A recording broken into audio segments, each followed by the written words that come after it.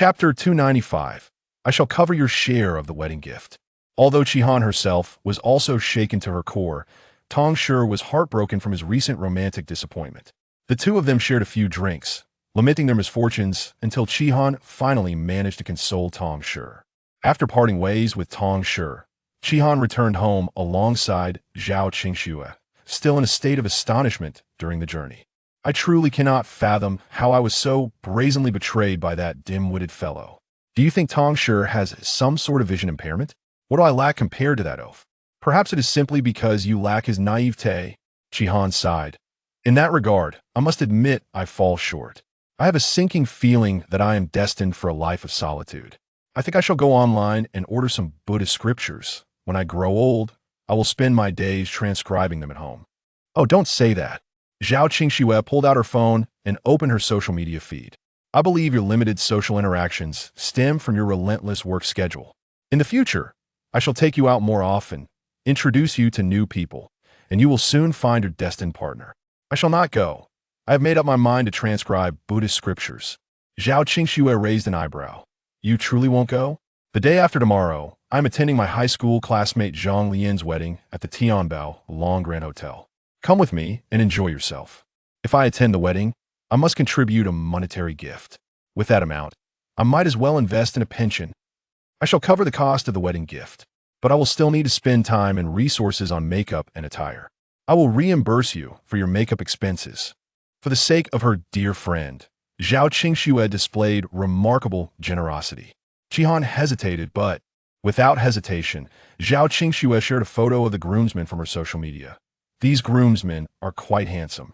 If you decide not to go, you might miss out on them. Wow, they do appear quite dashing. I suppose I shall go. Upon seeing the tall, clean-cut young men in the photo, Qihan instantly regained a flicker of confidence. On the third day, Zhao Qingxue, along with Su Yuan and Qihan, arrived at Zhang Lian's wedding. Wow, it really is Qingxue and Yuan Ge. To avoid overshadowing Zhang Lian at the wedding, Zhao Qingxue had made an effort to dress modestly and arrived in a luxury car. However, many had anticipated their arrival and were waiting at the entrance of the Tianbao Long Grand Hotel.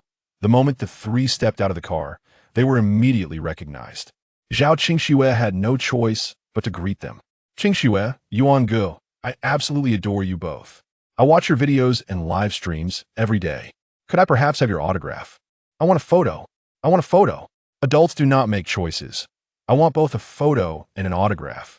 A multitude of people gathered, eager for photographs or autographs, and Su Yuan and Zhao Qingxue found themselves somewhat overwhelmed.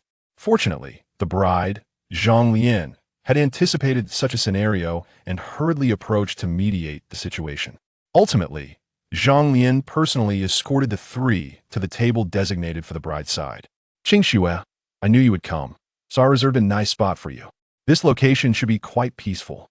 The table was situated in a corner on the bride's side, surrounded by relatives who had been informed in advance, thus avoiding any bothersome crowds. Congratulations. Zhao Qingxue and Su Yuan handed Qihan a red envelope and, with curiosity, inquired, Why are you here alone?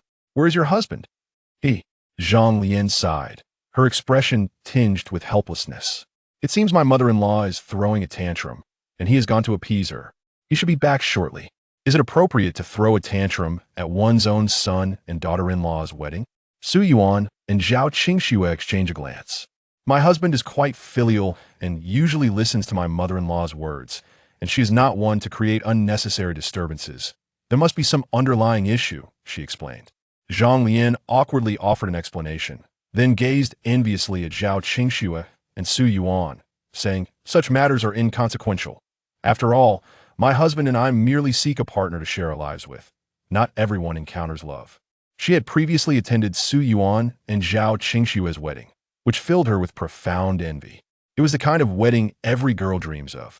Unfortunately, she ultimately succumbed to reality, having failed to find someone she adored and who adored her in return. She merely reached the appropriate age and was urged by her family to attend blind dates, ultimately marrying a man who was merely suitable, having grown weary of the selection process. Then everyone can have a delightful little baby, Zhao Qingxue remarked, gently caressing her abdomen. You will have one too. Upon the mention of handbags, Zhang Lian's eyes sparkled momentarily. That statement holds a grain of truth. The group conversed for a while, and by then, most of the guests had arrived. The MC, elegantly clad in a red cheongsam, gracefully ascended the stage, setting a lively atmosphere. Noticing that the groom was ready, she promptly welcomed him to the stage to deliver a speech. After the groom spoke, the next segment was supposed to feature the bride's entrance, followed by the exchange of rings and other ceremonial rituals. However, before the MC could call for the bride's entrance, a middle-aged woman clad in a wedding gown stepped onto stage. The woman, adorned with exquisite makeup and splendid attire, naturally took the microphone from the MC with a beaming smile. Today marks the joyous occasion of my son's wedding, and as a mother, it has always been my greatest wish to witness my son tie the knot. His father and I divorced long ago, and it has not been easy raising him alone. Thankfully, he has grown to be my pride. Mom, rest assured, I will live my life well and will not disappoint you. You have always been a wonderful child, dutiful and understanding, causing me little worry throughout your life. The woman tenderly caressed the groom's face, gazing at him with deep affection. With your remarkable qualities, the girl who marries you must have accumulated a lifetime of blessings. Well, the MC thought, noticing that this mother not only donned in a wedding gown, but also openly expressing her maternal affection for the groom on stage, was deviating from the script. In an attempt to lighten the mood, she made a few playful comments while trying to invite the bride onto the stage. Yet she could not wrest the microphone from the woman. The audience began to sense something amiss. The relatives from the groom's side remained unfazed, well aware that he was a mama's boy whose affectionate demeanor was commonplace to them. However, the relatives from the bride's side erupted in outrage. Aren't the groom and bride supposed to be the stars of the show? What is this woman in a wedding gown doing causing a stir? Am I seeing things? Is that the mother-in-law on stage? Where is the bride? Where has she gone? Chapter 296. If you want me to leave, I shall depart. What is happening? Originally, Zhao Qingxue, Su Yuan, and Qi Han had come to celebrate, but unexpectedly, a dreadful incident unfolded during the joyous wedding. The bride's table was adjacent to theirs, and the bride, Zhang Lian, was seated there, causing Zhao Qingxue to gaze at her in confusion, utterly bewildered by the unfolding chaos. Zhang Lian's countenance was equally grim. Her mother urged her, "Hurry up and take the stage. What are you lingering for?" Although most of the bride's family were criticizing Zhang Lian's mother-in-law for her insensitivity, no one dared to speak up. After all, it was someone else's wedding, and they feared inadvertently disrupting the occasion. Yet, Zhang Lian's mother could no longer contain her impatience. She approached and gently nudged her daughter's arm, exclaiming, "You must get up there. Are you truly going to let your mother-in-law steal the spotlight on your wedding day? A woman must be strong, otherwise she will surely be bullied by her mother-in-law. Listen to your mother and ascend the stage at once." Zhang Lian remained motionless, biting her lip anxiously. The embarrassment of this incident on her wedding day was overwhelming. She was merely an ordinary girl, experiencing her first marriage, and had never encountered such a scene before. The murmurs surrounding her felt mortifying, and she wished only to vanish into the ground. Far removed from the thought of taking the stage. Go quickly. Zhang Lian's mother was already fraught with anxiety over her daughter's wedding, and seeing her daughter freeze in indecision only fueled her frustration. If it weren't for the wedding, she might have resorted to physical reprimands.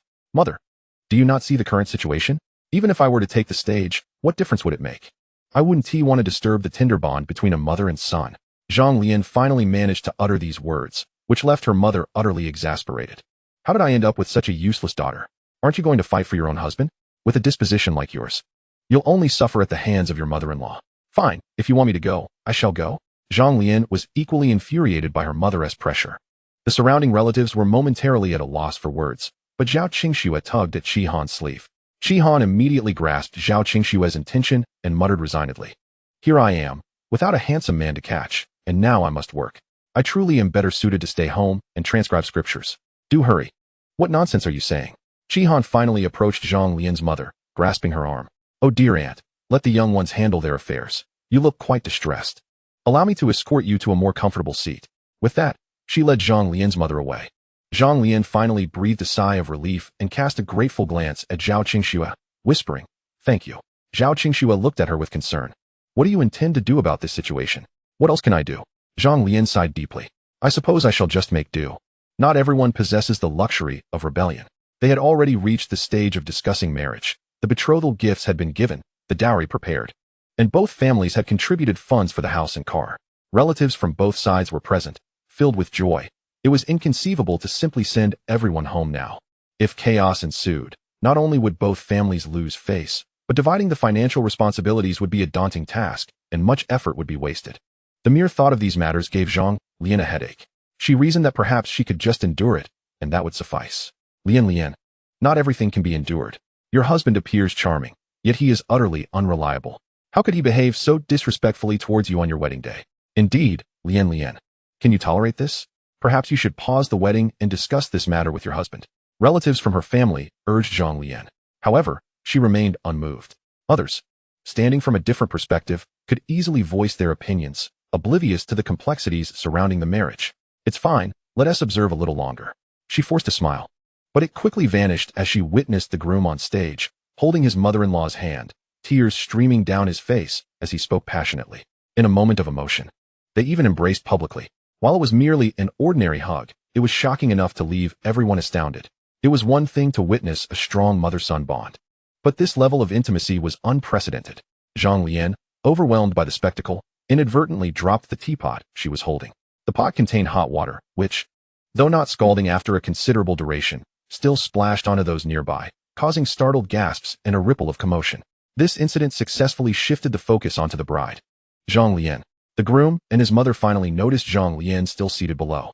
The groom's mother glared at her disapprovingly. Today is your wedding day. How can you be so careless about your image? My mother is right, the groom added, slightly irritated. Look, your wedding gown is drenched. Where will you find another one? Son, it seems after marriage, you will be the one to suffer, Zhang Lian's mother-in-law lamented, clutching her chest, distressed at the thought of her son enduring hardship. It's all right, mother. After all, you will live with me, and with you around, what hardship could I possibly face? The two on stage continued their melodious exchange, deepening their mother-son bond. How terrifying, murmured those around, realizing why their son had yet to marry at 30.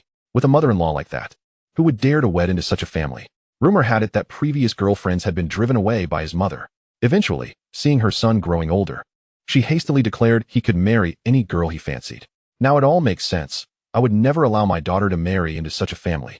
The onlookers regarded Zhang Lian with sympathy. Zhang Lian felt her dignity trampled upon, irretrievably lost. Her face flushed with a blend of anger and humiliation. Finally, she had reached her breaking point. Do you even wish to marry? Chapter 297. Today, my wife looks incredibly handsome. If you still wish to marry today, you must send that woman away to wherever she feels comfortable. After we are wed, she can reside in the old neighborhood while we live in the new house. If you no longer wish to marry today, then you can spend your life with your mother. I will ensure everyone knows what your family is truly like, and you will find it impossible to marry anyone for the rest of your life, living solely with your mother. Zhang Lian's words were articulated with such fervor that the groom and his mother were momentarily stunned. The mother-in-law, taken aback by Zhang Lian's audacity, clutched her chest and began to weep. Son, is this truly the woman you wish to marry? Did you not say your wife had a wonderful character? Is this attitude what you consider good? The daughter-in-law is truly formidable. Even before stepping through the threshold, she has already begun to express disdain for me, clearly having harbored ill feelings towards me for some time. I, having toiled and strived single-handedly to raise you, can hardly contain my sorrow upon witnessing your wedding.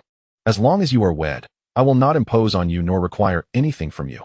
All I desire is for your happiness. As she spoke, her tears flowed more profusely. The groom, filled with concern, hastily comforted her. Mother, what nonsense are you uttering? You are my mother. If you are dissatisfied with this daughter-in-law, I can seek another, but I have only one mother. Then what will you do? Upon hearing these words, Zhang Lian's mother finally revealed a hint of a smile. The groom hesitated for a moment, then turned his gaze towards Zhang Lian in the audience. Before our marriage, I made it clear that I am quite filial. If you choose to be with me, I ask for nothing but your respect and care for my mother. Yet look at how you have behaved. Even before entering the door, you have upset my mother to this extent. I cannot marry you. Do you think I wish to marry you? Zhang Lian scoffed. With such a devoted son, I am hardly worthy. How dare you speak in such a manner? Have you considered your own age? At 26 years old, you are still unclaimed. A spinster like you marrying my son is a rare stroke of fortune. You ought to cherish this opportunity. For who knows if anyone will dare to propose to you in the future. Zhang Lian's mother protectively shielded her son, declaring, I shall find my son a bride more beautiful, from a better family, and younger than you. Zhang Lian, incensed, trembled, momentarily at a loss for words. Zhao Qingxue could no longer bear to watch. If marriage was off the table, then clarity was paramount. What do you mean by that? Zhang Lian's mother looked at Zhao Qingxue in confusion. What needs clarification? Your son provided only 20% for the down payment on the wedding house, meaning the property belongs to Zhang Lian. The car is also part of her dowry, and she will take back her 300,000 in wedding gifts. Although your son funded this wedding, the debacle that has ensued is entirely your doing, and all expenses shall be borne by you. And regarding the bride price, you offered 18,000, correct? Zhang Lian previously mentioned that the custom-made suit, shoes, cufflinks, and tie for your son amounted to 12,000. Thus you need only refund us 5,000. Zhao Qingxue's rapport with Zhang Lian was quite amicable. A few days ago, when she privately congratulated her, Zhang Lian had elaborated on this matter. Zhao Qingxue had initially voiced her discontent regarding Zhang Lian's impending marriage. However, under immense familial pressure, Zhang Lian felt suffocated and merely wished to hasten the wedding without much contemplation. Zhao Qingxue could only silently prepare a generous red envelope. Yet, she never anticipated such absurdity would unfold at the wedding. She promptly voiced her dissatisfaction. The audience began to murmur, questioning how such a meager bride price could be offered. Wait, didn't they claim they provided 18,000? How did it suddenly become just 1,008? The male party was both peculiar and miserly. Hearing the crowd criticize her family for being stingy and lauding her son, Zhang Lian's mother grew frantic. What nonsense are you spouting? We clearly offered 18,000. This had all been prearranged. Zhang Lian's mother had insisted that Zhang Lian was too old, past her prime for childbearing, and had no intention of offering any bride price. The groom had negotiated with Zhang Lian, agreeing to 18,000 for appearances while claiming it to be 18,000 to save face. Thus, everyone felt satisfied, and there would be no discord. Zhang Lian's family was not impoverished and did not care about the bride price, so they readily acquiesced. Did you truly offer 18,000? Would you care to present the transaction record for inspection? Zhao Qingxue chuckled coldly. We here at Lian have received nothing beyond 1,008. Perhaps you simply miscounted a zero? Zhang Lian's mother, infuriated, nearly fainted. The groom quickly supported her. Mother, are you all right? Please do not let trivial matters upset you. Think of your health. With that, he swept her up and hurriedly left. Zhang Lian, should anything happen to my mother, you will pay dearly. You should worry about yourself first. Zhao Qingxue felt like striking someone. Fortunately, Su Yuan embraced her shoulders, whispering, my wife looks incredibly charming today. I, too, cannot bear this anymore. Zhao Qingxue softened at Su Yuan's compliment. Darling, you must ensure that man faces consequences. If my wife insists, I shall certainly comply. It's merely a matter of words. Qingxue, I truly appreciate your support. Zhang Lian's makeup was in disarray from her tears, and Zhao Qingxue accompanied her to the backstage to remove her makeup and change clothes while the bridesmaids dispersed the guests. Jihan also managed to console Zhang Lian's mother. Her expression bore disappointment. Zhao Qingxue discreetly nudged her, inquiring, what happened? You seem troubled. What else could it be? I was deceived. Jihan murmured.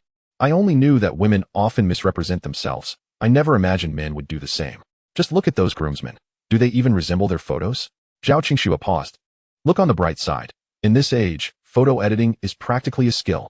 Chapter 298. I was merely speaking. The wedding concluded in chaos, leaving Zhang Lian heartbroken as she faced mounting familial pressure. In this, she and Jihan were kindred spirits, leading Zhang Lian to decide to stay with her for a few days to escape the blame at home. Upon returning home, Zhao Qingxue shared her experiences from the day during a live stream, resulting in a flood of grievances. My partner is such a mama's boy. Whenever I discuss something, he insists on consulting his mother. Sigh. There are far too many men like this. When getting married, one must be discerning. Speaking of which, Schwerer, aren't you living with your mother-in-law? Is there not a single conflict? Unbeknownst to her, the conversation had turned back to Zhao Qingxue. She smiled, her eyes sparkling. What conflict could there be between me and my mother-in-law? She is perpetually cheerful and exceedingly caring towards me. As for matters between my husband and me, she is utterly indifferent. She can hardly manage my father-in-law. Su Yuan's mother adores Zhao Qingxue. She would never harbor any grievances against her. As for the dynamics between Zhao Qingxue and Su Yuan, she is well aware that she has not earned even a fraction of their annual income in her lifetime. And given how filial they are, she has no grounds to complain. Is it true? Do such understanding mothers-in-law truly exist? Schwerer, you aren't deceiving us, are you? Surely. Schwerer is simply being modest. Just as the group chattered animatedly, Su Yuan's mother emerged from the kitchen with a platter of fruit, presenting it to Zhao Qingxue. Schwerer, I've placed the fruit here for you. Do remember to have a bit later. Understood, mother. Zhao Qingxue nodded, observing Su Yuan's mother donning the exquisite new dress she had designed just a couple of days prior, clutching her handbag as she prepared to step out. Casually, she inquired, "Mom, where are you off to?" "I'm going to flaunt this beautiful dress you designed. I'm heading out to dance square with my friends." Su Yuan's mother replied with delight, twirling around. "Your dresses are far superior to those bought from stores. I appear to have shed at least 10 pounds in this. They all say it looks wonderful and have even requested you to create a few for them." "Sure thing, Mom. Just send me their measurements later," Zhao Qingxue replied, feeling pleased to see her mother-in-law so joyous. She thought making a few more dresses wouldn't be a burden, given that besides her live streams, she had little else to occupy her time. "Shoo." Su Yuan's mother promptly gestured for silence. "I've already declined those requests. You're pregnant now. You shouldn't be overburdened. I can't bear to see you exhausted." "It's fine, Mom. There is indeed something to discuss, but I won't keep you. Just focus on your live stream, and remember to get to bed early afterward." After giving Zhao Qingxue a few reminders, Su Yuan's mother hurriedly departed. The scene was clearly visible to the fans watching on the screen, who couldn't help but express their admiration. Truly, it's a different world with different mothers-in-law. If my mother-in-law were this understanding, I would wake up smiling in my dreams. Once the live stream concluded, Su Yuan emerged from his room, having wrapped up matters concerning the company, and began discussing the groom from earlier that day. Su Yuan had merely compiled the wedding video and disseminated it across various local matchmaking websites and groups. These platforms were predominantly filled with lurking parents who had little to occupy their time, making the rapid spread of such unusual news inevitable.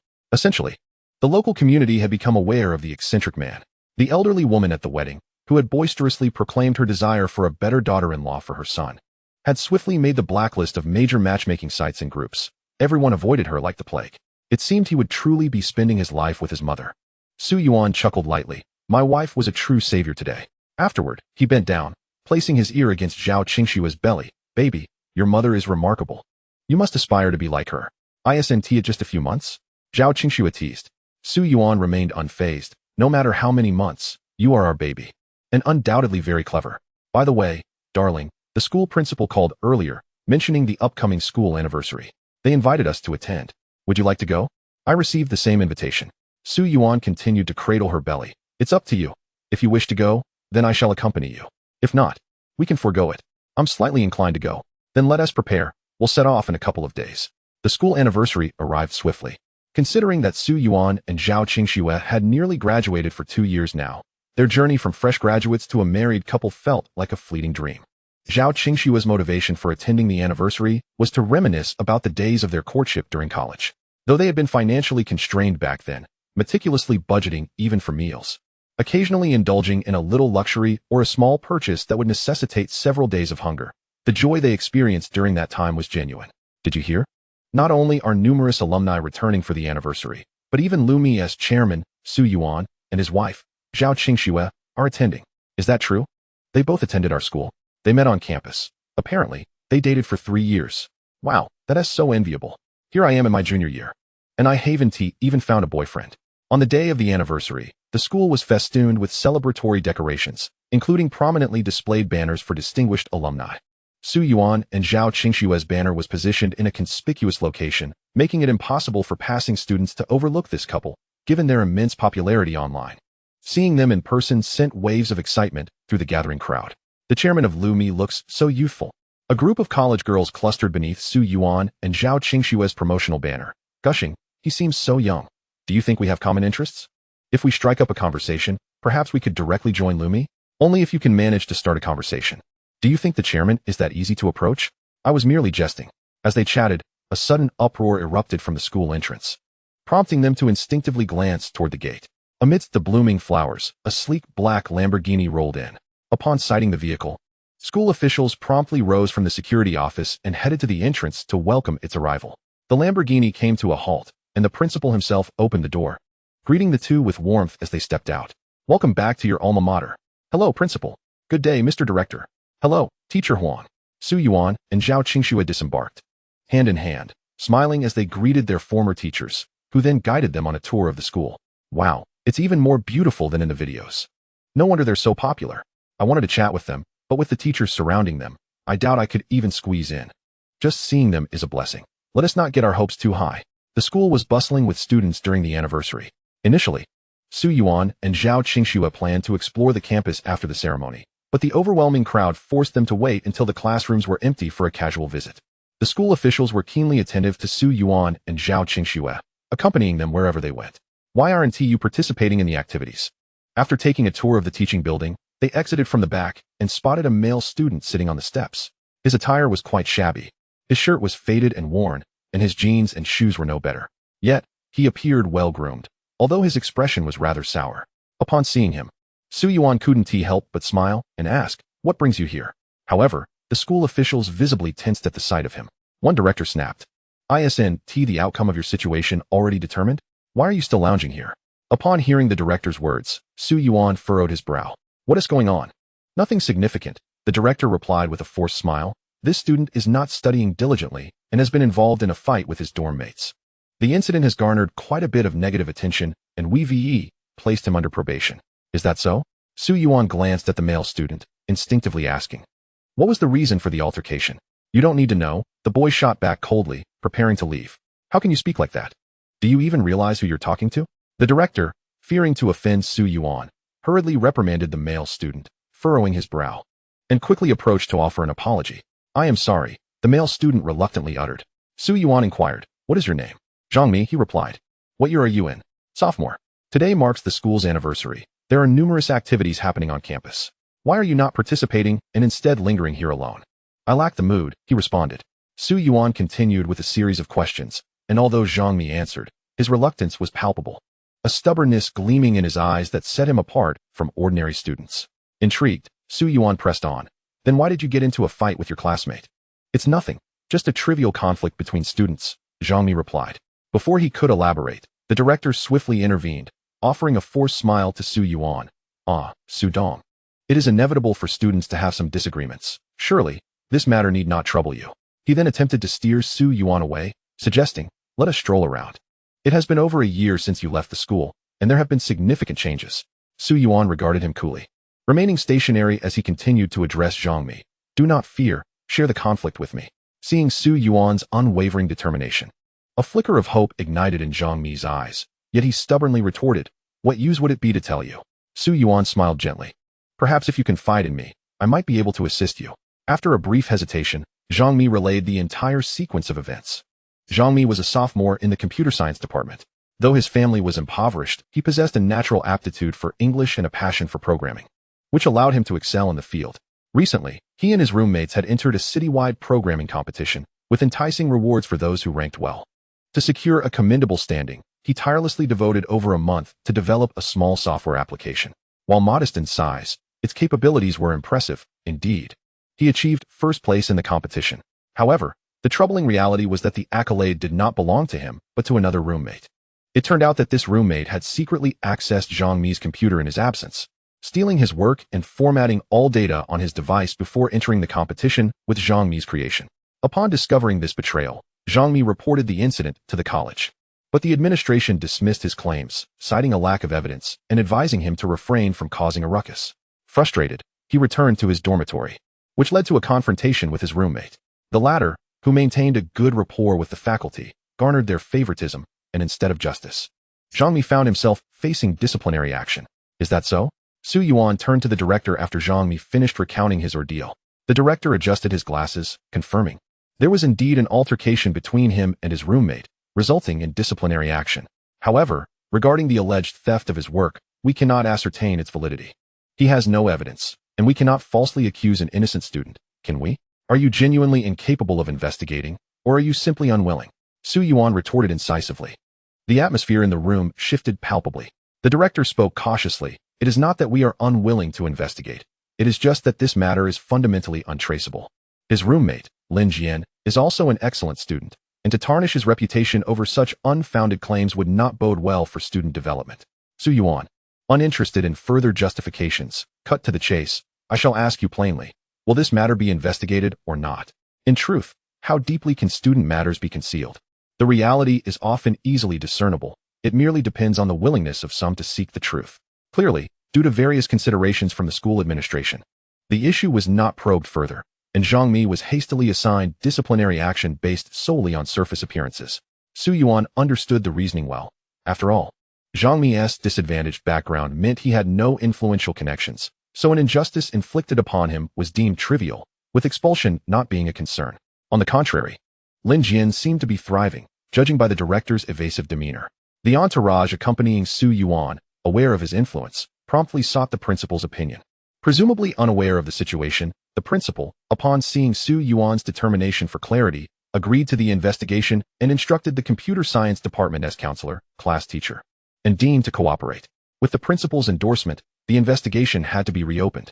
The director, after a moment of contemplation, forced a smile and indicated he would fetch the other student, Lin Jian. Su Yuan cast a glance at him and nodded. Zhang Mi appeared to have something to express, but ultimately bit his lip in silence. Su Yuan, however, patted his shoulder, encouraging him to accompany. Soon, several individuals were ushered into the office, where a number of school leaders also took their seats. Why are you so thin? Is it because you cannot adapt to the food at school? Although Zhao Qingxue was only slightly older than Zhang Mi, her maternal instincts were stirred by his stubborn demeanor. Taken aback by her sudden inquiry, Zhang Mi noticed her radiant eyes and fair complexion, her smile directed at him, causing his cheeks to flush. He had never conversed with such a beautiful woman before. Stammering for a moment, he finally managed to reply, I have adjusted well to the food at school. I also find the cafeteria's meals quite satisfactory, he added, as he was well aware of the quality of his alma mater's dining services. While the taste might not be exquisite, it was commendably the best within an affordable range, with a diverse selection and ample nutrition. Logically, he should not have been so thin. Have you not been eating properly? Zhao Qingxue probed further. Zhang Mi lowered his head. Unable to meet her gaze, I am saving money, so I eat less. Su Yuan exchanged glances with Zhao Qingxue, recalling classmates who similarly pinched pennies, often subsisting on a solitary bun, a small vegetable, and a bowl of complimentary soup from the school. It appeared Zhang Mi fell into this category as well. Su Dong, you may not realize how extravagant today's university students can be. They spend all day prioritizing money over meals to fund gaming and equipment, someone interjected nearby, attempting to shift the conversation. Director Zhang, do you have any instructions for me? Lin Jian cheerfully inquired upon receiving the director's call, his tone indicating a good rapport with the director. However, Director Zhang was less than pleased. Lin Jian, I know you are a good student, diligently involved in student council matters. Let me ask you, was the entry you submitted for the citywide programming competition truly your own? This incident had transpired several days prior. Although unsure why the director suddenly inquired about this matter, Lin Jian responded promptly, stating that the competition piece was indeed his own work, crafted over the course of more than a month. During that period, he juggled his responsibilities in the student council while diligently composing his entry, leaving him utterly exhausted. By the way, teacher, why are you asking about this all of a sudden? Is it a sign of distrust towards me? Lin Jian was well regarded in the student council, personally managing various tasks and often being the go-to person for teachers. To them, he had always been a diligent and commendable student. Now, upon hearing his quick response, the director felt a sense of reassurance, yet was reminded of a prior incident. Wasn't there a rumor from your roommate claiming you plagiarized his work? This has escalated to the principal and Director Yi. You need to come to my office so we can revisit this matter. Oh, all right. Hearing that the issue had reached the principal, Lin Jian's heart raced, yet he quickly acquiesced. Okay, teacher, I'm on my way. After gathering his belongings, he hurried to the office. Upon arrival, he realized the situation was far more serious than he had anticipated, as several familiar school leaders were already present. Lin Jian, you're here. Come over. The leaders greeted him warmly, and he reciprocated their salutations with a smile. Is it true that he plagiarized your work? Su Yuan pointed at Lin Jian while inquiring of Zhang Mi. Zhang Mi nodded coldly, fixating his gaze on Lin Jian. A flicker of unease crossed Lin Jian's eyes, but he quickly straightened his posture and addressed Zhang Mi. I believe you may be overreacting towards your roommate. I realize that I have a better rapport with the teachers than you do, which might incite your jealousy.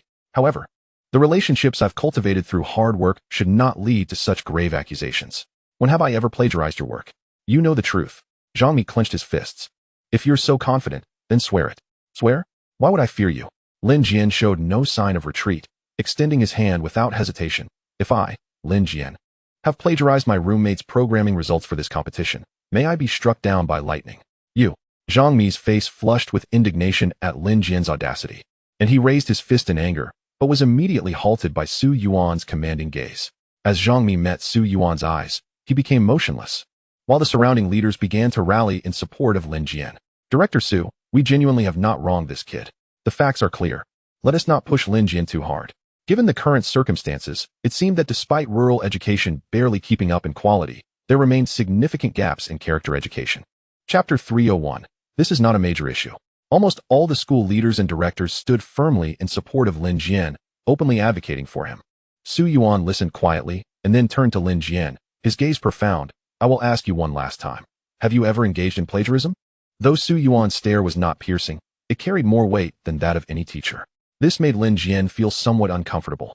Yet he quickly recognized that he should not appear intimidated, swiftly responding, I have genuinely never engaged in such actions. I just swore an oath to that effect. What more do you require of me? Moreover, even if I wanted to commit such an act, I had no opportunity. As my relationship with Zhang Mi is poor and he never shared his computer password with me, how could I plagiarize his work without knowing his password? If you doubt this, feel free to ask him. Su Yuan directed his attention to Zhang Mi. Isn't that right? I indeed never shared my computer password with him, but his work has been plagiarized, and I don't know how he could have obtained my password. You see, he admits it. Lin Jian remarked triumphantly at Zhang Mi's inability to defend himself. Director Su, my academic performance has always been commendable, and the teachers present can vouch for that. Given my skills, I am entirely capable of creating such a minor program. It is not an extraordinary feat. Several teachers nodded in agreement, expressing their support for his statement. As the matter seemed to be reaching a conclusion, Director Zhang turned to Su Yuan. Director Su, I believe there's nothing more to discuss here. You understand the situation well. Indeed. Su Yuan nodded, acknowledging that there was little left to say. Upon his words, Lin Jian's expression relaxed momentarily, while the spark in Zhang Mi's eyes dimmed. The leaders present exchanged glances, their faces revealing expressions of relief. However, at that moment, a knock echoed at the office door. As it swung open, a middle-aged man entered, carrying a laptop bag and wearing a serious expression. Director Su, this is Wang Cheng, the lead of our software development team. Su Yuan introduced Wang Cheng to the school leaders, and then inquired, have you reviewed the small program I sent you? Director Su, I have indeed reviewed the program you sent. It is quite well written. Zhang Mi remained oblivious to the turn of events. But Lin Jian and the school leaders instantly felt a surge of joy. The presence of the company's software development lead was a clear indication of their interest and talent. Lin Jian, congratulations. Director Zhang beamed, then turned to Su Yuan. This child truly has potential. He is the vice president of our student council, excelling academically and demonstrating great organizational skills. Lin Jian, feeling a bit embarrassed, scratched his head and replied, Teacher, your praise makes me bashful. If it weren't for your constant guidance, I wouldn't be where I am today. You flatter me, but I truly see potential in the individual who wrote that small program. Su Yuan did not respond to Director Zhang's comments, but instead focused on Lin Jian and Zhang Mi, stating, while it may be challenging to determine other matters, identifying the author of a software program is quite straightforward, as everyone has distinct syntax habits and programming logic. I trust no one here doubts the abilities of our development team leader. Today, let him be the judge and ascertain the true author of this small program. As Su Yuan's words resonated, Lin Jian's expression shifted dramatically, while Zhang Mi's excitement grew. Teacher, but I didn't bring my laptop. Then go fetch it. Zhang Mi hurried off to retrieve his computer, leaving Lin Jian standing there, clutching his notebook, feeling increasingly anxious. Why didn't they believe him? There was no evidence proving that his program was plagiarized. Moreover, he had just sworn an oath. This small program was indeed crafted by me. Yet I spent an entire month developing it, and during that time, I also participated in competitions, causing me to forget what I had originally written. He racked his brains for numerous justifications. However, Su Yuan paid him no heed. The school leadership, upon hearing his words, began to harbor doubts. Could one truly forget something they had created? Even if forgotten, one could certainly recall the general outline. Director Zhang pondered for a moment and reassured him. Do not be anxious. We do not require an exact replica. A similar version will suffice. Teacher, but Zhang Mi had already retrieved his computer. Without further ado, Su Yuan arranged 2 chairs to separate the 2 individuals, instructing them to rewrite the small program. It was not necessary for them to complete the entire thing. A rough framework would suffice. An hour later, the submissions from both parties were turned in. Wang Cheng examined the 2 programs, then glanced at Su Yuan. Su Dong. The version pinned by Zhang Mi aligns closely with the logic and syntax of the small program you previously showed me.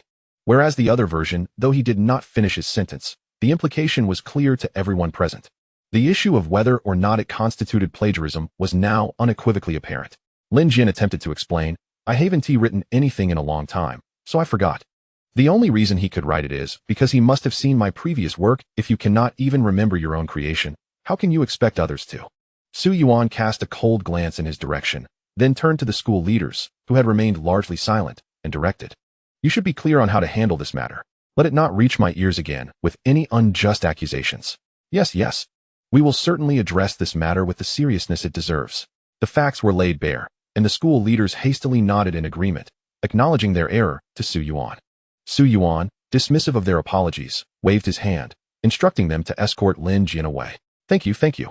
Zhang Mi expressed his profound gratitude, never expecting that Su Yuan would be the one to restore his name. Su Yuan shook his head, remarking, "It is not a significant matter. I see your clothes are tattered, yet your computer is quite impressive." The machine in question was an Alienware, although it was the most basic model of the brand. It still retailed for over 10,000 yuan. What ordinary student could afford such a fine computer? Chapter 302. You are identical twins. Ah well. I only bought it 6 months ago. I saved for a year and a half from my winter and summer jobs, as well as tutoring. Seemingly anxious to clarify, Zhang Mi quickly added, I didn't purchase such a high-end computer for gaming or any AAA titles. I needed a capable machine for programming, as some programs are quite large and run slowly during tests. How much did you pay for this computer? Su Yuan interjected with a smile. 13,999. Zhang Mi candidly revealed the price. Su Yuan contemplated for a moment, then withdrew his wallet, extracting all the spare cash it contained, and counted out 14,000 yuan, stating, Consider this a sponsorship for your computer. Make sure to eat well at the school cafeteria and take care of your health. After graduation, come work at my company. W. Watt. Upon hearing Su Yuan's words, Zhang Mi's eyes widened in disbelief, momentarily forgetting to count the money. Wang Chung interjected with a smile. You've just received an offer from our company. However, do not rejoice too soon. While your programming skills are commendable, they still fall significantly short of our company's standards. I will grant you 2 years to study diligently, and if you pass my evaluation upon graduation, you may join us. Yes, I will certainly study hard, Zhang Mi exclaimed, bowing in gratitude once again to Su Yuan and Wang Chung as well as Zhao Qingxue.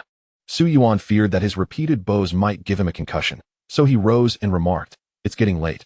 I shall take my leave. You all can manage the matter from here. Indeed, with Su Yuan personally handling the situation and so many leaders and directors present, the incident could hardly remain concealed for long. Soon enough, word had spread. Zhang Mi felt a sense of relief, having not only received clarification and praise from the school, but also an early offer from Green Rice. This was truly unprecedented. Everyone in university strives diligently, participating in various competitions and earning accolades, all in hopes of embellishing their resumes to secure favorable employment. Yet, Zhang Mi had turned misfortune into fortune, effortlessly securing a job. Ah, this is too blissful. Finding a job after graduation is so difficult. Meanwhile, he has already secured one while still in school, and it was Green Rice. Such a rare opportunity for a fresh graduate to join such a prestigious company. Su Xuezhang was not only handsome, but also exceptionally capable. No wonder he had achieved so much. Overnight, Zhang Mi became the object of envy for most, while Lin Jian was summarily dismissed in disgrace. As the months passed, the family prepared for the arrival of their children, and to ensure Zhao Qingxue could focus on her pregnancy, Su Yuan decided to halt her live streaming and video shoots for a few months, relocating the family to a forest villa with the freshest air. During this period, Su Yuan devoted himself to her side.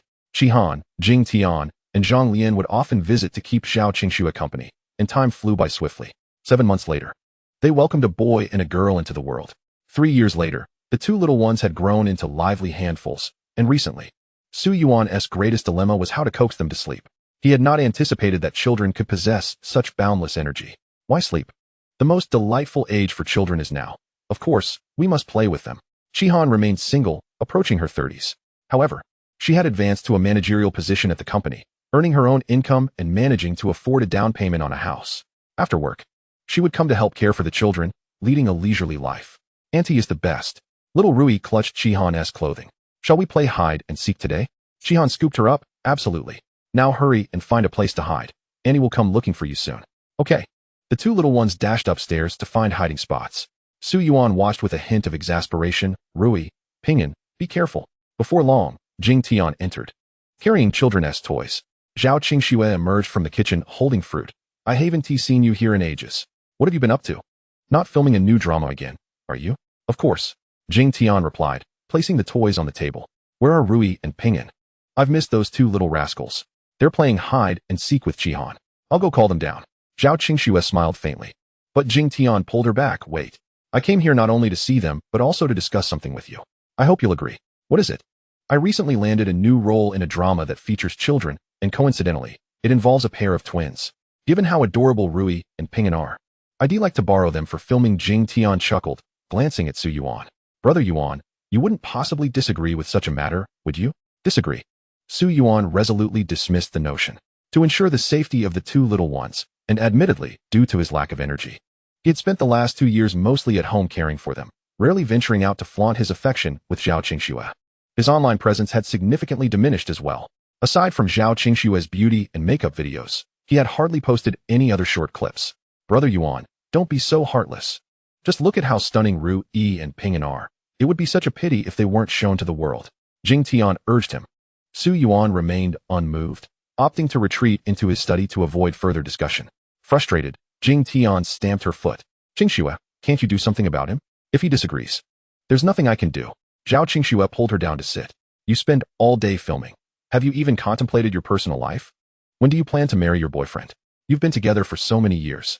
Marriage in the entertainment industry isn't as straightforward as it seems. If I were to get married, I might find myself without roles to play. Acting is my passion, and I have no desire to relinquish it. Besides, he has his own career as well. Jing Tian sighed. I'm already 30. I feel like I'm starting to age. At this, she suddenly turned to Zhao Qingxue.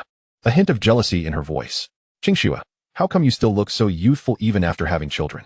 You seem just as you did when we first met. Without any change at all. How is that possible? Didn't they say that having children ages you quickly? And you had twins. Chapter 303. It was merely seeing the two little treasures that sparked a tinge of jealousy in her. Jing Tian simply couldn't fathom it. Despite her diligent efforts to maintain her figure and skincare routine, she still couldn't measure up to Zhao Qingxue, who had given birth. In her envy, she climbed up the mountain of Zhao Qingxue's waist, exclaiming, wow, there isn't even an ounce of excess flesh. I don't believe it. After saying this, she tried to lift Zhao Qingxue's shirt to take a look. She had thought that Zhao Qingxue wore loose clothing at home to conceal any post-pregnancy weight. Instead, her touch revealed a flat, firm abdomen that resembled that of a maiden, not someone who had given birth. How utterly unfair. Zhao Qingxue quickly pressed down on her hands. Exasperated. What are you doing? Are you really going to accuse me of bullying you? Jing Tian shot back, glancing toward the study. I'm terrified that if you say I bullied you, Brother Yuan will come out and scold me. Uffed. Zhao Qingxue chuckled lightly. Is it really that dramatic? Of course. It is. By the way, how come you two have had 2 kids and still maintain such a good relationship? Is there a secret to it? Although Jing Tian had not yet broken up with Zhang Ku, their relationship had cooled over the years, becoming rather mundane. And even their desire for marriage had waned as they focused on their respective careers. In contrast, Zhao Qingxue not only got married but also had children. And their relationship seemed entirely unaffected. What could possibly be the reason for this? Her gaze flitted over Zhao Qingxue, and an idea sparked in her mind. Could it be that you're particularly skilled in a certain area? Zhao Qingxue was momentarily taken aback, perplexed. What do you mean by that? In what area? Cough, cough, cough. You know, in the bedroom. Get out of here. Zhao Qingxue's cheeks flushed crimson, and she quickly shoved Jing Tian away. Stop spouting nonsense. I'm not being nonsensical. Just tell me. If you keep talking nonsense, I'll kick you out. As Jing Tian continued to pester Zhao Qingxue with peculiar questions, Su Yuan leaned against the wall, arms crossed, observing them. And from now on, I won't let you see Ping An and Ru Yi anymore. All right, I'll be quiet. Jing Tian conceded, cheerfully bounding upstairs to play hide-and-seek with Qi Han and the others. Su Yuan watched helplessly as the children frolicked up and down the stairs, then placed a paper in front of Zhao Qingxue. Zhao Qingxue picked it up and glanced at it. A kindergarten enrollment notice? Yes. The 2 little ones are finally ready for kindergarten. They are exceptionally bright, far exceeding their peers in intelligence. Initially, I intended to teach them myself at home. But after much contemplation and reading several educational books, I decided it would be best to enroll them. After all, friendships are an indispensable part of a child's growth. No matter how strong familial bonds are, they cannot replace it. Honey, I thought you were against sending them to kindergarten. Zhao Qingxue expressed her surprise. She also wanted to send the children, but was worried Su Yuan might disagree. She had been fretting over how to broach the subject, only to find him readily accepting. This revelation brought her immense joy, and she couldn't help but embrace Su Yuan, planting a kiss on his cheek. That's inappropriate for children. Qi Han interjected from upstairs, covering the eyes of the 2 little ones with her hands. Ping An pried her hands away, his delicate face serious.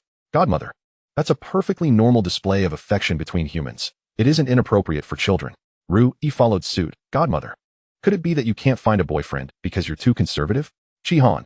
Seeing that Qi Han seemed somewhat heartbroken, Ru Yi quickly cheered her up by wrapping her soft little arms around her neck. Qi Han complied, squatting down and pretending to be angry. What are you doing? Daring to speak like that to your godmother? I might not play hide-and-seek with you 2 anymore. Don't be mad, godmother. Ru Yi, with her sweet, innocent voice, earnestly replied. If you don't know how, Ru Yi can teach you. After saying this, she planted a kiss on Qi Han's cheek. Mua. The soft touch, akin to petals, melted Chi Han's heart. She longed to whisk the two little ones away immediately. Did you learn? After the kiss, Ru Yi earnestly asked. Chi Han nodded. Of course. I learned. Then will you still play hide and seek with us in the future? Ru Yi continued. Godmother, don't sulk just because you can't find a boyfriend. It's fine to not have one, but we must keep playing hide and seek since it's so much fun. Chi Han took a deep breath. Glancing at Su Yuan and Zhao Qingxue, what do you two usually teach the children? Though she said this, she couldn't help but affectionately ruffle the hair of the two little ones. She then mused, if I recall correctly, Li Hao is still a single father, right? I've come to a realization. If I can't find a man in the future, I could just settle with Li Hao and be a mother to Yan Yan. At least I get a daughter for free. Zhao Qingxue was taken aback by her thoughts. Han, I advise you to avoid such dangerous ideas. It's not my fault. I'm just jealous of your two little treasures. Over the years, Chi Han has indulged the two little ones with an abundance of gifts. Previously, her shopping excursions were solely for her own apparel, but now they are dedicated to acquiring toys for the two children. The moment she encounters something novel and delightful, her immediate instinct is to purchase it for them. Why don't you take Li Guo home and raise him as your son for a few days? Su Yuan mused, casting a glance at the panting Li Guo nearby. No. Chi Han hastily waved her hands. Your Li Guo enjoys such lavish meals, after years of effort. I still haven't matched his standard of living. If he were to come to my place, I would surely be impoverished by his appetite. I refuse to engage in such foolishness. Then you ought to swiftly find a man, fall in love, marry, and have children instead of wallowing in envy every day. Su Yuan's words struck a chord, leaving Chi Han speechless. She turned away and resumed playing with the two little ones. Chapter 304, they actually got it right. Despite Su Yuan and Zhao Qingxue's esteemed status, acquiring an admission notice from the prestigious international kindergarten was a facile task. However, in an effort to understand the two children's circumstances, the school had arranged for a dedicated teacher to visit them. Isn't this rather extravagant? Although the teacher had inferred the lavishness of the residence upon seeing the villa's address, she was utterly astounded by the grandeur that surpassed her expectations. It resembled a vast park. You must be Teacher Zhang. Please follow me this way. Having made prior arrangements, Su Yuan and Zhao Qingxue had already sent a nanny to await the teacher's arrival. Upon her arrival, the nanny welcomed her inside. Observing that even the nanny was dressed with considerable elegance, the teacher felt a heightened sense of formality, and her demeanor became noticeably more composed. She was soon escorted to the living room. Before she could fully appreciate the opulent decor, Su Yuan and Zhao Qingxue approached her. Hello, Teacher Zhang, please have a seat. You must be the parents of Su Yaochen and Su Yaoqing. The elder child is named Su Yaochen, while the younger one is Su Yaoqing. Once seated, the teacher was taken aback by the striking beauty of Su Yuan and Zhao Qingxue. She had heard tales of this exceptionally attractive couple, but witnessing them up close was a revelation. This was not merely high beauty, it was truly extraordinary. Each was more captivating than the other, resembling stars from the silver screen. Indeed, Teacher Zhang, I assume you are here to inquire about something? Although Su Yuan and Zhao Qingxue hailed from ordinary backgrounds and had never encountered home visits from teachers prior to kindergarten, it seemed that children of noble lineage were subjected to such processes, and they complied willingly. My purpose in coming today is rather straightforward. I wish to ascertain the current learning status of the two little ones. Have you perhaps provided them with any preliminary lessons? Given that children develop at varying rates, the kindergarten is meticulously categorized into classes. Even the preschool division is further divided into A, B, and C classes.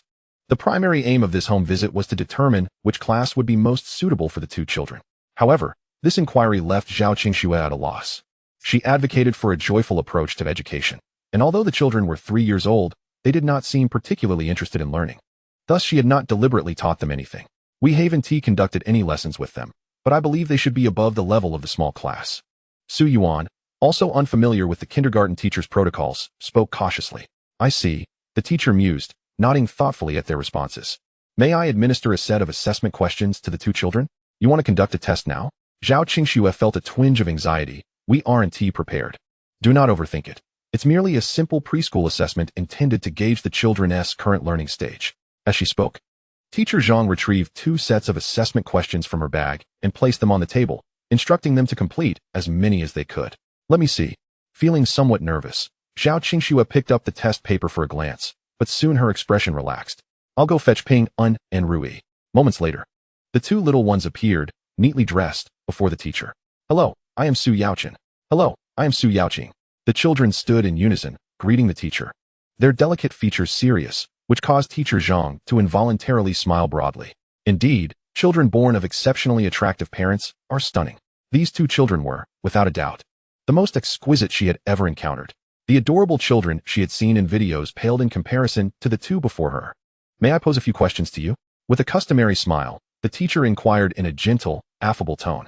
Feel free to ask anything, teacher. We know a great deal.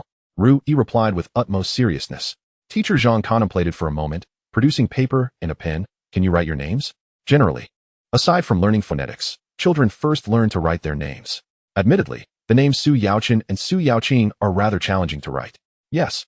They promptly shuffled over to a small bench, eagerly seizing the paper and pen to write swiftly. This initially, the teacher did not give it much thought. But upon observing the elegant and neatly formed letters, she was momentarily taken aback. How long have you been teaching them? Typically, children's handwriting is often scrawled and uneven. This was the first time she had seen children write so neatly. This was clearly the result of deliberate instruction. Once they asked me, and I just casually wrote it for them, Zhao Qingxue remarked, astonished by their handwriting. She had believed that asking them to write their names at the tender age of 3 would be too challenging, so she and T taught them. However, when they inquired one day, she had merely written it down for them to see and subsequently forgotten about it. She had not anticipated that they would write their names so beautifully. You just wrote it casually? Teacher Zhang regarded Zhao Qingxue with skepticism, finding it hard to believe. She then handed each child a copy of the assessment questions. Listen to the teacher and complete this set of questions, will you? Okay. They both immediately bowed their heads to begin writing, occasionally sneaking glances at each other's papers. Teacher Zhang assumed they were peering at one another's work due to encountering difficult questions, so she turned a blind eye and continued conversing with Su Yuan and Zhao Qingxue, casually asking other questions. However, 10 minutes later, Rui exclaimed, Teacher, I'm done. Pinyin quickly followed suit. Teacher, I've finished too. Teacher Zhang silently examined their test papers. Although the test wasn't too extensive, the questions on the back were considerably challenging, covering material suitable for third-grade students. The two little ones completed it in just 10 minutes. Surely they weren't hastily filling in answers to finish quickly? She offered them soothing verbal praise while assessing their papers. Indeed, the previous efforts have proven to be quite commendable, suggesting that a solid foundation has been established. However, upon flipping over the examination paper, Teacher Zhang's expression instantly transformed. Astonishingly, every answer was correct. Chapter 305, I don't want tasty treats. Although the questions posed were not particularly challenging, perhaps even children in the 2nd or 3rd grade could answer them all correctly. The crux of the matter is that this is a preschool assessment. Moreover, it is a preliminary test for kindergarten's youngest class. While early education has indeed become a trend, this seems rather excessive, does it not? Teacher Zhang glanced at the two little ones, then at Su Yuan and Zhao Qingxue. After a moment's hesitation, he gently remarked, I believe the children are still quite young. At this stage, the primary objective should be play, with learning as a secondary concern. Su Yuan and Zhao Qingxue were somewhat bewildered by the teacher's words. As they were aware that they had not compelled the children to study, I think parents can be more candid in front of the teacher, Su Yuan suggested. Teacher Zhang placed the examination paper before Su Yuan and Zhao Qingxue, pondering how it was possible for 3-year-olds to have completed it so flawlessly if they had genuinely not engaged in any learning. Wait, all correct? Zhao Qingxue echoed, glancing at the paper and confirming the accuracy. Yet the dilemma remained. She had not imparted any knowledge to them. Darling, look, she said, presenting the paper to Su Yuan. They truly got everything right. Isn't this perfectly normal? These questions aren't particularly difficult. Su Yuan was not particularly surprised, recalling that during Zhao Qingxue's pregnancy, she had consumed nourishing elixirs, gifts from the system that surely provided some enhancement. The two little ones gazed eagerly at Teacher Zhang, exclaiming, Teacher, are there more papers we can do? It's so much fun. It would be wonderful if the next set were a bit more challenging, Pinyin added, her delicate face scrunching in determination. Otherwise, Ru Yi always finishes faster than me, and I believe it's simply because she writes more quickly. Teacher Zhang was instantly perplexed. You two wish to do more. Do you typically engage with these kinds of questions? Our parents generally accompany us while watching television or playing games. We hardly ever do exercises, they replied. Ru Yi looked at the teacher with wide eyes. Please, can you give us another set of questions? I refuse to believe that I'm slower than Pinyin. It was then that Teacher Zhang turned his attention back to Su Yuan and Zhao Qingxue, questioning. Do you really not teach your children at all? Indeed, they confirmed. After the preschool assessment, Teacher Zhang exited in a state of confusion. Approximately 2 hours later, he called to inform them that the two little ones had been assigned to Class A and were expected to report to kindergarten in 2 days. On the day of school, Yi Chun and Zhao Qingxue personally dressed the two little ones in their uniforms and drove them to the kindergarten. Along the way, Su Yuan reminded them, remember, Once you arrive at school, do not call each other Ping, Un, and Rui. Greet the teachers properly, and when introducing yourselves to others, use your full names, understood? Dad, we certainly know that. They replied. Where did you learn that? From the television. I've noticed that those children never use their nicknames. Yi Chen sighed, feeling that while cleverness is admirable, it somewhat diminishes a father's sense of accomplishment. Shouldn't this be a time of filial piety? Before long, the family arrived at the kindergarten entrance. As a prestigious international kindergarten, the facilities were quite luxurious, with each grade having its own designated area. Su Yuan and Zhao Qingxue made their way directly to the section for the youngest class. At the entrance stood two welcoming teachers, greeting a little boy who was being dropped off by his parents. The boy, fidgeting and reluctant, refused to enter the classroom, causing his parents to awkwardly plead with him. This child is overly reliant on us, one of the teachers observed, but that is perfectly normal. In kindergarten, the most challenging children to manage are indeed those in the youngest class. Children in the middle and upper classes have usually had prior experience and can quickly adapt to their roles as students, accepting the brief separation from their parents. However, the youngest class often consists of children who are attending kindergarten for the first time and are typically reluctant to part from their parents. This is common among most young children. The experienced teacher gently waved a small toy to entice the boy while encouraging him to bid farewell to his parents. With tears in his eyes, the little boy sobbed, "Goodbye, Mommy and Daddy. I don't want to say goodbye." His parents, feeling a pang of sympathy, reassured him. "It's all right. We'll come to pick you up tonight, and we'll have something delicious for you then. I don't want tasty treats. I just want to go home now." Despite their reluctance, the parents steeled themselves and turned to leave. Is going to kindergarten a terrifying experience? Rui asked, her big eyes blinking in confusion as she observed the boy's distress. Zhao Qingxue considered for a moment before responding. Attending kindergarten is actually quite fun. You can make many good friends here. Will that boy who was crying become my friend in the future? Are you also here to send your children to school? Just as Zhao Qingxue was unsure how to answer Rui's question, the teacher, having seen off the previous parent, approached them. Seeing the pair of twins, both exceptionally good-looking, her smile widened. "Hello, little friends. I am Teacher Ye. Hello, teacher. I am Su Yaochen. Please take good care of us in the future. Hello, teacher. I am Su Yaoqing. I look forward to your guidance as well." Ping Yin and Rui were unfazed, cheerfully greeting the teachers. Teacher Ye was delighted to encounter such well-behaved and attractive students, blissfully unaware of the challenges that lay ahead. She kindly informed Su Yuan and Zhao Qingxue of the class schedule and, once they departed, glanced at the time. It was already 9 o'clock, just in time for class to begin.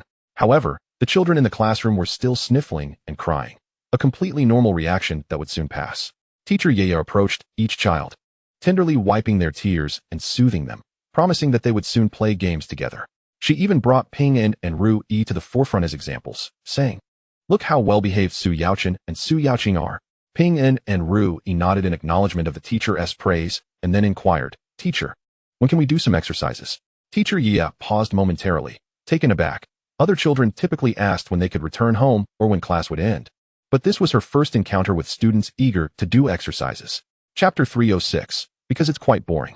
We won't be having any tests for now, so there are no exercises to do. Please sit quietly at your desks. I'll go fetch some props for a game we'll play together shortly. Upon hearing that there would be no exercises, both Ping Un and Rui expressed their disappointment. Meanwhile, Teacher Ye exited the classroom to gather the game materials. Within the classroom, most children had quieted down, having largely overcome the initial discomfort of separating from their parents. Each child sat on their little stools, curiously observing their peers. Ping Yin tilted her head toward Rui, asking, "What did the teacher say we would be playing?" "It seems they wish to engage us in a game of throwing sandbags. I find it quite dull." Ping Yin rested his head on the table, glancing at Rui, who nodded in agreement. "I too share your sentiment." The innocent gazes of the two children met in midair, and in a fleeting moment, sparks ignited, prompting them both to spring to their feet. "Listen to me." Rui cleared her throat. "Your parents no longer want you." The collective silence in the classroom shattered as a deluge of wails erupted. By the time Teacher Ye returned to the classroom, chaos reigned supreme. Based on past experiences, such a scenario was utterly unexpected. She stood momentarily stunned, then began soothing the little ones one by one. "What's the matter? Why are you crying? Didn't the teacher plan to play games with you?" Among the cries, a small boy's eyes were swollen with tears. Pointing towards Rui, he lamented. "She said our parents don't want us anymore. Is that true?" Teacher Ye thought to herself, is there truly such a mischievous child in this world?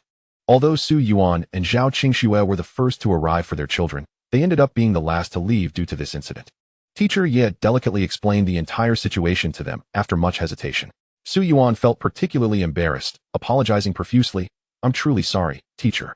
We have failed in our parenting. We will discipline them when we get home. Then I appreciate your concern, she replied. Teacher Yaya, without further pleasantries, reiterated that Su Yuan and Zhao Qingxue must ensure the children complete their homework before allowing them to leave. On the way home, Su Yuan couldn't shake off teacher Yaya's words and increasingly felt that the two little ones were utterly outrageous. He cleared his throat. Teacher has already complained about you today. You must have heard, correct? We heard. What do you think about your actions today? Nothing. Is it not inappropriate for children to misbehave? Su Yuan struggled to maintain his composure. Then why did you do it? Because it was boring.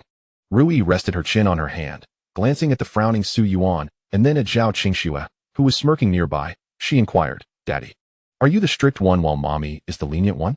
What? Daddy, being strict doesn't mean you frown like that. You should scold us first. Then Mommy can coax us with treats. Had he known it would come to this, Su Yuan thought he should never have given Zhao Qingxue any parenting advice. What kind of children were these? Being a parent was proving to be exceedingly difficult. Previously, when the two little ones were not yet speaking, their routines were so regular. Asleep by 8 in the evening and awake at 6 for milk, and they were quiet and peaceful at night. Not a peep out of them. At that time, he felt they were incredibly easy to manage. It turned out it was all a mere illusion. Upon returning home, Su Yuan, feeling utterly drained, instructed the nanny to prepare dinner while he supervised the two children with their homework. Zhao Qingxue, having not seen Su Yuan so troubled in a while, felt quite pleased. Remembering she hadn't gone live in quite some time, she took out her phone, intending to stream a session. To accommodate the two little ones, her frequency of streaming and posting videos had significantly diminished, averaging only once or twice a month. Much to the dismay of her fans. Schwer, I thought you had forgotten about us. As soon as Zhao Qingxue began her live stream, numerous viewers flooded in. With a wry smile, she replied, Of course I haven't forgotten about you, but you know I have to take care of the little ones. Isn't taking care of kids exhausting? Those who had yet to marry or have children were unaware of the sheer exhaustion involved in caring for a child. I'm nearly losing my hair due to this little rascal. What is so hard about taking care of children? Isn't teaching them to do homework the real challenge? I was nearly driven to a stroke yesterday. Among Zhao Qingxue's fans were not only young people, but many parents as well, and once the topic of children arose, the conversation became lively. Zhao Qingxue chuckled at the comments flooding in, as if the matter did not concern her. Really? Is it truly that difficult? Schwer, why do your words sound as if you've never had children? Exactly. I still haven't seen your child. You're not pulling our leg about having kids, are you? After giving birth, there are usually some changes. Schwer, you really don't look like someone who has had a child. The audience began to express their doubts. Typically, after childbirth, there are noticeable changes, especially for women, as the process can be quite taxing on their bodies. Why did Zhao Qingxue appear unchanged? Is that so? My friends say the same. In truth, Zhao Qingxue was puzzled as to why she had not changed at all. They say giving birth is akin to walking through the gates of hell, yet apart from half an hour of labor pains, the delivery went smoothly without any complications. I believe it was because my husband took such good care of me. After all, during the late stages of her pregnancy, Su Yuan was practically by her side 24/7, often taking her for strolls in the garden to breathe in fresh air, and ensuring her meals adhered strictly to the nutritionist's guidelines. Of course, the main reason she could follow the nutritionist's meal plan was that she experienced no morning sickness during her pregnancy. Everything she ate was delightful. Schwer, you're too much. The child has grown so big, yet you still find time to show off your love. Chapter 307. Mommy, what are you doing? Mommy, what are you doing? Just as Zhao Qingxue was engaging with her audience during the live stream, Rui, who had been diligently working on her homework at a nearby small table, suddenly leaned in. With her two little buns of hair and a face as delicate as porcelain, her bright, dark eyes stared directly into the camera. The viewers momentarily froze at the sight of her cherubic face filling the screen, before realizing that this was indeed Zhao Qingxue's child. Wow, she is absolutely adorable. Schwer, I have a 3-year-old son, but he doesn't compare. She is too cute. I feel like my heart is melting. Since this was a live stream, Rui's appearance was already public, and Zhao Qingxue couldn't intervene in time. She swiftly scooped Rui to her side, asking helplessly, Have you finished your homework? Today's assignments were simple foundational phonetics, requiring repetition of basic sounds. Thus, they could be time-consuming. Zhao Qingxue had mentally prepared for the little ones to lose focus. Yet to her surprise, they were diligently working on their homework. Only then did she find the time to go live. I'm done. Rui made a face at Ping'an. But little brother hasn't finished yet. That's because sister was slacking. She used 2 pens to write. In that moment, Ping'an overheard Rui complaining and promptly began to voice his grievances as well. He picked up 2 pens, demonstrating with both hands how Rui had cheated. It's because my younger brother writes slowly. It's because my younger sister is being lazy. The two little ones were embroiled in a dispute. Yet the audience watching the live stream was utterly enchanted, for the duo was simply adorable. Rui resembled a porcelain doll, while Pingyan appeared like a protagonist from a novel in his childhood. Upon seeing Pingyan, I felt that all young male protagonists in literature had come to life. The comments flooded the screen. Did these two little ones mix up their titles? Who is actually older? Soon, viewers pointed out the oddity in how Pingyan referred to Rui as sister, while Rui called Pingyan brother. It was simply because neither was willing to admit they were the younger one. Zhao Qingxue could only smile wryly, realizing that the two were only minutes apart in age. Let them be, she thought. Oh dear, these two little ones are just too adorable. Have they finished their homework? I strongly demand a live homework session. The popularity of the two was immense. As soon as they appeared, they captured the hearts of most fans, who bombarded the comments insisting on a live homework session. After checking, Zhao Qingxue announced that their homework was completed and they would stream again the next day. After ending the live stream, she allowed the two little ones to play in the living room while she went upstairs to find Su Yuan. Seeing the two diligently working on their homework, Su Yuan also retreated upstairs to read. When Zhao Qingxue entered, he immediately set aside his book and pulled her into an embrace. Is the live stream over? He queried. Yes, Zhao Qingxue replied, her tone slightly apologetic. It ended prematurely because there was a mishap. How could my wife's live stream go awry? I refuse to believe it. Su Yuan tightened his hold on her. Come on, tell me what happened.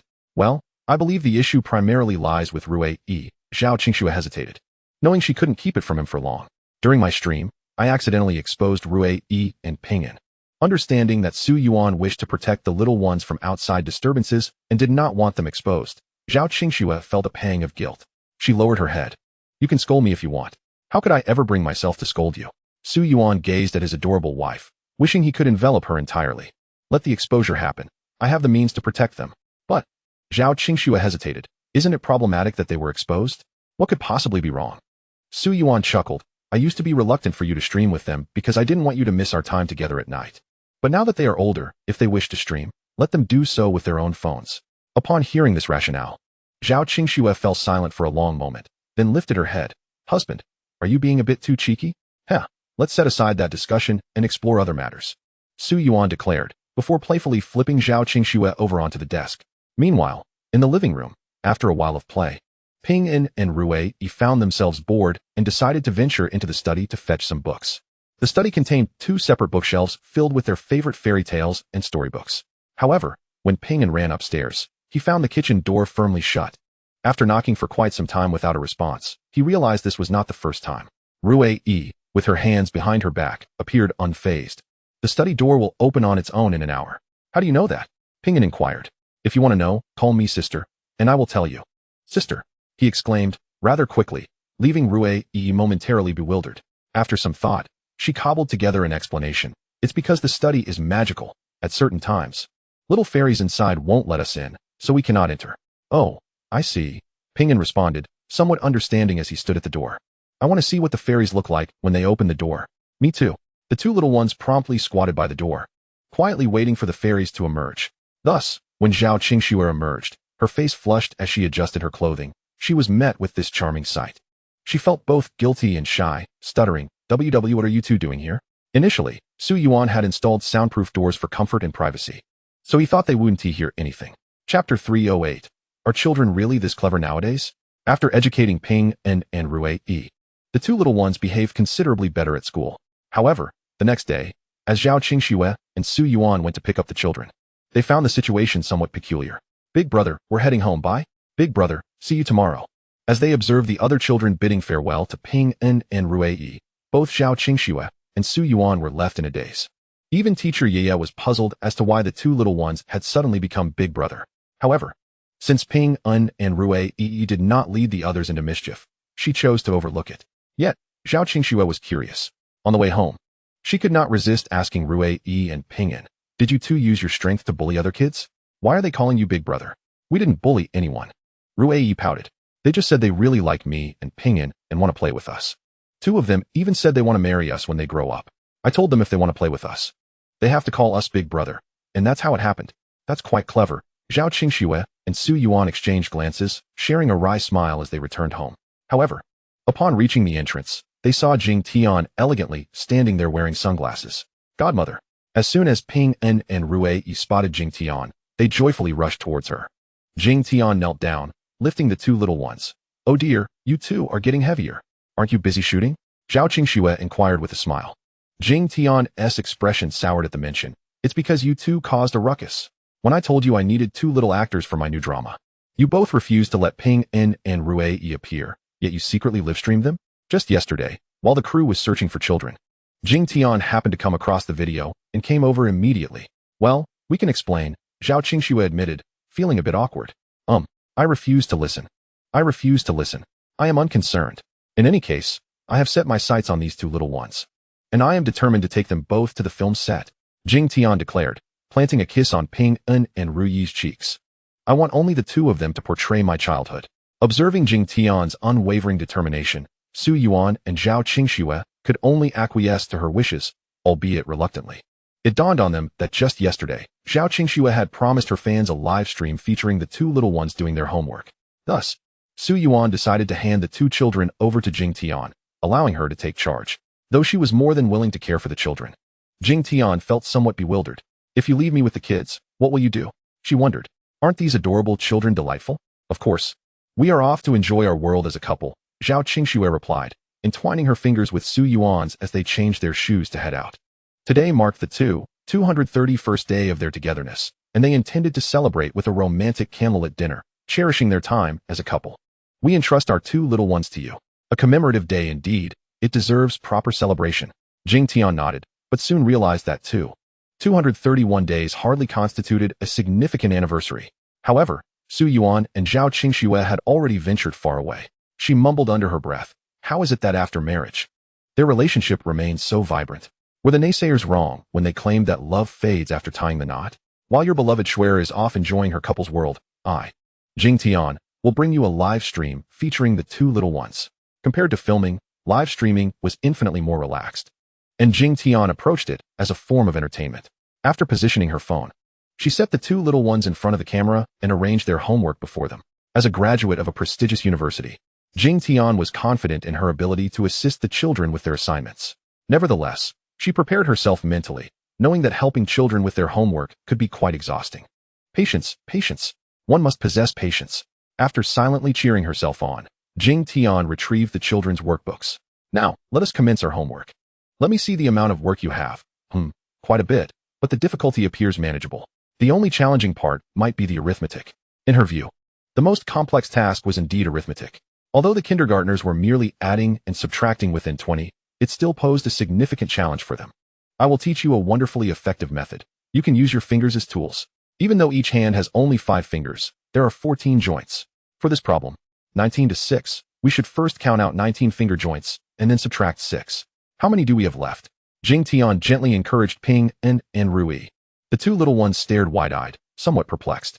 "Auntie, why must we use our finger joints for such calculations?" "Because it's quick and simple. When you lack a calculator or other tools, your fingers can suffice. Isn't that convenient?" Jing Tian beamed with pride over her method.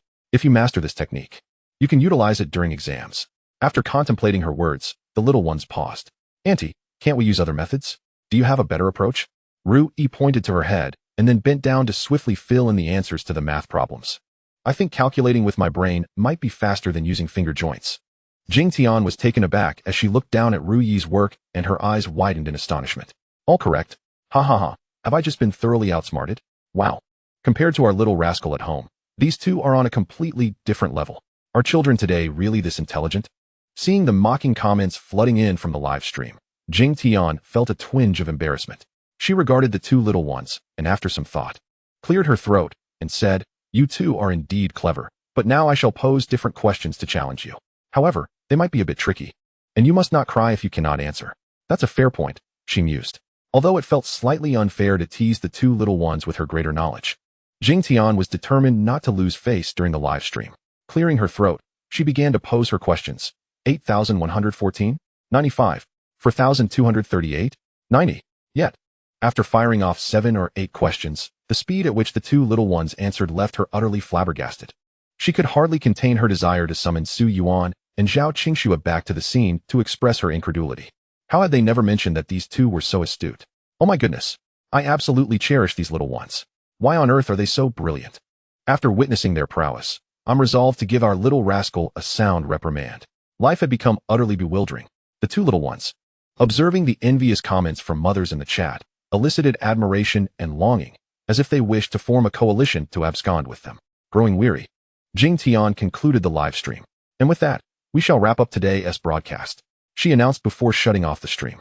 She then turned to the two little ones, plopping them onto the sofa to commence her lecture. Do I not dote on you both? Do you not love your auntie? Yes, they chorused. Remember, during live streams, you must always preserve auntie's dignity. Is it acceptable for you to get 2 questions wrong on such simple math? Absolutely not. Ru Yi and Ping An responded almost in unison. Auntie, if we were to miss such easy questions, it would be an affront to our intelligence. Though the two little ones' sassiness occasionally irked her, Jing Tian could only pinch their cheeks playfully. Oh, what a handful you two are. Already so adept at teasing. Auntie, don't worry. When we grow up, we will be more mature and won't behave this way, Ru Yi reassured her. After a moment of contemplation, Jing Tian decided to change the subject. So, do you both enjoy acting? Acting? Ru Yi pondered for a moment before nodding. Is it like what Annie does? Exactly. Acting is a lot of fun, Jing Tian encouraged. No, Ping An shook his head. Mom says we can't fall in love yet, but acting involves romance. So we can't act. Oh dear. Jing Tian sighed, exasperated. How difficult it is to explain to these children that acting does not necessitate real romance. This generation of children is truly hard to guide. Once she confirmed that Su Yuan and Zhao Qingxue consented to allow the two children to join the production, Jing Tian promptly sent a video of the little ones to the director of the film. Director, I have found our young actors. Meanwhile, the director was grappling with the challenge of casting young performers. Although there was no shortage of charming children, finding one capable of delivering a satisfactory performance was exceedingly difficult. Having auditioned over a dozen potential candidates without success, he was immediately captivated by the appearance of the duo Jing Tian had sent. Yet he pondered, will these two little ones be obedient? With my presence, compliance is assured. If necessary, I shall bring their parents along as well. After all, Su Yuan and Zhao Qingxue have nothing to occupy their time, so it would be perfectly acceptable to take them to the set for some amusement. The director paused for a moment, suddenly recalling, where did you find these two little ones? They are the children of a friend of mine, someone you know. I know them. The director felt an ominous premonition. Who are they? They are the children of Su Yuan, the president of Green Rice. No. Upon hearing that these two little ones were the offspring of Su Yuan and Zhao Qingxue, the director's instinctive reaction was to swiftly decline the proposition. It was not that he looked down upon the children. Rather, their status was far too elevated. What if, during filming, they were to suffer even the slightest mishap? How would he explain that? Moreover, given their illustrious lineage, their remuneration could not possibly be modest, could it? Upon hearing his refusal, Jing Tian immediately discerned his thoughts. Director, please do not overthink this. Children are not as difficult to manage as you might believe. These two are exceptionally well behaved.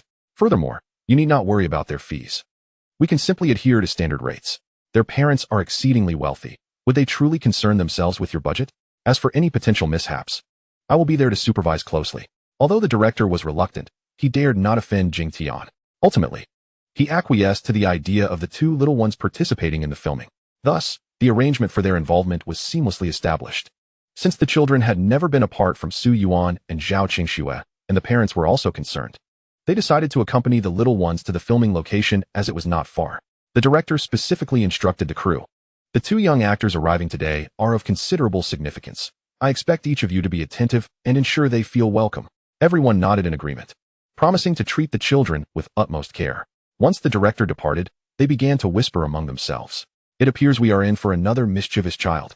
Alas, in this era, there are far too many such children, each one a little prince or princess, spoiled by their families.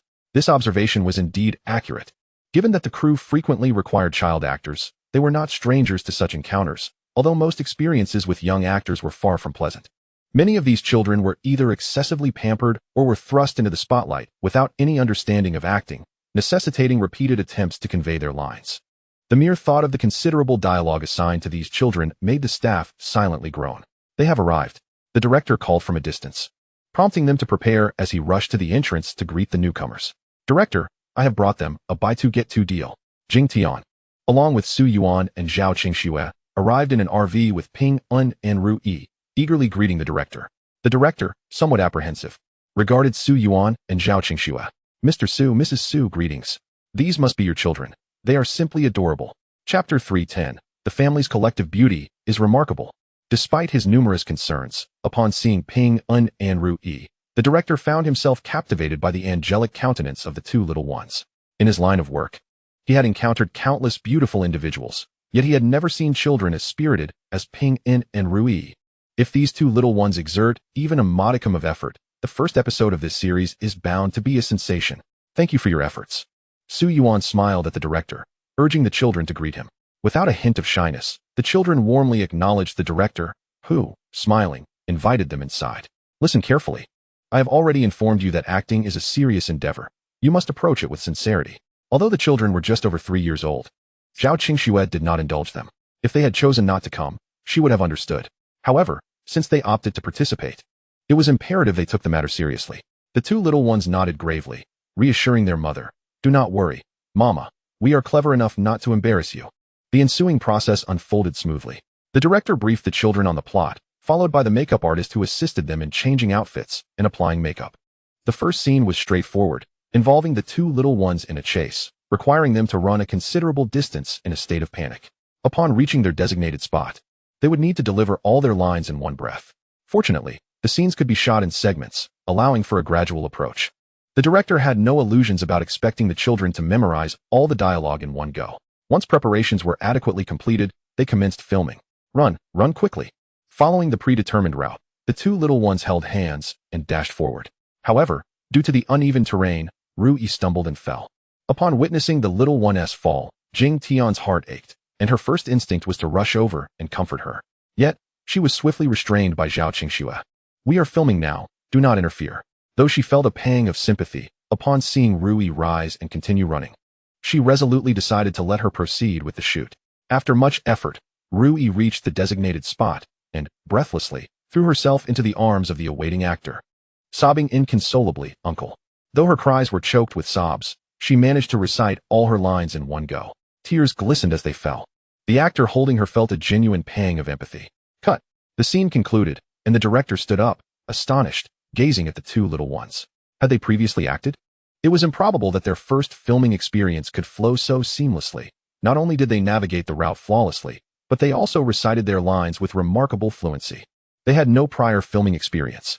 As Zhao Qingxue responded to the director, she approached Ru Yi, picking her up to assess her condition. "Does it hurt?" At first, it did, but it subsided after a while. Observing Zhao Qingxue's concerned expression, the little one earnestly replied, "Mama, do not fret for me. Otherwise, I shall worry for you too." At such a moment, she still found the humor to jest with her mother. "All right, Mama, I must return to work now. Please wait over there with the other uncles and aunts." In fact, it was Ru Yi who shooed Su Yuan and Zhao Qingxue away. Seeing the two little ones in such high spirits, Su Yuan and Zhao Qingxue felt a sense of relief. Noticing a nearby swing, Su Yuan took Zhao Qingxue to enjoy a moment on it. Ultimately, it was Jing Tian who felt the most anxious. Her eyes fixed on the two little ones throughout the shoot. My goodness, what a celestial family. The beauty of all four is truly remarkable. These two children exhibit an extraordinary level of obedience, surpassing any young ones I have encountered before. I can't help but surmise that their intellect must be significantly above that of ordinary children. Even if I were tasked with memorizing those lines, it would take me at least a couple of hours to commit them to memory. Initially, the staff believed that managing children would be quite challenging. But after meeting Ping Un and Ru Yi, their preconceived notions about children were entirely upended. They had never realized that children could be so well-behaved and understanding. In stark contrast, Su Yuan and Zhao Qingxue's children, playing on the swings nearby, appeared rather juvenile. I finally understand why Mrs. Su remains so youthful despite having two children. It is simply because these little ones are incredibly easy to manage. Several onlookers envied the joy that Su Yuan and Zhao Qingxue's children displayed while playing on the swings, as their own children often caused them considerable distress. How could they be so well-behaved? After an extensive filming session, the midday break arrived swiftly. With their cheerful and sociable personalities, Ping Un and Ru Yi were well-liked by all the crew members, who spent their lunch engaging and playing with them. One staff member, an amateur guitarist, usually concealed his guitar from children, fearing they might mishandle it. However, this time he willingly brought it out for the two little ones, even performing a tune for them. Ping Un showed a particular interest in the guitar, singing along enthusiastically. I couldn't help but notice that Ping Un seems to possess a natural talent for music. Have you considered enrolling him in music lessons? Observing Su Yuan and Zhao Qingxue's approach to joyful education, constantly engaging the children in play, Jing Tian felt a twinge of concern. In contrast, her sister's child was burdened with numerous extracurricular classes, including vocal training, instruments, and swimming, none overlooked. Our children must not lag behind. As for music, Zhao Qingxue was taken aback by this notion and turned to Su Yuan. Dear, do you think we should have the children learn music now? Isn't it a tad early? Su Yuan had initially planned for them to begin music lessons around the age of 10, believing they would be more mature and capable of making their own choices by then. Jing Tian, however, was anxious. The competition among children today is fierce, with some mastering piano at amateur levels by the age of 10. My sister's child has an impressive teacher. Once filming wraps up, I'll take the two little ones to meet them. Chapter 3:11. All right, teacher. Goodbye, director uncle, and farewell to all the older brothers, sisters, aunts, and uncles. The filming progressed astonishingly quickly. What was initially scheduled to take 3 days was completed in just one, thanks to the efficiency of the two little ones. As they departed, they earnestly bid farewell to the crew, who were quite fond of them, joyfully waving and beckoning them to return the next day. It seems these two little ones are indeed beloved by all. Once in the car, Jing Tian couldn't resist pulling the two into her lap for affectionate kisses, playfully expressing, "With so many admirers, what if you no longer favor your godmother? Of course, we will always adore you, godmother. You are so beautiful." Ping'an responded solemnly. The bond between godmother and me is akin to familial love, which remains unchanging, unlike romantic love that has a limited shelf life. Jing Tian couldn't help but chuckle. And what about your parents? They are different. Their love is celestial, he stated confidently. Such grandiose claims at such a young age. Jing Tian teased, playfully pinching Ping'an's nose. Let me let you in on a secret. There is no such thing as celestial love. Your parents are merely two creatures whose brains constantly secrete dopamine. What is dopamine? At this moment, Ping'an and Ru Yi were brimming with curiosity about the world, eager to explore everything. Su Yuan and Zhao Qingxue found themselves slightly overwhelmed by the children's incessant questions, while Jing Tian maintained her patience. Dopamine is a chemical produced in the brain. When you encounter someone you like, your brain releases dopamine, which makes you feel immensely happy. Well, when I see you, godmother, I feel very happy. Ping'an pondered for a moment and continued, according to your explanation, it means my brain is releasing dopamine, indicating that I truly like you. So, if I grow up and am still single, I could reluctantly marry you. Jing Tian playfully rolled her eyes. Well, I truly appreciate that. Their light-hearted banter continued until they arrived at Jing Tian's home. Living alone, she had a grand piano to indulge her passion for music, and she had arranged for a piano teacher to visit for lessons in a conducive environment. Thus, upon entering her home, they found the piano teacher, a gentleman in his 60s, elegantly dressed and poised, already waiting on the sofa under the guidance of the housekeeper. His name was Li Yu, a renowned international piano master who had performed at the Vienna Hall. Jing Tian had discreetly briefed Su Yuan and Zhao Qingxue about the teacher prior to their arrival. Mentioning his peculiarities, he typically refused to accept students lacking talent, no matter the financial incentive, leaving her uncertain if he would take an interest in the two little ones. Su Yuan smiled faintly, unconcerned whether the teacher accepted them, as he merely sought to alleviate his boredom and observe. His current wealth ensured that the two children could live carefree lives for 10 lifetimes without concern. He only hoped they would grow up like princes and princesses, enjoying a blissful and fulfilling life. As for music, chess, and the arts, they were simply avenues to cultivate hobbies. If they wished to pursue them, they could. If not, Su Yuan and Zhao Qingxue would never impose. Aware of the fierce competition children face today, they were adamant that Ping'an and Ru Yi would not endure such a burdensome existence. Hello, Teacher Li. These are the two students I mentioned to you. Jing Tian greeted him with a smile, guiding Ping'an and Ru Yi to meet the esteemed teacher. Li Yu, recognizing Su Yuan and Zhao Qingxue, nodded to them before turning his attention to the children. Indeed, they were remarkably delicate, resembling porcelain dolls. However, they appeared far too young. The wealthy often neglect the happiness of their children's childhood, relentlessly pushing them to learn. But what could such young children truly learn? Li Yu mused, already feeling a lack of patience.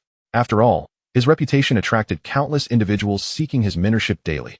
Most he dismissed outright, while only a select few could not be turned away, prompting him to take a glance, as was the case today. Upon seeing Ping'an and Ru Yi, his interest waned, for they were simply too young. In this era, parents often strive to give their children a head start, initiating various prenatal education practices even before the child is born. However, regardless of how early the education begins, a child remains just that, a child. Their brains are not yet fully developed, leading to poor attention spans and inadequate memory. Forcing such young children to learn the piano is nothing short of torment.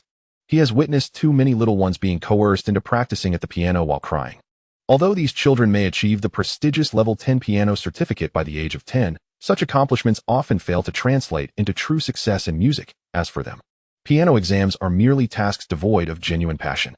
Moreover, their parents seldom regard piano playing as anything significant. It is merely a means to embellish their child's resume. Good day, teacher. Zhao Qingxue had informed the two young ones in advance that they were to meet with the instructor, which made the initial introduction quite composed. The teacher, Li Yu, offered a polite smile and led the two children to the piano, proceeding with the customary assessment of their aptitude. Although he approached each session with reluctance, he always made a point to observe attentively, for one never knows when one might encounter a truly gifted student. Regrettably, he had yet to find a child inherently suited for the study of music. Come, let me first teach you the basics of the keyboard. The children were undeniably quite young, lacking any foundational knowledge of the piano, so Li Yu had to start from scratch. All right, teacher. Fortunately, despite their tender age, the two children exhibited a palpable curiosity towards the intriguing instrument. Chapter 312. Disciples of the Closed Door. Do you remember the keys I taught you? Yes. Ping En and Rui nodded, their eyes gleaming with excitement. It's so much fun, teacher. Can you play a piece for us? Of course. It is rare to encounter children so enamored with the piano, and Li Yu found solace in their enthusiasm, performing a simple introductory piece, Twinkle, Twinkle, Little Star. Teacher, may I have a try? Rui was the first to raise her hand, her large eyes sparkling with eagerness after listening to Li Yu play. Certainly. Li Yu stepped back to make room. Without hesitation, Rui seated herself on the piano bench, pushing it forward with her small hands to barely reach the keys. After settling down, she began to play. What initially seemed amusing due to her childlike antics transformed into astonishment as the familiar melody flowed effortlessly from her fingers. Twinkle, twinkle, little star, how I wonder what you are. Ping En joined in, singing along with Rui's piano playing, the two little ones harmonizing beautifully. Have you two had piano lessons before? Today, Li Yu had merely introduced the keys to the children, and typically, it would take ordinary children several days to grasp the basic positions. Yet these two were able to produce a tune? No, teacher, Rui shook her little head. But I have heard Twinkle, Twinkle before. What a delightful surprise. To ensure they were not intruding, Su Yuan, Zhao Qingxue, and Jing Tian waited in the living room. When they saw Li Yu leading the two children out of the practice room, Jing Tian approached nervously. Upon closer inspection, she noticed the teacher's expression seemed rather serious. After a moment's hesitation, she asked, Teacher, does that mean you won't take them? Why would I not? Li Yu's demeanor grew even more grave as he turned to Su Yuan and Zhao Qingxue. Mr. Su, Mrs. Su, I must say, your children are truly prodigies in piano. If possible, I would like to take them on as my closed-door disciples. What are your thoughts? Closed-door disciples? Su Yuan and Zhao Qingxue exchanged glances. Not immediately agreeing, but instead looking to Ping En and Rui. Do you both enjoy playing the piano? The two little ones nodded eagerly yes. How about this, teacher? While they do enjoy playing, I'm concerned they may lose interest in a few days. Could we wait a while and then give you a response? Although they were pleased that an international piano master had expressed interest in taking on their children, they decided to observe for a while. After all, it would be unfortunate if the two little ones lost their enthusiasm later. That is absolutely fine. Whenever you have time, just give me a call, and I will personally come to teach. As a pianist who had reached the pinnacle of his art, Li Yu took up teaching in his later years due to lingering regrets. He had yet to find a suitable disciple. Now, encountering such talented children, who were also charmingly adorable, filled him with delight. All right, I will contact you then. After agreeing with Li Yu, Jing Tian joyfully escorted him out, beaming with pride as she hugged the two little ones. You two are truly remarkable. This is the first time I've seen Teacher Li actively seek disciples. I've heard he can be quite proud. Some parents offer him thousands for a single lesson, yet he remains selective. Is that so? Su Yuan found this amusing, simply smiling. Piano is merely a hobby. It shouldn't require such exorbitant expenses. While Su Yuan and Zhao Qingxue remained nonchalant about their children's piano lessons, Li Yu could not help but post a short video showcasing the two prodigies on his social media account, announcing that he had taken them as his closed-door disciples. This account was created by his daughter, where he occasionally shared videos of his teaching methods and piano techniques. Although he did not have a vast following, many parents hoping to enlist his teaching services for their children were among his followers. Upon seeing that he had accepted two closed-door disciples, comments surfaced with jealousy and sarcasm. Of course he takes them as closed-door disciples. It's all about the money. These children may be cute, but their playing is mediocre. They aren't better than my child. Just a few notes, and you deem them talented? I question the teacher's own skill. The comments flowed in, dripping with condescension. Initially intending to share his joy, Liu found himself infuriated by the barrage of comments. He responded to each one, stating, "My lessons are clearly priced at 3,000 per session. I assure you, I do not pocket a single extra cent. Your children have studied for 3 to 4 years and can barely play Twinkle, Twinkle. What more can they accomplish? If they lack talent, they should not force themselves to learn. If you believe you can achieve such levels on your first day of practice, you too may become my closed-door disciple."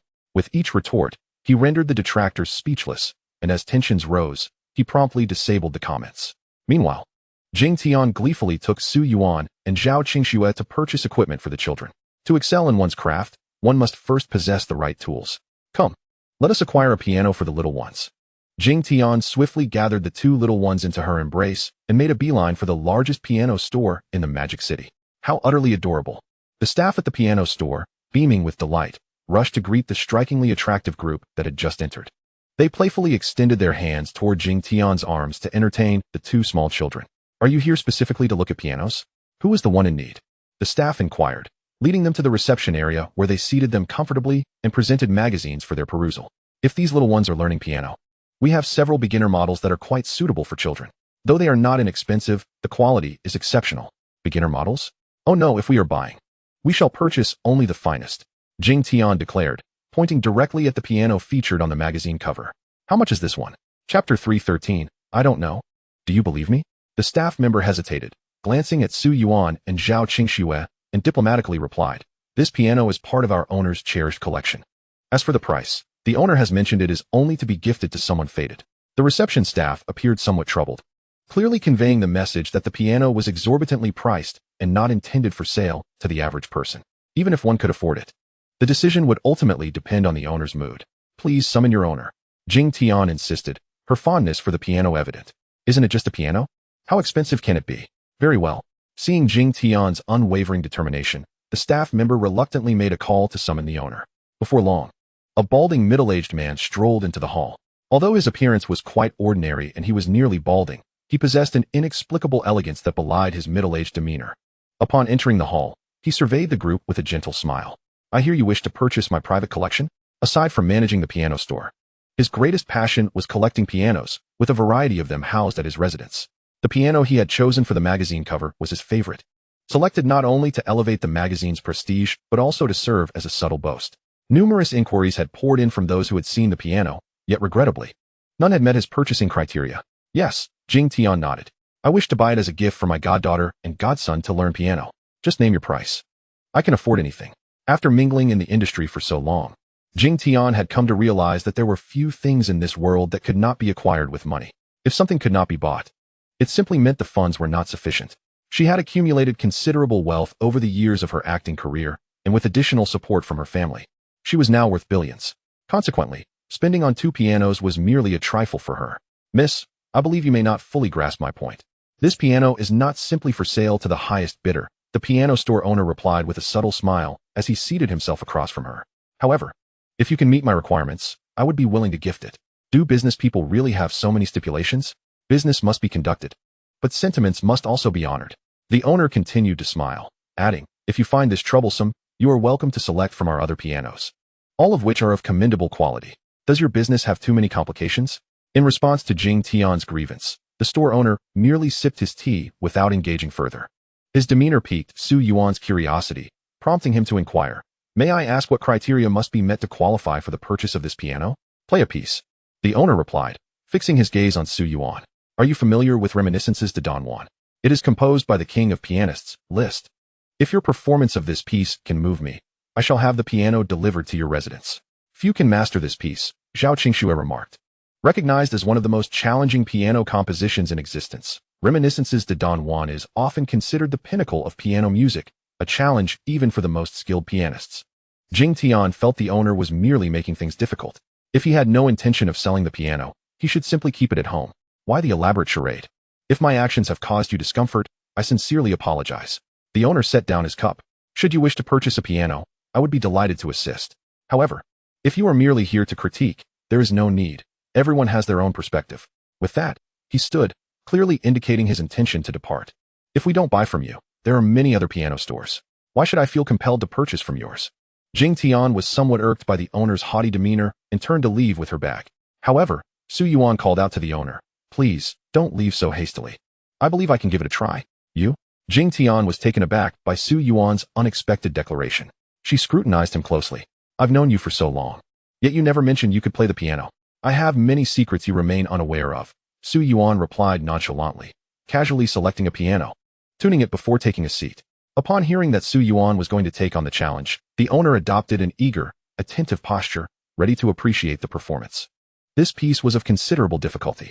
Jing Tian murmured as she settled back in her seat. All eyes turned to Su Yuan, who, despite being a father of two, appeared unchanged, radiating the same refined demeanor he had years ago. As he sat before the piano, illuminated by warm golden light, it was as though he had been transported back to his university days. Melodic notes soon flowed effortlessly from his fingers, which danced across the black and white keys as if they were bees flitting about, creating a mesmerizing effect. This was indeed reminiscences to Don Juan. Initially, the piano store owner had assumed Su Yuan was merely a wealthy young man seeking to show off. Yet, to his astonishment, Su Yuan's performance was exceptional. The sheer delight derived from his exquisite technique was something even international piano masters could scarcely achieve. Wow, Su Yuan is truly remarkable, Jing Tian exclaimed in astonishment, grasping Zhao Qingxue's arm and teasingly whispering, how could you have kept this talent from me? You never mentioned how proficient he is at the piano. Do you even consider me a friend? Honestly, I wasn't aware of it either. Can you believe that? Zhao Qingxue shook her head in exasperation but quickly smiled, adding, but he always manages to surprise me. Perhaps this isn't too surprising after all. Chapter 314. There are so many children outside. Daddy, that's amazing. The two little ones were experiencing the joy of witnessing their father play the piano for the very first time.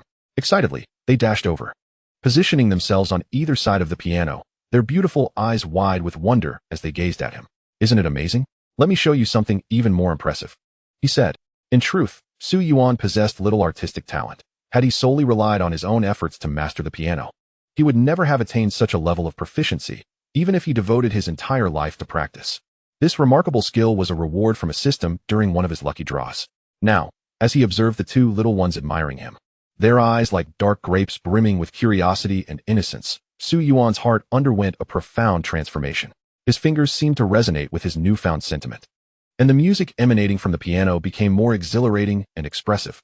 The enchanting melodies flowed like water, filling the entire hall with an almost tangible essence. Everyone present was entranced by the piano's enchanting sound, with the shop owner moved to tears. When Su Yuan concluded his performance, the proprietor collapsed onto the sofa, weeping uncontrollably.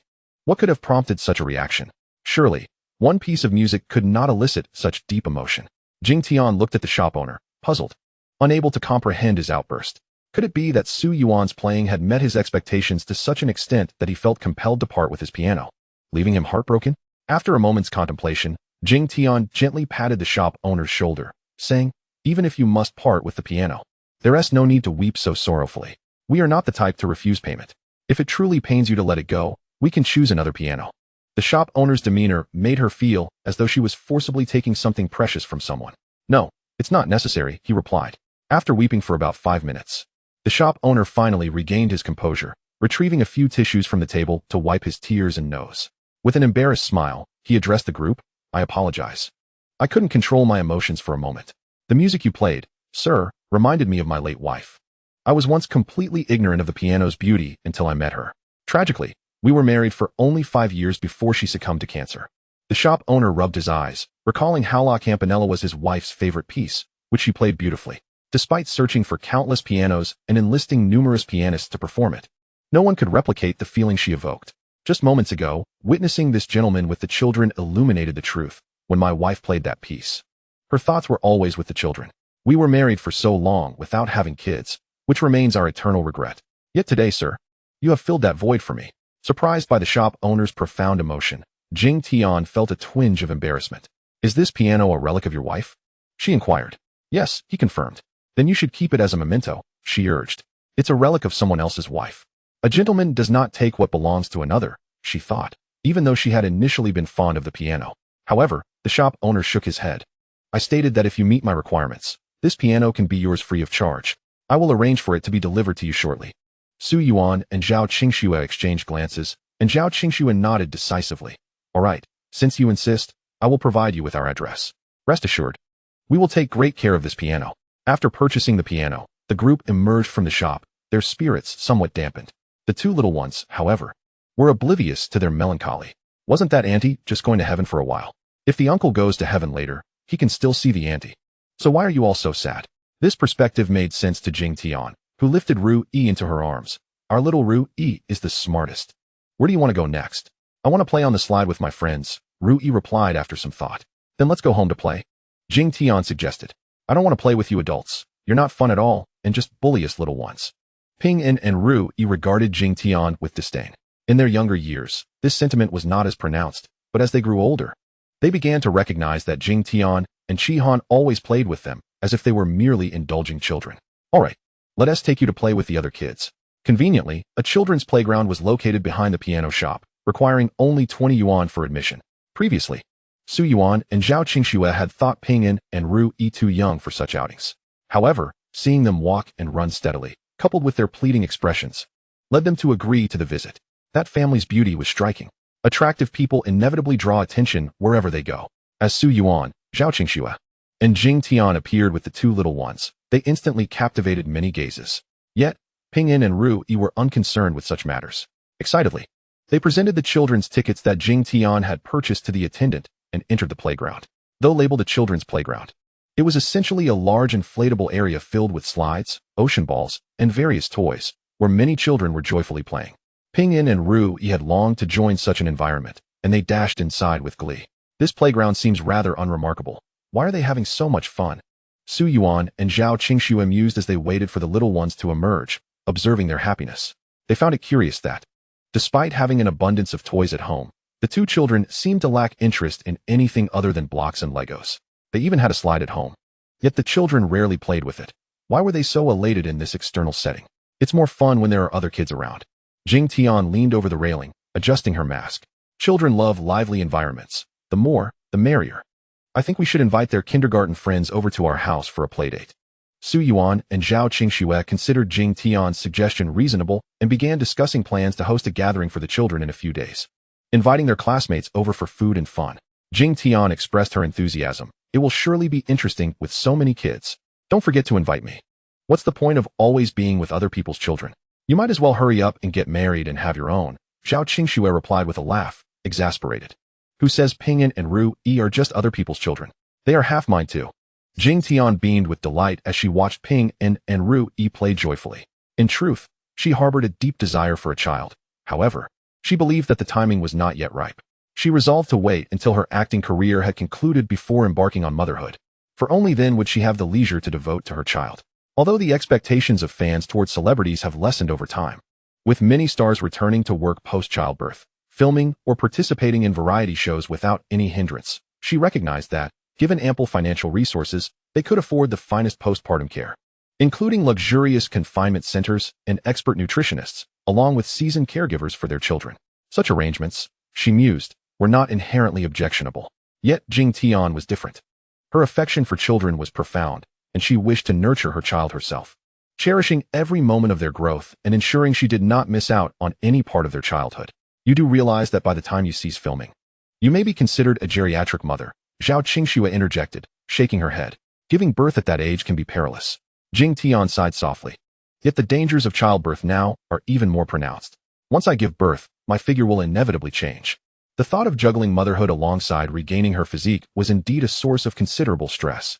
Once you deliver, I shall gift you 10 apples, Su Yuan chimed in, snapping his fingers, referring to the apples harvested from his family's farm. The demand for these apples had surged, with phone lines overloaded daily with reservations. Although genuine visitors to the farm remained few, as most sought the uniquely beneficial fruit. As one of the first patrons of the farm, Jing Tian was well aware of the weight loss properties of these apples. However, she respected the farm's policy against selling the apples, and thus never exploited her relationship with Su Yuan to bypass this rule, visiting only occasionally. Even then, she limited herself to 1 or 2 apples each time, content with losing 3 or 4 pounds after each visit. The prospect of receiving 10 weight loss apples from Su Yuan filled her with elation. With your assurance, I am now seriously contemplating the possibility of having a child. It's best to have them early, regardless of whether it's a boy or girl. They could still engage in a betrothal with our little ones. Zhao Qingxue giggled, covering her mouth. However, while the group was engrossed in conversation, a sudden uproar erupted nearby. A woman's shrill, scolding voice pierced the air. Whose child is this? How utterly thoughtless. Initially, Su Yuan and Zhao Qingxue dismissed it, but upon turning around, they discovered it concerned Ping En and Rui. What on earth is happening? They hurried over, instinctively shielding the children. The irate woman, upon seeing them approach, directed her ire towards the couple, exclaiming, "You young people are utterly irresponsible, too preoccupied with romance to keep an eye on your own child. Do you have any idea what disaster your child has caused?" Regardless of any misdeeds committed by the children, Su Yuan could not abide the woman's brazen demeanor. He had initially considered walking away, allowing his subordinates to handle the situation. However, upon reflection, he realized he could not allow such an ambiguous impression to be cast upon the children. He crouched down and inquired of Ping En what transpired just now. The three children had been engrossed in play, and they had missed the incident entirely. What could have happened?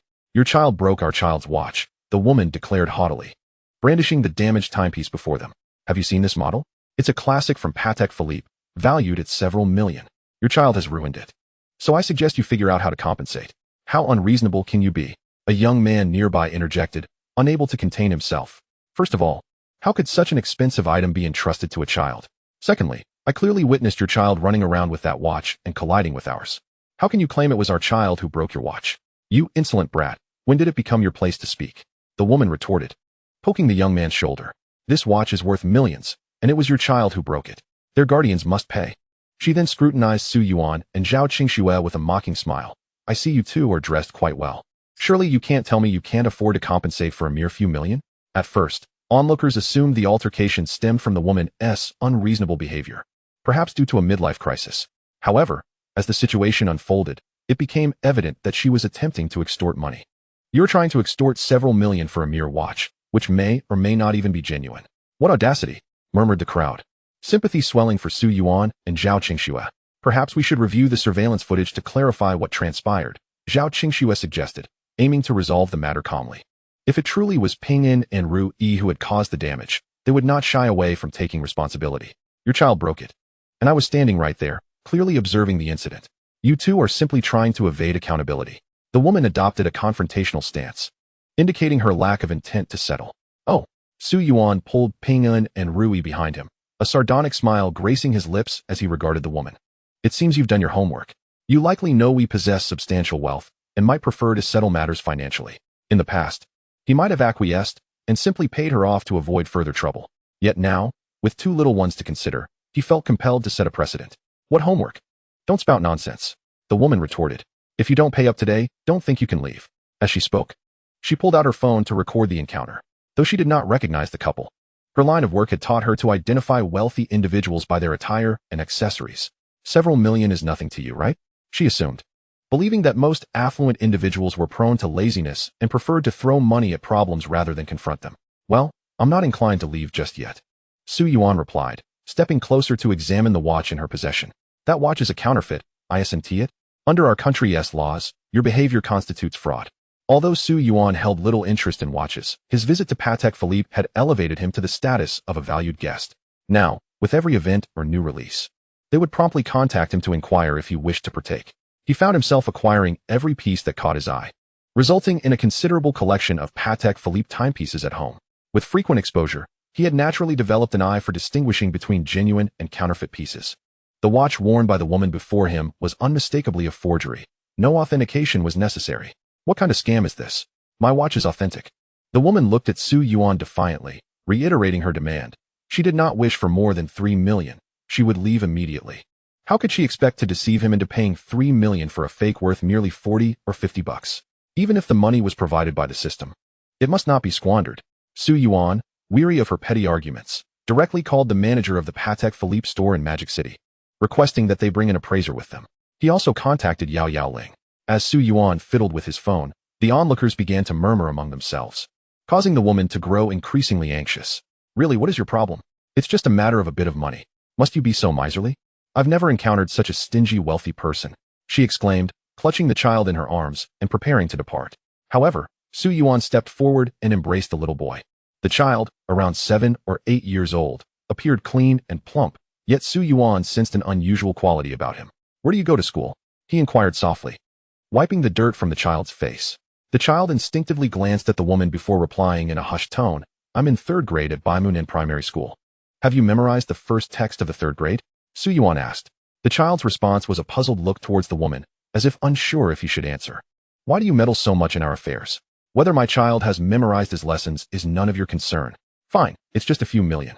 We'll let it go, chalk it up to our misfortune. The woman, taken aback by Su Yuan's unexpected question, displayed a fleeting look of guilt before attempting to flee. Nevertheless, Su Yuan did not allow her an escape. Soon, a group of impeccably dressed men arrived, carrying authentication tools, and respectfully addressed Su Yuan, Mr. Su. Do you require our assistance with an appraisal? They had not discussed details over the phone, but as a VIP, his summons was met with immediate compliance. Please authenticate that watch for me. Su Yuan gestured towards the timepiece in the woman's possession. Did you not claim it was worth several million? If it is indeed genuine, I shall compensate you with that sum. I don't wish to authenticate it. The woman, astounded by Su Yuan's apparent influence, felt a surge of panic and attempted to flee. Fine, I've already said today is our unlucky day. Please do not bully us single mothers. With that, she made to escape. However, the crowd quickly recognized her as a fraud, and their collective strength prevented her from escaping. I apologize for the inconvenience, Su Yuan remarked with a wry smile. Shrugging at the Patek Philippe staff. The honor is ours, Mr. Su, they replied with utmost respect. We are grateful you called upon us. After expressing his gratitude for their assistance, Su Yuan assured them to contact him directly for any new arrivals. Though Patek Philippe's exquisite timepieces were never in short supply, a client as generous as Su Yuan was indeed a rarity, and they were keen to cater to his needs. After exchanging pleasantries with the Patek Philippe staff, they gracefully departed, and Yao Yaoling arrived as scheduled. The individuals who stepped out of the vehicle took the woman and child away. So cool. Although he should have left after all was concluded, Pingyan, having just watched Captain Black Cat, was in awe of the law enforcement officers and insisted on staying to observe their methods. Upon seeing the woman and child being taken away, a spark of excitement ignited in Ping An's eyes. Su Yuan had affectionately named this child Ping An Dad, Mom, Godmother. Ping An squinted his eyes, mimicking Su Yuan. His cherubic face taut with determination. I've already decided what I want to be when I grow up. What will that be? Zhao Qingxue inquired curiously. You don't mean to be like Uncle JC, do you? No, I want to be an amusement park manager. Chapter 317. I think it tastes great too. With the decision made to host a gathering for the two little ones at home, Su Yuan and Zhao Qingxue set about their preparations after filming Wrapped. Su Yuan took charge of the venue, entertainment, and food, while Zhao Qingxue handled the invitations, enlisting the children to assist with crafting them. As soon as the livestream title was visible, a flood of mothers rushed in. If teaching children to do homework was a formidable challenge, guiding them in crafting was akin to a super hellish ordeal. You could never predict what was swirling in a child's mind. The last time their teacher had assigned them to create a flower crown, their child had mercilessly demolished all the jasmine plants Su Yuan had nurtured. After finally crafting a crown, the child had presented it to the teacher, declaring it a flower wreath, leaving Su Yuan in utter disbelief. Your child is eager to get hands-on. Mine does all the crafting for me.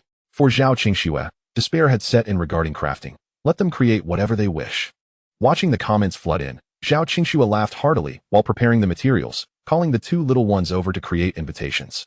These invitations were meant to be fun, so she merely instructed them on the format, allowing them to unleash their creativity.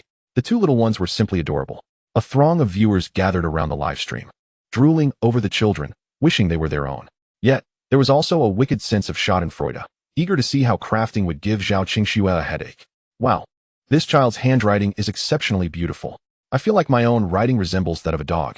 Can invitations be made like this? Is this the level of craftsmanship we can expect from children? But before they could indulge in their amusement, the creations presented by the two little ones left them utterly astonished. Although nominally invitations, they resembled handcrafted greeting cards. The writing on them was genuinely exquisite. Some viewers had been writing for decades and could not match the beauty of the few characters penned by the children. Moreover, each card's creative design and color combinations were entirely unique, resulting in a visually stunning array. Such a card, crafted at this level, would likely be beyond their capabilities to replicate. Is this what other people's children are like? Swear, was this a premeditated arrangement of yours? Someone, harboring a glimmer of hope, posed the question, only to be met with a response that plunged them into despair. Zhao Qingxue chuckled lightly. Not at all. How could such a thing be prearranged? It is entirely their own creativity. Generally, I do not interfere with what they choose to do. Swear, you make motherhood seem rather effortless. Another chimed in. I find myself feeling less apprehensive about marriage and parenthood. In fact, I even wish to have a couple of children. No, I desire a whole brood. Are you perhaps indulging in fanciful thoughts? This is the authentic portrayal of motherhood. These two little ones are anomalies. Anomalies. After the live broadcast of card making, the following day, Su Yuan and Zhao Qingxue instructed the little ones to bring their cards to school to distribute among their classmates. Thus, on the weekend, a stream of children arrived at the Su residence.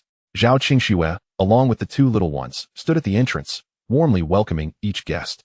Pingyan and Rui even bowed, solemnly shaking hands with the other children, expressing, "Thank you for taking the time out of your busy schedules to join our gathering. Welcome, please come in."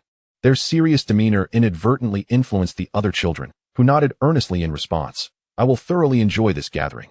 Thank you for organizing it." The parents of the guests could not contain their laughter, their eyes filled with envy as they observed Zhao Qingxue. "Your children are incredibly well-mannered. By the way, I saw that invitation. It is truly beautiful. I secretly kept a copy for myself. Just yesterday, while scrolling through videos, she had stumbled upon the process of the little ones creating the cards, and to her astonishment, she discovered they were classmates of her son, and she had received a card from them, which filled her with delight. However, what surprised her even more were Su Yuan and Zhao Qingxue as a couple. "You must reside in quite an upscale area, am I right?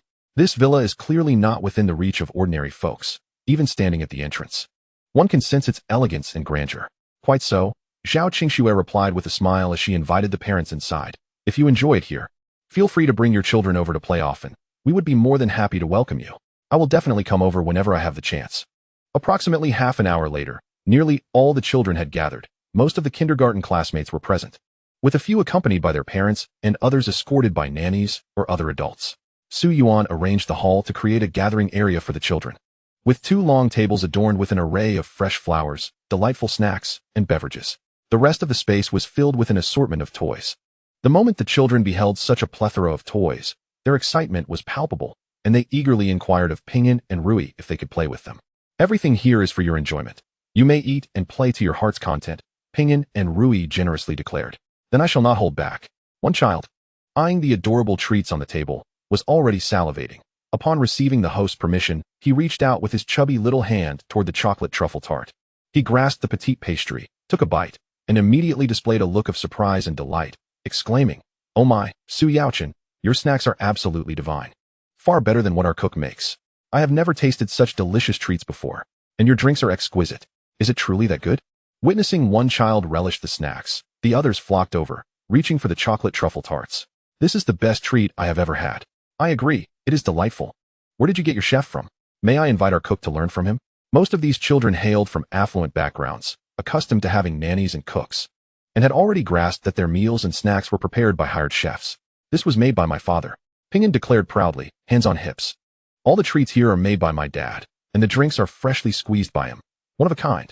Pingyan, your dad is so impressive, he can cook." The group of children was filled with admiration upon learning that Su Yuan had prepared the treats. Their own parents rarely stepped into the kitchen, let alone crafted such charming delicacies. "Indeed, my father is quite remarkable. Not only does he make delicious food for us, but he also plays the piano." Rui, basking in the admiration of her peers for having such an extraordinary father, stood tall, her expression brimming with pride. "I know your parents are wonderful too, but mine are the best in the world. No arguments accepted. Did you truly make all of this yourselves?" While the children took charge of the hall, the second floor was designated for the parents. Observing the identical snacks on the table, the parents displayed expressions of astonishment. For families like theirs, attending gatherings was common, typically involving the cook preparing the snacks for consumption. This was the first time they encountered parents who personally prepared treats for a gathering.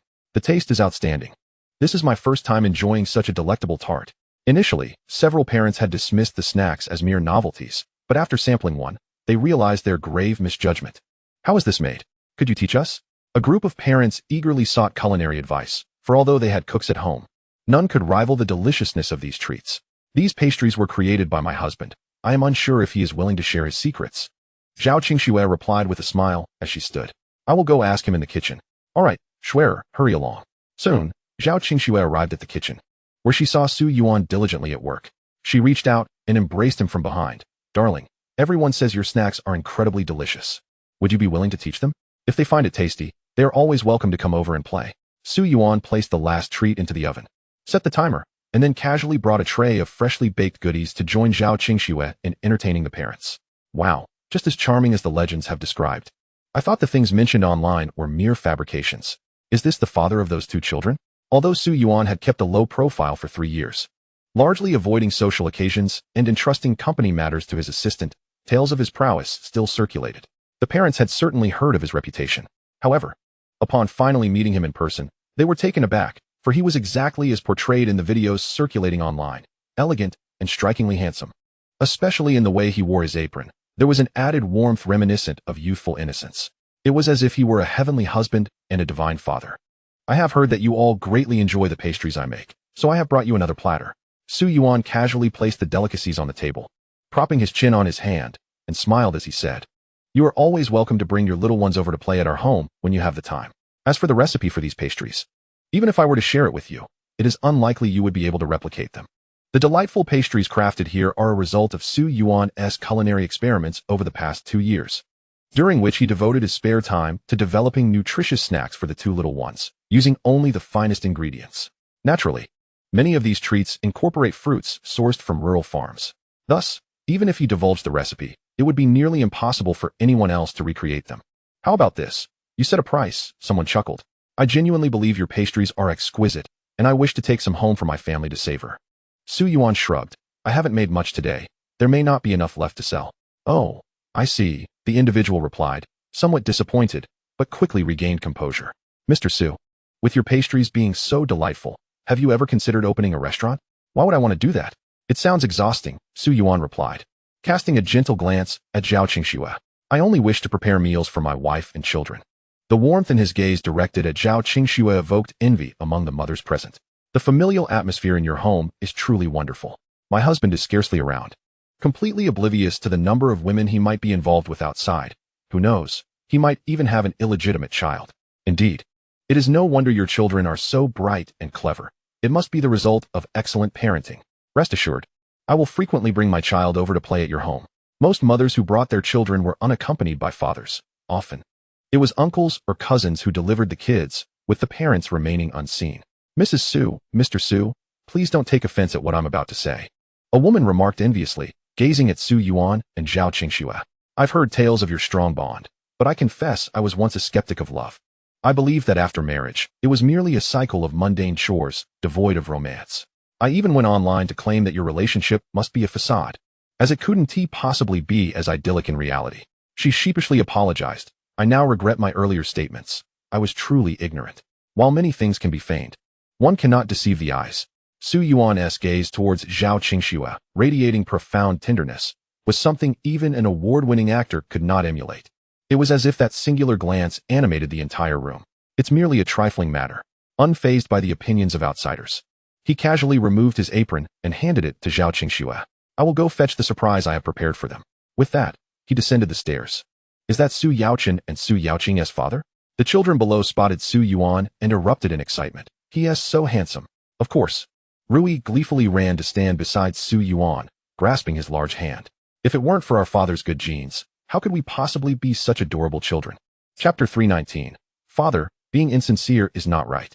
"Su Yaoqing, who told you to speak like that? Is that how a child should talk?" Observing Rui's boastful demeanor, Su Yuan frowned slightly, imparting a lesson. Yet, despite his reprimand, his lips curled into a higher smile. "Our precious daughter certainly knows how to speak well. No wonder everyone refers to her as a little cotton-padded jacket." "Dad, being insincere is not right," Rui chimed, shaking his hand. "What surprise are you going to show us?" "It's not for you. It's for Pingyan, but you both will have it." Su Yuan produced 2 keys from behind his back, presenting one to Rui and the other to Pingyan. "Here, take these and follow me." "What is it?" A throng of eager children gazed at Su Yuan, perplexed about what he had in store. Without revealing anything, he instructed them to line up and follow him. Passing through the door at the back of the living room led them to the villa's garden, where a vast inflatable amusement park had been set up in the center of the cleared grassy area, significantly larger than any outside inflatable, with an abundance of ocean balls in which one could swim. Indeed, this was precisely what children adored. Upon sighting the enormous inflatable playground, they all joyfully dashed toward it. "Su Yaochen, weren't you hoping to be the amusement park manager? From now on, this will be your domain. You can invite your friends to play anytime." Su Yuan smiled at Ping and could hardly believe that Su Yuan had actually fulfilled his whimsical dream, an overwhelming sense of joy and satisfaction enveloping him. He rushed forward to hug Su Yuan's leg, exclaiming, "Dad, you're the best." Su Yuan felt a dampness on his thigh. He knelt down, saying, "Boys shouldn't cry easily. Besides, there are so many little friends waiting for you to open the door and lead them into play. Hurry, or Rui will beat you to it." "Rui, With her big eyes sparkling, patted Ping An's shoulder like a little adult. Don't worry, brother. I want to compete with you for this. With a grin, Ping An joyfully approached the entrance of the inflatable playground, solemnly using his key to unlock the door. Come on in and play, but I will be charging. The cluster of children found themselves momentarily bewildered by Ping An's declaration. But we didn't bring any money. Those with money, pay up. Those without can pledge some items as collateral. Ping An confidently stood at the entrance, declaring, I accept anything. Can I pledge my teddy bear?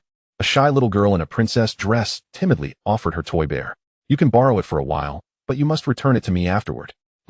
Your bear is quite cute. It can serve as collateral as long as I can play with it for a couple of days. Just promise to take good care of it. Watching Ping An take on the role of amusement park manager, earnestly collecting items from his peers, Su Yuan couldn't help but chuckle. However, this was merely a game among children, an innocent world of their own, and he refrained from intruding. Do you think it's fun too? Beside the inflatable playground, 4 large dogs lay with their front legs propped up, eagerly peering inside, clearly wishing to join in on the fun with the children. Next to the 4 dogs stood a white figure, a snowman, gazing longingly, conversing only with the nearby dogs. Li Guo barked in response. Time for dinner. Observing the 5 figures sprawled beside the inflatable playground, Su Yuan approached with several bowls and called out. Suddenly, Li Guo and the others forgot about their previous concerns and joyfully rushed towards their food bowls. The snowman, feeling somewhat dejected, followed suit. Su Yuan handed it a piece of chip, saying, It's not that I don't want you to play with the children, but the little ones are far too young. With your size, I fear you might inadvertently harm them. Moreover, some children are not fond of dogs and robots. If you truly wish to enjoy the inflatable amusement park, I'll allow you in after the children have left, all right? A woo. Li Guo was the first to respond. And the others, although not entirely comprehending Su Yuan's words, echoed a few awoos in unison. Are you excessively indulging these children? The parents who followed and witnessed this scene couldn't help but feel a mix of laughter and exasperation, believing that Su Yuan and Zhao Qingxue were overly doting on the kids. Truly, they seemed to give the children whatever they desired. As long as the children's values were upright, whether raised in poverty or affluence made little difference. Zhao Qingxue understood their concerns, to put it plainly. They feared that being overly benevolent towards the children might lead them to become ungrateful and lose their ambitions. However, truth be told, she was not worried about Ping An and Ru Yi being spoiled. The 2 little ones had been imbued with love and a sense of justice from a young age. After entertaining the little guests for an entire day, Ping An returned all the items they had borrowed and sent them off. Once they had departed, Zhao Qingxue intended to let the 2 little ones rest for a while before the piano teacher arrived. Yet, before she could even call the piano teacher, a car pulled up at the doorstep. A young man accompanied by a 10-year-old girl rang the doorbell. Li Hao, what brings you here today? Su Yuan and Zhao Qingxue went to open the door and, upon seeing Li Hao with Yan Yan, were instantly delighted and greeted him with a playful punch. Of course, it's because I missed you. Li Hao, unabashed, nudged his way inside. I was wondering why you've moved into a different villa again, the last time I visited. This didn't seem to be the one you were residing in. Yes, we reside in different villas depending on the season. Su Yuan exclaimed as he lifted Yan Yan and playfully teased her. Look at how much you've grown in just a year. You're becoming more beautiful by the day. He couldn't help but poke her little face. Godfather, I want to play with my younger siblings. Yan Yan had grown fond of Ping An and Ru Yi. But sadly, when she visited last year, the 2 were still in diapers and barely able to walk, so she could only give them a kiss.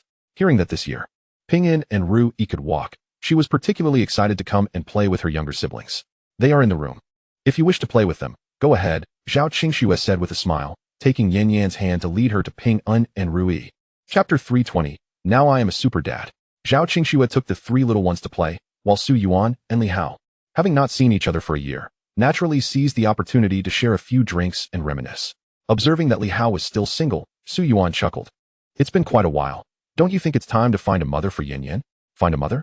Not a chance. I am now a super dad. Li Hao proudly rubbed his nose and bumped shoulders with Su Yuan. Do you know why I'm here today? A year ago, by chance, Li Hao took Yan Yan to participate in a children's variety show, and to his surprise, the program became an overnight sensation. They were now a famous father-daughter duo with countless fans. Seeing that Yan Yan enjoyed participating in the show, he brought her along for 2 more episodes and had recently come across videos of Ping An and Ru Yi, wishing to invite Su Yuan to join them. Since the 2 little ones had just finished filming, Su Yuan was hesitant to let them participate in another variety show and outright refused, stating that it would be better to skip it, especially since the children were still in school and had no time for such engagements. Come on now. What school are your kids attending? Upon hearing about the children's schooling, Li Hao began to jest. Don't think I haven't seen your little ones doing homework and videos. They are so clever that they would easily outshine their classmates in kindergarten. Just give the other kids a fighting chance and don't crush their confidence. Previously, a familiar parent of one of his acquaintances had watched their live stream and felt their child was lacking in comparison. Su Yuan raised an eyebrow. I see you seem quite idle these days. Aren't there matters at your company to attend to? What matters? Li Hao sighed. There's hardly anything for me to do at the company anymore. It turned out he had aspired to achieve something significant and even enrolled in night school to further his education. However, after 2 years of diligent study, he realized he was simply not cut out to be a chairman. He handed over the management of the company to Xianxiuli and now merely collected his dividends annually, completely detached from the company's operations. By the way, why is Xiuli getting busier lately? Su Yuan shot him a glance. Now that you're on a variety show, how much do they pay you per episode? This much. Li Hao held up 6 fingers. Although it wasn't a substantial amount, it was quite decent for him. 60,000 for each episode? Su Yuan scoffed. That is hardly enough to cover our family's monthly expenses. Oh, my esteemed Chairman Su, could you refrain from belittling me? Li Hao retorted, I was merely hoping to maintain our connection. If we participate in the variety show together, I guarantee the ratings will soar. And I'll negotiate with the director to ensure your compensation matches your family's 2-month living expenses. How does that sound? 2 months is acceptable. Then it's settled. After confirming their participation in the variety show, Li Hao hurried back to discuss the matter with the director and producer. The director was hesitant, expressing concern that the children were too young. They're too young, likely to just cry and not understand anything. There's hardly any appeal. Moreover, Sister Xiang was also bringing her little girl along, fearing that the gathering of so many small children might lead to conflicts. I would stake my life on it that these 2 little ones are exceptionally well behaved. If you don't believe me, just watch the videos. Li Hao had anticipated the director's reservations and had prepared by bringing the videos for them to see. Are these 2 little ones truly only 3 years old? I can't believe how clever they are. The director and producer conferred, realizing that the potential for engaging content was there, and thus agreed to proceed. However, the filming location had yet to be secured. The director had initially arranged a venue, but once the venue owner learned of the program's budget, they raised their prices, prompting the director to seek a new location, leaving the filming schedule undetermined for the time being. Let me handle the location scouting. I have connections. Li Hao confidently patted his chest. You know the famous farmhouse in Haidu? It's run by my brother. Su Yuan's acquaintance with the farmhouse was well known nationwide. Whenever people thought of vacations, they often thought of this farmhouse. But the problem was that reservations were notoriously difficult, with some waiting lists extending to a year. The director had indeed contemplated filming at this location, yet after exhausting numerous connections, he was unable to secure a reservation at the farmhouse and ultimately had to settle for a more ordinary one. Upon hearing Li Hao's suggestion, his eyes sparkled with excitement. Could it be true? Of course it was. Li Hao snapped his fingers, saying, just wait, I'll call him right now. The director's face lit up with joy. All right, I eagerly await your good news. Their variety show had already garnered substantial popularity, with many eagerly anticipating the 3rd season. Filming at a renowned farmhouse could potentially enhance the show's appeal, perhaps even surpassing the ratings of the previous 2 seasons. Talk is easy, but once the boasting is done, one must run to keep up. After agreeing to the director's proposal, Li Hao began to fret over how to broach the subject of filming at the farmhouse with Su Yuan. He hesitantly entered Su Yuan's home, laden with a plethora of items. You should just tell me directly what you're here for, Su Yuan remarked. Recognizing the boy's demeanor indicated he was seeking a favor. Hey, brother Yuan, you truly are my brother Yuan. Li Hao set his items aside and sidled up to Su Yuan, his face a mask of flattery. So, remember I mentioned participating in that variety show? Well, the production team has hit a snag with the venue, and I thought of your farmhouse. Do you think it's possible? If you sell me your backside, then I might consider it.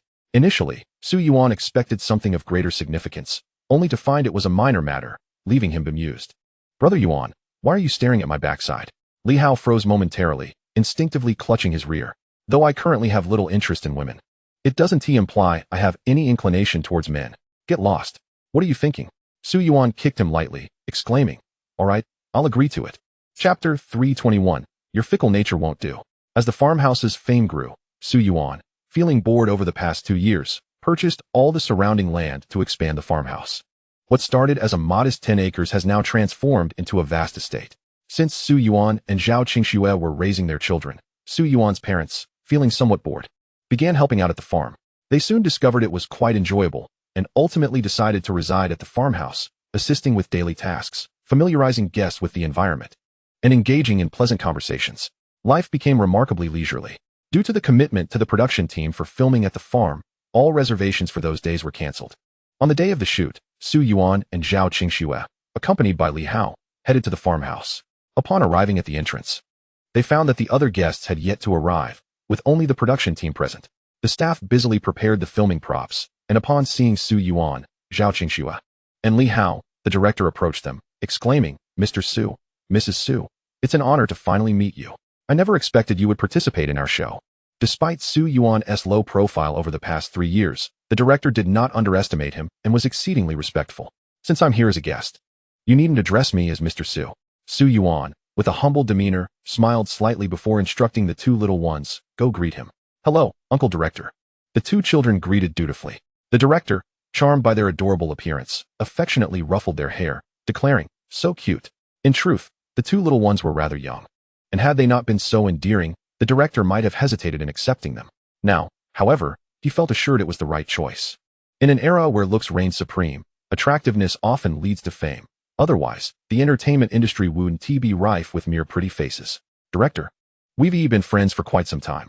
How can you so easily overlook me and Yin Yin?" Li Hao interjected, visibly disgruntled at the director's demeanor. "You can't be fickle like that. Don't misinterpret. I harbor no such fickleness. With new friends arriving, I must extend my hospitality, while you, my old cabbage, can go cool off." The director retorted, then turned back to Su Yuan. "By the way, there's something I believe is best kept confidential regarding the farm, mainly because..." Okay, before the director could elaborate, Su Yuan had already consented, simultaneously advising the two little ones to keep this matter private. They nodded earnestly in agreement.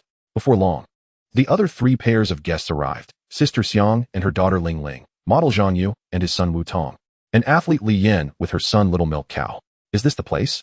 Given that this was an outdoor parent-child program, everyone was dressed casually in sportswear. However, Ling Ling stepped out of the car in a pristine white princess gown, complete with black patent leather shoes, appearing somewhat displeased. Sister Xiang coaxed her, "Be good. After we finish this program, we'll go shopping, all right?" "All right." Ling Ling pondered for a moment, seemingly contemplating something before reluctantly agreeing. Next came the introductions, with everyone politely introducing themselves before proceeding into the farmhouse. The staff guided them through the various areas of the estate. Li Xiang expressed her surprise. Wasn't this just a small farmhouse? How could it possibly have so much space?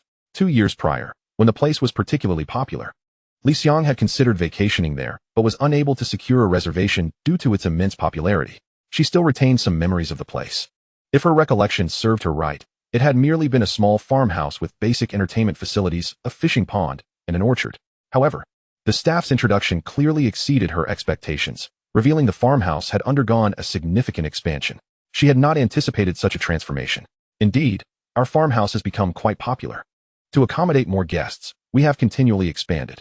Our current area now spans nearly 200 acres, the staff explained with pride. The increase in land area paralleled their rising salaries, which had surged from just over 10,000 to 20,000. While working as a server at a farmhouse may not seem prestigious, the remuneration and benefits were exceptional. "I see," Li Xiang nodded, acknowledging the progress of their establishment. "Your farmhouse has indeed been thriving." Certainly, at the outset of the program, everyone was encouraged to familiarize themselves with the charming rural setting. The adults congregated to engage in light-hearted conversations, exchanging parenting wisdom, while the children frolicked about, reveling in the delightful ecological environment. The vibrant flower beds were graced by the occasional fluttering of butterflies, a sight that was novel to the little ones, who had only encountered such creatures in their textbooks. Enthralled, they each grabbed a small net to chase after the butterflies. Everyone was thoroughly enjoying themselves, frolicking and playfully tumbling on the grassy expanse. Given their tender ages, Pingyin and Ru Yi were under the protective watch of Yan Yin as they played. However, after a while of merriment, a slight disagreement arose among the children. It turned out that Yan Yin had led the other 4 children a bit too far afield, leaving Ling Ling, donned in her petite leather shoes, struggling to keep pace. In her frustration, she commanded the others to return. Yan Yin, feeling somewhat displeased, retorted, "We're not running fast. You could simply walk over here. Why must we come back?" Ling Ling, hands on her hips, declared, "I don't care. I want you to come back and play with me. My mother said I am a fairy descended from the heavens, and everyone should revolve around me." The moment Ling Ling uttered her proclamation, the other children paused in astonishment. Wu Tong blinked in surprise and curiously inquired, "What proof do you have that you are a fairy descended from the heavens?" "I don't need proof. My mother said I am a fairy from the sky. She wouldn't lie to me." Ling Ling raised her chin defiantly. So you all must play with me seriously, or I'll turn into a fairy and fly away in a few days. Wow, that is amazing. Wu Tong and Little Milk Cow gazed at Ling Ling with awe and admiration, finding the notion of being a fairy utterly captivating. Can we also be fairies? We want to fly too. You're all mere mortals, so of course, you cannot. Ling Ling continued to proudly elevate her chin. However, if you play with me, when I'm in a good mood, I might take you flying with me to see what the sky looks like. You're lying. Just as Wu Tong and Little Milk Cow pondered whether to join Ling Ling, Ru Yi interjected, you are born of your mother, and your mother isn't a fairy. So you can't possibly be one. What gives you the right to say I'm not a fairy? Ling Ling protested. Your mother is definitely deceiving you. Adults love to trick children. I know how children are born. Ru Yi then proceeded to explain the scientific process of childbirth.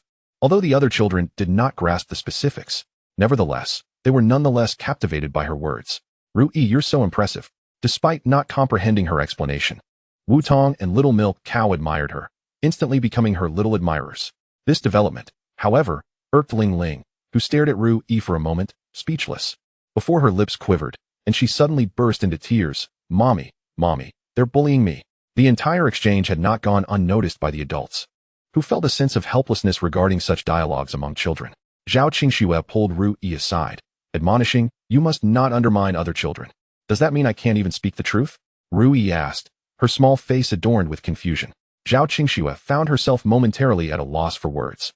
It was Su Yuan who provided a definitive response. If you wish to speak the truth, you may do so. However, you must understand that speaking the truth might upset some individuals.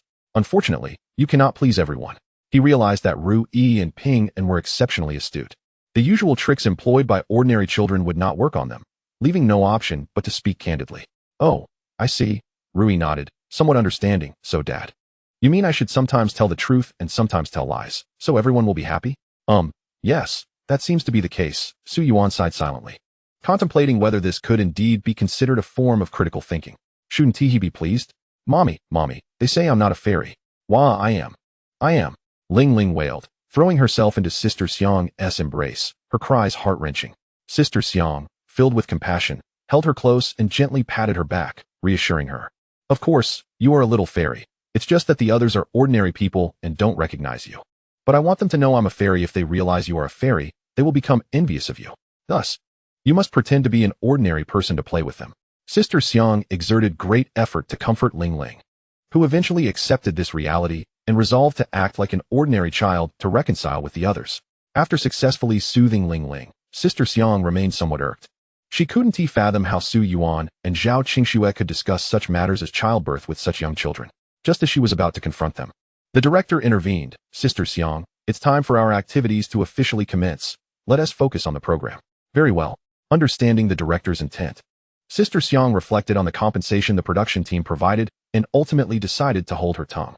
Once the preliminary preparations were sufficiently completed, the program was set to commence in earnest. The first activity involved fishing, which required collaboration between parents and children. If only the parents participated, their catch would be confiscated. The fish you catch will serve as your dinner ingredients tonight, so do your best. The director presented an array of fishing rods, announcing that the group with the most catches would receive 2 special secret seasonings. Great. I want to be number 1. Ling Ling, having forgotten her earlier grievances, rushed forward to select a red fishing rod. Sister Xiang beamed with pride as she watched her, and once Ling Ling had chosen her rod, she hopped onto a small bucket to find a spot by the lake. Ru Yi, meanwhile, tugged at Yan's sleeve. Sister Yan, you're older than me. You go first. Yan, equally modest, replied. No, you go ahead. I'll pick last since I'm the oldest. The 2 children took turns being polite until Wu Tong and Little Milk Cow finished selecting their rods, at which point they each picked a fishing rod. As the children were novices at fishing, they required instruction from the beginning. Given that Ping and Ru Yi were quite young, the director thought they might lack patience and learning capacity compared to the older ones. Thus, he promptly approached Li Hao and Yan to assess their progress. Although it was Yan's first time fishing, she learned remarkably quickly, mastering the fundamentals with ease. While Li Hao was still splashing around, she was already seated on a small stool, diligently fishing. Eventually, Li Hao opted to become a hands-off participant, lounging in a rocking chair nearby, sipping a drink and basking in the sun. The director was somewhat exasperated. Isn't this a bit excessive? This is a parent-child program. Do you see that my daughter needs any more instruction? Li Hao replied, crossing his legs and glancing leftward. Closest to them were Zhang Yu and Wu Tong. While Wutong earnestly attempted to learn, her tender age rendered her unable to grasp the technique after a short while, leading to a loss of interest. Observing this, Yin Yin abandoned her own fishing rod and dashed over to teach Wutong how to fish. Perhaps children communicate better among themselves. Within moments, Wutong, who had struggled to learn from Zhang Yu for quite some time, was successfully instructed by Yin Yin. Zhang Yu joyfully dashed over, lying down side by side with Li Hao, happily engaging in the role of a carefree child. I remarked on the remarkable intelligence of his daughter. Truly a considerate little darling. Zhang Yu sighed, expressing that his own child was akin to a mere ragged pair of shorts, far from being the nurturing little cotton-padded jacket he had hoped for. Over the past few years, Li Hao had showcased an exemplary child, one who was somewhat more understanding than the average child. Chapter 323. The catch was simply too abundant. Yin Yin was renowned among all the children for her exceptional cleverness and maturity, having garnered a plethora of admirers among the parents due to her stellar performances during outdoor activities. In other families, parents guided their children, but in Yin Yan's case, it was the child who led her father. The director, pleased with the footage of Yin Yan's impressive displays, ambled over to the little calf's area. The little calf, visibly restless, fidgeted here and there, causing Li Yin, her mother, a great deal of anxiety as she nearly developed blisters on her lips. Eventually, after much persuasion, the little one agreed to sit in Li Yan's lap and hold the fishing rod together, yet she still squirmed intermittently. As a result, 2 hours passed without a single fish in sight. Soon, the director found himself at Ling Ling and Sister Xiang's side. If you catch a fish, I shall reward you with a Tiffany bracelet, Sister Xiang proclaimed, employing her well-honed method of material motivation, which resonated with Ling Ling. Although the director and many netizens disapproved of such a nurturing approach, they acknowledged that it was not their place to interfere in how others raised their children. It remained uncertain what sort of adults these children would become. The director sighed inwardly, and after filming for a while, he finally approached Su Yuan. Initially, he believed the two little ones were far too young, just over 3 years old, to manage the complexities of fishing, thinking that a few cute shots would suffice and that fishing would be too challenging for them. However, upon arriving at Su Yuan's vicinity, he quickly realized he had underestimated them. I have already caught 5 fish, Su Yuan declared proudly. By the pond, he sat behind Rui, while Zhao Qingxue positioned herself behind Pinyin, vigilantly watching over them to avert any mishaps. Each little one held a fishing rod, patiently awaiting a nibble. When the bobber moved, they would excitedly call for their parents to assist in reeling in the catch. In just 2 hours, the little duo had returned triumphantly with their haul.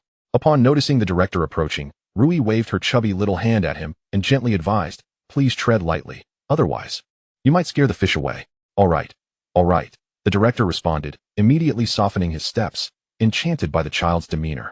He settled down on a small stool beside them, engaging in light conversation. "They are quite young. Have they fished before?" he inquired. The patience displayed by these two little ones was astonishing. They sat quietly, focused on fishing, a rarity among children.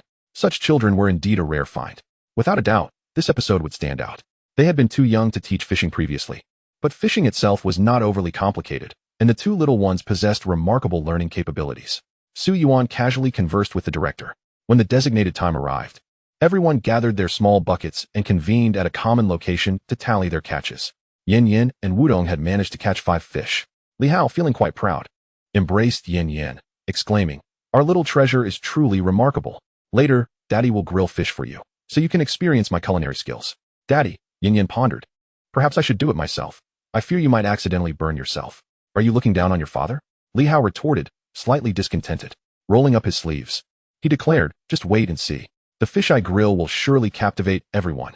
Yin Yin gazed at him with a deep sense of resignation, thinking to herself how challenging it was to have such a father. Wudong managed to catch a small fish, barely the size of a finger, which could only be described as a mere fry. "You all have not caught as many fish as I have." Observing that everyone else had meager returns, Ling Ling commanded her mother, Sister Xiang, to place the fishing buckets before everyone, placing her hands on her hips, and proclaimed, "I am the greatest." With a reminder to Sister Xiang, she added, "Mother, you promised that if I caught a fish, you would buy me a Tiffany bracelet. I've caught 4 fish. You must fulfill your promise." "Rest assured, I shall keep my word," Sister Xiang replied, proudly sharing her parenting insights with the others. Daughters require a wealthier upbringing than sons. Just look at our Ling Ling. From a young age, she has recognized many brands, and such artistic exposure naturally cultivates her aesthetic and demeanor. Those present hesitated to agree with her assertions, yet each held differing opinions, and no one dared to contradict her. Where are the others? After tallying the fish caught by the 4 parent-child pairs, Only the two little ones remained absent.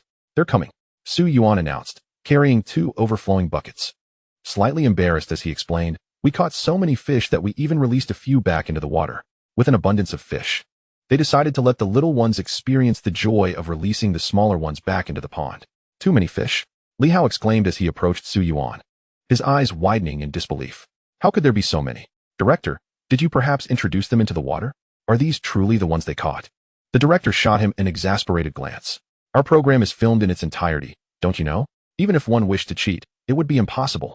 That's true, Li Hao conceded, crouching down to pinch Ping Un and Rui's cheeks.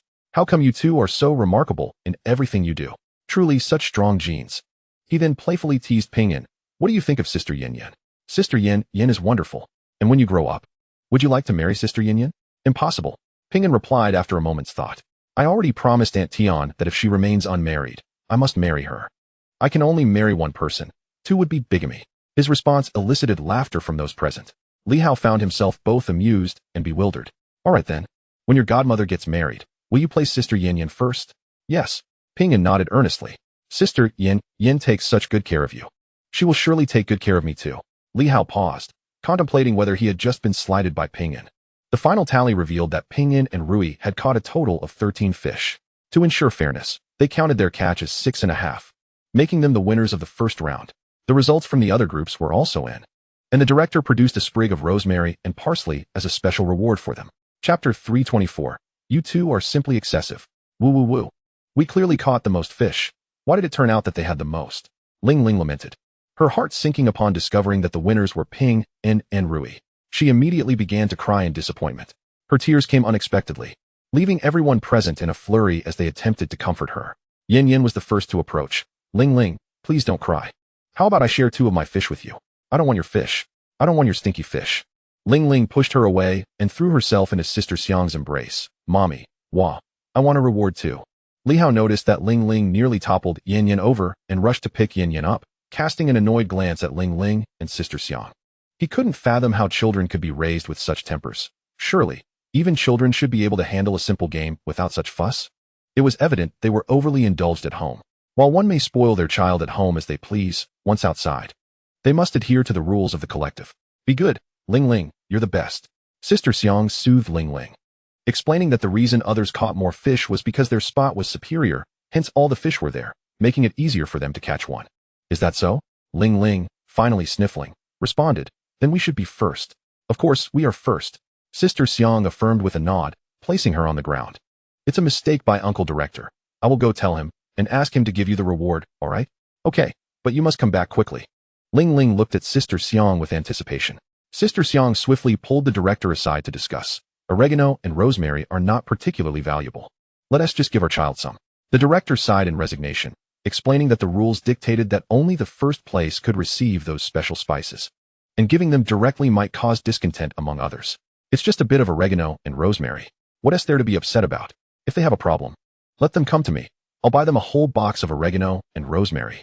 Upon hearing this, the director finally understood why Ling Ling was often unreasonable, like mother, like daughter.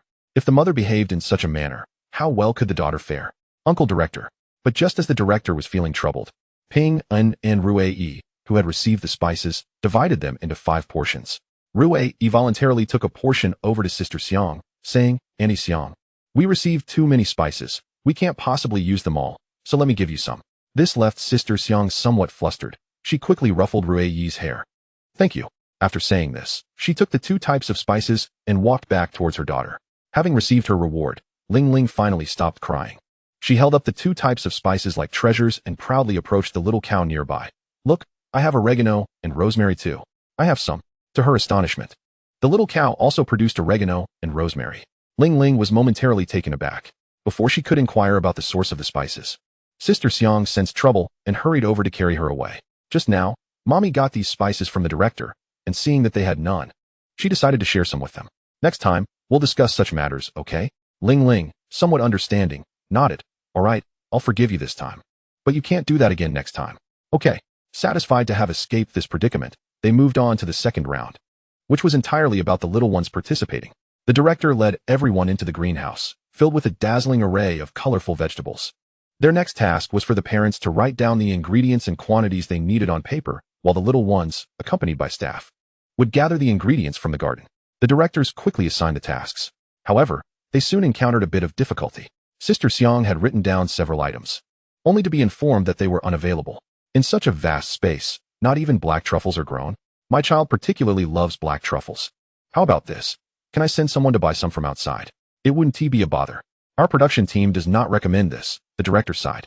I believe your main purpose for being here is to enjoy quality time with your child rather than fixating on such trivial ingredients. Fine, Sister Xiang clearly appeared dissatisfied.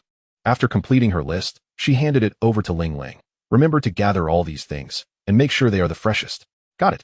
Ling Ling immediately grabbed a basket and dashed off, declaring, this time, I will be first. But the competition hadn't even officially begun yet. Knowing that Ling Ling and Sister Xiang could be quite challenging, the director resignedly remarked without calling the little one back, merely urging the others to move quickly. Su Yuan and Zhao Qingxue were not concerned about Ping Yin and Rui Yi's ability to complete the task. They comfortably sat nearby, engrossed in their phones. As boredom set in, they decided to play a game instead. Honey, you gave me your red buff and blue buff. What about you? Aren't there 2 red buffs and 2 blue buffs in our jungle? I'll go grab the others later. All right. Zhao Qingxue followed Su Yuan towards the blue buff on the red side, only to find it empty. Looks like someone stole our blue buff. Let me see who it was. Su Yuan swaggered around the opposing jungle. Oh, it was Xiao Qiao who stole it. With a swift maneuver, he eliminated Xiao Qiao and continued to scout for his missing red buff. You two are outrageous. You're playing a game without inviting me, Li Hao chimed in. Why would I invite a big light bulb like you? Once the little ones had gathered all the ingredients, they moved on to the cooking segment with the adults.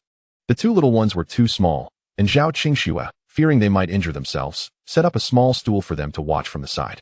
The director turned a blind eye to this arrangement, as he was aware that Sister Xiang was even more excessive. After filming a few shots of washing vegetables, she took Ling Ling to play, planning to return later to film a few plating shots once the staff had prepared the meals. With such a prominent figure, the director dared not say anything, allowing them to do as they pleased. Thus, this episode's focus shifted entirely to Yan Yan. Dad, that is not how you do it. In the kitchen, Li Hao was utterly clueless.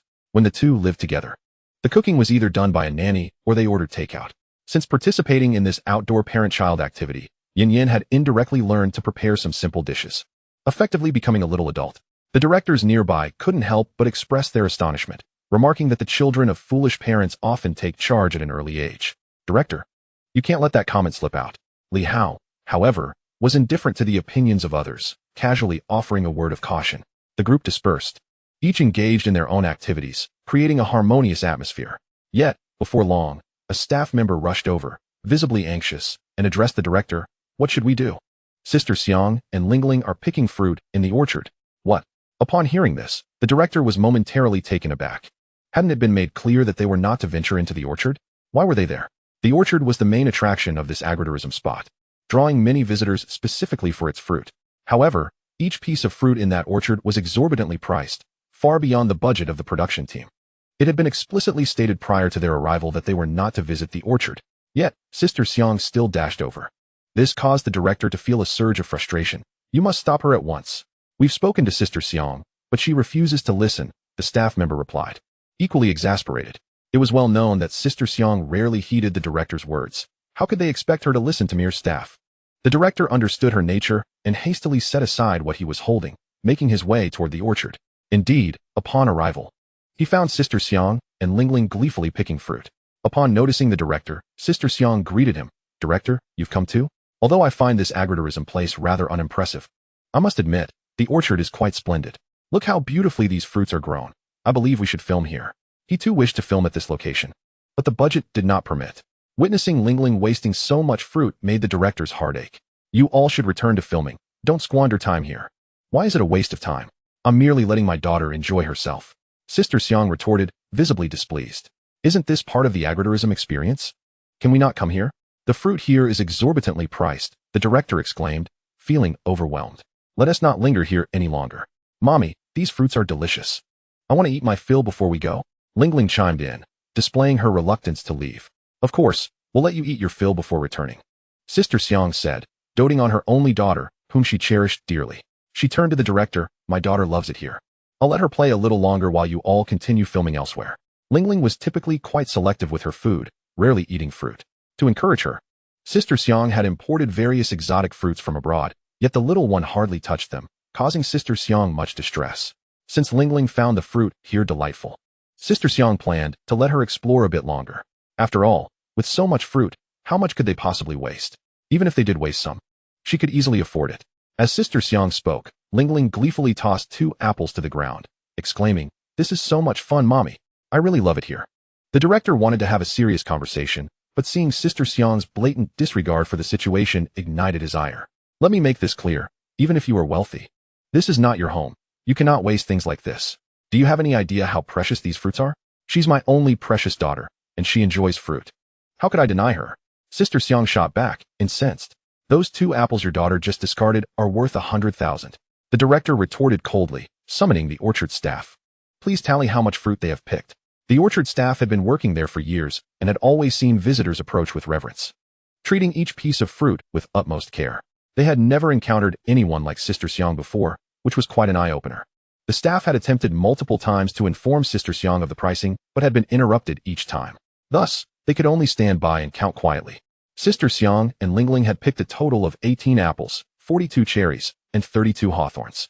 Lingling seemed to have a peculiar fondness for red fruits, selecting only those and discarding them carelessly on the ground. Initially, Sister Xiang scoffed at the staff's counting, thinking, "It's just a few fruits. Why count so meticulously? How petty." She had visited several orchards before where fruits could be sampled freely, with only a nominal fee for those taken away. The total value of the fruit they had picked amounted to 215,000. The staff quickly calculated the total, but this figure incited Sister Xiang's indignation. "Surely you aren't trying to rip us off just because you see we have money. Yes, we may be better off than most, but we are not fools. It's just a few fruits. How could it possibly be so expensive? Even if they were made of gold, they shouldn't cost that much." Chapter 326. That simply cannot be. Having worked in the orchard for so long, the staff held a deep affection for it. Hearing Sister Xiang belittle their establishment made them quite upset. "Sister Xiang, you're mistaken. Our orchard has clear pricing. We are honest in our dealings. You neglected to check the prices before picking the fruits. How can you accuse us of deceiving you? Moreover, our fruits are indeed worth more than gold. After all, gold can be found everywhere, but our fruits are unique to our orchard." Sister Xiang, accustomed to a position of superiority, was taken aback by the stern response from a mere staff member. Enraged, she demanded, "Where's your manager? Bring your manager to me. I want to file a complaint. If your manager does not fire you today, this matter will not be resolved. Even if I am fired, you will still owe the 215,000. The staff member replied defiantly. As the argument escalated, the orchard's manager arrived, having been informed of the commotion. After assessing the situation, the manager instructed the staff to step back and address Sister Xiang directly. "Sister Xiang, our orchard operates on these principles. I have double-checked the pricing. It is indeed 215,000. How can it be so expensive?" Although Sister Xiang could afford the amount, it was still a significant sum for her. While she could buy a house with that money, spending it solely on fruit felt excessive. "All our patrons are aware that our prices have not increased in 3 years. The manager stated with a smile. "To be frank, our fruits are truly not overpriced." With the manager's words, the director adopted an air of detachment, seemingly unconcerned. Out of pride, Sister Xiang had no choice but to pay, her expression cold as she left, holding Lingling in her arms. As she walked along the path, thoughts of the matter only intensified her frustration. Consequently, she snapped a photograph of the pile of rotten apples that lay on the ground and shared it on her social media platform. "I suggested that certain agritourism establishments ought to temper their conduct. After all, for a mere handful of decayed fruit, demanding an exorbitant sum of 2.15 million seemed utterly unconscionable. At first, the revelation of such a staggering price for fruit from someone's orchard left everyone astounded, prompting a flurry of clicks aimed at venting their outrage. However, upon discovering Sister Xiang's location, the tide of sentiment shifted dramatically. "Oh, it's south that place. You've wasted so much fruit, and yet it's only 2.15 million? That seems rather reasonable to me," exclaimed one onlooker. "Honestly, I wouldn't bat an eyelash even if it were 5 million. Another chimed in. "How is it that you managed to secure a reservation at this agritourism spot, while I couldn't?" Originally, she had hoped that posting the image would rally support for her cause, but to her dismay, the comments overwhelmingly defended the establishment, with some even lambasting her, causing Sister Xiang to fume at the screen. In a fit of indignation, she retorted to the netizens, "You've clearly never encountered such produce before. What is so remarkable about these fruits? We have countless fruit trees in our yard, and I can't even be bothered to harvest them. TSK, TSK, TSK, someone quipped. Perhaps you should consider renaming yourself Sister Sour. Your remarks are just dripping with bitterness. How can you compare the quality of your produce to others? Please, stop treating your own fruits like treasures, will you? A chorus of mockery ensued, leaving Sister Xiang's expression contorted with rage. At that moment, the director approached her, urging her to return quickly to film some cooking scenes. With no other choice, she complied. After a few years, she finally made her way to the kitchen, where an extraordinary aroma wafted through the air, a perfect fusion of ingredients and spices elevated to sublime heights. Whose dish is this? It smells absolutely divine. This was the immediate reaction shared by everyone who caught a whiff of the scent, leading them swiftly to the side of Su Yuan and Zhao Qingxue. Wow, did you really make this? As they gathered around the vibrantly colored dishes on the table, disbelief washed over the group. Particularly taken aback was Zhang Yu, the father of Wudong, who remarked, I even spent half a month learning from my child's mother for this show, yet I could never reach such heights. Of course, you wouldn't possess such skills. Li Yin interjected, her knowledge of culinary arts evident. Just look at the understanding of ingredients, the pairing of spices, and the presentation. Regardless of the angle from which you assess it, this is the work of a master chef. It's impossible to achieve this level without 10 or more years of dedicated study. So it's truly remarkable. Something you cannot replicate, so stop overthinking it.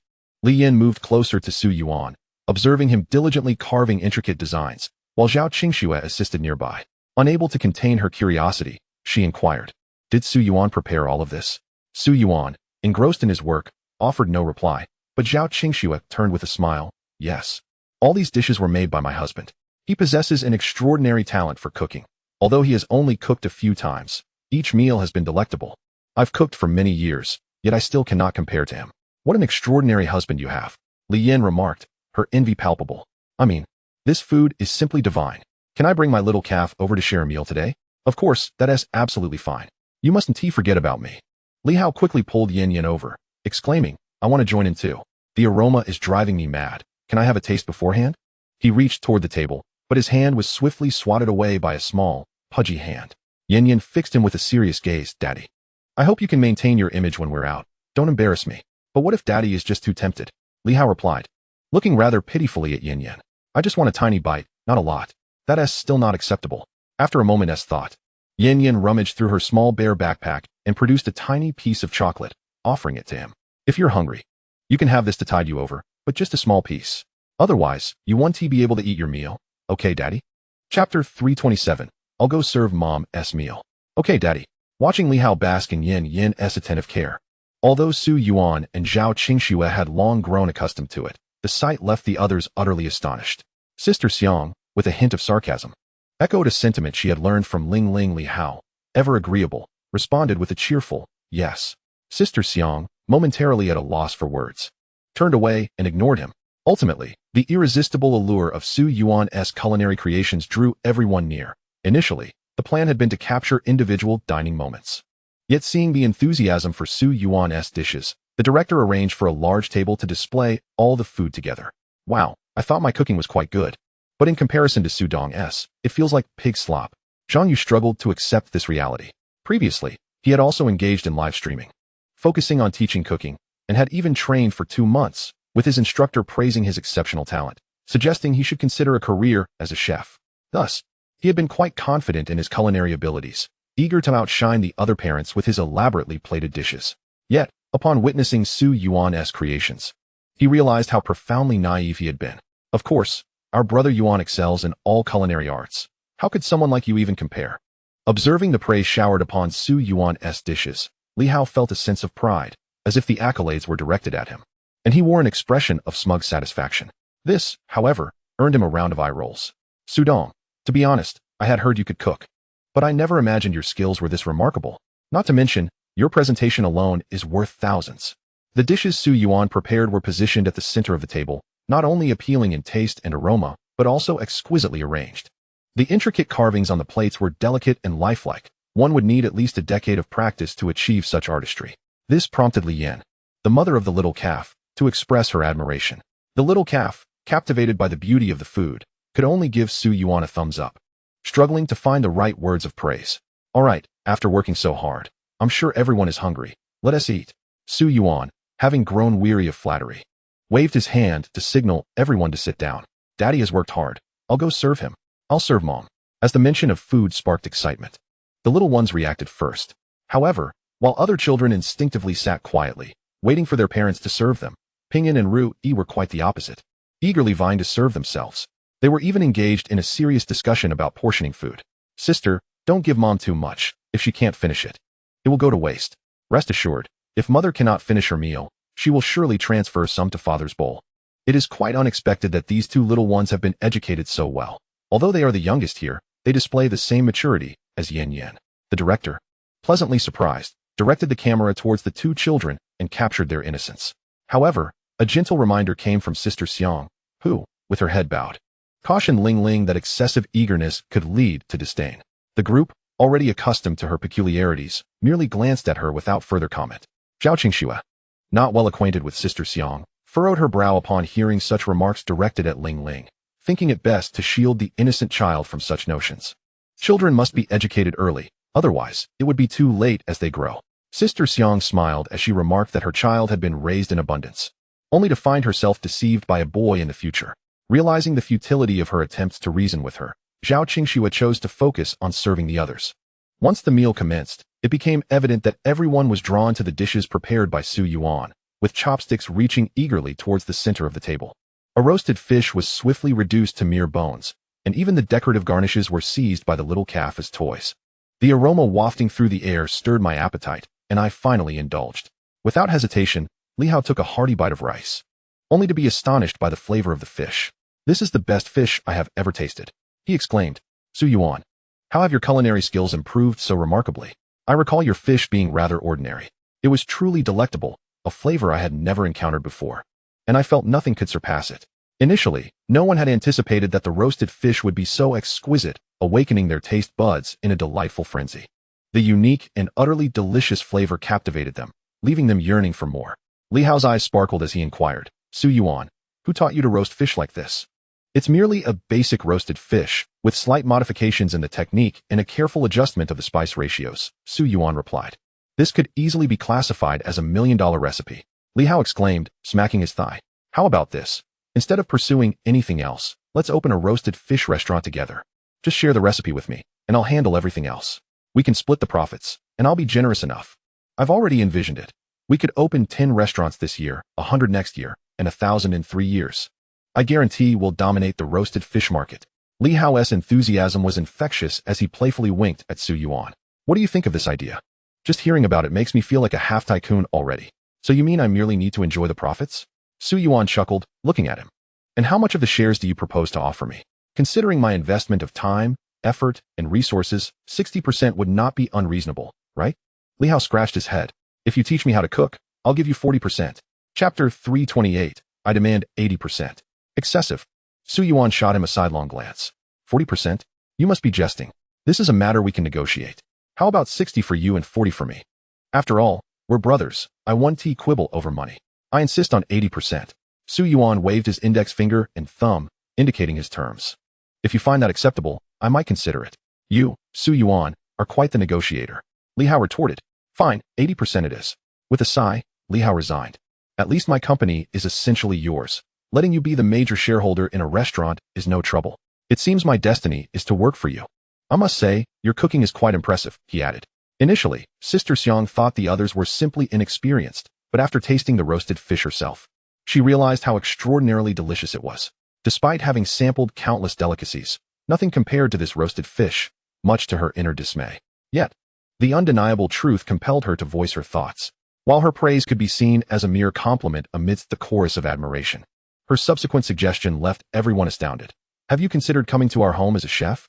I could dismiss our current chef, who earns exorbitantly yet does not cook half as well as you." Her earnest expression made it hard for the group to discern whether she was jesting. How could Director Su, who earns millions yearly, possibly consider working as a chef in your home? Indeed, the earnings of your household likely don't even match his earnings decimal point. The group chimed in, clearly unimpressed with Sister Xiang's proposal. "Humph," she scoffed, not wishing to engage further. Turning to Su Yuan, she asked, "What is your stance? If you offer me 100 billion annually, I might consider a part-time role." Su Yuan replied coolly, "Huh, only Director Su could demand such a sum." Li Yin chuckled, noting Sister Xiang's discontent. "Sister Xiang, I wonder if you could afford 100 billion. I was merely joking. Why are you all so serious?" Sister Xiang huffed, then turned back to her meal. Let us finish eating. Once we conclude, we can head back to the hotel for some much-needed rest after a long day. With that, the group silenced themselves and returned to their meals. After dining, they could have departed, as the day's filming was nearly complete. However, due to the pleasant ambience of the farmhouse, the director wished for them to linger a while longer, capturing some casual moments. As everyone was quite full, they decided to stay and relax. The children, having finished their meals, were expected to play, but Sister Xiang summoned Ling Ling to her side. The staff had set up a small table and chair for her, from which she retrieved her English homework, beginning to supervise Ling Ling's studies. Ling Ling, noticing the other children at play, clearly felt discontent, but under Sister Xiang's insistence, she could only sit on her little stool, tears in her eyes as she struggled to complete her assignments. This spectacle drew the concerned gazes of the parents, especially Zhao Qingxue and Su Yuan. Both adhere to the principle of interest-based education. They would never compel the little ones to study anything if they lacked interest. Thus, she could not help but voice her thoughts, suggesting that perhaps it would be better to let her join the other children in play.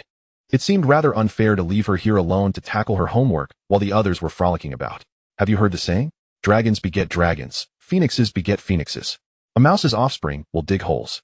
Sister Xiang remained unconcerned, asserting that the exceptional traditions of their family must not be tarnished. While she indulged them at times, discipline was also necessary. For instance, learning English was imperative, as it would be essential for future endeavors abroad. With the rapid improvements in domestic education, was there truly a need to go overseas? Those who have never traveled abroad cannot fathom the heights of educational standards there. They are simply not on the same level as domestic institutions. After Sister Xiang's remarks, she waved her hand dismissively, concluding that discussing it further with those who have never ventured abroad would be futile. Observing her stubbornness, one could only silently pity Ling Ling and eventually fell silent. However, Rui, possessing a kind heart, noticed Ling Ling sobbing while attempting her homework and approached her, saying, Ling Ling, you needn't continue with your homework. Come play with us. We are playing Eagle Catches Chicks.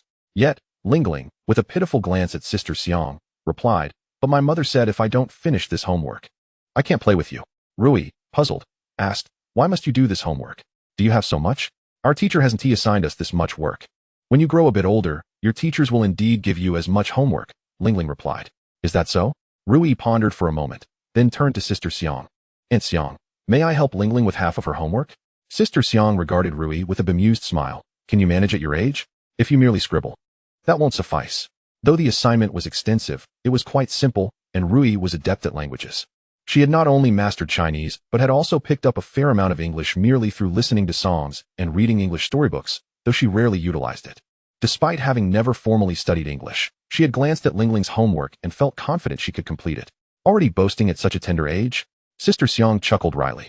Very well, if you are capable, you may assist Ling Ling with half of her homework. Should your accuracy exceed 80%, that will suffice. If not, I shall assign Ling Ling an additional closed test. All right, Rui readily agreed. Su Yuan and Zhao Qingxue did not intervene in her decision, merely bringing over a small stool for her. Chapter 329. Who says I am afraid? Go for it. Your parents believe in you. Su Yuan and Zhao Qingxue sat beside Rui, while Pingyun was nestled in their laps. The other children, witnessing this, abandoned their play to gather around and observe what was unfolding. Pingyun looked intently at Rui, his expression serious. Sister, if you encounter any difficult questions, you may ask for my help. I will assist you in such matters. Hey. Everyone, step back. No cheating. In truth, the mere act of capturing a moment of unity and camaraderie among the children had already fulfilled its purpose. Everything else was secondary. Yet Sister Xiang remained resolute. Mr. Su. Mrs. Su, I believe it's rather inappropriate for you to sit there. Very well, we shall stand back, Su Yuan replied calmly. I trust our child will not engage in any underhanded tactics. Sister Xiang maintained her stance. Such matters can be unpredictable. Enough of this. Let us focus on Rui's homework. Noticing the atmosphere was amiss, the director hurried over to lighten the mood, redirecting everyone's attention to Rui. There she was, her delicate face resembling that of a porcelain doll, bent over her small desk, writing fervently. Her pace was swifter than Ling Ling's. Ling Ling, filled with hope, watched Rui intently, praying she would complete everything correctly. Stop watching. You're in 3rd grade, and all of this is extracurricular reading. How could Rui possibly get it all right? Sister Xiang gently patted Ling Ling's head, advising, so, my dear, I suggest you don't waste time. You should earnestly finish your homework so you can play afterward. But there's so much. I may indulge you in many things, but homework must be completed. Upon hearing Sister Xiang's final ultimatum, Ling Ling, feeling overwhelmed, began to sob quietly. But she couldn't help but glance over at Rui, clearly not ready to give up.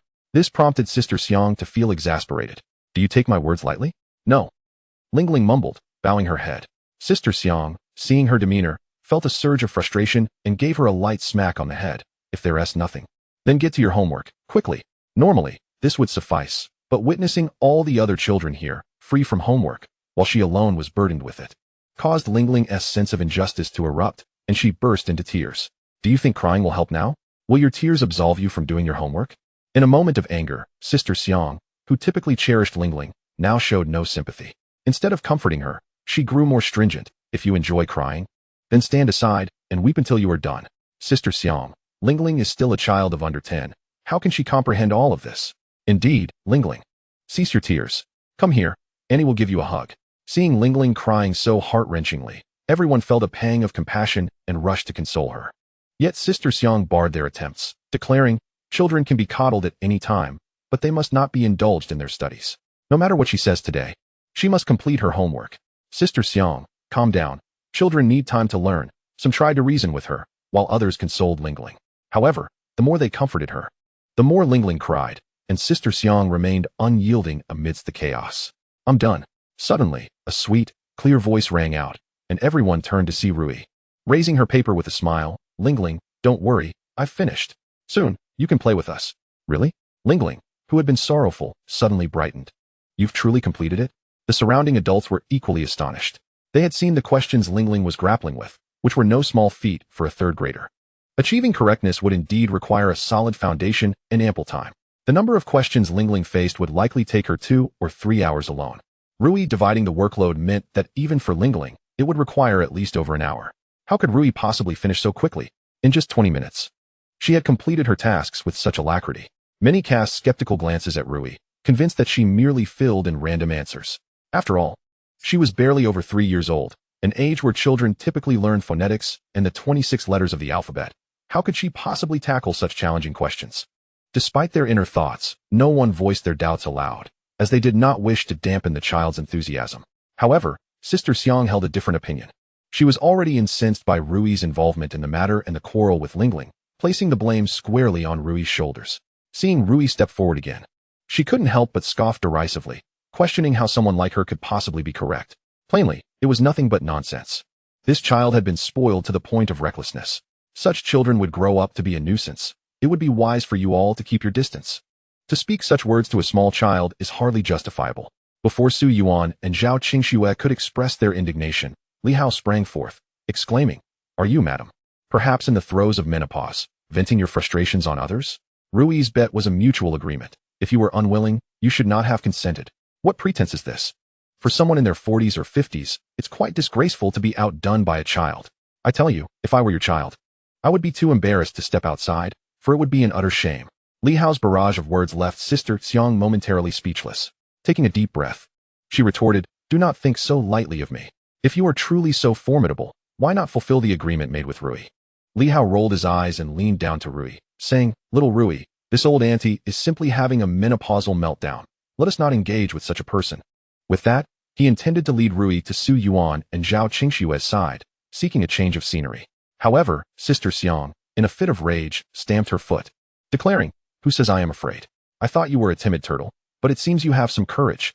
Li Hao responded with a cold smirk, bending down to ask Rui, Shall we entertain this untrustworthy menopausal woman?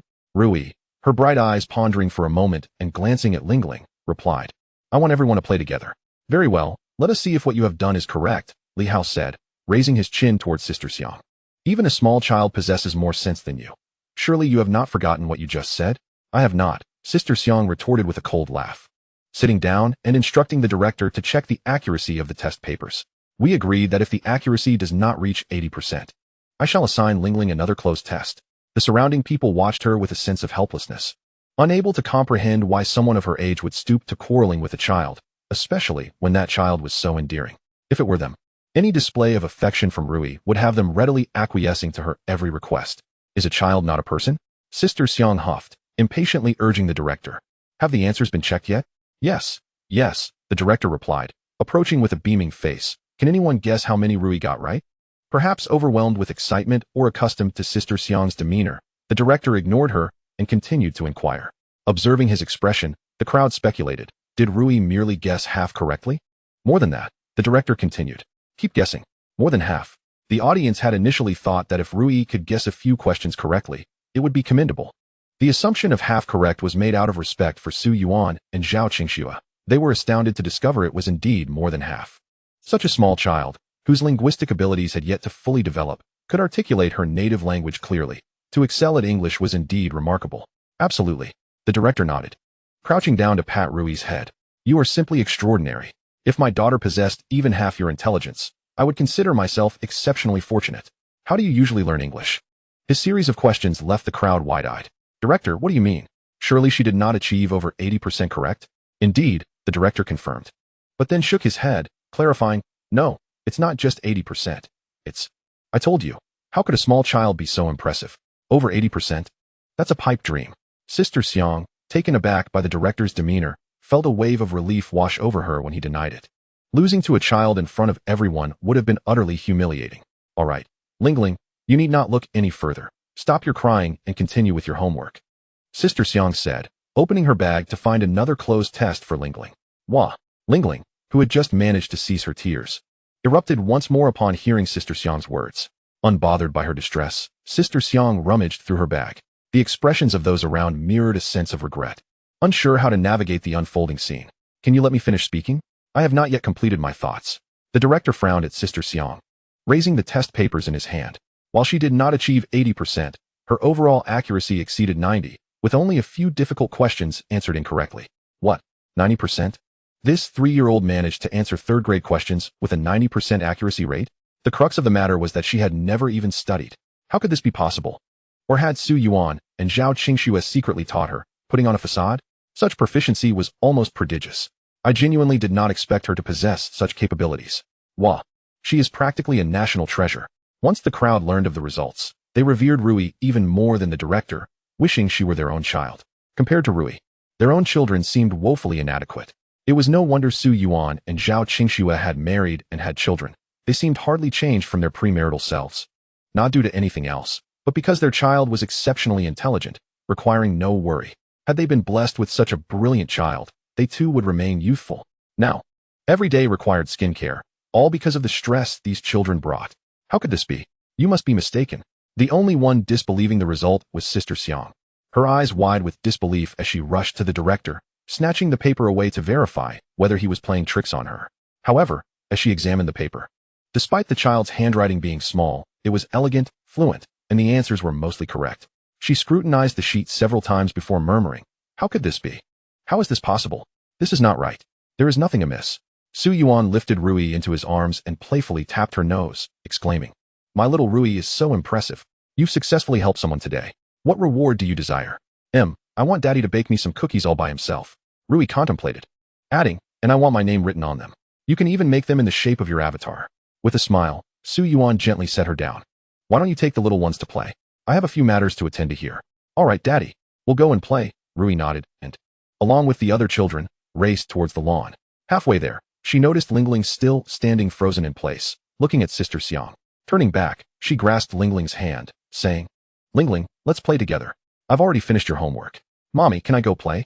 Lingling gazed at Sister Xiang, her eyes filled with anticipation and hesitation. Go ahead. Sister Xiang replied, though she was reluctant to let Lingling join them. However, with so many eyes upon her, she couldn't break her promise. So she forced a smile and nodded. Then let's go play. I want to join you in playing Eagle Catches Chicks. Lingling finally cheered and followed Rui and the others. Chapter 331. This is what other people's children are like.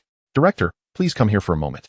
After watching Rui and the other children run off to play, Su Yuan's previously calm demeanor suddenly darkened. The atmospheric pressure in the room noticeably dropped. The others sensed something was amiss, but they understood that it was not the right time for them to speak, so they remained silent. The director, sweating profusely from Su Yuan's demeanor, nodded, yes, I'm coming. You understand what needs to be done, right? Su Yuan's displeasure with Sister Xiang's behavior had long been simmering, but he had restrained himself in front of Rui and Ping'an. Now that Rui was off playing, he decided to take decisive action. Understood. The director nodded rapidly, assuring, you can trust me. I will handle this matter properly. Good. Su Yuan nodded, refraining from saying anything further. He simply waved his hand, signaling the director to proceed with his tasks. then casually turned to take Zhao Qingxue's hand. Come, let's join the children in their games. What? Why do you want to terminate the contract? On what grounds? Sister Xiang immediately protested upon hearing the director's intention to dissolve the agreement.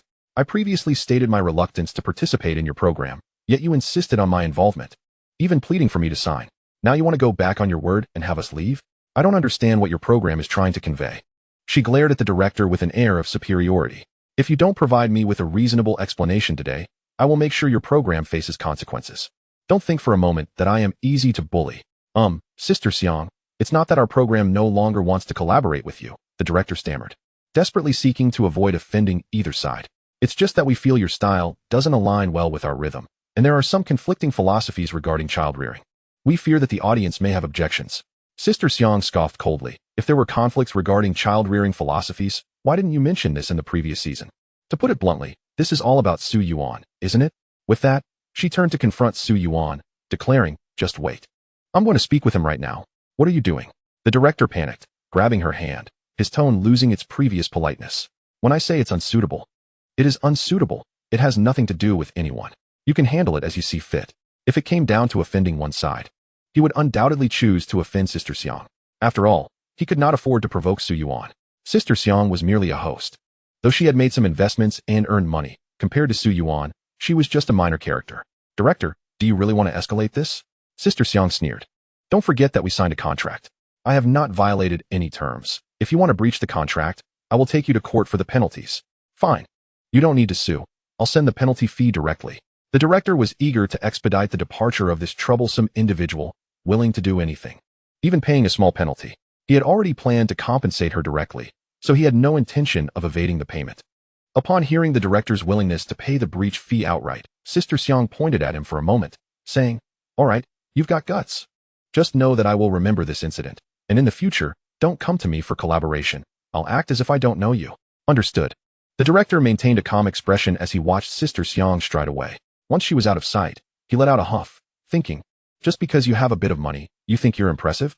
Even Mr. Su, who is immensely wealthy, doesn't he behave as arrogantly as you do? It seems that nouveau riche truly are a breed apart. After returning to the hotel, Sister Xiang quickly packed her and Lingling's belongings and left. The next day, she was absent from the program shoot. The director explained that Sister Xiang had family matters to attend to, necessitating her departure from the crew. Everyone understood the situation but complied with the director's narrative. With the departure of Sister Xiang and Lingling, who had been causing disruptions, the subsequent filming proceeded much more smoothly. Almost every day's tasks were filled with joy, and before long, the 3 days of shooting concluded. Another million was in hand. On the day of departure, Li Hao was in high spirits. This era is truly remarkable. Even children can earn money freely now. In my time, I wouldn't have dared to imagine such a thing. As he spoke, he hugged Yin Yin and planted a big kiss on her little face. Once we get home today, let us celebrate properly. Daddy, don't spend recklessly. Yin Yin held Li Hao's face, looking at him earnestly. All you're spending is essentially my money. We're not spending your earnings. We're using Daddy's money. But isn't your money meant to be saved for me in the future? Isn't that essentially my money? So, right now, you're basically eating my food, drinking my drinks, and using my things. Yin Yin's expression turned serious. I hope you can be more frugal. Thriftiness is a traditional virtue of our country. Hearing their conversation, Zhao Qingxue couldn't help but chuckle. Well, it seems your little cotton-padded jacket has a leak, huh? After leaving the production team, Li Hao took Yin Yin back to the capital. Meanwhile, Su Yuan and Zhao Qingxue dropped the 2 little ones off at kindergarten. Truth be told, they felt a bit sorry for the children, who not only had to attend kindergarten, but also participate in filming and various programs, leaving them little free time to learn the piano. It felt as though there were countless tasks awaiting them. I didn't have to do so much when I was a child. Su Yuan couldn't help but sigh. Kids these days really have it tough. Not long after the 2 little ones went to kindergarten, the parent-child program aired. The children had already garnered substantial popularity, and with the release of this new show, they attracted even more viewers, ultimately winning over a wave of new fans. These 2 little ones are truly angels. Watching their show made me so happy. Is this what other people's children are like? Their little faces are so delicate, I just want to pinch them. From now on, I declare myself their cloud daddy and cloud mommy. Gradually, the concept of cloud parenting emerged, with many fans affectionately referring to themselves as the cloud fathers and mothers of 2 little ones. In Shihan's office, there were also individuals engrossed in this parenting program. Chapter 332, You are indeed my closest confidant. Have you all watched that parenting show? It was just updated a couple of days ago. The two children on the cover were simply adorable, so I took a look, and now I find myself a cloud mother. Of course, I've seen that show. Those two little ones are incredibly charming. I can't fathom how such delightful children come into being. Indeed, every feature, their eyes, nose, mouth, and facial shape, is flawless, giving the impression of being meticulously crafted dolls, simply exquisite. In Shihan's office, the majority are either mothers or unmarried women of a certain age, at a time when maternal instincts are at their peak. Upon seeing the angelic faces of the two little ones, they were instantly captivated by the cover. Upon further viewing, it became evident that the children were not only intelligent and conscientious, but also possessed amiable temperaments, rarely crying or fussing. Truly the epitome of every parent's dream child. Now, the aspirations of the unmarried women in the office have shifted from seeking a reliable partner to nurturing a pair of such adorable children. What do men matter? With such charming little ones, I could raise them myself. The notion of foregoing men seems entirely plausible. In this open era, why not simply find a handsome man for some assistance? If I were to find someone like Mr. Su, it would be a tremendous stroke of luck. Do you think I would wish to marry a woman? If I had such lovable children, I wouldn't need a partner. I would raise them myself. The office buzzed with animated discussions about the parenting program when Shihan emerged, observing the scene of her colleagues huddled together, their minds clearly not on their work, prompting her to furrow her brow and approach. However, upon realizing they were engrossed in the show, her expression softened. Clearing her throat softly, she garnered their attention. Manager? Everyone turned, startled to see her, and hastily scrambled to shut down the program on their screens, returning to their desks with the pretense of being diligent. Shihan sighs. She genuinely wished to partake in the discussion. After all, she is the godmother of those two little ones. If not now, when would she flaunt her adorable godchildren? So, you've all finished watching that parenting show, right? She surveyed the room and whispered this inquiry. Manager, we merely glanced at it during our break. We didn't watch for long before you came out. They quickly deflected, anticipating her reprimand. I understand, and I won't hold this against you this time, but next time, you mustn't let me catch you watching television again.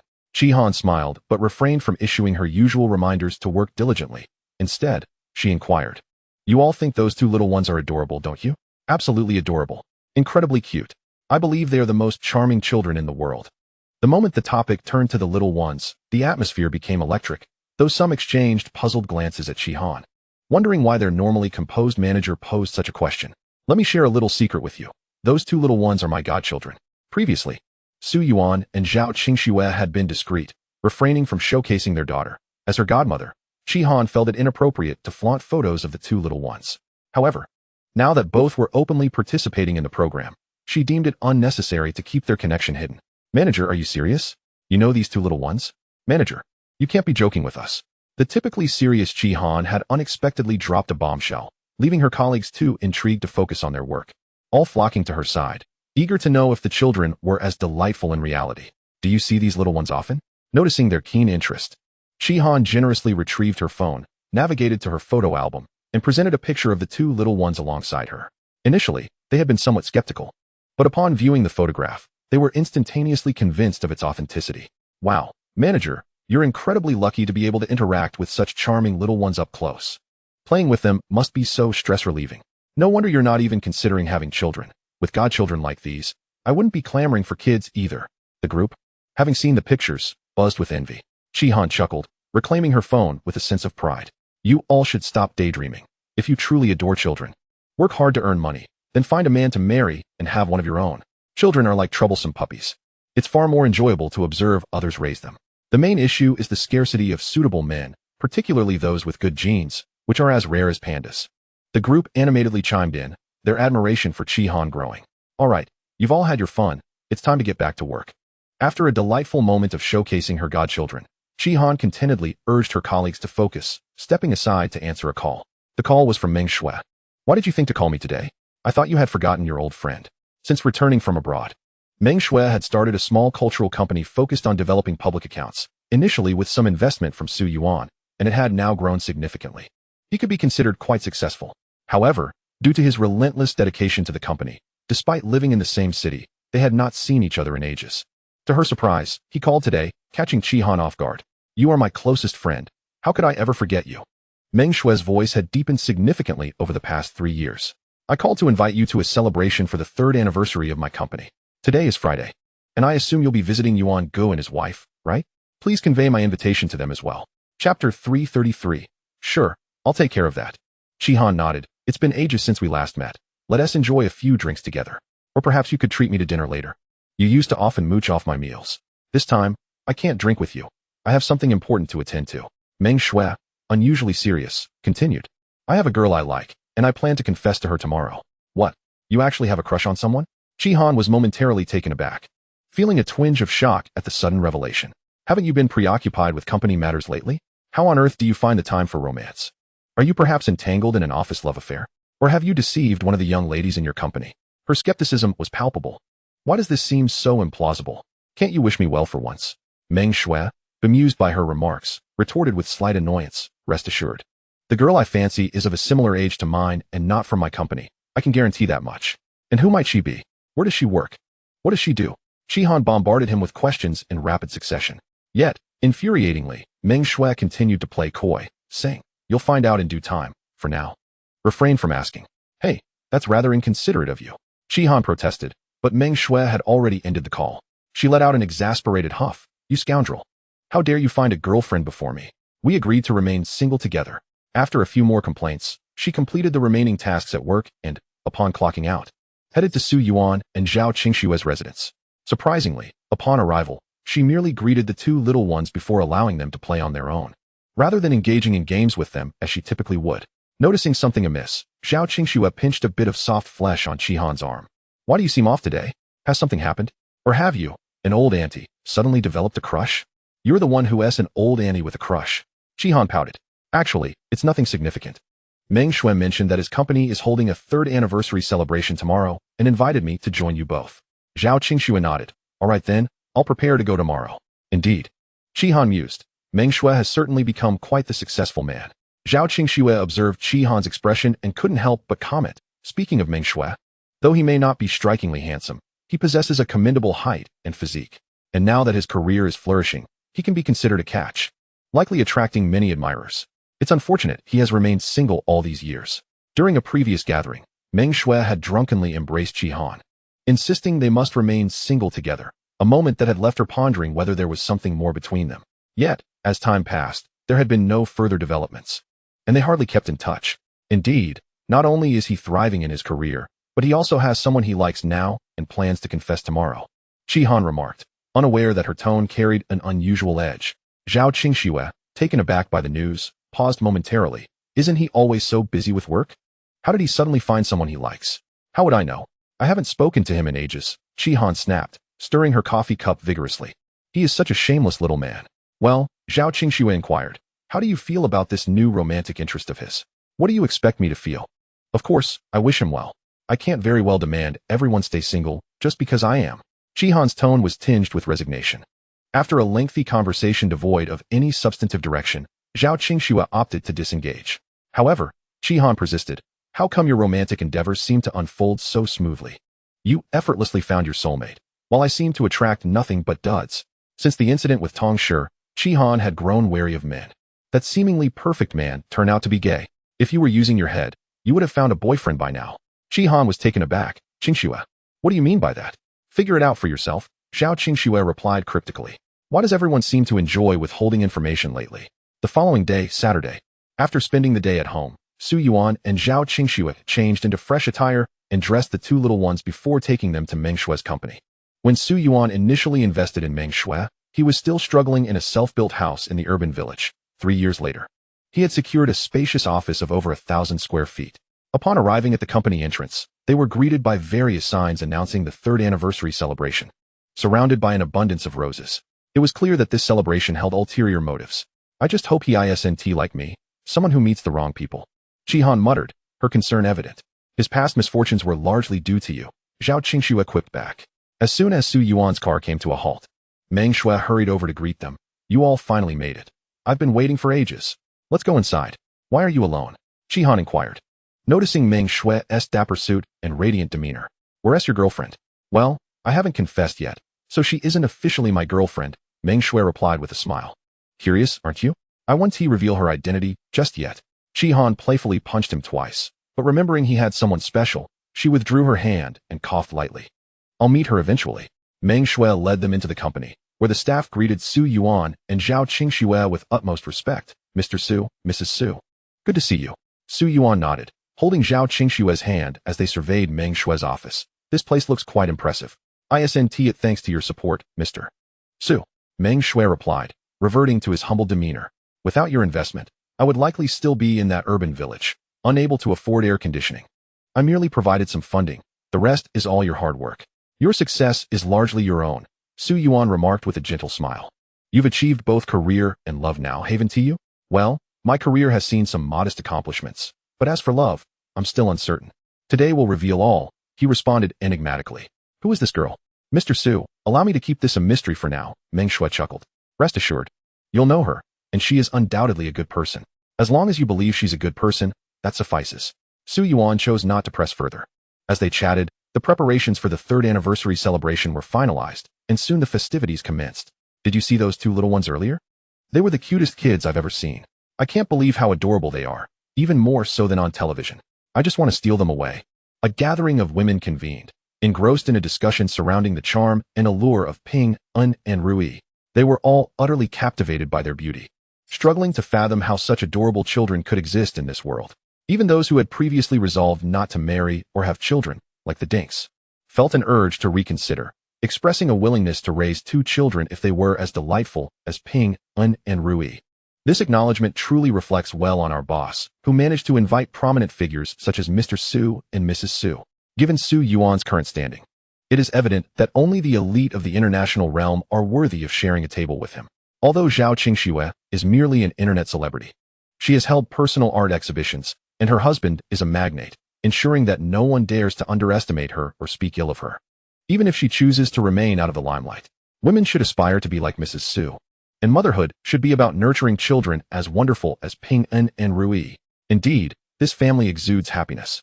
The primary allure is Mr. Su's handsomeness. I too yearn for a husband who embodies such charm, wealth, and gentleness. Half of Mr. Su would suffice. A figure like Mr. Su is indeed hard to come by, even if only in part. As the lively conversation continued, the 3rd anniversary celebration commenced. Su Yuan and Zhao Qingxue, preferring not to steal the spotlight, merely stood for a brief moment, holding a child each before taking their seats in the audience. The remainder of the event transitioned into Meng Shue's dedicated segment. He began by expressing gratitude to the loyal employees who had weathered the storm alongside him for 3 years, presenting each of them with a substantial red envelope. He then shared heartfelt sentiments, moving many in attendance to tears. Subsequently, he encouraged everyone to strive for further achievements in the coming year. Once he had acknowledged everyone, he shyly admitted, "As you all know, I am rather ordinary, and no girls have ever shown interest in me, which is why I have remained single since birth. However, in my heart, I have always cherished a girl who has been my guiding light." Oh wow, I wondered why there were so many roses at our anniversary celebration. It turns out they were waiting for us. Boss, love should be boldly expressed. In truth, our boss is quite a good man, with an almost blank romantic history. He works diligently and earnestly, and to have harbored feelings for one girl for such an extended period signifies a deep-seated affection. Upon witnessing this situation, the crowd erupted into cheers, eager to discover the identity of the lucky girl who had captured the heart of this esteemed bachelor. Jihan, feeling a bit anxious, leaned in to Zhao Qingxue and whispered, "Do you think he might be harboring unrequited feelings? It has been so long, and the leading lady has yet to appear. I suspect that she may not even like him, and he might be trying to coerce her into submission. Why should it concern you if he is infatuated with someone else? He's still my brother," Jihan retorted. "Once I find out he has a girlfriend, I will maintain my distance, but until then, I must thoughtfully consider his lifelong happiness. I have liked that girl for nearly 15 years. From the moment I laid eyes on her, I knew she was the one with whom I wished to spend my life." Initially, Jihan had been playfully bantering with Zhao Qingxue, but upon hearing this revelation, she froze in disbelief. 15 years? The duration since she met Meng Shui was precisely 15 years. What a remarkable coincidence. "Yes, I am speaking of you, Jihan." As Jihan grappled with her astonishment, Meng Shui, microphone in hand, turned his gentle gaze towards her. "From the moment I first met you, I was enchanted. Even then, you were already stunning. A goddess in the eyes of many in our class, while I was merely a chubby and unappealing boy. Many disliked me, and I could never muster the courage to confess my feelings, opting instead to be the good brother in your life. When you gained admission to a prestigious university and later secured a commendable job, I felt even less deserving of you. I worked tirelessly, hoping to one day stand before you and prove that I could offer the life you desire. I have awaited this day for far too long, fearing daily that another man might sweep you away, leaving us with no chance at all. Therefore, I can wait no longer, Qihan. In front of everyone. I ask you, will you be with me? Allow me to cherish and protect you for a lifetime. Meng Shue's heartfelt declaration left the employees dumbfounded. Su Yuan and Zhao Qingxue were equally astonished, realizing that beneath Meng Shue's rugged exterior lay a fervent heart.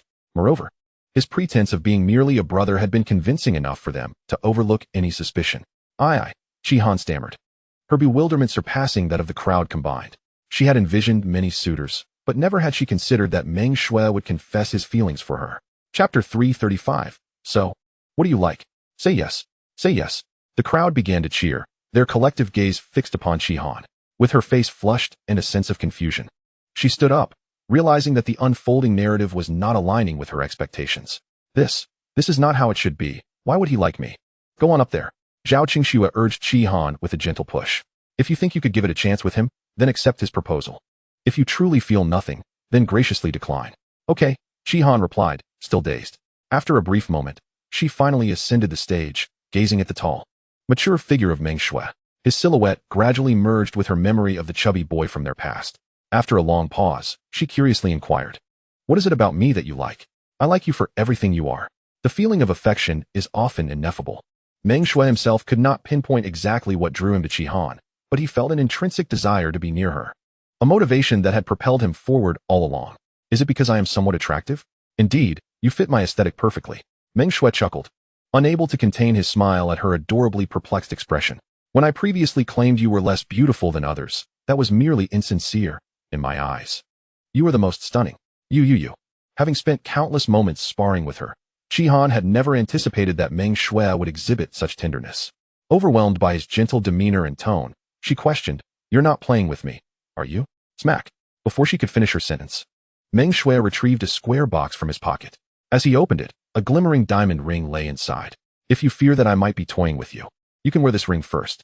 Once we step outside, we can register our marriage and later hold a wedding ceremony. What do you think? Initially, Qihan had intended to reject him, but standing before such a considerate Meng Shuai, the words of denial simply would not come. If you do not refuse me, I shall take it as your acceptance. With a smile, Meng Shuai stepped forward and gently slid the ring onto her ring finger. Kiss, kiss, kiss. As the ring was finally slipped onto her finger, it signified a culmination of events, eliciting a thunderous applause and raucous cheers from the crowd. Ping An let out a soft sigh. After all these years, her godmother finally had someone to cherish her, which was indeed a cause for concern. Rui, rarely in agreement, echoed his sentiments, exclaiming that it truly was a matter that could weigh heavily on one's heart. Everyone insisted that she kiss him, and with the ring now adorning his hand, she felt compelled to oblige. Meng Shuai observed Qihan's dazed expression and moved closer. How did I end up being kissed by him? Why did it happen so suddenly? It wasn't until the 3-year celebration concluded that Qihan finally snapped back to reality, grasping Zhao Qingxue's hand in frustration. Are you even still my best friend? I just got taken advantage of by that insufferable man. And you don't seem to care at all. He's not just any man. He is now your boyfriend. Zhao Qingxue chuckled, covering her mouth. Even if he devoured you on the spot, it would be entirely justified. Am I to intervene? What do you mean devour? Suddenly, recalling something, Qihan felt a rush of embarrassment. You all mustn't speak so indiscriminately. Godmother, why does your face turn so red whenever we mention food? Ping An inquired with a curious tilt of her head. Are you secretly indulging in tasty snacks without us? No. Qihan found it amusing for the first time how chatty the two little ones could be. She playfully patted their cheeks, assuring them, rest assured, whenever there's something delicious, I'm always the first to share it with you. But what if you have siblings with Uncle Meng? Rui's eyes widened with concern. Will you forget about us then? How could I ever forget you? Qihan began, but abruptly realized that she shouldn't engage in such discussions with children. You are too young to understand these matters. When you grow older, you'll know. Even if I were to have children, I would love you both just the same, so you needn't worry about that. Then we will cherish our little siblings as well. Having reached a consensus on the matter, Su Yuan and Zhao Qingxue led the two youngsters to the car. Qihan attempted to join them, but Zhao Qingxue playfully pushed her away. We're heading home. Why would you come with us? Of course I should accompany you since we came together. You are now someone with a boyfriend. We wouldn't dare compete for your attention. Zhao Qingxue said with a mischievous smile before shutting the car door. Dear, let's hurry home. What a perplexing situation. Qihan felt a surge of anxiety. Having just been kissed, she dashed off the stage and had yet to find a moment alone with Meng Shuai. The thought of their relationship shifting so dramatically made her acutely aware of the warmth of the ring on her finger. Qihan, how could you be so foolish? She scolded herself, delivering a sharp slap to her own face. How could she have agreed to such a thing? Han Han, I'm sorry I'm late. Meng Shui hurriedly emerged from the elevator and approached the parking lot. Did you wait long? You. Can you please speak normally? Chi Han felt goosebumps at his gentle tone. Is there something unusual about how I speak? I've always talked this way. He shrugged, naturally taking her hand in his. Did you not say on the phone yesterday that you wanted me to treat you to dinner? I've made arrangements. Let us go eat together. I'm okay. Reluctantly. She acknowledged her earlier words, though she tugged at his hand. Could you not hold my hand? How would you prefer it? Meng Shui continued to gaze at her tenderly. Startled, Chi Han abruptly released his hand, but then reconsidered, lifting it back to rest on her shoulder. This feels a bit more appropriate. Observing their casual pose, Meng Shui sighed inwardly. It seemed they still had a considerable distance to traverse before becoming a genuine couple. Chapter 336. I will personally oversee this matter. Following the airing of the parent-child program, the television drama featuring the two little ones that Jing Tian had previously filmed became a sensation. The scene where little Rui cried was transformed into a meme and circulated wildly online. At this point, the two children's popularity was nearly rivaling that of Su Yuan and Zhao Qingxue. Su Yuan felt rather helpless. The students had surpassed their mentor, unexpectedly revealing such potential. It seemed that he would not need to leave them any inheritance, as they could thrive on their own. The two little ones had earned nearly 200,000 through their acting in the parent-child show. While this sum was trivial to him, for an ordinary person, it represented a substantial amount. Many might never earn that much in a lifetime. Generally, individuals who could earn 200,000 lived comfortably. Yet, these two children had effortlessly amassed such wealth from mere performances. Dad, if you don't want to leave us any inheritance, that's fine. You could donate all of it instead. Ping excitedly waved his chubby little hand. I read that many children are homeless and live in dire conditions. I want to use Dad's money to buy food and clothes for them, and also provide them with shelter. Rest assured, I will promptly make arrangements for this. Su Yuan replied, pleasantly surprised by their kindness at such a young age. He planned to fulfill their wish by investing in a welfare home, aptly named the Ping and Rui Welfare Institute. Little ones, just 2 days left until Children's Day. We will all perform on stage. Does anyone have any special talents to showcase? Though these children were merely in kindergarten, many had received excellent home education and had already taken lessons in various skills. Thus, despite their youth, they were quite capable. Even those who lacked specific talents could join in singing or dancing together, as the essence of the Children's Day performance lay in participation. Teacher, I can sing. Teacher, I can dance. Because the children got along splendidly, most were eager to express themselves, and many volunteered to sing or dance. Teacher, yet diligently noted down their names. Teacher, I can play the piano. Just as she had recorded 5 or 6 names, Ping In and Rui simultaneously raised their hands. You can play the piano? These two children had become quite the celebrities in class, having not only participated in a drama, but also a parent-child program. Despite having missed some learning time, they consistently completed their homework on time with remarkable accuracy, fostering excellent relationships with their peers. Teacher Ye adored these two little darlings, but was astonished that they still found time to learn the piano amidst their busy schedules. After all, for young children, the threshold for singing and dancing is considerably lower, yet mastering the piano demands a significant investment of effort. Without dedicated practice, one cannot hope to achieve proficiency. Indeed, the teacher nodded as Rui grasped Pingin's hand, expressing her desire to perform alongside her brother. So, you intend to present a four-hand piano piece? Teacher Yeya exclaimed in surprise. If you are certain, I shall record your names. She had never anticipated that her class would include children capable of such a feat, especially since neither the middle nor upper classes boasted similar talents. This would surely be an opportunity for her to shine. Upon receiving confirmation from the two, Teacher Yea promptly noted their names and submitted them. It was evident that this performance had caught the attention of the director, who remarked, "It seems your class has 2 students who will play the piano, and a four-hand piece at that. But I recall you teach the younger class, right? Even if Class A consists of the more advanced, capable children, it seems implausible that they could master the piano at such a tender age. Director, those 2 students of mine are exceptional. Not only can they play the piano, but they have also excelled in acting, delivering performances akin to a textbook example." Teacher Yaya responded with a bittersweet smile. Today's children are indeed increasingly intelligent. No, her 2 students are veritable prodigies. After years of teaching kindergarten, she recognized the vast range of abilities among children, yet the brilliance of Pinyin and Rui was truly rare, a first in her extensive career. Ah, so it is them. The director realized, acknowledging that she was familiar with the 2 children. In that case, please arrange to assess their piano skills. If they perform well, we might feature their piece as the grand finale. Although it was merely a modest celebration for International Children's Day, the presence of parents would ensure an audience, and showcasing talented children would undoubtedly leave a favorable impression. It seemed that the kindergarten had indeed struck gold with these two little gems. Very well. I shall personally oversee this matter, Teacher Ye promptly agreed. However, as she exited the office, she was immediately surrounded by teachers from other classes. Teacher Ye, it appears you are destined for another moment of glory. Your luck is astonishing to have encountered such a prodigy, they remarked, their voices tinged with envy. If only they could boast such remarkable students in their own classes. Alas, they lack that fortune. Teaching prodigies and ordinary children is fundamentally the same, Teacher Ye stated. Though her radiant smile betrayed her delight. As a teacher, it is a lifelong dream to nurture a few prodigies and witness their growth under one's guidance. One teacher sighed. It seems my dream may never come to fruition. My class is filled with mischievous children, each more troublesome than the last. Even in the upper class, they behave like toddlers. Indeed, my students also keep me on my toes, driving me to exasperation daily. In this day and age, encountering a well-behaved child is a rarity. Teacher Ye chuckled, covering her mouth.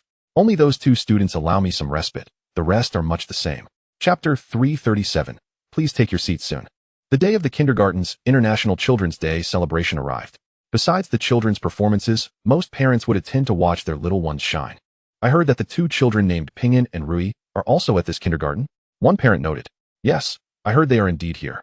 Which is why I believe this kindergarten produces such intelligent children. I suppose that's the case, another replied. Children who attend this kindergarten typically come from affluent families. And on the day of the celebration, it was rare to see fathers. Most attendees were pampered mothers.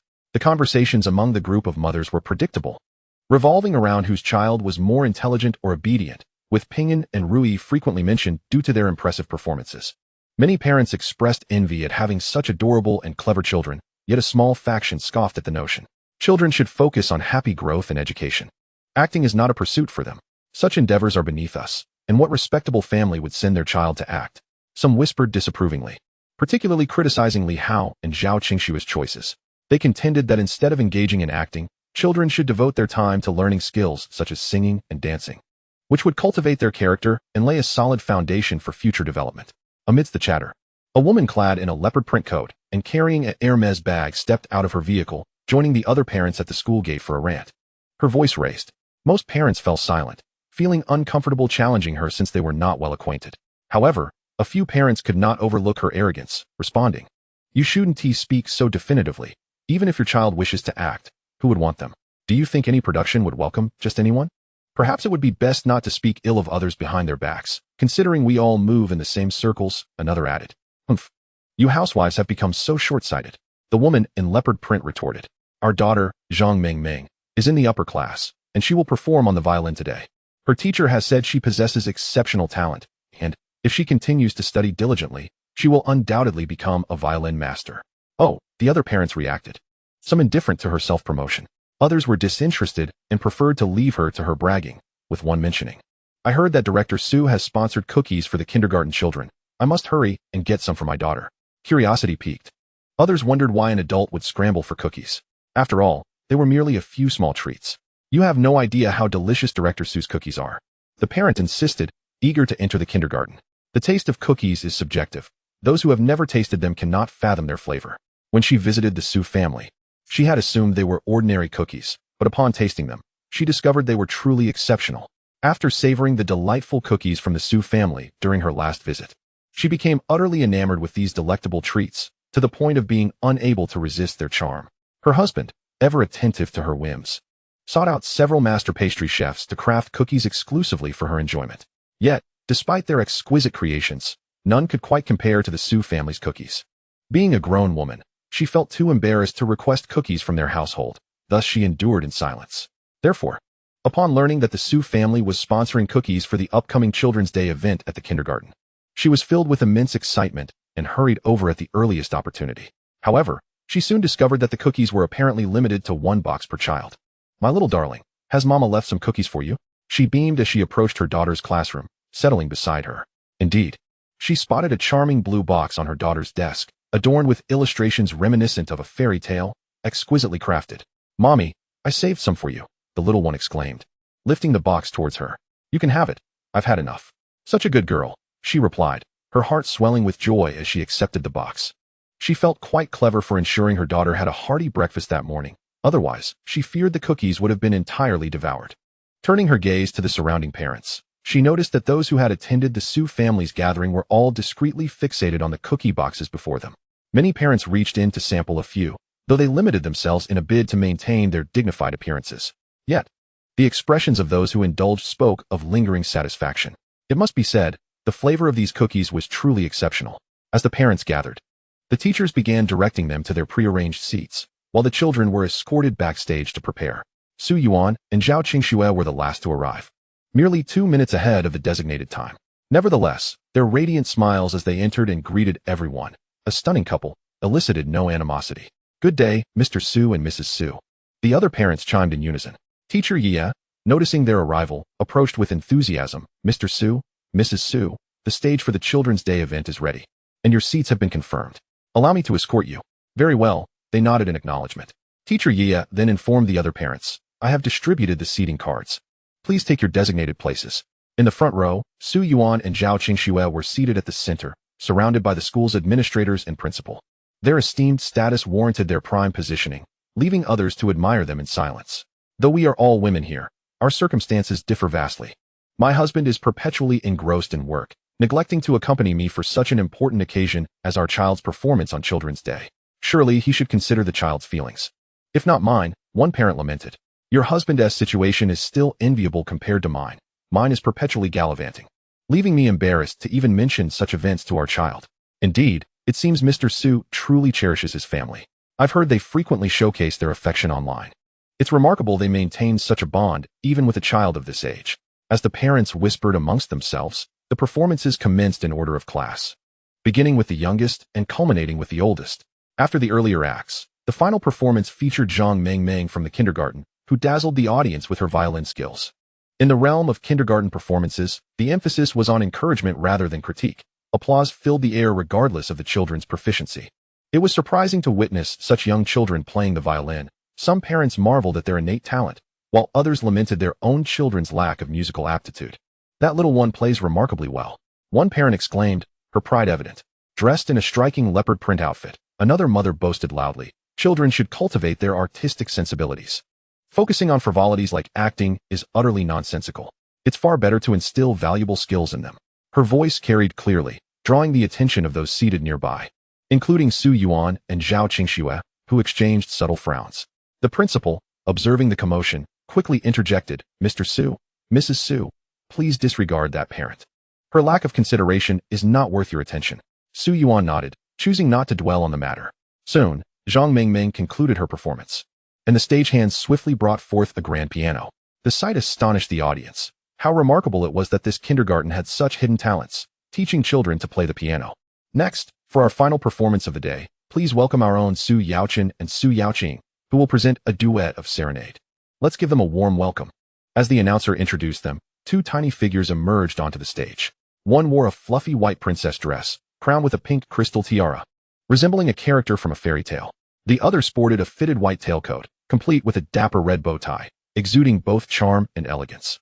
The moment they appeared, they captivated the audience, eliciting gasps of admiration for their extraordinary beauty. It's astonishing how diverse children can be, despite all being born of the same process. One parent mused aloud, "I mean no offense, but these children are truly stunning. I can't help but adore them." Another added. The mother in leopard print shrugged dismissively at the sight of the two children, her expression one of disdain. However, the surrounding parents, uninterested in her remarks, chose to focus on the performance ahead. With such captivating appearances, regardless of their musical prowess, they would surely receive applause. Seated at the piano, the two little ones began with earnestness, striking the first note, followed by a cascade of melodious piano sounds that flowed like a gentle stream. These children are remarkably skilled. As the final notes of a charming serenade echoed through the air, the two little performers gracefully descended from the piano bench and bowed deeply, prompting an eruption of thunderous applause from the audience. In that moment, it was hard for many to believe that such a captivating piece could be rendered by children. Their mastery of technique was remarkable, but it was the depth of emotion they infused into their performance that truly captivated everyone, maintaining an engaging intensity from start to finish. This was a feat that many adults would find challenging, let alone such young children. The extraordinary musical talent displayed by these children was indeed unparalleled. Their performance was nothing short of magnificent, especially when compared to the child who merely played at home with cotton. "I never imagined that children could play the piano so beautifully." Parents rose to their feet, animatedly discussing their astonishment at having been moved by the performance of these two young prodigies. You simply lack discernment. It was evident to all who performed better. Whether it was Zhang Mingming or Ping and Rui, and the woman clad in leopard print was taken aback by the turn of events, her expression betraying her discomfort as she abruptly dismissed herself with a curt remark before exiting. Some parents, unable to contain their frustration, mocked her retreating figure, saying, "So you're the only one with discernment, huh?" Indeed, while it is vital for children to acquire skills, it is even more essential that they learn to be decent human beings. You should be cautious not to raise your child in your own image. The collective voices of the crowd only served to infuriate the woman further, yet she could do nothing but storm off in anger. Once she departed, everyone flocked to Su Yuan and Zhao Qingxue, eager to glean insights from them. "Mr. Su, Mrs. Su, your children are simply exceptional. Could you possibly share your parenting wisdom with us?" Chapter 339. In summary, the benefits outweigh the drawbacks. Feeling the weight of hundreds of curious gazes upon him, Su Yuan found himself unexpectedly bashful. The truth was, he had no idea how to respond to such a question. After all, aside from taking the two little ones on outings and buying them toys, he had essentially imparted no formal skills to them. Surely, he couldn't admit that their intelligence had developed simply through play. "Mr. Su, Mrs. Su, please, just share your experiences with us." Several individuals grew impatient as Su Yuan remained silent. "We simply want to apply your methods to manage our own unruly children and encourage them to behave better." Do children even require instruction? After weighing the pros and cons, Su Yuan decided there was no need for deception and opted for honesty. "Our children choose everything for themselves. We have never interfered, not even in their decision to learn the piano. Is that even feasible at such a young age?" The crowd was taken aback, incredulous that learning the piano had been a choice made by the children themselves. Their own offspring couldn't even sit still for a few minutes, even when prodded by a piano teacher, let alone take the initiative to learn. All right. Every child has different learning capacities. Some mature later than others. There's no need to rush, the principal interjected, attempting to smooth over the situation. "As you have seen, the reason these two children excel at the piano is due to their innate talent. Not every child is like that, so parents should not impose undue pressure." After the principal's persuasive words, the crowd finally relented, releasing Su Yuan and Zhao Qingxue from their scrutiny. Unbeknownst to them, a parent had uploaded a high-definition video online, resulting in Ping and Rui gaining even more popularity. "I feel as though I am completely overwhelmed by these two adorable children and am now fervently yearning to have a child of my own. If only I could find a man." Those eager women casting glances in my direction should know that I stand at 6 feet tall, with no vices. And I maintain a healthy lifestyle, an ideal candidate for motherhood. With handsome features and excellent genetics, I just need a wealthy partner to contribute. Suddenly, a wave of fervor for childbirth swept across the internet, with everyone eager to start families. Upon reading these comments online, Su Yuan and Zhao Qingxue could only shake their heads in exasperation. Though Ping and Rui are undeniably delightful, there are certainly drawbacks to parenthood as well. Su Yuan sighed, realizing that since the arrival of the two little ones, his life had revolved around them, significantly reducing the time he and Zhao Qingxue spent together as a couple. It had been ages since they enjoyed a solitary outing. Ultimately, the benefits outweighed the drawbacks. Zhao Qingxue, gazing at Ping and Rui with a blissful smile, felt as though she must have saved the galaxy in a past life to be blessed with such a wonderful husband and children in this one. Occasionally, she feared that it might all be a mere dream. With that thought lingering, Su Yuan snapped his fingers and stood up to call Chi Han. "You don't have any plans for tomorrow, do you?" Although he intended to arrange a date, he felt awkward bringing it up directly, so he hesitantly asked, "Brother Yuan, if you have something to say, just go ahead. Come over tomorrow to help with the kids." Chi Han paused for a moment. "But I know you have a date, but you don't even have a child yet. You'll have plenty of time for private dates in the future. Bring Ming Shui along too. We can all hang out together, understood?"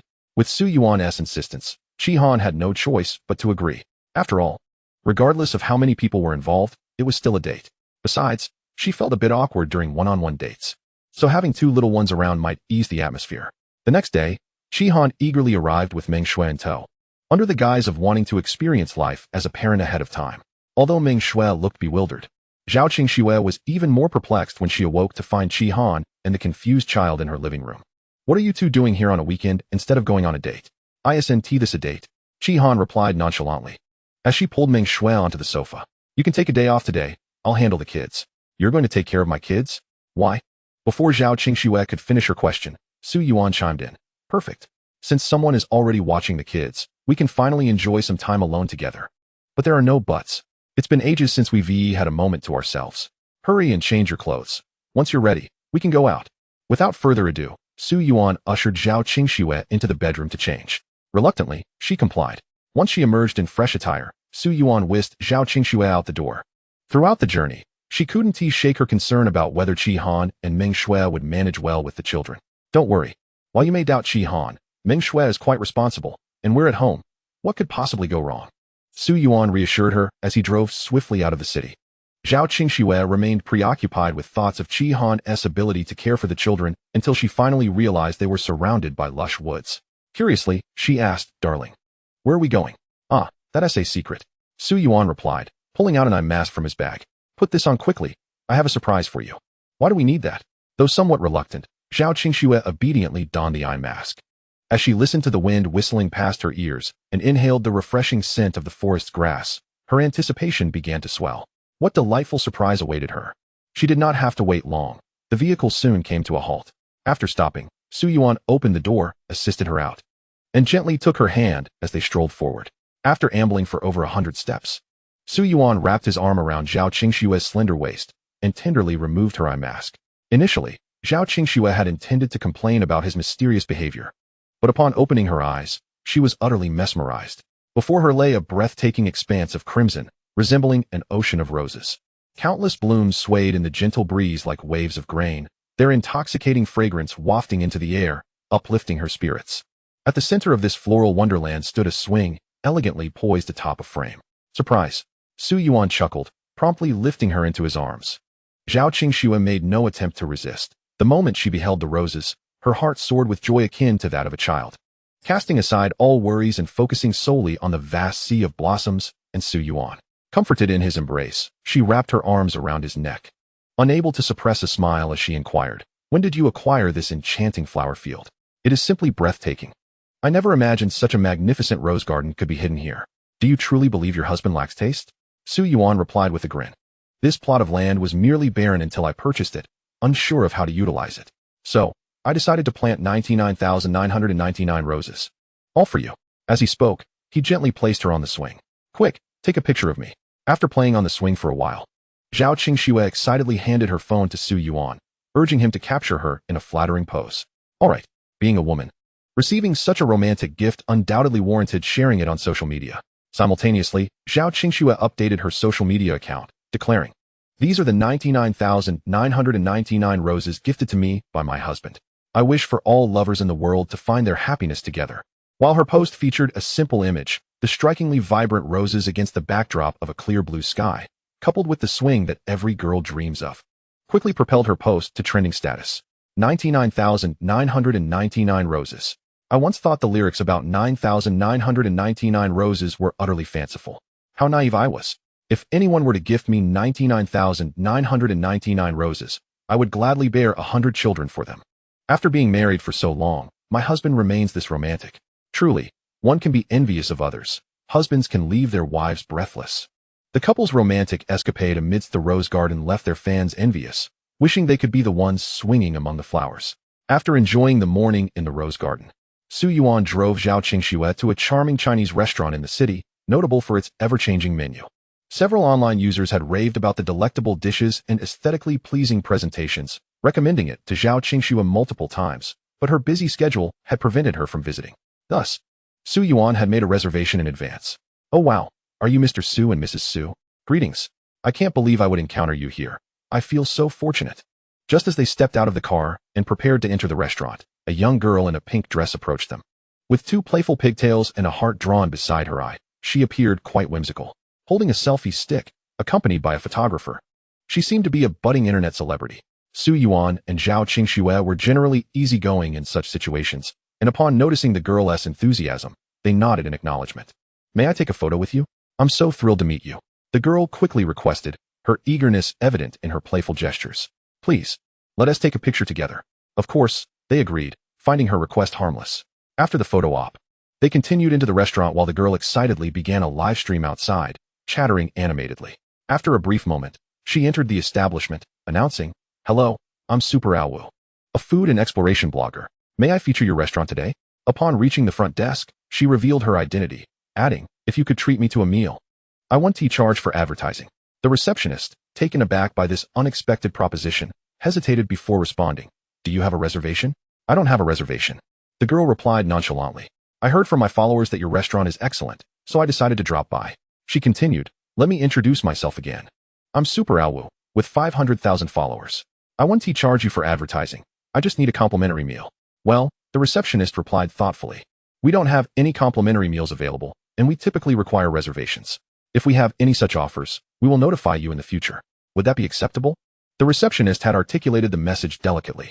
A more understanding individual might have accepted this gracefully.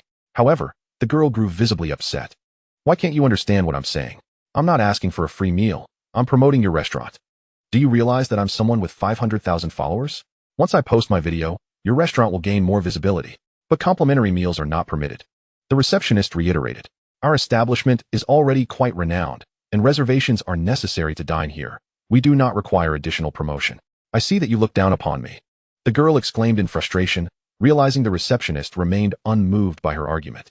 Do you only allow those of high status to dine here? Am I a commoner, not worthy of entry? She had noted that Su Yuan and Zhao Qingxue had entered without any inquiry, which fueled her indignation.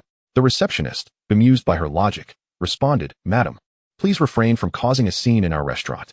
We genuinely do not offer complimentary meals. However, should you choose to pay, we would gladly serve you our finest dishes and provide exceptional service, ensuring you feel right at home. Ah, still trying to wriggle out of it, are we? The girl sneered, her voice dripping with disdain. You don't think I noticed, do you? Chapter 341. How outrageous can this person be? Noticed what? The receptionist was momentarily taken aback by her words, unable to comprehend their meaning. Don't play dumb. Were those two who just went up not Su Yuan and Zhao Qingxue? They didn't need to register, yet now I must. The girl's tone grew increasingly confrontational. It seems you're simply looking for trouble. After a moment of realization, the receptionist understood her grievance regarding Su Yuan and Zhao Qingxue and promptly began to explain. Miss, you misunderstand. Mr. Su and Mrs. Su had made a reservation in advance. Reservation in advance? You must think I'm a fool. Zhao Qingxue, a prominent internet celebrity, visits your establishment, and you expect her to pay? After delivering her retort, she disregarded the receptionist's attempts at explanation and swaggered out with her photographer in tow. The receptionist chased after her, initially intending to show her the order records. But Zhao Qingxue had already entered her vehicle with an air of arrogance. Reluctantly, she conveyed the situation to the manager. Upon hearing the account, the manager scoffed. Some people just take themselves far too seriously. She's merely a small-time influencer. Let her be. After all, our restaurant has nothing to be ashamed of. Meanwhile, Su Yuan and Zhao Qingxue were oblivious to the unfolding drama, having already settled into a private dining room at the restaurant. Given the stature of guests like Su Yuan and Zhao Qingxue, the restaurant naturally did not treat them with indifference. The head chef personally accompanied the manager to assist them in selecting dishes. Mr. Su, Mrs. Su, what would you like to enjoy today? The chef inquired cautiously. Zhao Qingxue chuckled lightly. Isn't it your restaurant's specialty to have a non-fixed menu? Indeed, a non-fixed menu is our hallmark. But we do like to gauge our customers' preferences before cooking. We can't just whip up dishes haphazardly, can we? The chef smiled, gesturing towards the ingredients listed. Moreover, if you have specific ingredients in mind, feel free to choose them, and we will prepare them according to our methods. That sounds rather intriguing. Zhao Qingxue nodded, bending down to select ingredients alongside Su Yuan while simultaneously opening her phone to commence a live broadcast. Her audience had been eagerly waiting. As soon as she went live, excitement erupted among her followers. Ah, Schwer, the footage you shot this morning was absolutely stunning. Oh, you're no longer at the Rose Garden? We still want to witness those 99,999 roses. With many viewers fixated on the rose topic, Zhao Qingxue smiled and revealed the menu to her audience. I've just left the rose field and am now at the restaurant you all mentioned in the comments last time. I must say, the ambience here is quite delightful. I'm currently selecting dishes, and after that, we can see the chef's skills in action. This restaurant is reputed to be quite unique, but I've never been. Fearing I might encounter some culinary horror. Schwer, you can't accept payment and then speak insincerely. Exactly. Speaking of which, if the ingredients are customizable, why not let the two little ones choose? This suggestion garnered significant support, as everyone clamored to see the two little ones. Given how long it had been since their last appearance. Initially, viewers were captivated by their looks, but over time, they had become completely enchanted by their charm. After all, cuteness is secondary. Their intelligence and understanding are truly remarkable. They are the epitome of what every parent desires in a child. Although they could never have such adorable children themselves, it was nice to indulge in some virtual parenting. Today, It's just the two of us out here. Concerned for the little ones at home, Zhao Qingxue had already video called Qi Han on the way here to check on them, knowing they were napping, which alleviated her worries. With a sweet smile before the camera, it was their moment of intimacy. As she spoke, the chat exploded with excitement. You two are secretly enjoying your time together? I'm so envious. After being married for so long, how can you still be so sweet? If I had such adorable kids, I do want to be with them 24 hours a day. How can you still be out enjoying your couple's time, regardless of the circumstance? Time spent alone together is invaluable. Su Yuan chuckled as he wrapped his arm around Zhao Qingxue's shoulders, momentarily stepping out of the frame. However, the very next instant, he placed his hand on the phone's power button, declaring, "Now it's our time. You're all just bright lights in our way." With that, he turned off the phone. "Hey, I'm still live," Zhao Qingxue protested, playfully smacking his hand away. "Let us eat first, and then we can continue the broadcast." All right then. After selecting their dishes, the chef went to prepare them, and it wasn't long before the food arrived. Indeed, the dishes had been slightly altered, offering flavors not typically found outside. Though one had to admit the taste was merely mediocre. Once they had eaten sufficiently, Zhao Qingxue reopened the live stream, apologizing, "Sorry, everyone. My husband insisted I focus on my meal." Schwer hit him. "How can you let that scoundrel ride over us? Quickly, we want to see the henpecked husband." The barrage of comments sent Zhao Qingxue into a fit of laughter. "I wouldn't dream of hitting my husband. You should give up on that thought." Schwer, that's quite an unfair statement. He was the one who struck first. Exactly. You're clearly biased. By the way, Schwer, are you dining here without paying? The chat, which had been lively, suddenly drew Su Yuan and Zhao Qingxue's attention. Zhao Qingxue blinked in confusion, asking, "The person who said I'm eating without paying. Please don't leave just yet." "Why do you ask?" Over the years, her online experience taught her that while misinformation often spread, there were usually reasons behind certain inquiries. For instance, when someone suddenly questioned whether she was dining for free, it suggested there was a basis for the inquiry. "Schwer, we just saw a video exposing that you ate without paying." The individual quickly responded, providing a link. Chapter 342. I almost couldn't retrieve my 800-meter sword. Chapter 342. Zhao Qingxue and Su Yuan exchanged puzzled glances as they opened the video link. It was a video uploaded by a small internet celebrity named Super Wu, who boasted quite a following and typically produced content about exploring various eateries. The latest video had gone viral, with a clear title, "Certain Influencers' Restaurants Bully Small-Timers." I initially went to the restaurant in high spirits, as everyone knows how hard I work on my videos. If it's something my audience enjoys, I'm willing to create it. Today, I specifically visited this restaurant famed for its non-existent menu. I won't disclose the name, as I don't want to give them free publicity. However, this establishment has truly overstepped its bounds, showing utter disdain for those of us who are lesser-known influencers. When I entered and offered to promote them for free, not only did they refuse, but they also unceremoniously ejected me. In stark contrast, the more prominent influencers who accompanied me were ushered right in. I cannot help but wonder, do we, the smaller influencers, lack the ability to promote? My intention in sharing this incident is not to solicit assistance, but merely to unveil the true nature of this establishment, urging everyone to exercise rationality in their consumption choices. In the video, the young lady tearfully recounted the entire ordeal, her eyes reddened from crying, evoking a deep sense of sympathy. Although she refrained from naming the establishment or the prominent influencer, clues from her previous photos and location tags make it quite apparent. Consequently, viewers who watched her video were left infuriated. Nowadays, influencer establishments exhibit a shocking lack of humility. Once they achieve fame, they seem to forget their origins. Without the support of lesser influencers, one must question when they would have gained such notoriety. Indeed, isn't this akin to burning bridges after crossing? Ladies, let us collectively blacklist this establishment. After viewing the entire video, Zhao Qingxue felt bewildered and pointed at herself, asking, "Have I become the person who dines without paying?" Su Yuan nodded in agreement, affirming, "Yes, we are Zhao Qingxue, the ones who dine without paying. Our sincerest apologies." After viewing this video, our staff approached me to clarify that we certainly do not have any promotions for free meals, nor have we invited any influencers for publicity. Therefore, the claims made by the lady in the video are entirely unfounded. The official account of the establishment quickly emerged to clarify the situation.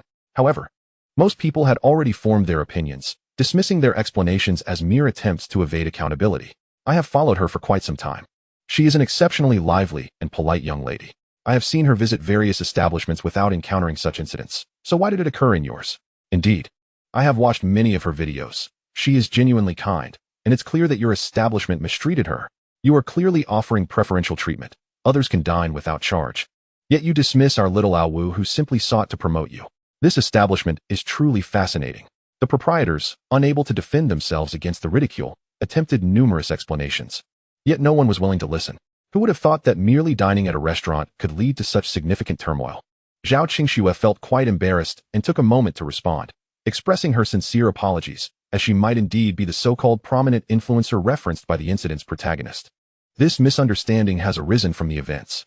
Zhao Qingxue enjoys considerable popularity online, and as soon as she spoke, the video gained even more traction. Countless individuals began to wonder whether Zhao Qingxue had indeed paid for her meal. Unable to resist, she initiated a live stream, playfully stating, "Of course. I didn't pay for my meal." Just as the comments began to turn hostile, she quickly added, "My husband is right beside me. How could he possibly let me pay?" I almost couldn't rein in my sort of fury. I had my insults ready. And yet here you are flaunting your romance. Showing off your affection at this moment is utterly excessive. To which Zhao Qingxue replied, "I'm quite helpless. You all insist that I dined without paying. What can I do?" With a resigned smile, she concluded, "All right, let us move past this. I hope everyone can approach such matters with a bit more rationality in the future." Just as it seemed the situation would resolve amicably, some individuals were evidently unwilling to let it go. Super Awu, upon witnessing the public opinion turning against her, promptly re-emerged. Some individuals merely spout empty words. Anyone can speak beautifully, but the crux lies in presenting evidence. The reason Super Awu made this video is fundamentally rooted in her disbelief that a prominent influencer like Zhao Qingxue would pay for a meal at a restaurant. After all, we are in an era dominated by influencer economics. Establishments like these would be eager to invite influencers for a complimentary meal and gain publicity from their presence.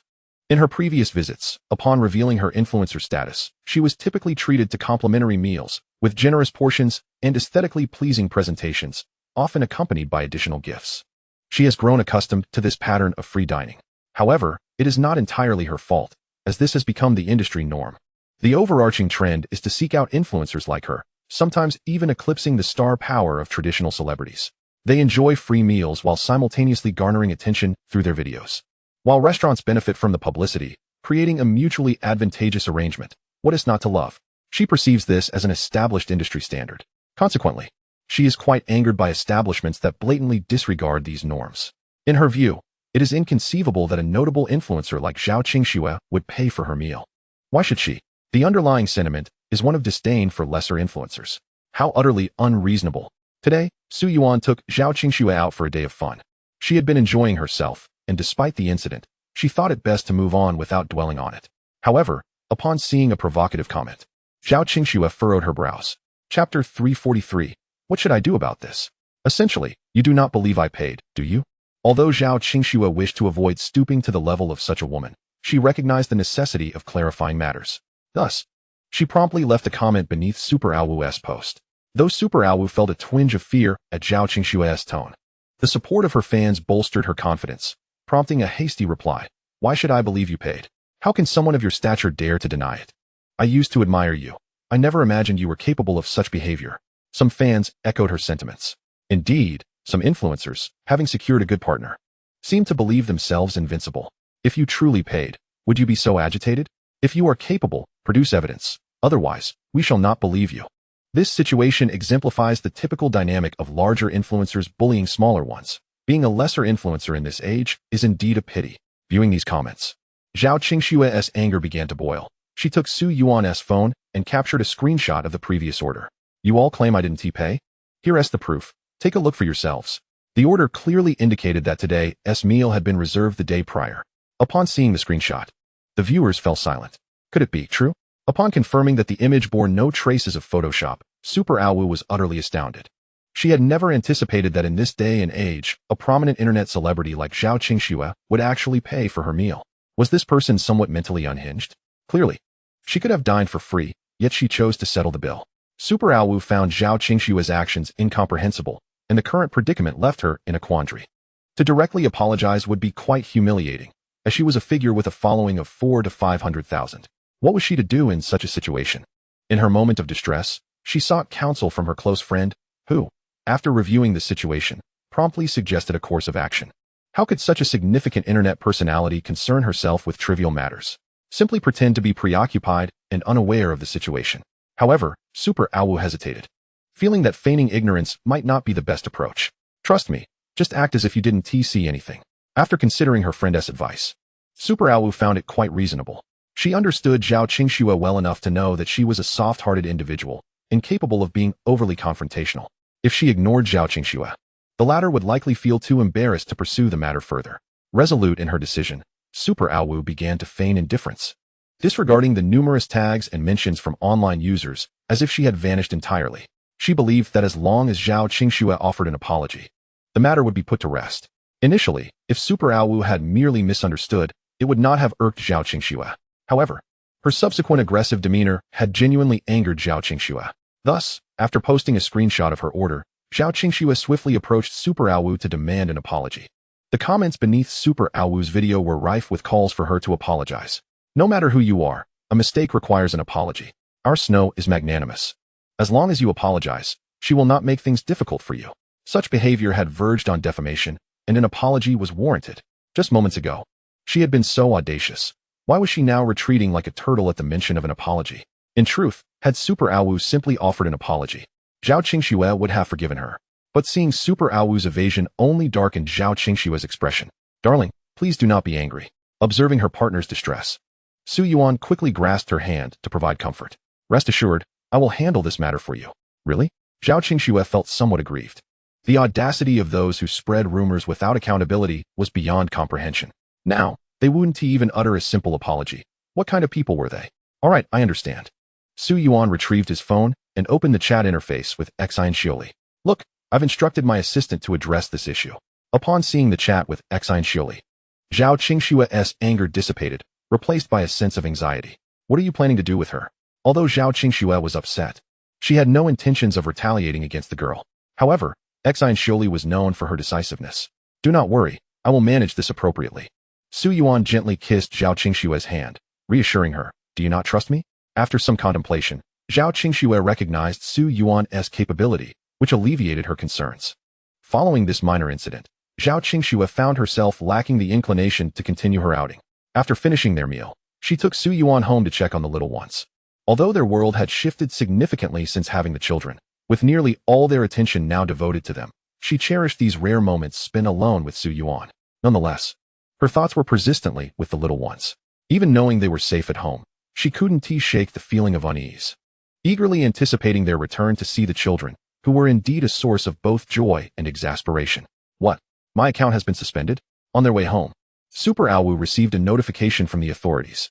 Stunned, she questioned why her account had been banned. I haven't done anything wrong. She had invested years of effort into building that account, only to see it suspended in the blink of an eye. The ban was permanent, and her appeals went unanswered. It wasn't until she resorted to posting a video in tears that the authorities finally responded. Are you truly unaware of why your account was banned? Do you think you can offend anyone without consequences? Perhaps it's time for you to reflect on your actions. Chapter 344. You will understand when you grow up. I haven't done anything. The official's message left Super Awu in utter despair. She covered her face and cried for a while before deciding to create a new account. Given her existing fanbase, it would be relatively easy to regain her followers. However, her new account verification was denied outright. The authorities made it clear, we advise you to refrain from appearing on any major platforms in the future. In other words, you have been blacklisted. Aware of her disruptive behavior, they offered no further pretense, advising her to change careers instead of continuing her antics. After reading the official correspondence, Super Awu broke down in tears once more. She desperately submitted another application to the authorities. Can I apologize? I can apologize now. They were fully aware of the circumstances surrounding her actions. Had she offered an apology earlier, none of this would have escalated. The officials, however, scoffed at her late realization. Don't you think it's too late to apologize now?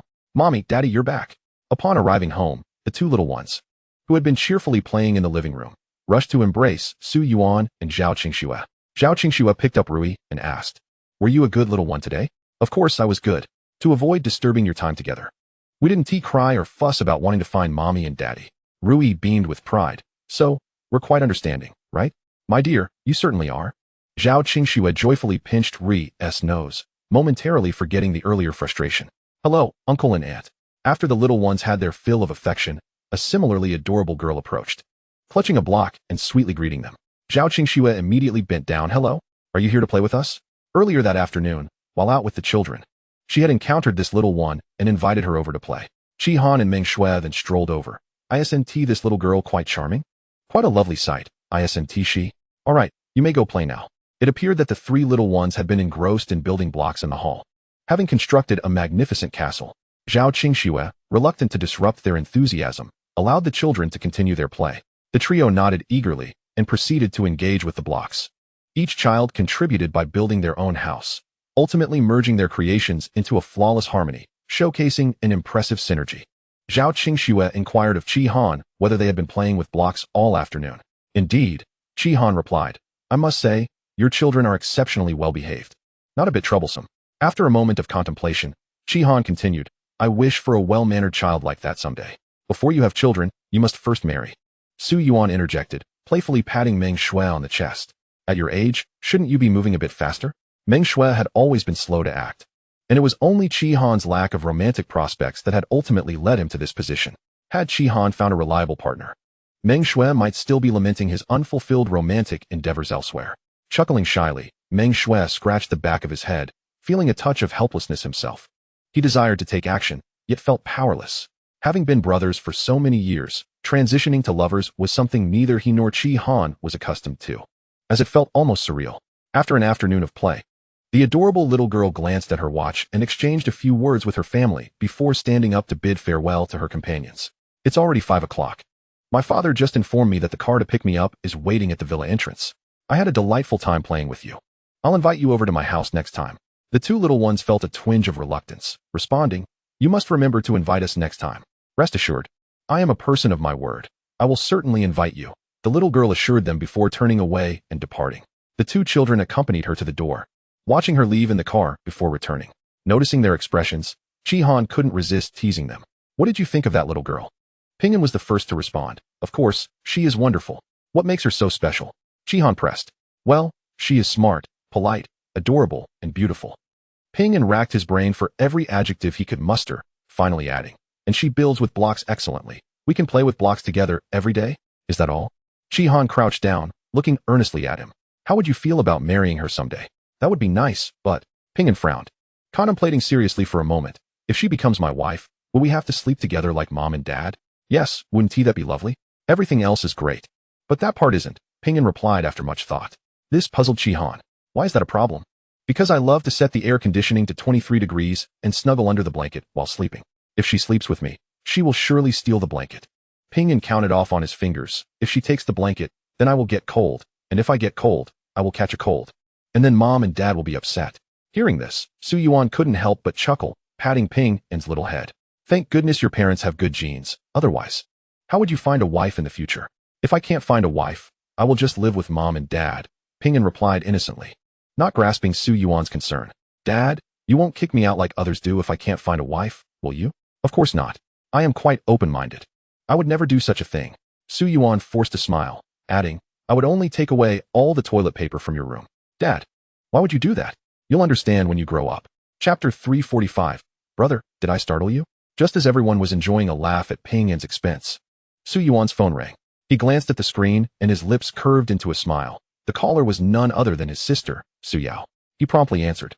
You little ungrateful creature. You actually remembered to call your brother? I thought you had forgotten all about me. Oh, brother, how could I forget you? Su Yao purred. It's been nearly a year since we last met. I miss you dearly. After Su Yao graduated, Su Yuan had insisted she work incognito at his company for a year, where she learned the ropes from a capable manager. Once she gained some experience, he gifted her $50 million to establish her own influencer incubation company, which now boasted dozens of small influencers under its wing. You still think of me? You never come back to visit, yet you say you miss me. Su Yuan paused, humorously asking, Are you calling to ask for money due to cash flow issues at your company? The young lady's business was thriving. She was busy day in and day out. And for a whole year, no significant issues had arisen. Brother, am I that kind of person? Su Yao huffed. Who says I haven't visited? I've just been swamped with work. Unlike you and your sister-in-law, who seem so leisurely, Su Yuan retorted. We are at ease because we possess intelligence, unlike you. You're the boss yet busier than your subordinates. Though Su Yuan had no particular talent for business, he had a knack for hiring the right people. As for his company affairs, he only needed to cultivate a capable assistant and hire a qualified CEO. Everything else was of little consequence. In contrast, despite his efforts to mentor his sister, she struggled to grasp the concepts. However, as long as the company remained afloat without any major disasters, he was content. I was just worried about you, Su Yao mumbled. Oh, brother, I finally make the effort to call you, so please don't scold me. Guess why I'm calling you this time? Is it to ask for money? Definitely not for money. Is it to torment me? Brother.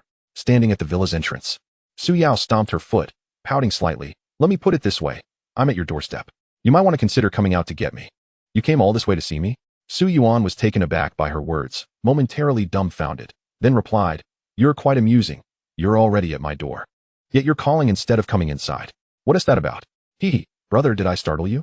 Stop with the chatter and come inside already. All right. After hanging up the phone, Su Yuan hurriedly informed Zhao Qingxue about Su Yao's arrival. Zhao Qingxue, filled with joy, decided to take the two little ones to the entrance to welcome their aunt. Your aunt is here. Come on, let's go greet her. Su Yao was familiar to Qi Han as well, and with nothing pressing to attend to, they all followed along. Before long, they spotted Su Yao standing at the entrance. She sported luscious chestnut curls and was clad in a professional ensemble, her stature elevated by 10-centimeter heels. A year had passed, and she had evidently transformed into a poised professional woman, nearly rendering Su Yuan unrecognizable. With a hint of dissatisfaction, he approached her and playfully tugged at her hair. What's with this hairstyle? Oh brother, please don't mess with my hair. I've worked hard to get it to look this way. If you keep fiddling with it, I might just get angry. Su Yao protested, cradling her hair as if it were a treasured possession. You have no idea how much hair I've lost this past year. My hairline has receded several centimeters. If I hadn't cleverly opted for a hair transplant, I'd be a bald sister by now. If you keep torturing your hair like this, it's no wonder you're worried about going bald. All right, darling. Let us not tease her any further. Zhao Qingxue interjected with a smile, gently taking Su Yao's hand. I think Yao Yao looks wonderful as she is. After all, she is a boss now. Maturity is essential. She can't be a little girl forever, can she? Exactly, brother. Look how wise my sister-in-law is. Su Yao stuck her tongue out at Su Yuan playfully before bending down to joyfully embrace the two little ones, planting a kiss on each of their cheeks. You've both grown so much in just a year. Do you still remember me? I'm your aunt. Aunt. Would you be sad if we said we didn't remember you? Ping An pondered for a moment before calmly asking. His question left Su Yao momentarily taken aback, but she quickly pinched his chubby little face. Even if you don't remember, can't you just tell a little white lie to make your aunt happy? Aunt. That's not a good thing to do, Rui chimed in with wide, innocent eyes. Besides, it's perfectly normal for us not to remember you. We were barely 2 years old last year. What memories could we possibly have? It was astonishing that the two little ones, merely 3 years old, articulated their thoughts so clearly, just as one would expect from a television show. With no other option, Su Yao retrieved the gifts she had prepared for them from her bag. Tada! She presented each child with a large box. Though you two seem a bit ungrateful, I still must give you your presents. Thank you, Aunt. The moment they beheld the beautifully wrapped gifts, the little ones squealed with delight and eagerly accepted them. Standing up, Su Yao affectionately ruffled their hair. You are simply adorable. I can't believe I have such delightful nieces. If only you were my daughters. Come on now. First, you're trying to take money from your brother, and now you want to snatch away his children? Su Yuan shot her an exasperated glance before asking. Have you informed Mom and Dad about your return? To avoid potential conflicts, Su Yuan's parents chose not to live with them, instead opting for a nearby villa that was only a 10-minute drive away. The elderly couple was currently preoccupied with volunteer work and participating in various social singing groups for seniors, keeping themselves quite busy. They would visit 3 or 4 times a month to spend time with the little ones. Wait, Mom and Dad aren't living with you? Su Yao's expression turned puzzled. I thought they were staying with you. See, I told you to call them more often. You never pick up the phone to talk, and now you realize your mistake. Don't you? Oh, brother, you're being unfair. I don't want to call Mom, but every time I do, she is too busy and hangs up after just a few words. What can I do? Su Yao replied, feeling a little aggrieved. Before I came back, I even sent them a message saying I'd be home today, but neither of them responded. What is there to respond to? You always send them long messages. And it hurts my eyes just watching them read. As Su Yao's complaints subsided, the voices of Su Dad and Su Mom echoed from behind, startling those at the entrance. Turning around, they noticed the elderly couple approaching, each carrying several large bags. Su Yao and Su Yuan rushed forward to relieve them of their burdens. Dad, Mom, what on earth are you carrying? Is it all vegetables? Su Yuan questioned, bemused, as he examined the 4 or 5 large bags. Why are you two going through the trouble of bringing all these vegetables yourself? I've told you countless times to let the housekeeper handle it, whether it's picking from our garden or buying from the market. You shouldn't be doing this yourself. What if you hurt your back? Honestly, we have nothing pressing to do. It's just some vegetables. Consider it exercise. Su Mom chuckled. I want you to know that all these veggies were grown on the farm under my watch. They're completely organic, pesticide-free. I picked them just for you to enjoy. Indeed, Mom is the best. After some friendly exchanges at the door, they swiftly transitioned to the kitchen, where Su Dad and Su Mom took charge, preparing a bountiful feast. The kitchen was spacious enough to accommodate Qi Han and Meng Shui, who entertained the children in the living room, while Su Yao, Su Yuan, and Zhao Qingxue lent a helping hand in the kitchen. How is your company faring now? Su Dad and Su Mom eyed Su Yao, who had changed into casual attire, their expressions tinged with concern. If running the company is too taxing, perhaps you should consider stepping back and finding a simple job instead. We don't lack for money, so you don't need to exhaust yourself. Mom, it's not about the money. I genuinely want to carve out my own career, Su Yao replied while chopping vegetables, smiling at her parents. I can't just stay at home and let you support me as a little leech, can I? Being a little leech would at least allow us to keep an eye on you, and we do feel reassured, Su Mom sighed. You're all alone in the capital, and I worry that if something happens, you might not tell us. What if something goes wrong? Mom, I'm not a child anymore. Why do you keep saying these things? No matter how old you get, in our eyes, you'll always be our little girl. Unable to argue with her parents, Su Yao quickly turned to Zhao Qingxue. Sister-in-law, you talk to my parents. I think what our parents are saying makes sense. Zhao Qingxue chuckled, covering her mouth. Why not consider relocating your company headquarters here? The development here is quite good, and if anything happens, we can help you right away. Being so far away in the capital makes us uneasy. Sister-in-law, even you're not supporting me now? Su Yao pouted. All right, I'll think about it. But I can't guarantee anything. I don't care whether you can guarantee it or not. My words stand firm. If you don't come back, I'll start arranging blind dates for you tomorrow. As soon as Su Mom mentioned matchmaking, her eyes sparkled with excitement. Let me tell you, among the young ladies I've recently met, several have sons who are quite grown, each possessing striking good looks and charm, and none of them are in relationships. I've already mentioned to them that I have a daughter who graduated from university not long ago, and I've shown them your photograph. They were quite taken with you. If the opportunity arises, we must arrange a proper matchmaking meeting. Mom, are you really selling me out like this? Upon hearing about the matchmaking, Su Yao quickly surrendered. Mom, I feel like I can do anything you ask, but please, just not this. You're already such a grown woman. Look at your brother. He not only has a wonderful wife, but also 2 adorable children. Aren't you the least bit anxious? She chided. A fine young lady like you. At this age, still not in a relationship? Must you wait until you become an unmarried woman of advanced age to find happiness? Su Ba, too, found himself at a loss with his daughter. While they no longer had to worry about their son, their daughter was quite the headache. They say raising a daughter is akin to nurturing a warm little cotton-padded jacket, yet their own daughter was as clueless as a young fawn. Dad, why do you keep saying such things? I'm a successful individual now. Can't you at least give me a bit of respect? What success? Su Ma unflinchingly stripped away her facade. Do your parents not know your true capabilities? If it weren't for your brother guiding you through your studies and providing financial support, you'd probably struggle to make it in life. And why haven't you hurried to get married and have children? What are you waiting for? Mom and Dad, you don't understand. Such matters cannot be rushed. Su Yao clasped her hands together in earnestness, her face radiant with hope. Have you not heard the saying? If you bloom, the gentle breeze will come. As long as I manage myself well, I need not fear that good men one day come seeking me. There are plenty of fine gentlemen waiting for me. Good men waiting for you? Where do you find such men? I do say it's more likely to be the king of hell. Mom, that is quite excessive. If you continue to disobey, I have even more outrageous words waiting for you. Seeing Su Yao's pitiful expression, Su Yuan and Zhao Qingxue exchanged amused glances, showing no inclination to come to her aid. Just then, Ping An, who had wandered into the kitchen, couldn't bear to watch any longer. He placed his hands on his hips and approached Su Yao, offering comfort. Annie, don't be sad. I just saw on TV that men can have multiple wives. If you can't wait for that special someone, I can marry you as a concubine. Chapter 347. What wish did you just make? Well, I truly appreciate your offer. The family enjoyed a delightful meal together, grateful for the rare gathering. Afterward, Zhao Qingxue suggested they all go out for some fun. Su Yao was the first to respond enthusiastically. Great idea. We should definitely go for a stroll. I've heard that the Little Lingyun Temple in the Magic City is quite auspicious, and the scenery is lovely. Let us go there for a visit. All right. Let us head to the Little Lingyun Temple, agreed Su Ma. Though such beliefs may be seen as superstitious nowadays, it's good to have something to hold on to in our hearts, and visiting the temple can be beneficial. Once decided, the following morning, the entire family rose early and made their way to the Little Lingyun Temple. This temple was newly constructed in recent years and had gained popularity due to its effective marketing, attracting many visitors eager to check it out. However, marketing aside, it must be said that the temple's scenery was indeed splendid, complemented by well-equipped facilities, making it an ideal spot for a family outing. Walk slowly. In the past, Su Yuan seldom took the little ones out due to their young age, so they were filled with wonder about the outside world, particularly in such a new place. Although they were small, Only reaching Su Yuan's knees, the two little ones scampered about energetically. Su Ba and Su Ma were concerned they might fall and followed closely behind. Meanwhile, Su Yuan, Zhao Qingxue, Meng Shui, and Su Yao strolled leisurely behind them.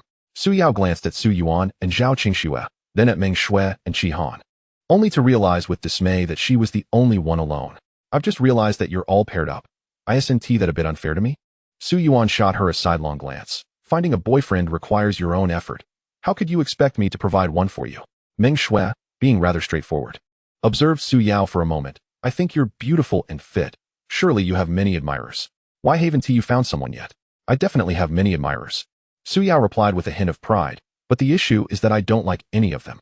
In truth, given her current status, position, and appearance, she indeed had many suitors, yet she felt no interest in them. So, like me, you're also waiting for someone? Upon seeing her expression, Meng Shui paused slightly. Who are you waiting for? Nobody. At Meng Shui's inquiry, Su Yao instinctively retorted, how could I possibly be waiting for someone? She had heard of Meng Shui's feelings for Qi Han, who had quietly waited for her for over a decade. She wouldn't be that foolish. Then how could you not feel any spark with all those admirers? Meng Shui glanced at Su Yuan. You're not hoping to find someone as perfect as your brother, are you? If so, you'll likely never get married. I admit my brother is perfect, but there are certainly individuals in this world who are even more so. Su Yao proclaimed, cradling her face in her hands. I'm sure there are. Even if they exist, they might not fancy you. Su Yuan retorted coolly. If you end up unmarried, don't blame me later. Brother, if I remain unmarried, I'll just pin the blame on you. You'll have to deal with it. Ah, now you've learned to play the blame game? As they continued to walk and converse, they soon reached the halfway point of the mountain. The two little ones, being quite young, could only manage to climb this far. After a brief rest at a pavilion halfway up, Su Yuan casually picked up Rui. The only one left was Ping An originally. Su Yuan's father was going to carry Ping An, but Meng Shui flexed his muscular arms and declared, Uncle, look at my strong physique. Let me carry the child. Understanding the situation, Ping An eagerly climbed onto Meng Shui's back. Grandpa, I'd rather let Uncle carry me. After about half an hour, the group finally arrived at the temple at the mountain's summit. Since they had arrived early, there weren't many people at the temple. Only 4 modestly dressed little monks were sweeping fallen leaves at the entrance. The two little ones, having rested for a while, regained their spirits upon reaching their destination and eagerly hopped off their backs to explore the area. Before long, their attention was drawn to a large pile of fallen leaves, golden ginkgo and red maple leaves mixed together, creating a stunning sight. The two little ones began to toss the leaves at each other as if engaged in a snowball fight. Zhao Qingxue, noticing that the leaves had just been swept up by a few monks, gently called out to the little ones, you two shouldn't be so mischievous. Don't disturb their work. Several young monks harbored a fondness for the two little ones, smiling as they remarked, we sweep these fallen leaves merely to avoid disturbing the guests who come to offer incense. Since the visitors are enjoying themselves here, these leaves can be seen as a blessing, allowing them to play freely.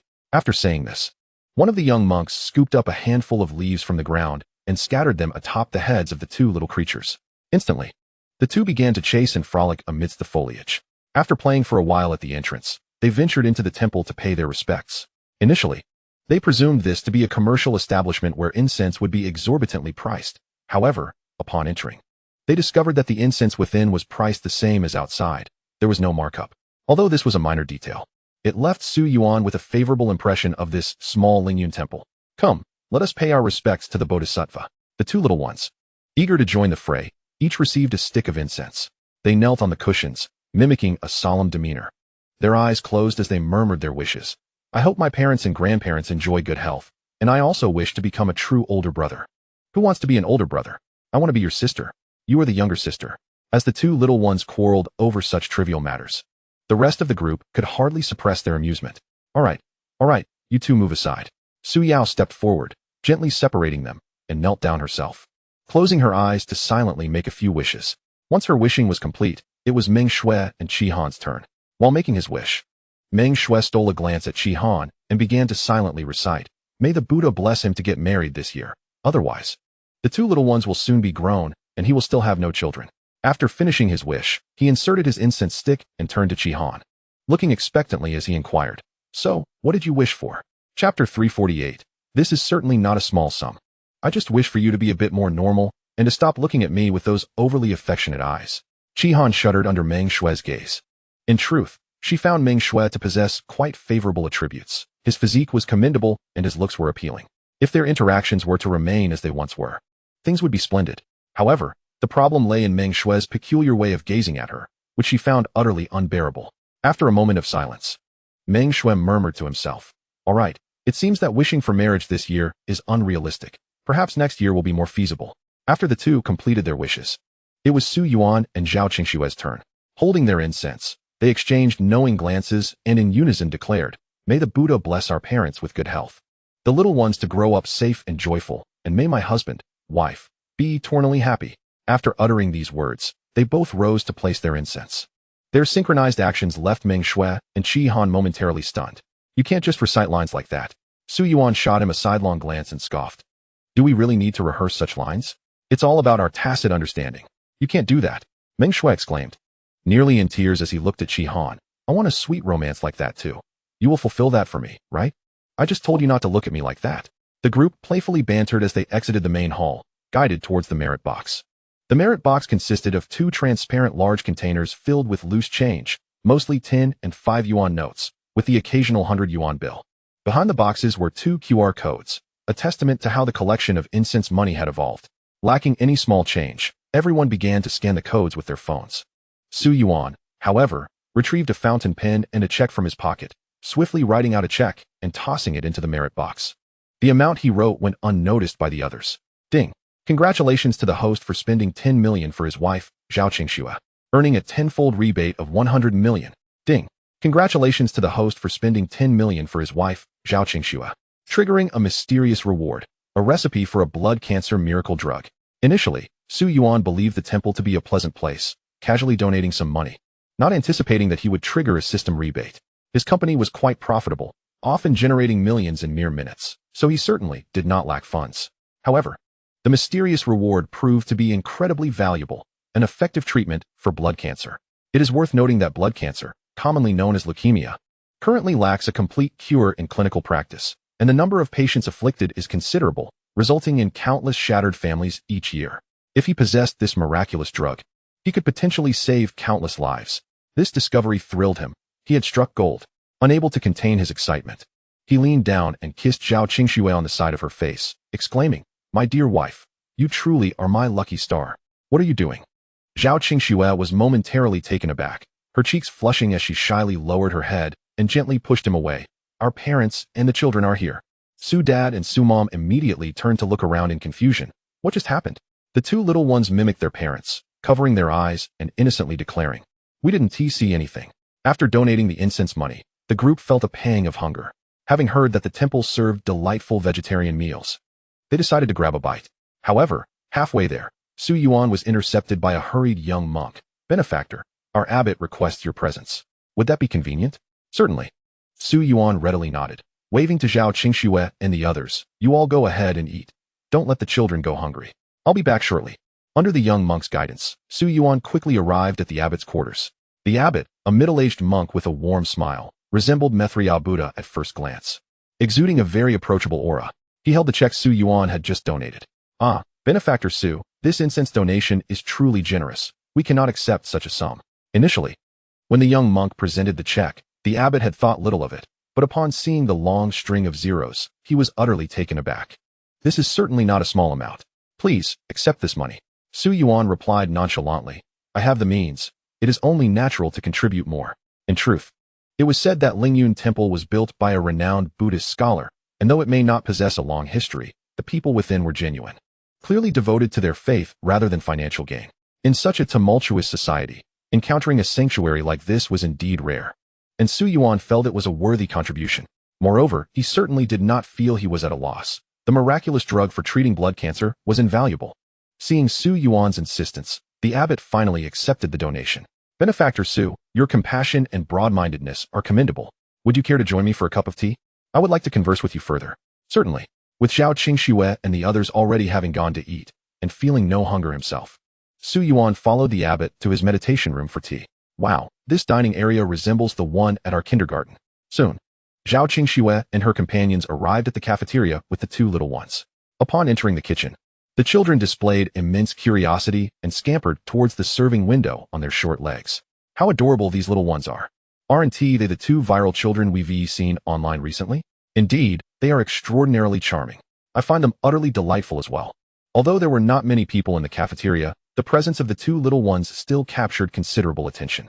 After all, the likelihood of encountering such adorable children in a place like this is quite rare, especially when they appear as a pair. Hello there. A pair of young women approached, arm in arm, to greet the children. You two are so cute. Did you grow up eating cuteness? Then did your sister grow up eating beauty? Pingin, the quicker of the two, responded with a bright smile. This instantly delighted the two young women further. You two little ones are so articulate at such a young age. I can only imagine how many hearts you'll capture when you grow up. That one tea happen. We live in a lawful society where we can only marry one person, so that situation one tea arise. Ha ha ha, that's true.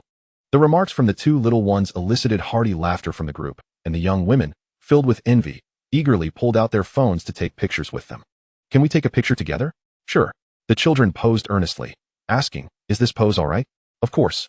Soon, after the photo op, the two women left, not forgetting to express their envy to Zhao Qingxue, saying, I truly envy you for having such two adorable and beautiful children.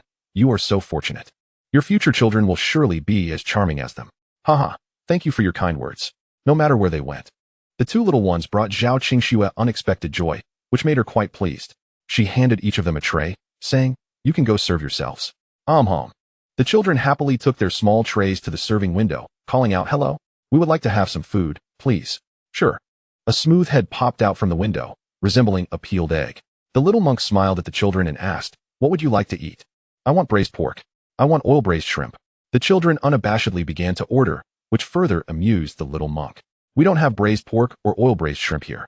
Only ingredients like stir-fried cabbage, boiled radish, and braised tofu. Oh. Pinga nodded. Then I'll have one tofu and one radish. I don't like cabbage. All right. After serving Pingan, the little monk turned his gaze to Rui. Little girl, what would you like? I want to touch your head. Rui curiously looked at his head, exclaiming, your head shines. Ha. Not minding her curious gaze, the little monk stretched his head out from the window, saying, come, touch it. Okay. Rui eagerly approached and touched it without hesitation. Afterward, her eyes widened in curiosity. It's still warm. It looks like an egg, but it feels completely different. Uft. The little monk chuckled at her words and fetched 2 boiled eggs from the kitchen. All right, I'll give you each a boiled egg. Thank you, big brother. The two little ones returned, satisfied with their boiled eggs. This scene brought joy to Su dad, Su mom, and Zhao Qingxue. Zhao Qingxue wasn't particularly hungry, so she took only a small amount of food and quickly edited the video she had just recorded, posting it on her account. Wow, this moment is so heartwarming. When I was little, I also wanted to touch a little monk's head, but didn't dare. It looks so cozy. Did the two little ones visit the Little Lingyun Temple? Shuer, how could you not tell us about such a delightful event in advance? If I had known, I would have gone to see them in person. After casually glancing at the comments, Zhao Qingxue turned off her phone and began to eat. To be honest, the meals at Little Lingyun Temple, although reasonably priced, were quite tasty. It's no wonder so many people travel great distances to dine here. The reputation is well deserved. Even the two little ones, who typically shun vegetables, devoured most of their plates today. Noticing the words "do not waste" posted on the wall, Zhao Qingxue decided to finish the leftovers from the children's plates. After their meal, as they exited the cafeteria, they realized quite some time had passed, and Su Yuan still had not returned. Zhao Qingxue felt a pang of anxiety and wanted to message Su Yuan, but Su Yao held her hand, saying, "Sister-in-law, why are you in such a hurry? My brother is a grown man. He won't get lost. I bet he is probably off having tea with someone. Just ask a little monk, and you'll know." That is true. They casually approached a little monk and inquired, learning that Su Yuan was indeed having tea with the abbot in the meditation room. Thus, they refrained from interrupting him and wandered around the temple. By the time they completed their exploration, it was already time to head back in the afternoon. You must be a blessed person. The abbot of Little Lingyun Temple seemed to be enjoying his conversation with Su Yuan, personally escorting him and his companions to the temple entrance. Only after seeing them descend the mountain did he turn to leave. After a day of play, the two little ones were also tired. So Zhao Qingxue took them to bathe, change clothes, and sleep.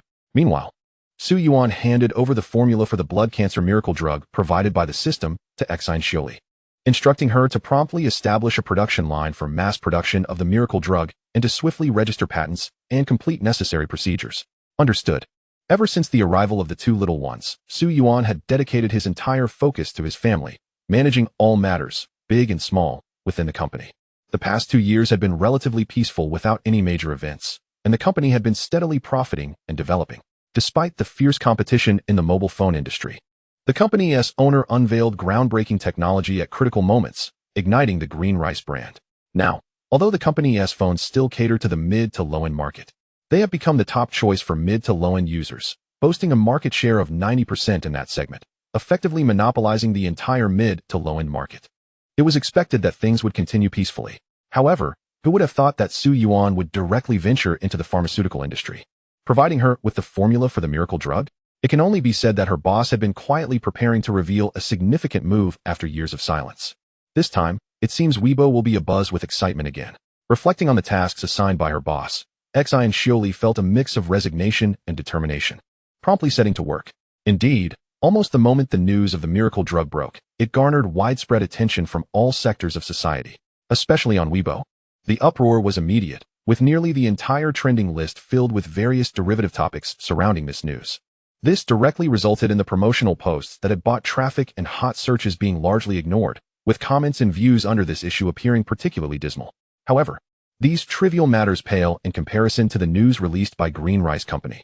Chapter 350. Husband, where are you going? Is it true? Has our country actually managed to develop such an impressive miracle drug?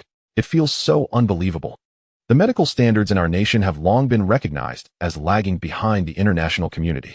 Many medical devices and various miracle drugs for treating complex ailments are imported from abroad, and every time, these imported medications come at exorbitant prices, making them unaffordable for the average person. This is also why wealthy individuals tend to seek treatment abroad when they fall ill. If one day it were announced that such miracle drugs were developed overseas, they might not be particularly surprised. However, this research achievement is from within our own borders. Thus, most people find it hard to believe. Nonetheless, the official announcement came from Green Rice, and if it were from another lesser-known company, it might be dismissed as a mere publicity stunt, but a reputable company like Green Rice surely wouldn't engage in deceptive practices. A company dedicated to manufacturing mobile phones should focus on that craft rather than pursuing profits through diversifications. Have you heard the saying, crossing industries is like crossing mountains?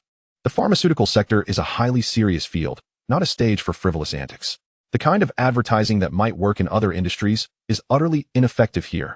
I refuse to believe our country's capabilities have reached such heights. It reeks of exaggeration. Curing someone in 3 days? If such a remarkable drug existed, why would hospitals still operate? People could simply buy the medication directly. A significant portion of the populace is skeptical about the existence of this miracle drug, as the announcement describes its effects in almost mythical terms. Curing early-stage blood cancer in 3 days, mid-stage in a week, and even late-stage with just a month of continuous use. This sounds like the elixir of life. Many even sarcastically refer to it as the golden elixir of the Supreme Being, suggesting one might even ascend to immortality after taking it. Perhaps most are unaware of the distinctions between blood cancer and leukemia, so allow me to enlighten you on some knowledge regarding these conditions. Blood cancer, broadly speaking, falls under the category of leukemia. Some prominent public accounts also expressed disbelief in the authenticity of the miracle drug announced by Green Rice, even going so far as to mock the company with advertisements while casually educating others about the illness to garner attention. Yet, where there is doubt, there are also supporters. Given that Green Rice has maintained stable prices over the years and consistently delivered quality in the low-end market, alongside the introduction of ultra-intelligent robots for public services, I believe this is a conscientious enterprise that would not tarnish its own reputation. After all, our nation is a major power, and the rapid development over the past 2 years is evident to all. Why should we believe that such a drug can be developed abroad, but not within our own borders? Some individuals have knelt for so long that they can no longer stand. Regardless, I firmly believe in Green Rice and President Su. While external voices of skepticism about Green Rice are loud, equally resounding are the voices of support. Almost all loyal fans of Green Rice are convinced that this news is genuine. In a hospital ward, a frail man leaned over the bedside, engrossed in his phone.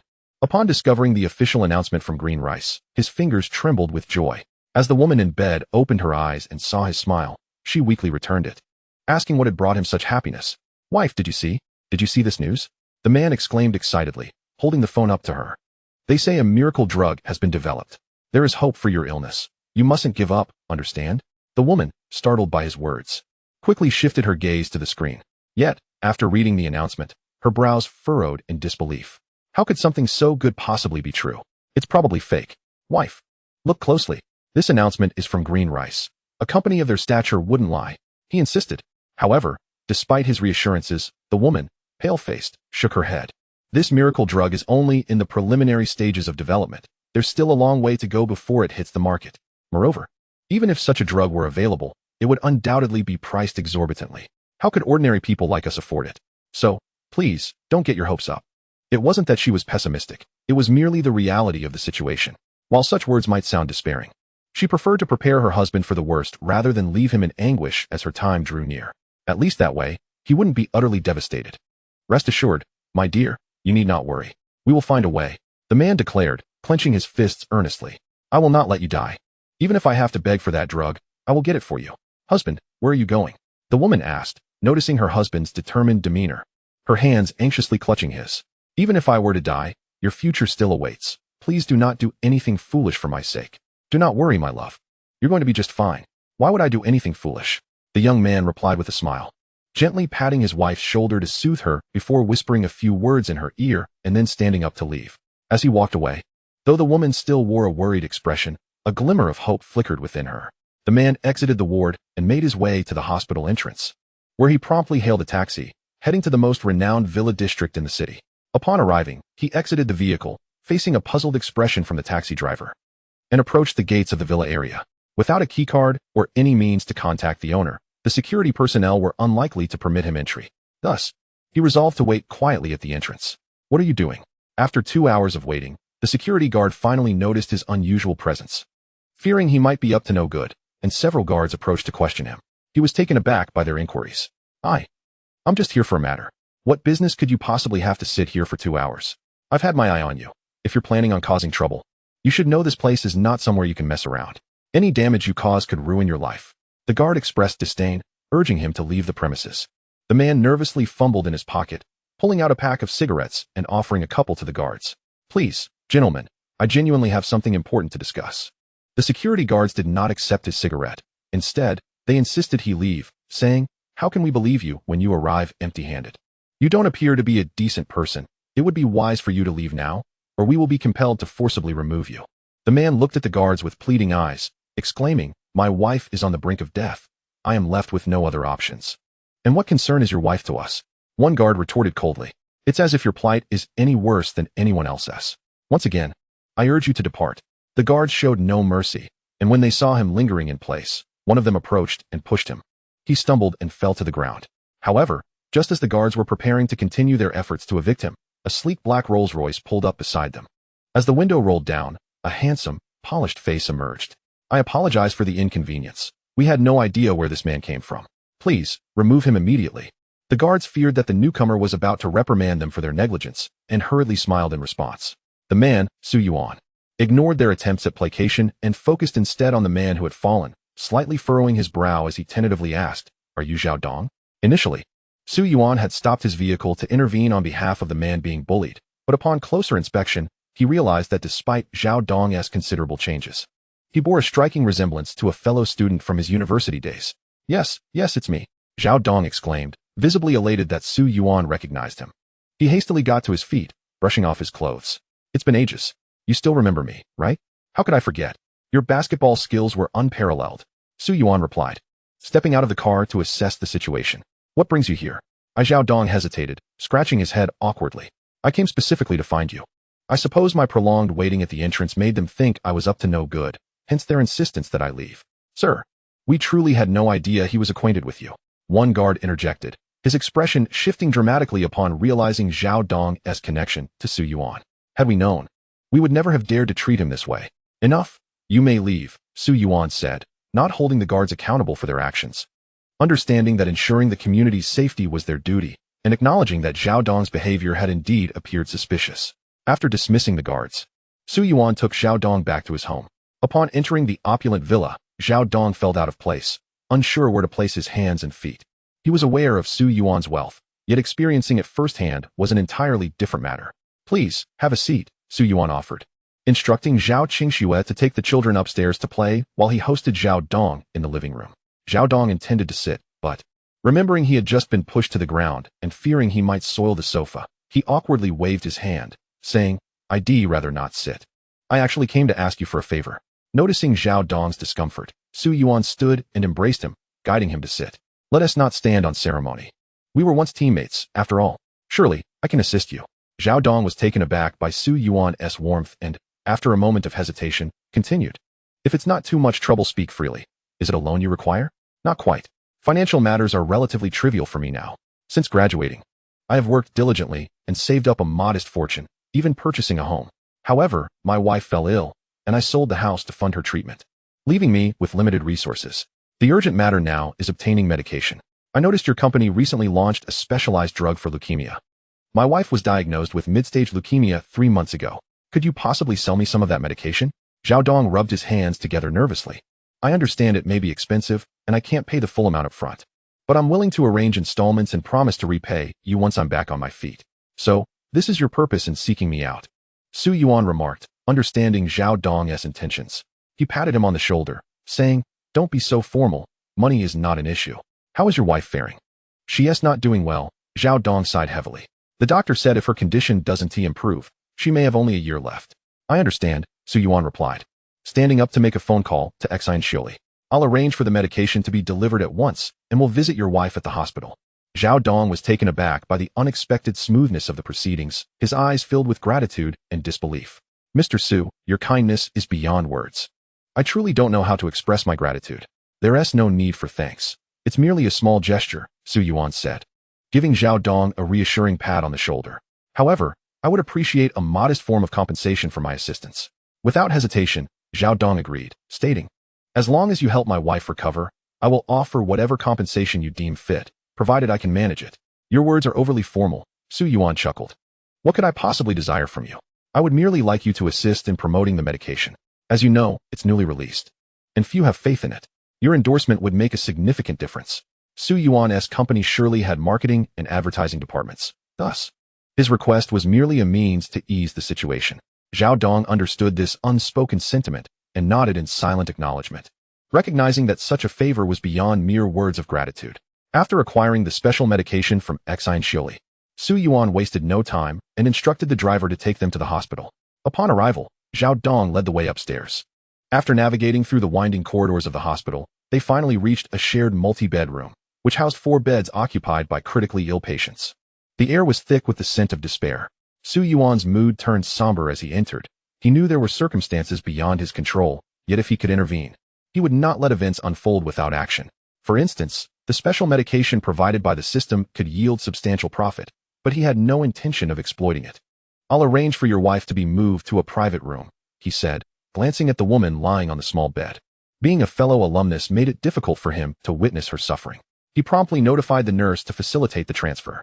Zhao Dong paused. Mr. Su, perhaps it's best if we stay here. The premium wards here are styled like small suites, complete with companion rooms. However, such accommodations demand at least 800 yuan per day, which is simply unaffordable. Su Yuan seemed to perceive his thoughts and reassured him, rest assured, everything will be fine. The most pragmatic reality in our country is that regardless of the situation, as long as you provide the necessary funds, the efficiency of service will invariably improve. This principle holds true even in hospitals.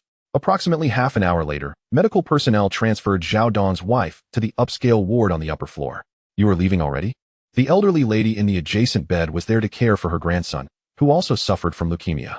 Approaching 80 years of age, she was bewildered by the nurse's activities. Only aware that each time they came to escort someone away, a heavy atmosphere enveloped the room. Eventually, she came to understand that those patients wheeled out were either going home to await death or had already succumbed. Thus, when the nurses took Zhao Dong's wife away, she felt a pang of sympathy, murmuring, "Ah, she is gone." Zhao Dong gently squeezed the old lady's hand, noticing her sorrowful expression, and attempted to lighten the mood. "Dear lady, do not be overly pessimistic. Your grandson's illness can certainly be treated. As long as Su Yuan's medication proves effective, there remains a significant hope. Well. May your words bring good fortune." Under the old lady's watchful gaze, Su Yuan and his companions ascended to the luxurious ward above. The woman within appeared anxious, incessantly questioning the doctors and nurses about the sudden change in her surroundings upon awakening. Zhao Dong hurriedly arrived to explain, "My dear, do not fear. This was my special arrangement. You see, this is Mr. Su. He has developed a miraculous medicine and has already promised to treat you. Your illness will soon be cured." He then introduced Su Yuan. Gazing at the young man before her, clad in a suit and exuding an air of nobility, the woman remained perplexed and quietly inquired, "Will it truly work?" Zhao Dong, unwavering in his belief, responded, "His company has produced advanced robotics, and his innovations in mobile technology have shattered numerous barriers. I firmly believe he will achieve a medical miracle as well. After discussing his wife, Zhao Dong approached Su Yuan, rubbing his hands together. Shall we commence now? Indeed. Su Yuan replied, handing Zhao Dong the first 2 boxes of medication produced. Administer 1 tablet twice daily without interruption. Given your wife's condition, a week of treatment should suffice. Afterward, we will reassess her health. If she has fully recovered, further medication will not be necessary. However, I will need to assign someone to monitor her progress. Certainly. That is no issue at all. With life hanging in the balance, who would be concerned with trivialities? Zhao Dong gratefully accepted the medication, exclaiming, "Thank you." He swiftly opened the box, extracting a white tablet and administering it to his wife with warm water. As soon as the tablet was swallowed, he anxiously inquired, "How do you feel now?" "I just swallowed it down from my throat to my stomach. What do you expect?" Seeing her husband's worried demeanor, Zhao Dong's wife couldn't help but chuckle. "Do not fret. If anything seems amiss, I will certainly inform you. For now, let them document my current condition." She had overheard Zhao Dong and Su Yuan's conversation and understood her role was akin to that of a lab rat. Thus, she silently prayed for the medication's efficacy, resigned to the notion that if it failed, they had done their utmost and must leave the rest to fate. In the face of such illness, even the wealthiest are rendered helpless, let alone an ordinary person like herself. Rest assured and recuperate in this ward. I have already arranged for your meals and fruits, which will be delivered punctually, Su Yuan assured Zhao Dong's wife. This time, you may believe in miracles, for I never undertake endeavors without certainty. Understood. For reasons unknown. Upon gazing into Su Yuan's eyes, Zhao Dong's wife felt an unexpected calm wash over her. Meanwhile, discussions surrounding the medication raged on fervently across the internet. Initially, many influential figures dismissed it as a trivial matter, anticipating the hype would quickly fade. However, as the topic continued to garner attention, they eagerly joined in to capitalize on the traffic. Dissenting voices multiplied, with many claiming it was merely a marketing tactic. And although such promotional strategies are common in this era of rampant commercialization, the notion of joking with lives was universally condemned. After all, what jest can be made at the expense of life? Oh dear, Qingxue, what is the current situation regarding this matter online? The uproar had reached even Zhao's mother, who typically focused solely on entertainment news, e-commerce live streams, and humorous videos, prompting her to call Zhao Qingxue. Just as it's been said online, my husband has developed a miraculous anti-cancer drug. Zhao Qingxue felt a mild exasperation towards her mother. Please do not promise anyone anything while you are out. This is my husband's endeavor, and I cannot make decisions on his behalf. You have borne him 2 children. How can you not have a say? Mother, have you forgotten our previous agreement? Zhao Qingxue's father was a man of simplicity, content with chess and teaching, while her mother was a whirlwind of activity. To avoid burdening Su Yuan, Zhao Qingxue had long established ground rules. As long as her mother refrained from causing trouble, she would provide them with a monthly allowance of 100,000 yuan. This sum was already the most substantial among her acquaintances, granting Zhao's mother a sense of pride among relatives and friends, leading her to boast about her dutiful daughter and son-in-law. Now, her mother often mused that raising a son pales in comparison to raising a daughter, which left Zhao Qingxue feeling somewhat helpless. Fortunately, her mother had not caused any significant trouble over the years, aside from indulging in dubious health products and cluttering the house with useless items. But as long as her mother was happy, Zhao Qingxue allowed her to spend as she pleased. After all, it was merely a few thousand yuan each month. Not a grave concern. What worried her was the possibility of her mother harboring ulterior motives regarding other matters. All right, I remember our agreement. I was merely bored and curious. Upon mentioning their agreement, Zhao's mother immediately became disgruntled, muttering, after all the effort I put into raising you, you now turn around and manage me? Mother, please do not pick a fight with me. Fine, I won't bother you further. Do you think I have nothing better to do than deal with you all day? I have my own matters to attend to. Ever since moving into a larger home and acquiring some wealth, Zhao's mother no longer needed to cook. She had hired a maid. Now, she spent her days enjoying square dancing or participating in choral activities at a senior arts center, having made many friends among the other ladies. Thus, her life was quite fulfilling and enjoyable. After resolving matters concerning his mother, Su Yuan observed that a week had passed and instructed the driver to take him to the hospital. Zhao Qingxue initially wished to accompany him, but Su Yuan restrained her, questioning the merit of visiting such a place. I'll be back shortly, he assured her. Were it anyone else, he might have simply sent Xian Xiuli in his stead. But given that it was the wife of a fellow alumnus and directly tied to the promotion of his new miracle drug, he deemed it necessary to go himself. This visit served dual purposes, to offer comfort to the patient and to enhance the publicity surrounding the drug. Zhao Qingxue, feeling somewhat helpless regarding Su Yuan's decision. Stood before him and adjusted his tie, mildly complaining, "People online claim my work is detached from reality, as if I float in the heavens, completely removed from earthly concerns. I wish to connect with the ground, yet you won't even allow me to gather a speck of dust. What can I do? Isn't that just splendid?" Su Yuan playfully pinched her cheek. "You stay home and await my return. Let those online critics say what they will, you will never appease them. Indeed, just return swiftly." "My husband," she replied. Once outside, Su Yuan, accompanied by his entourage, headed straight for the hospital, arriving at the upscale ward. Unlike the previous somber visit, this time, the ward was bustling with people. Men and women of all ages donned white coats, clearly the hospital's medical staff. "He's here. He's here." Upon his arrival, nearly all the doctors surged towards Su Yuan, enveloping him in a warm welcome. While the public might be unaware of the drug's latest developments, the hospital personnel had long understood that the miracle drug indeed lived up to its promises. Due to the need for record-keeping, the medical staff conducted regular assessments of the patients. From the very first day of treatment, it was observed that the cancer cells in the patient's body had diminished by half, and overall bodily functions were improving at an astonishing rate. This data was nothing short of revolutionary.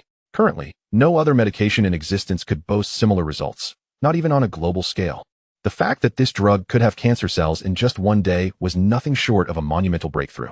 By the end of the first day, nearly all the doctors in the hospital were aware of this development, even prompting the hospital director to convene an emergency meeting to prohibit them from disseminating the information outside. They all knew the director held this matter in high regard and thus dared not speak of it publicly, though their curiosity was insatiable, and they remained fixated on the unfolding events. As the days progressed, the news only grew more promising. The cancer cells had disappeared by 80%, then 90%, and ultimately vanished entirely. All bodily indicators and functions returned to normal levels, leaving no residual effects. Truly a perfect outcome. This ignited an ever-growing excitement among the staff. "Hello, Director Su. I am the hospital director," one greeted. "Director Su, I am the head of the inpatient department," another chimed in. "Director Su, greetings." Almost everyone was animatedly extending their hands to Su Yuan, who could only offer them perfunctory responses. "I am primarily here to visit a friend. We shall discuss further matters later." In a world where no one rises early without the promise of gain, it was clear that their presence was motivated by something beneficial. He anticipated a flurry of conversations awaiting him, which he found rather tiresome. "Very well, please proceed to visit the patient. I will contact you later regarding any matters." The director hastily yielded, recognizing Su Yuan's displeasure. Chapter 354. Health restored. Your sister-in-law has recovered, hasn't she? Su Yuan entered the hospital room, carrying a basket of fruits. The woman still lay in bed, while Zhao Dong sat nearby, peeling oranges for her. Upon seeing Su Yuan, Zhao Dong sprang to his feet, exclaiming joyfully, "My wife is nearly well. Thank you so much. I knew this medicine would work." "Good," Su Yuan nodded. "That's what matters. Sister-in-law, how do you feel now?" "I truly feel remarkable." The woman excitedly rose from her bed, her movements exuberant. "I never imagined this medicine would be so effective. I am immensely grateful to you. Without your help, my life would have been lost." In truth, she had been engulfed in despair. While the prospect of becoming a test subject had offered a flicker of hope, it was but a dim flame. Previously, she had read of a man whose wife had been afflicted with a terminal illness, ultimately opting to become a test subject. Frozen in liquid nitrogen at -130 degrees, awaiting the possibility of revival. The news had never followed up, implying she would likely never awaken. She might have faded away, an unnoticed speck of dust lost in the annals of history. Had this miracle drug proven ineffective, her life would have reached its conclusion. Yet, after taking the medication and awakening the next day, she felt as if her once heavy body had been infused with vitality anew. Her vision brightened, her breath became easier, and even her limbs felt light, free from pain. The moment she opened her eyes and sensed her improved condition, she believed she had arrived in paradise. Upon realizing she was still alive, she understood the miracle drug was indeed potent, far from the exaggerated claims found in the media. It was truly a divine remedy, akin to the elixir of immortality. She had witnessed a miracle, and it was unfolding in her own life. Her gratitude toward the one who had provided this miracle was boundless. Health restored, that is all that matters. Su Yuan placed the fruit basket on the table. You'll be discharged soon. This time has been quite trying for Zhao Dong. Though Zhao Dong was his senior by mere 2 years, he now appeared decades older, as if he had stepped into the realm of the elderly. Each encounter with him elicited a deep sense of reflection from Su Yuan. Nonetheless, I must thank you. Without your intervention, I might not be here today, Zhao Dong's wife exclaimed, now standing, twirling about in joy, unsure how to express her gratitude. Finally, she dropped to her knees, saying, I know you lack for nothing materially, and we cannot offer you much, but I can only bow my head in thanks. Please. There is no need for such formality. Su Yuan quickly moved to assist her. However, Zhao Dong joined her on the floor, exclaiming, Indeed, you saved my wife. I, too, must bow my head in gratitude. Two individuals earnestly bowed 3 times to Su Yuan on the ground. Su Yuan, resigned to their actions, allowed it to unfold. After attending to the patients, he proceeded to finalize his records and, for the sake of optimal publicity, made a spontaneous decision to film a brief video. However, such matters were of no concern to Su Yuan. After his rounds, he intended to leave the hospital, only to be obstructed at the door by a gathering of doctors and nurses. Observing the obsequious grin on the dean's face, Su Yuan maintained a placid expression. He understood their thoughts, yet advised them against overthinking. He had no intention of commercializing the drug, and he hoped they grasped his meaning, not for commercial use. Upon hearing Su Yuan's declaration, the hospital staff were momentarily taken aback. Such a remarkable medication would not be made available in collaboration with the institution? You will know the specifics in due course. Should the need arise, I shall have my assistant reach out to your hospital. Once Su Yuan had dealt with the hospital staff, he finally returned home. Meanwhile, the video showcasing the miraculous drug was released online, igniting a frenzy due to the ongoing discussions about the medication. Various parties engaged in the discourse, each vying for prominence. As Green Rice Company had yet to release any new information, the momentum surrounding the issue was poised to wane. However, this video detonated like a bomb across the internet. Is this video for real? Has a miraculous drug truly been developed? And its efficacy is astonishing. The praises ensued. Hua Guo is remarkable. Green Rice is exceptional. Chairman Su is phenomenal. I have always asserted that Green Rice is a place of miracles, a place that never disappoints. Forever supporting Green Rice and the Su Chairman CP. This video unequivocally demonstrated the drug's effectiveness, and the testing intentions corroborated the authenticity of the claims. Instantly, nearly everyone was clamoring for the medication. When will this drug be available? What will be its price? No matter how exorbitant the cost, I will find a way to afford it. I will do anything to ensure my daughter receives treatment. The comments demanding the drug surged, prompting an official response. As our miraculous drug is still in production, we have only a limited quantity available. To ensure public confidence in our medication, we are recruiting a batch of volunteers to use the drug at no cost. We will randomly select 1,000 volunteers from those who register. Please apply enthusiastically. Upon the announcement of this miraculous drug, it was widely assumed that its price would be exorbitantly high. Thus, the prospect of such an incredible opportunity sent waves of excitement through the crowd. Although 1,000 spots were minuscule in comparison to the millions of patients in need, the potential to save 1,000 lives offered a glimmer of hope, prompting many to rush to sign up. Consequently, a throng of people gathered outside Su Yuan's home, led by none other than Zhao Qingxue's mother. Mother, what brings you here? Zhao Qingxue had initially felt delighted by her mother's visit, but her expression shifted upon opening the door to find a host of unfamiliar relatives. Chapter 355. My mother has caused you trouble again. It wasn't that she was unwelcoming to these distant relatives. Rather, she knew that whenever her mother was involved, it rarely signified anything positive. Oh my, our Qingxue is indeed fortunate. Such a grand house. One we have never even seen on television. Only you could reside here. Qingxue, you've had 2 children, yet you still appear so youthful. It's hard to believe you've given birth twice. I am your second aunt. Do you remember me? Qingxue? A cacophony of compliments and attempts at intimacy ensued, leaving Zhao Qingxue somewhat bewildered. However, with guests already at her doorstep, she could hardly usher them away. So she invited them in. You've all come to see me, haven't you? Please, come in and take a seat. Zhao Qingxue welcomed them into the living room. This living room is so spacious it could accommodate a game of basketball. Oh my, it's as luxurious as a palace. You truly never encountered such a splendid place.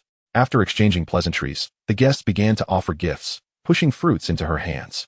These are imported fruits I specifically selected for you. I hope you enjoy them, just a token of my appreciation. What are fruits compared to this? This is a rare wine that my husband has cherished for over 40 years, saved for a special occasion, and I brought it just for you.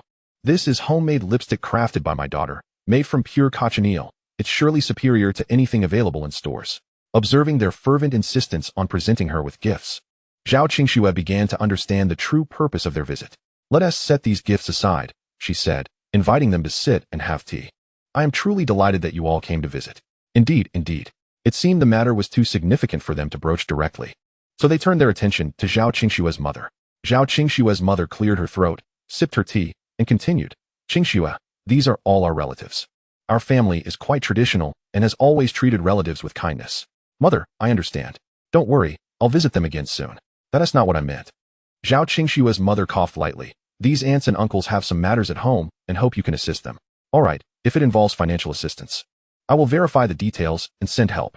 Zhao Qingxue had never been stingy when it came to financial matters. However, she adhered to her principles, helping in emergencies, not in poverty.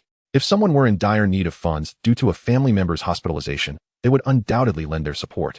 But if it was merely a matter of lacking money to spend, neither Su Yuan nor Zhao Qingxue would play the role of a fool. This had become common knowledge among relatives over the years. This isn't about money, Zhao Qingxue's mother insisted, waving her hands. Well, I'll be frank with you. Isn't Yuan's company holding an event with 1,000 slots for the cancer miracle drug? Given the vast number of people suffering from leukemia in the world, only 1,000 slots are available. Even if we all register, there's no guarantee of selection. So, I was hoping you could make a small concession and secure a few slots for our family. Zhao Qingxue realized her mother had come for this reason. She sighed, Mother. I've told you before, I want to get involved in such matters. The company has stated that they will select 1,000 individuals, and it must be entirely fair. How can we manipulate the process? Upon hearing Zhao Qingxue's implication of refusal, the atmosphere shifted and someone grew anxious. Qingxue, your company belongs to your family. Securing us a spot is merely a matter of your word. Isn't that a small favor? Indeed, we are not unwilling to provide financial assistance. Simply state the amount you require, and once we gather the funds, we will gladly hand it over to you. Should you desire any items, do not hesitate to express your wishes, for we shall offer everything within our possession. Qingxue, your second uncle lies in bed, clinging to the precipice of life, without medication. He may very well succumb. Initially, a few individuals were rather reserved, hesitant to broach the subject, but once the ice was broken, they could no longer contain their emotions. Tears streaming down their faces as they began to plead for sympathy. We are acutely aware that this is a matter of life and death. Had we not reached the point of desperation, we would not be imploring your assistance. If you are capable of treating outsiders, surely you can extend some privilege to your own kin? I earnestly beseech you, if you could provide me with even a modicum of medicine, I would be willing to prostrate myself and serve you as a humble servant. Zhao Qingxue dreaded such confrontations, torn between conflicting emotions. She found herself at a loss for how to proceed. Finally, she rose and said, I truly cannot make this decision. However, my husband is upstairs. Please, take a moment to sit in the living room and enjoy some tea while I consult with him regarding this matter. I shall return with a response. Very well, they replied, their eyes fixed on her with anticipation. Zhao Qingxue ascended the stairs with a sense of urgency akin to that of a fleeing fugitive. Husband, I have come to inform you. In the study, Su Yuan glanced at Zhao Qingxue as she entered. Before she could utter a word, he gave a resigned nod. This situation was indeed precarious. However, company policy was clear, and he had no intention of contravening it. Thus it would be best to let them leave. Agreed. This was, in fact, Zhao Qingxue's sentiment as well. She sank into a chair beside Su Yuan, feeling somewhat defeated. I apologize, dear husband. My mother has once again caused you trouble. It is but a trivial matter. Life is composed of minor imperfections. If everything were flawless, it would be but a facade. Su Yuan, unfazed by the predicament, offered Zhao Qingxue a gentle smile. Come, sit with me in the study for a while. They shall soon comprehend our stance. As Su Yuan and Zhao Qingxue remained hidden, the visitors in the living room grew increasingly restless. They could no longer restrain themselves and began to urge Zhao Qingxue's mother to rise.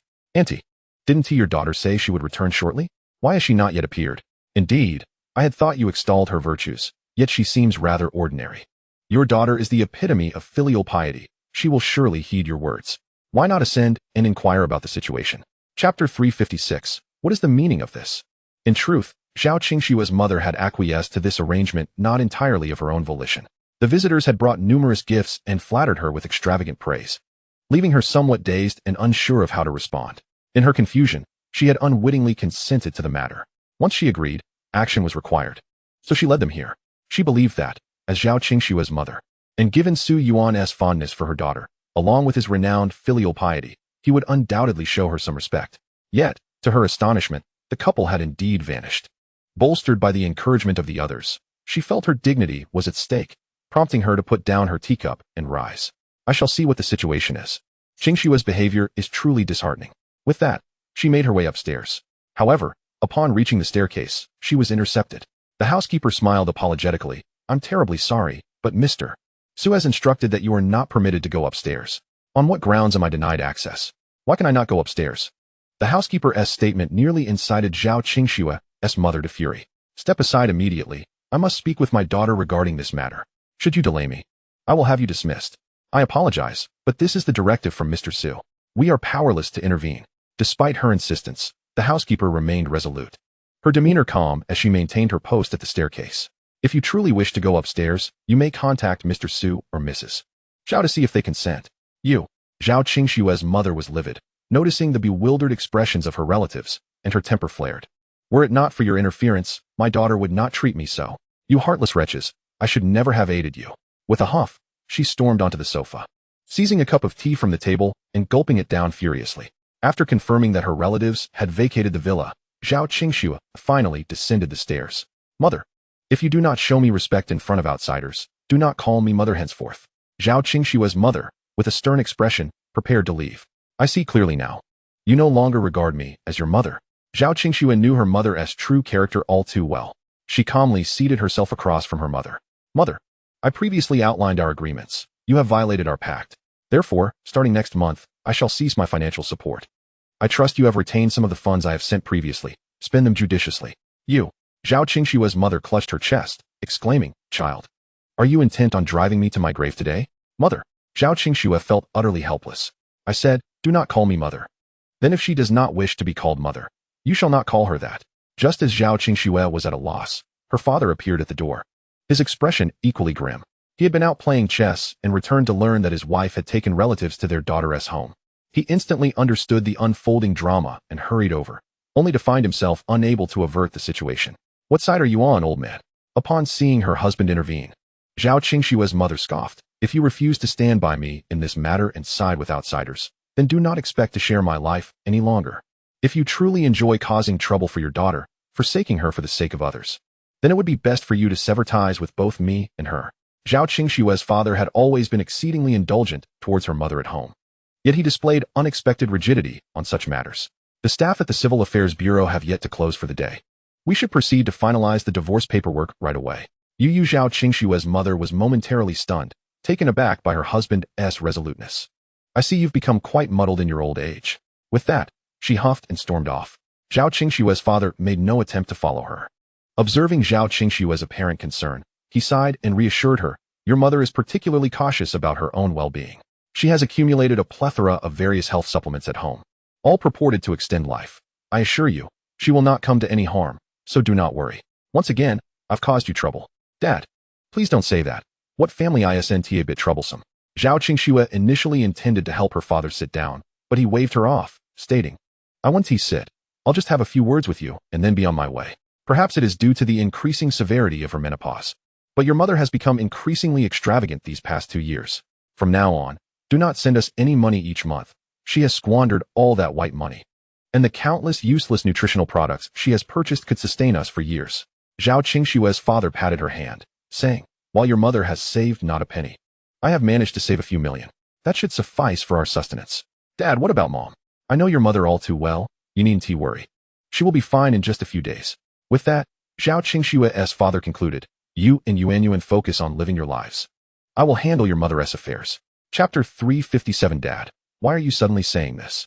Dad faced with her father's understanding and unwavering tenderness. Zhao Qingxue felt a lump in her throat. Oh dear, why are you crying? You silly girl. Noticing his daughter's eyes welling with tears, Zhao Qingxue's father became flustered. You are already a mother.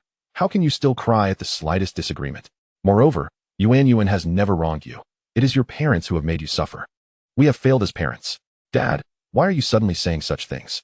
Zhao Qingxue linked her arm through his, acknowledging, while my husband indeed treats me well, you and Mom have also been incredibly kind to me. You are a thoughtful child. While they conversed at the doorway, Su's parents approached with laughter. Upon seeing Zhao Qingxue and her father standing at the entrance, they greeted, oh, father-in-law, you are here too? What happened just now? When we left, we encountered mother-in-law, and she appeared to be crying. When we asked her what was wrong, she wouldn't say, are you two at odds? Oh, you know her temperament all too well. She simply enjoys throwing tantrums for no reason. I'll go home and coax her. Zhao Qingxue's father chuckled. You all continue your conversation. I must take my leave. Aren't you staying for a meal? It's already mealtime. No, I have some matters to attend to. In a hurry, Zhao Qingxue's father departed. She perceived that despite his insistence on divorcing her mother, after so many years of marriage, he undoubtedly could not bear to part. He was likely rushing to appease her mother. "Shuer, have you encountered some grievance? Why are your eyes so red?" After Zhao Qingxue's parents left, Su Yuan observed her expression with concern and inquired. Zhao Qingxue shook her head, stating, "No, just some sand got in my eyes." "What do you mean? Sand in your eyes? We won't tea by that nonsense. Tell me, has Yuan been bullying you?" Su Yuan's mother gazed intently into her eyes, asserting, "We will not allow him to mistreat you. If he does, you must tell us, and we will certainly stand by your side." "Mom, how could my husband, who treats me so well, possibly bully me? It's about my dad." Zhao Qingxue rubbed her eyes, explaining, "What my father said just now moved me profoundly. So I couldn't hold back my tears. So it was about that. You worry us so much, you must not cry so easily in the future." After hearing the events unfold, Su's parents finally felt reassured. "Have the little ones returned from school yet? We bought a considerable amount of delicious ingredients today. Let us cook something nice for them when they arrive. I've already sent the driver. They should be back shortly." Zhao Qingxue smiled, glancing at the items in their hands, wondering, what special occasion is it today that you bought so many wonderful things? Although Su's parents usually visited, they seldom brought so many supplies, and Zhao Qingxue immediately sensed something was amiss. It's like this. Su's parents exchanged hesitant glances with Zhao Qingxue. "We actually came here with a request. Mom and Dad, is it regarding the medication?" Upon hearing Su's parents speak, Zhao Qingxue instantly comprehended their intentions. Yet her expression was laden with difficulty. "To be frank, my mother just came by for this same matter. I don't interfere in my husband's business affairs. So if you have any thoughts, you should discuss them directly with him." "Dad, Mom, what is going on?"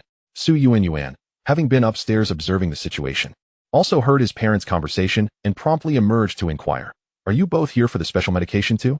"Yes." Su's parents did not conceal anything, placing the groceries on the table before slowly explaining, "You remember old Zhang, who registered with us for the senior university and volunteered together? He is exceptionally talented, with beautiful handwriting and a wealth of knowledge, even speaking English. 2 months ago, he suddenly withdrew from the senior university and ceased volunteering. We found this quite strange and called to inquire about his situation. It turns out his son has leukemia and is not doing well at all. We visited him and his son today. The once fine young man now appears emaciated, and old Zhang is similarly worn down." Su's father lamented, as the old saying goes, "Illness descends like a mountain, recovery comes like pulling silk. Being ill truly is tormenting. It's unfortunate that bad people fall ill, but the Zhang family is genuinely kind-hearted. It wasn't old Zhang who sought help. We felt compelled to assist him upon seeing his dire state. If it is convenient for you, I could help him through a back door. If it's not feasible, then so be it." After hearing Su's parents, Su Yuan pondered a moment before responding, "Dad, Mom, the special medication has only recently been produced, and the supply is quite limited. Most of it is allocated for events. I cannot provide any at the moment, but you should be able to obtain it in about 3 days." "All right, son, as long as it doesn't trouble you, that's fine." Su's parents smiled upon hearing this. "We haven't mentioned this to old Zhang, so if you happen to have the medication, please provide us with some, and we will ensure it reaches him. If it is impossible to procure, then let us consider this conversation as if it never happened. Parents, rest assured, for those whom you genuinely wish to save, as your son, I shall strive with all my might." Su Yuan readily acquiesced to this undertaking, for saving lives is, in essence, not an insurmountable task. After acquiring the miraculous medicine from the system, he had no intention of profiting from it. After all, saving lives is saving lives, regardless of whom it may be. However, those individuals whom Zhao Qingxue's parents had promised to assist were clearly of dubious character, and one could only speculate where they would direct the medicine once they obtained it. Thus, he outright declined their request. "All right, let us prepare a meal then. Parents, allow me to lend a hand." Zhao Qingxue had no objections to Su Yuan's decision and rose to assist in the kitchen. Chapter 358. What thoughts could arise? Once news of the miraculous medicine surfaced, it rapidly became a sensation across the internet, with virtually no one remaining unaware of its existence. Initially, negative comments abounded, but as evidence emerged and the event commenced, the voices claiming the medicine was ineffective gradually diminished, leaving behind a tide of praise and fervor. "Our nation has finally risen. Who dares to claim we are backward? With this medicine, can we not stay up late with peace of mind? After all, it won't kill us." To the one upstairs, "I believe you require a remedy for your mental incapacity. Are you not aware that staying up late does not equate to leukemia? That's sudden death. However, every matter in this world possesses duality, just as it is impossible to undertake an endeavor that pleases everyone." Although most rejoiced at the miraculous medicine developed by Green Rice Company, its release undeniably hindered many interests. Thus, even if the medicine garnered universal acclaim. A plethora of articles maligning Green Rice Company continued to surface online, with some even positing that it was part of a conspiracy. In fact, within Zhao Qingxue's livestream, the atmosphere was initially one of joy as she resumed her regular broadcasts, yet strange accounts and comments persistently intruded. The comments predominantly consisted of insults. Even after those accounts were reported and banned, new ones would inevitably emerge, causing Zhao Qingxue considerable distress. It was evident that these occurrences were orchestrated by someone with intent. Many of Zhao Qingxue's fans frequently engaged in disputes with these accounts and reported them. Initially, Zhao Qingxue felt anger toward the situation, but as time passed, she grew indifferent. Instead, she comforted her fans in the live stream, suggesting they simply ignore the trolls, asserting that as long as they maintained a positive mindset, the trolls would eventually tire of their antics. Haha, Snow, your magnanimity is commendable. Indeed, these people are utterly tedious. Perhaps they're merely agitated from being stepped on and should be left to stew in their frustration. Snow, you handled that splendidly. While such sentiments were valid, it appeared that many voices of dissent lingered online. Do you not have any thoughts regarding this? What thoughts could arise?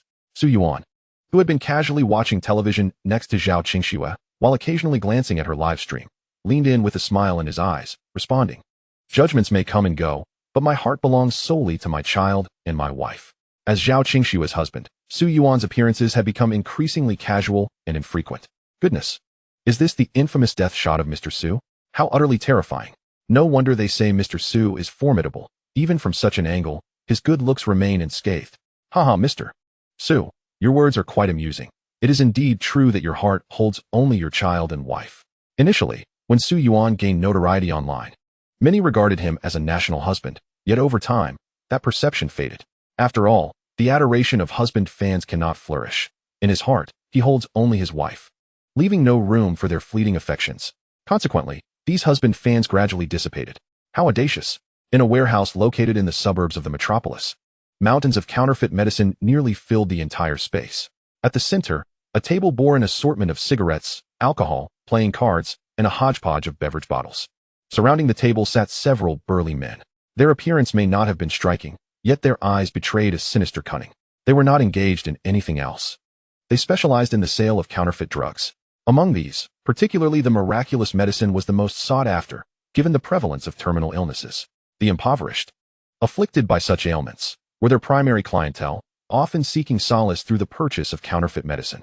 Regardless of the authenticity of their products, many sought merely psychological comfort.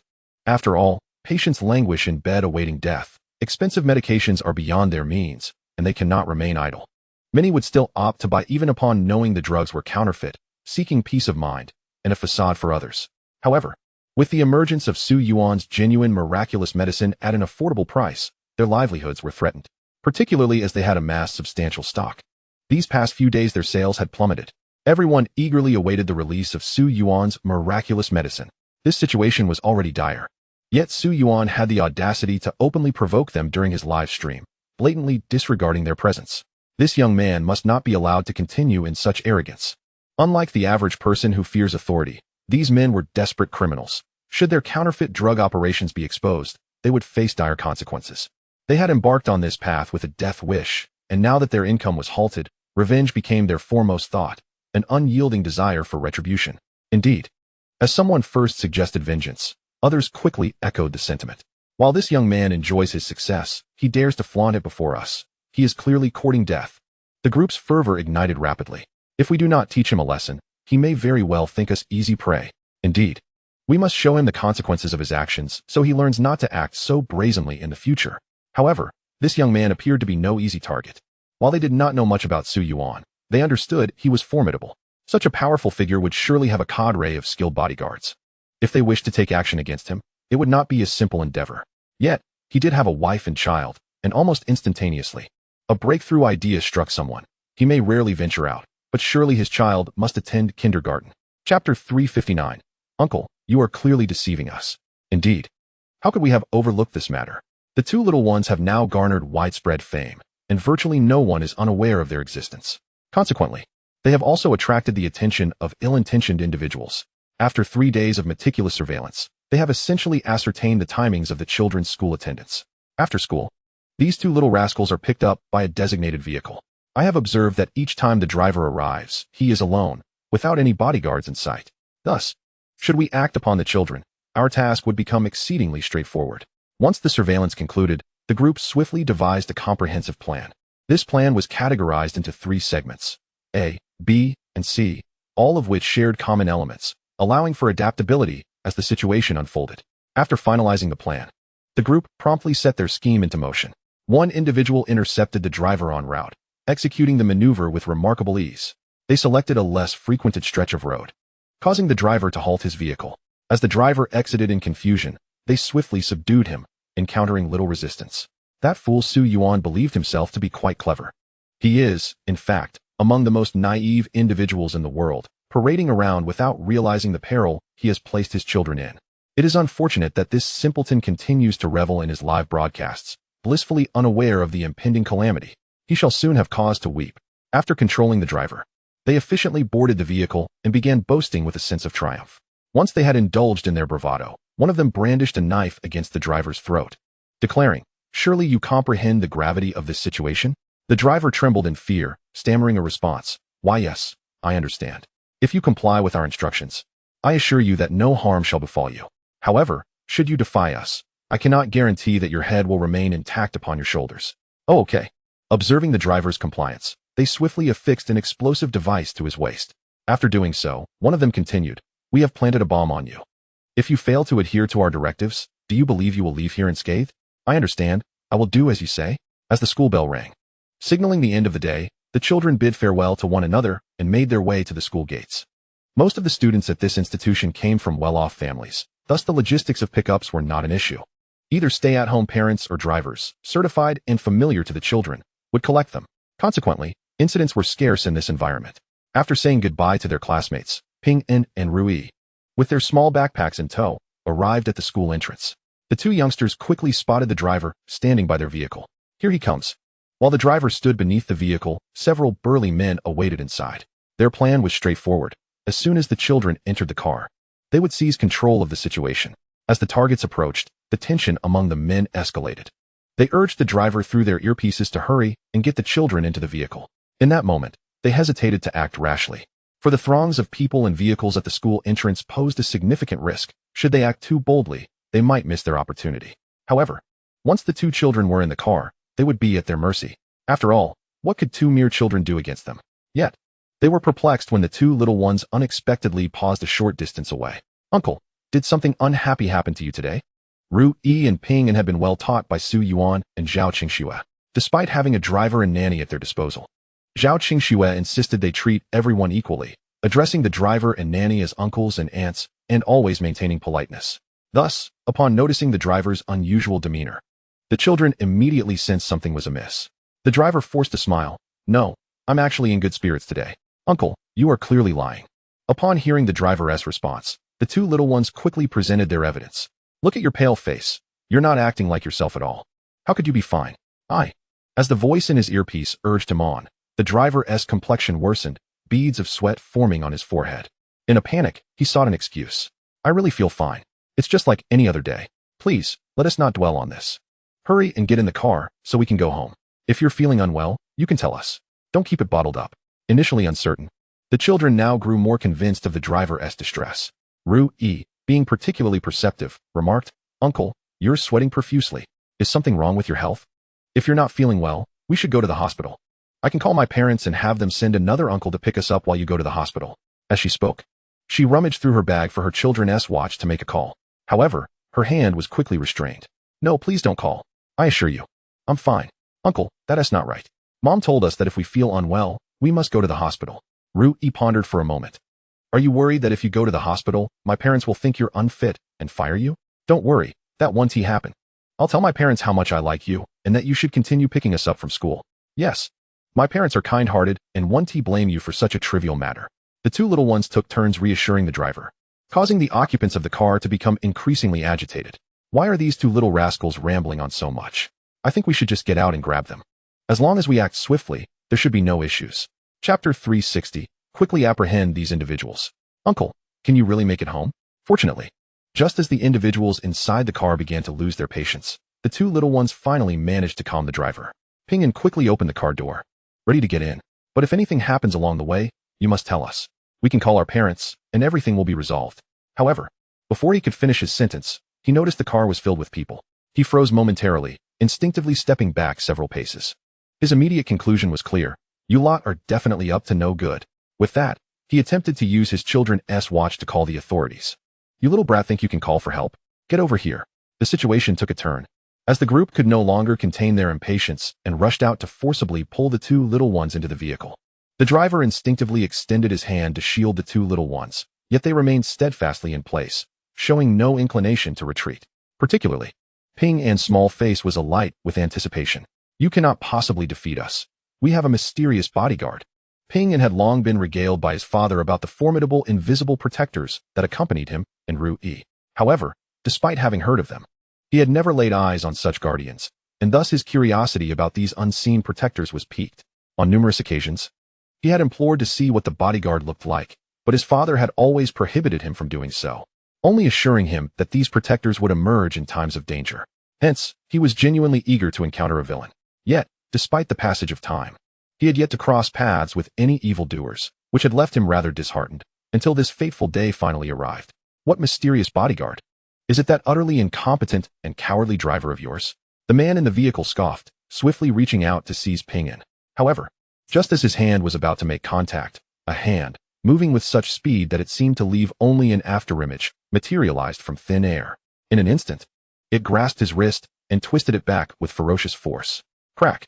The sharp sound of bones fracturing echoed, accompanied by the man's agonized scream. His eyes widened in disbelief as he gazed at his wrist, which had inexplicably snapped.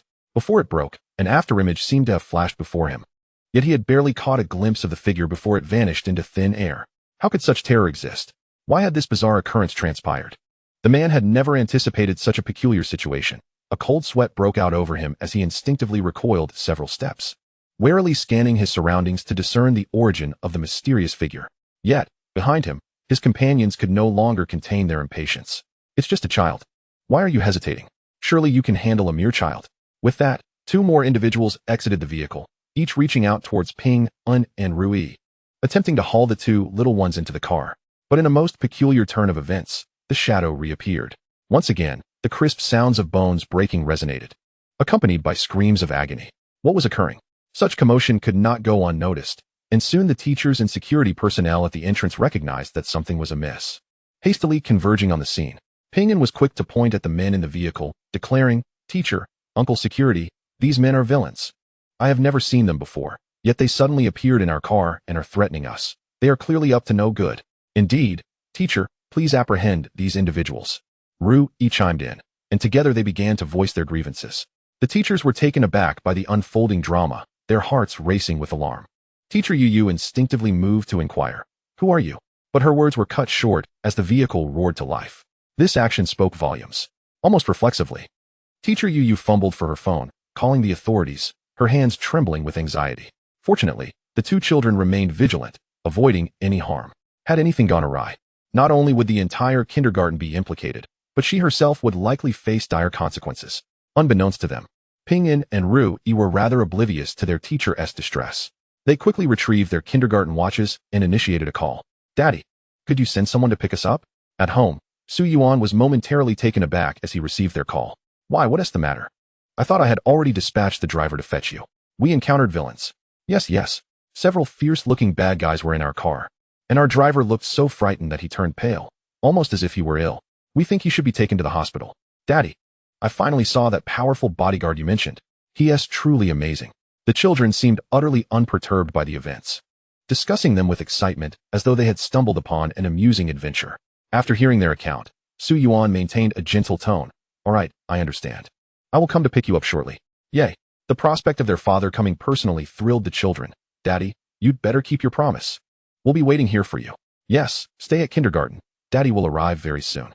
Su Yuan responded softly, yet his expression grew increasingly cold. Ever since the arrival of the two little ones, he had devoted himself entirely to his family, realizing that no amount of wealth could rival love and companionship. Thus, he had set aside all else to wholly support the two children, wishing for them to grow up joyfully. They were, apart from Zhao Qingxue, a significant part of his life. They were his Achilles heel, a facet of his life no one could touch. He could endure online criticism, but anyone daring to harm his children would face his wrath, without hesitation. Chapter 361. Daddy, what are you going to do? What is wrong with you? Seeing her husband suddenly emerge from the kitchen, looking rather grim after preparing snacks for the children, Zhao Qingxue was startled and quickly stood to inquire. Su Yuan hastily changed his clothes, urging, "Don't ask too many questions. We need to go to the kindergarten to bring the children home. But I've already sent the driver. He should arrive shortly." The driver encountered an issue on the road. With that single statement, Zhao Qingxue's face drained of color. However, he quickly reassured her, "Though the driver is in trouble, the children are unharmed, so we must go to the kindergarten to fetch them." "All right, let us go." Both children were Zhao Qingxue's entire world, and upon hearing that their safety was at stake, she nearly lost her composure, hastily donning a jacket before setting off. They soon arrived at the kindergarten, which was unusually quiet as most children had already been picked up. The two little ones stood at the entrance, chatting and laughing with their teacher. Upon spotting Su Yuan and Zhao Qingxue, they hurriedly ran towards them. "Daddy, Mommy, you're here. Are you all right?" Cradling the soft bodies of her little ones, Zhao Qingxue thoroughly checked them over, finally feeling a wave of relief wash over her as she confirmed they were indeed unscathed. "You two scared Mommy half to death. I thought something had happened to you. Mother, do not be afraid. We shall be fine. Father has sent someone formidable to protect us." Indeed, that bodyguard truly is extraordinary. He appeared suddenly and vanished just as quickly. The two little ones continued to excitedly recount their experiences with the bodyguard. Once Zhao Qingxue regained her composure, she realized that she must not overreact, as it might frighten the children further. Therefore, she endeavored to calm herself and managed to commend the two little ones, saying, "You did well today. In the future, should you encounter such a situation, you must promptly call your father or mother." "Yes, we understand. Mr. Su, Mrs. Su, we take full responsibility for this incident. We acknowledge our shortcomings and will certainly enhance our protective measures for the children in the future." Fearing that Su Yuan and Zhao Qingxue might confront the school teacher, you promptly stepped forward to admit her fault. "It is all right. This matter does not pertain to your school." Although Su Yuan was indeed quite angry, he understood that the school and the teachers were very responsible, and thus, this incident could not be blamed on them. In matters concerning children, parents are often exceedingly impulsive.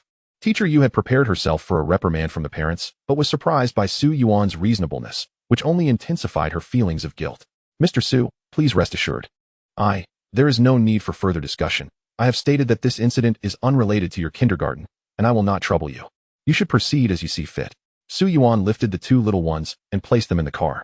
"I have matters to attend to, so I must take my leave." "Oh, all right, teacher," Yu said, somewhat dazed as she watched Su Yuan depart, feeling somewhat lost as she walked back to the kindergarten. At the school gate, after securing the two little ones in the car, Su Yuan then instructed Zhao Qingxue, "You should take the children home first. I have some matters to attend to and will return once I am finished." "Daddy, what are you going to do?" The two little ones curiously peered out of the car, their large eyes filled with innocence. Su Yuan couldn't help but pat their heads, saying, "Daddy is going to deal with some bad people. Do not worry, I shall return shortly. When you come back, will you make us some snacks? The snacks outside are too bland and cannot compare to yours." "All right, I understand." After soothing the two little ones, Su Yuan intended to leave, but was stopped by Zhao Qingxue, whose eyes reflected concern. "Please be careful. Do you not trust your husband?" As he watched the car carrying his wife and the two little ones depart, Su Yuan called for another vehicle. Once inside, he summoned the Galactic Guardians and began to inquire in detail about the day's events. After hearing the situation, his expression grew notably colder. "Understood. Please check the confirmed address." "Yes." What an absolute disaster. In a warehouse on the outskirts of the city, several individuals, having circled the area numerous times, finally returned to the warehouse under the cover of darkness. Their wrists were twisted at an unnatural angle, causing expressions of agony to contort their faces. However, given the magnitude of their undertaking today, which could potentially cost them their lives, they dared not seek medical attention. Instead, they returned to their hideout, planning to discreetly summon a familiar black market doctor later. While fleeing, they had no time to ponder other matters, but upon returning to their base, they huddled together, heads bent in discussion, all agreeing that the day's events had been exceedingly bizarre, despite the fact that two children were merely innocent and defenseless. It should have been a simple task to handle them. Yet, unexpectedly, a formidable adversary had emerged mid-escape. They could not fathom who that shadowy figure was. As their speed had been astonishing, they had barely caught a glimpse before falling into a trap. "Old 3, you were supposed to be in charge of scouting. Did you not realize there was a bodyguard accompanying those two little brats?" Someone, unable to contain their frustration, directed their ire at the scout. Old 3, responsible for scouting, felt equally perplexed and unjustly accused. "When I scoped the area, I only saw the driver picking them up, I had no idea there was a second person. How could that individual have appeared without my notice? Did I somehow get discovered during my reconnaissance? His musings led him to conclude that such speculation was unlikely. He was an experienced scout and should not have been detected. Chapter 362. This is undoubtedly retribution. So where did that shadow come from? My hand may well be ruined. Finally, someone could not restrain a low growl, which elicited discontent from the others. Could you keep it down? We are still in a precarious situation. It seems that children from wealthy families are indeed different. Their bodyguards are truly formidable. We have suffered a double loss. They had failed to exact revenge. And the other party would undoubtedly be furious, resulting in not only their injuries, but also a bounty on their heads. Most importantly, they would be unable to conduct business for the foreseeable future. While they had previously profited greatly from this line of work, they had also been extravagant, often squandering their earnings in nightclubs or on women, leaving little behind. Big brother, what should we do now? What can we do? We need to lie low for a while and wait for an opportune moment to strike again. I refuse to believe we could be bested by such insignificant children. Thus, the group decided to bide their time and cultivate patience, awaiting a chance to make a comeback. However, as they conversed, they failed to notice a black car silently arriving at the warehouse's entrance. 3 individuals emerged from the vehicle. The leading man was tall and elegant, exuding a chilling aura that sent shivers down the spine. Flanking him were 2 women clad in silver attire. Bang! One of the women approached the door, and upon seeing a heavy lock, effortlessly smashed it with a single punch, reducing the once formidable lock to a pile of scrap metal. The other woman then pushed open the door. Who goes there? The men inside the warehouse were taken aback. They had believed their hideout to be well concealed. Yet someone had managed to find them, causing them to tremble with fear as they rushed into the yard. Then they saw the icy expression of Su Yuan. Although he did not recognize them, they had often seen his face on television, and thus, they instantly recognized him. So it's you. The leader could not help but sneer upon spotting Su Yuan. What brings you here? Surely, you do not intend to cause us trouble with such a meager entourage. Be boss. Someone attempted to alert him that the bodyguards surrounding Su Yuan were exceptionally formidable, yet the leading thug had already charged towards Su Yuan. The remaining individuals had no choice but to follow suit, gritting their teeth in resolve. However, merely 3 seconds later, the courtyard of the warehouse was littered with bodies. Almost everyone had lost the ability to move. The entire yard resembled a scene from hell, echoing with the sounds of wails and cries of despair. Su Yuan's foot rested upon the form of the first thug who had rushed at him, his gaze frigid with disdain. How dare you harm my child? After uttering this, he casually produced a lighter from his pocket. The lighter ignited swiftly, soon soaring through the air in a parabolic arc. Flames erupted instantly, engulfing the surroundings in a ferocious blaze. A catastrophic fire broke out at a warehouse on the outskirts of Magic City, triggered by staff inadvertently igniting flammable materials.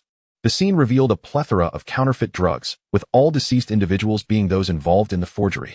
The drug traffickers perished in the flames. Was it divine retribution or mere happenstance? Shortly thereafter, various news reports about the fire inundated television screens, each headline more shocking than the last. The internet was flooded with snippets of videos. Initially, upon witnessing the fire, the public hoped for the safety of individuals. But upon discovering that all victims were counterfeit drug dealers, an overwhelming wave of approval surged forth. These purveyors of fake medicine were indeed met with their just desserts.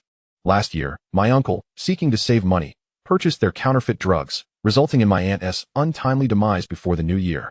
These individuals amassed their ill-gotten gains only to be spent in the underworld. This is unequivocally retribution. No one expressed sympathy for the counterfeit drug dealers.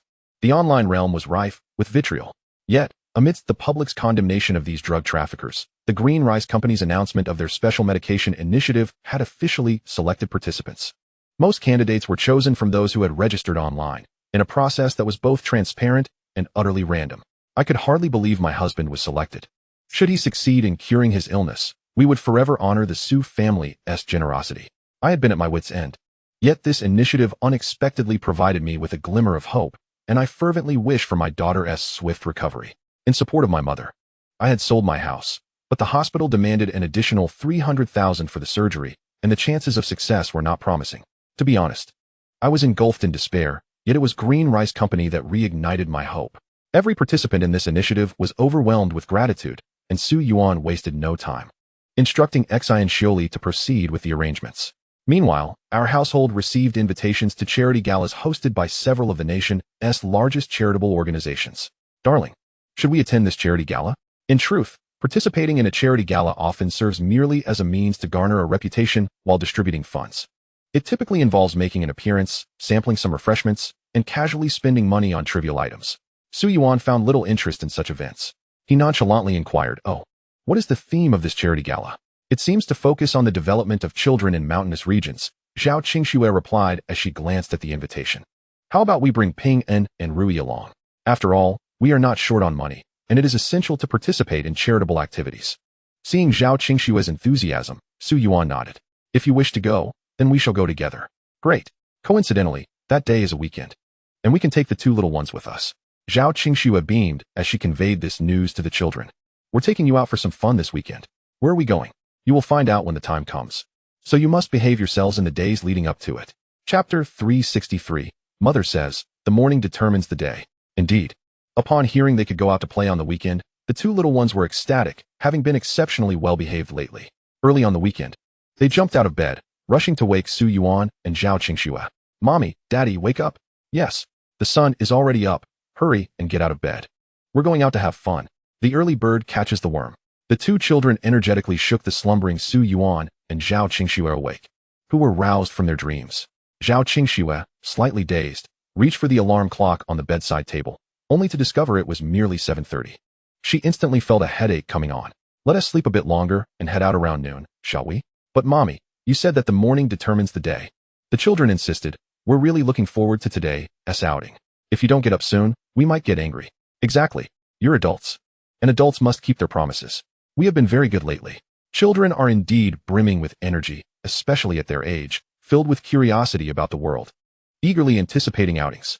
Su Yuan and Zhao Qingxue had no choice but to laboriously rise from their beds and change into their clothes. However, since the charity gala commenced in the afternoon, Su Yuan and Zhao Qingxue initially donned casual attire, planning to take the children out for a leisurely stroll and a meal. Although dining at home is delightful, the little ones were particularly enamored with the toys that accompany children's meals from restaurants. Ever since Chi-Han had brought them once, the kids had been clamoring to eat out every day. In reality, they hardly consumed much at the restaurant. It was primarily the allure of collecting the toys that excited them. Soon, they arrived at the restaurant hosting the promotion, and at Ping En and Rui's insistence, they ordered 4 children's meals. Su Yuan looked helplessly at the adorably presented little hamburger in front of him, realizing it was hardly larger than half his palm and would be devoured in just 2 bites. "Do you think Daddy can fill up on this?" "Huh, Daddy, if you eat that much, won't you still be hungry?" Ping En pondered. "Then let us get 2 more children's meals." "Never mind." Su Yuan was nearly on the verge of nausea from the children's meal. "If you really enjoy it, I'll find someone to help you complete the set later. After all, it's just a toy." Although these toys are genuine and sold as limited editions with the meals, if you truly desire them, you can easily acquire them online. "Daddy, it seems you don't understand the joy of collecting," Rui said, carefully placing the toy she received from the meal into her little backpack, then asked Su Yuan with a serious expression, "You must consider this. Would you prefer us, your 2 adorable children, to be your own or to be picked up from outside?" Ping En chimed in, "Exactly. After all, children picked up from outside are just as good as those you've birthed. Having children is such a hassle. Isn't it easier to just find ready-made ones?" "All right. You two, stop talking. I'll go buy you 2 more children's meals." Upon hearing the words of the 2 little ones, Su Yuan found himself compelled to order 2 children's sets once more. Silently, he consumed the meals, and afterwards, he handed the small toys contained within the sets to the 2 children, perfectly distributing 1 to each. Following their meal, the 4 of them wandered aimlessly down the bustling street. However, it wasn't long before they stumbled upon an antique street ahead. Neither Su Yuan nor Zhao Qingxue held much interest in antiques, yet Liang Xiaojing was quite fascinated. The stalls were adorned with an array of curious items they had never encountered before, each embellished with intricate patterns that rendered them utterly enchanting. "How much is this?" Soon enough, the 2 little ones found themselves squatting in front of a small stall, unable to move. The wares displayed were hardly rare, a mere decorative wave drum, though its flamboyant designs caught their attention. It was surprising that, despite the multitude of toys at home, they were captivated by such an item from years past. This left Su Yuan and Zhao Qingxue somewhat speechless. The vendor, noticing the opulent attire of Su Yuan and Zhao Qingxue, along with the affluent appearance of the children, immediately recognized a lucrative opportunity.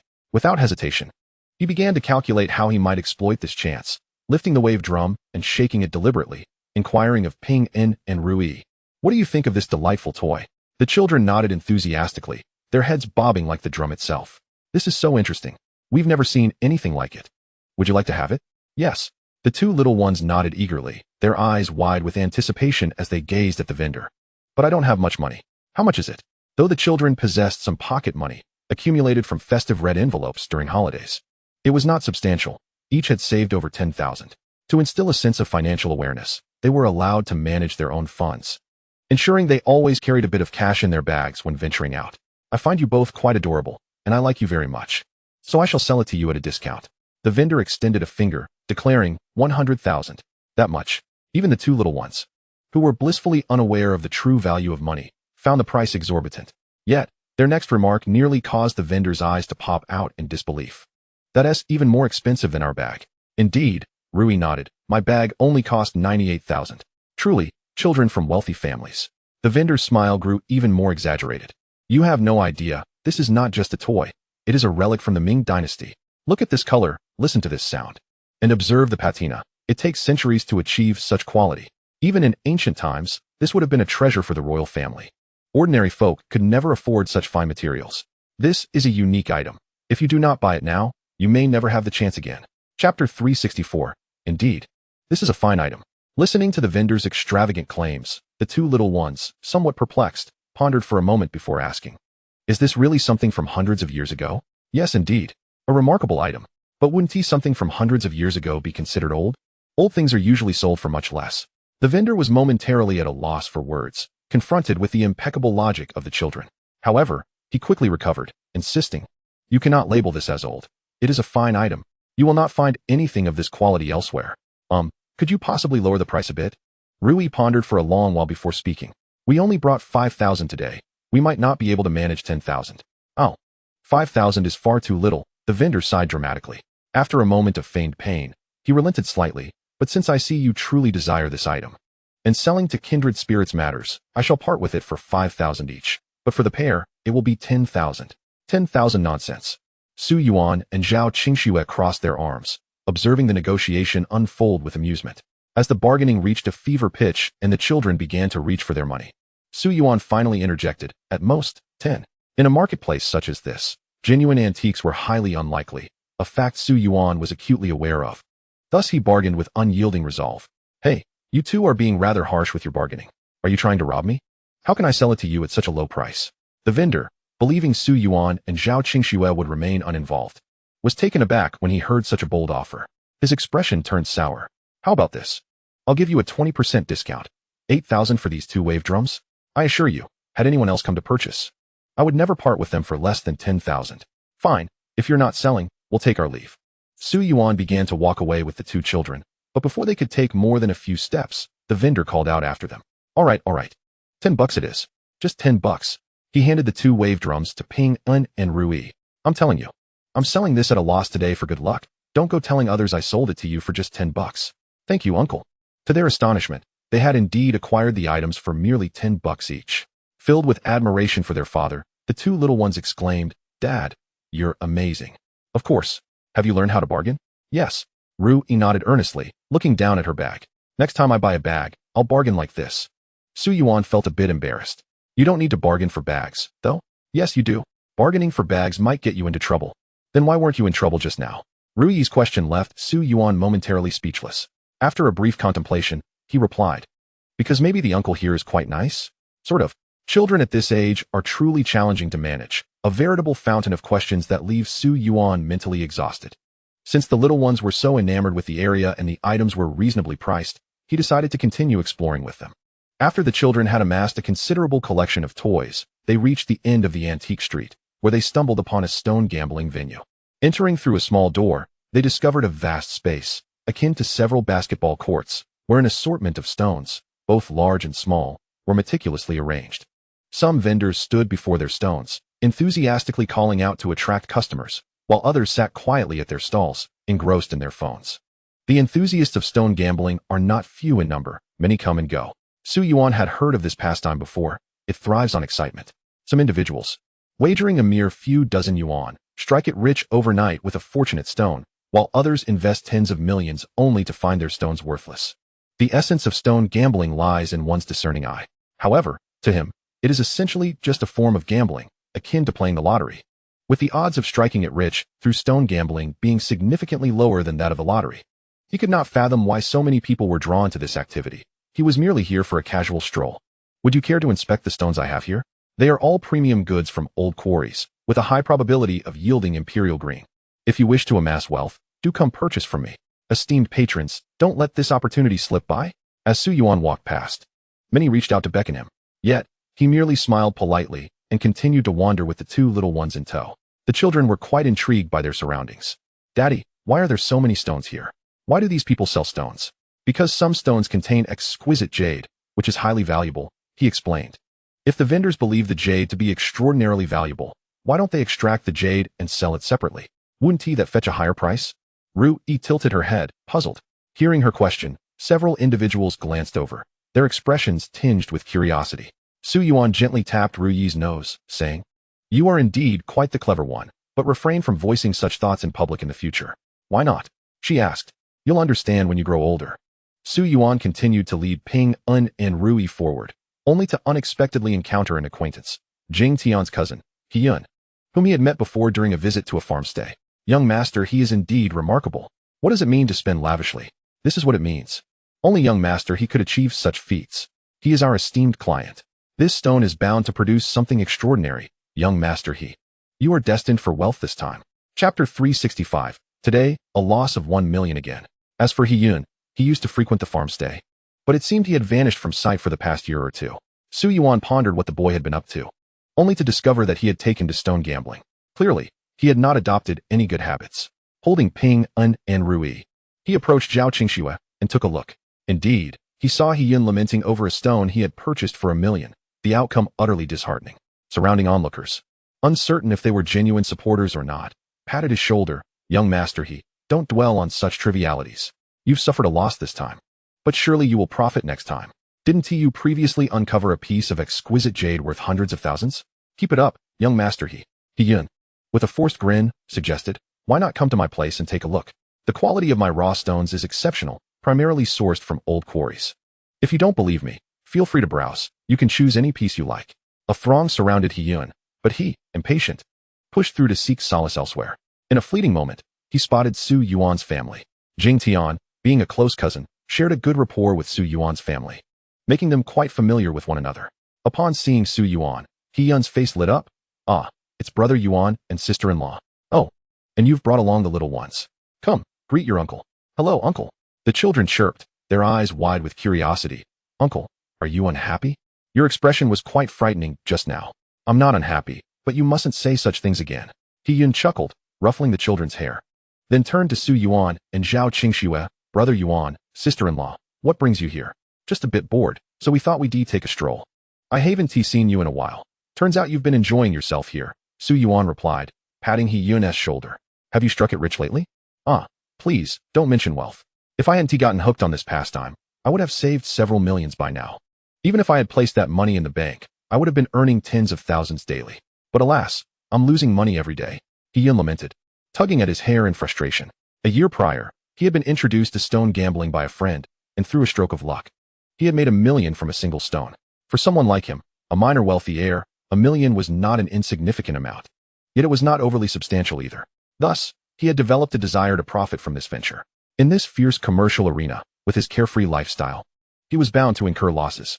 Lacking the patience to start from the ground up, he sought shortcuts instead. He studied various techniques of stone gambling and consulted numerous experts. Believing himself to have become adept, he then requested 50 million from his family to venture into business, entering the field with great confidence. After analyzing the situation, he realized that the reason many ordinary individuals had such slim chances of becoming wealthy through stone gambling was that it was simply unaffordable for them. After all, could they truly afford stones priced at hundreds, thousands, or even tens of thousands, or millions? The real treasures lay within those expensive stones. He was convinced he was on the brink of success. In his first month, he squandered 10 million on various stones, purchasing over 100 of varying sizes. Yet the returns amounted to merely a few thousand. He faced a slight setback, but reassured himself with the remaining 40 million, thinking that as long as he could unveil a valuable piece of imperial green, he would easily recoup his losses. However, the subsequent years saw him suffering daily losses. Yes, daily. Today alone, he lost over 1 million. Now he was left with just 3 million, the initial amount his father had provided for business. If he lost that, he would be left with nothing.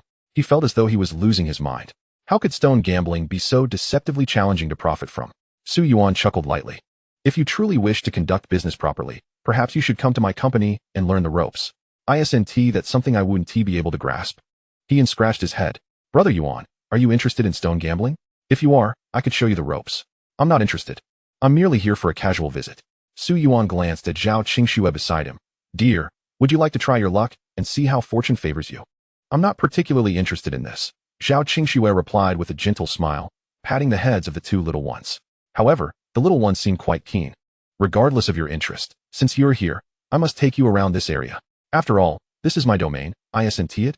With a grand gesture, He began to lead his family around the bustling stalls, simultaneously enlightening them on the various types of raw stones available. Remarkably, despite incurring losses day in and day out over the past year, his theoretical knowledge had been meticulously cultivated, and he spoke with an authority reminiscent of a seasoned master. Su Yuan inquired, "Have you ever considered becoming a master to earn some money? With your eloquence, you could easily set up a stall on the street and make quite a fortune." He waved his hand dismissively, his eyes sparkling with anticipation. "What kind of money could I possibly earn? I crave that exhilarating feeling of life and death. Either let me lose so much that I end up with nothing, or enable me to earn a staggering sum, perhaps tens of billions. If I could return home with such wealth, my parents would finally hold their heads high. And what if you end up with nothing at all? Then I shall obediently return home and be a good son, vowing never to stir trouble again." He replied with a smile, glancing at Su Yuan. "Do you know the saying about hitting rock bottom and bouncing back? I haven't encountered any good fortune in the past year, and I've lost over 40 million. What does that signify? It indicates that I'm on the verge of a substantial gain. Perhaps the coveted imperial green is just around the corner. Then take your time to buy," Su Yuan said, shaking his head in resignation, realizing that He was utterly engrossed in this pursuit and unlikely to heed any rational advice. Chapter 366. My husband says he won't lend you money. The wares at this stall are undoubtedly authentic. After boasting for a while with Su Yuan, He-yun's eyes finally lit up as he approached an inconspicuous stall. He eagerly extracted a piece of stone, exclaiming, "Su Yuan, look at the texture of this stone. Notice the quality. Take a whiff of this scent. I assure you, even if you bought something here with your eyes closed, you wouldn't regret it." "Oh, is that so?" Su Yuan nodded. "So, are you planning to purchase it?" "Absolutely. However, if I wish to make a significant profit, I must scrutinize it carefully." Upon saying this, He-yun began to meticulously examine each stone, weighing them in his hands, inhaling their scents, tapping them with his fingers, and even producing a magnifying glass and flashlight from his pocket to study the patterns on the stones more closely. "Uncle, what are you looking at?" The two little ones, witnessing such a fascinating spectacle for the first time, squatted in front of the stall, mimicking his actions with earnest curiosity. Su Yuan chuckled. "Your uncle is contemplating how to squander his money.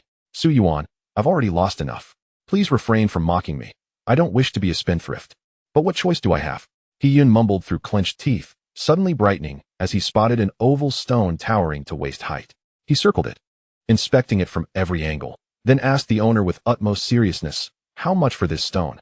The owner's demeanor was rather indifferent, sitting on a small stool with his eyes glued to his phone, barely lifting his gaze as he replied, 5 million. 5 million is exorbitantly priced. I simply don't have that much money on hand. Could you possibly lower the price a bit?" He-yun's plea was genuine. He had only around 3 million left, and could not spare a single cent more. "Young master, do you not see the quality of my goods? Can the merchandise from other stalls compare to mine? You willingly pay top dollar for inferior items elsewhere, yet you wish to bargain with me for top-notch goods? There is no one else in the world who conducts business quite like you." The owner retorted, annoyance evident in his tone. He-yun felt a bit embarrassed by the owner's words. "But what can I do? I truly cannot afford that amount right now. If I had that much money, I wouldn't even bother negotiating. No deal. My goods are of excellent quality. It took me considerable effort to obtain this batch, and I certainly cannot sell them at a loss." Regardless of He-yun's arguments, the owner refused to budge. With no other options, He-yun turned to Su Yuan, flashing a forced smile. "Su Yuan, why not lend me 2 million? I promise I'll repay you as soon as I make a profit." Such a request was out of the question for Su Yuan. While 2 million was a mere trifle to him, he had principles about lending money. If He-yun were genuinely in need, he would have no qualms about giving him the money outright. However, for gambling on stones, there was no justification for lending. "Sister-in-law, you must persuade Su Yuan. Don't be so heartless." He-yun, knowing Zhao Qingxue had a soft heart and that Su Yuan listened to her, decided to use her as leverage. "If you lend me the money, I assure you, you won't incur any losses. Think of it as an investment." "No way," Zhao Qingxue said, clinging to Su Yuan's arm. My husband has already said he won't lend you money, so I certainly won't either. Oh, you two are truly heartless. Fine, I'll just call my friends to borrow the money, He Yun said, defeated, as he stepped aside to make phone calls. It wasn't long before a few individuals approached. Having noticed him, one of them, a bald man adorned in designer labels, replete with a gold chain around his neck and a string of rosewood beads on his wrist, appeared to be well off, likely a small business owner. However, upon hearing the 5 million price tag, he too found it exorbitant and began negotiating with the owner. The owner remained steadfast, refusing to budge no matter how the bald man pleaded. I'll take it for 5 million. Just then, He Yun, presumably having secured some funds, rushed over and, with a grand flourish, purchased the stone. He then cast a triumphant glance at the bald man, saying, Zhang, I was the one who spotted this first. Ah, look who's back again, the young master who throws money around like it's charity. With a reputation for incurring losses, He Yun was well known in the area, and his words were far from polite. You'll find out whether I'm being charitable soon enough. After confirming the purchase, He Yun immediately paid the sum and summoned a stone appraisal expert to have the stone transported. Once the stone was brought over, the expert began devising a plan for the appraisal, ultimately presenting He Yun with 3 options to choose from. After scrutinizing with his magnifying glass for some time, He Yun selected the second, more conservative option, to slice it slowly from the edge. Such a valuable 5 million stone was a rare sight, drawing a crowd eager to witness the spectacle. The anticipation of whether this stone would yield something extraordinary was palpable. This stone is indeed of excellent quality. Even if it doesn't yield something remarkable, it certainly won't result in a loss. A few million worth of goods should be no trouble at all. Of course, how could a 5 million stone possibly yield something worth only a few hundred? Upon hearing the murmurs of those around him, He Yun erupted with discontent, exclaiming, Please refrain from your ill-fated speculations. What do you mean by a few million? I possess the ability to unveil a treasure worth over 10 billion in imperial jadeite. You, who know nothing, should cease your unfounded chatter. Indeed, what Xiao He says is profoundly true. The crowd echoed, sensing his displeasure. Meanwhile, the stone master, aligned with He Yun's sentiments, commenced the extraction process. The first incision was made swiftly, revealing a delicate slice, yet a lustrous green hue emerged from the cross-section. Chapter 367. How much money do you have? Upon witnessing that radiant green, nearly everyone was invigorated. Could it be that an imperial green was truly about to be unveiled? If this substantial piece were to be entirely composed of imperial green, it might indeed be worth billions. Just by observing this color, it was evident that Xiao He was destined to profit immensely. Having engaged in this pursuit for so long, it was my first encounter with such a stunning hue. This color is simply intoxicating. As the crowd beheld this mesmerizing color, their prior skepticism transformed into envy. He Yun finally relished a moment of vindication, declaring, Do you see? Those millions I previously lost pale in comparison. Once I secure this fine gem, the profits will be instantaneous. The ostentatiously adorned man with the golden chain, despite his jealousy, found it difficult to voice any dissent in light of the color's beauty. However, Su Yuan remained composed. He gently patted He Yun's head, asking, What are you so proud of? It's merely the first cut. Spare us the superfluous words. Brother Yuan. Heh, you simply don't understand, He Yun retorted, gesturing towards the vibrant hue. Have you seen this color? It's exquisite. If I manage to extract it, I'll sell it to you at a low price, enabling you to procure 2 lovely pieces of jewelry for sister-in-law. Regardless of whether it's a ring or a necklace, this color is captivating. It would make an entire set of heirloom jewelry. Very well, Su Yuan agreed, seeing He Yun's enthusiasm. If it truly is a fine gem, I shall offer you the market's highest price. I'll then have a portion crafted into pendants for the little ones and a complete set for my wife. Indeed, you two are truly in love. The child is merely an unexpected delight, He Yun teased. Su Yuan promptly gave him a playful smack. The stone master, having revealed a green hue with the initial cut, grew increasingly cautious, aware of the serious nature of the extraction process. Even the most exquisite jadeite could lose its value if mishandled during cutting. Thus, the stone master proceeded with utmost care. After carefully considering several approaches, he finally commenced the second cut, slicing through the center. This incision would reveal the entirety of the raw stone. Yet, after the machine cleaved the stone in 2, the expressions of the onlookers morphed into something peculiar. The once enchanting green had vanished, replaced by a strange, dull coloration, a mottled hue, indicating that little of value would emerge from it. One had hoped for a rare imperial green, only to find disappointment instead. What were you expecting? Such remarkable treasures do not simply appear by chance. The world doesn't work that way. It seems that Xiao He has incurred another loss of millions. Although many felt disheartened at the stone's failure, there were those who reveled in his misfortune. The small businessman adorned with a gold chain, noticing He Yun's grim countenance, couldn't resist a smirk, saying, "Xiao He, I imagine that losing 5 million must sting quite a bit, huh? I overheard you borrowing money just now. How about this? I'm a kind-hearted person who cannot bear to see others suffer. Just sell this raw stone to me for a mere 100,000. Though it was clear this stone would fetch little value, the remaining hint of green on the left side still held potential for crafting a few trinkets. However, selling it for a high price was out of the question. Did you really think I would sell it to you for 100,000 after paying 5 million? Such good fortune does not exist." He Yun gritted his teeth.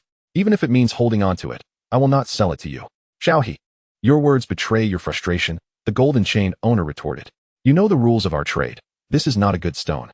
Had it been a quality piece, I'd pay billions without hesitation. But clearly, this is not the case. I'm merely offering 100,000 while still taking a risk." With a dismissive snort, the man continued, "You can do as you wish, but who would want this stone? Huh? In truth, now that it has deteriorated, you might as well sell it. While you might not deem 10,000 worthy of your attention, it is still money. After all, money knows no status. If you choose not to sell, it may indeed become a burden." The surrounding crowd echoed the sentiments of the golden chain owner, and amidst their coaxing, a youthful voice piped up, "Daddy, I want it." Rui gazed at the stone for a while before seeking Su Yuan's opinion. "Daddy, I think this color is beautiful. Can we buy it? You find this color beautiful?"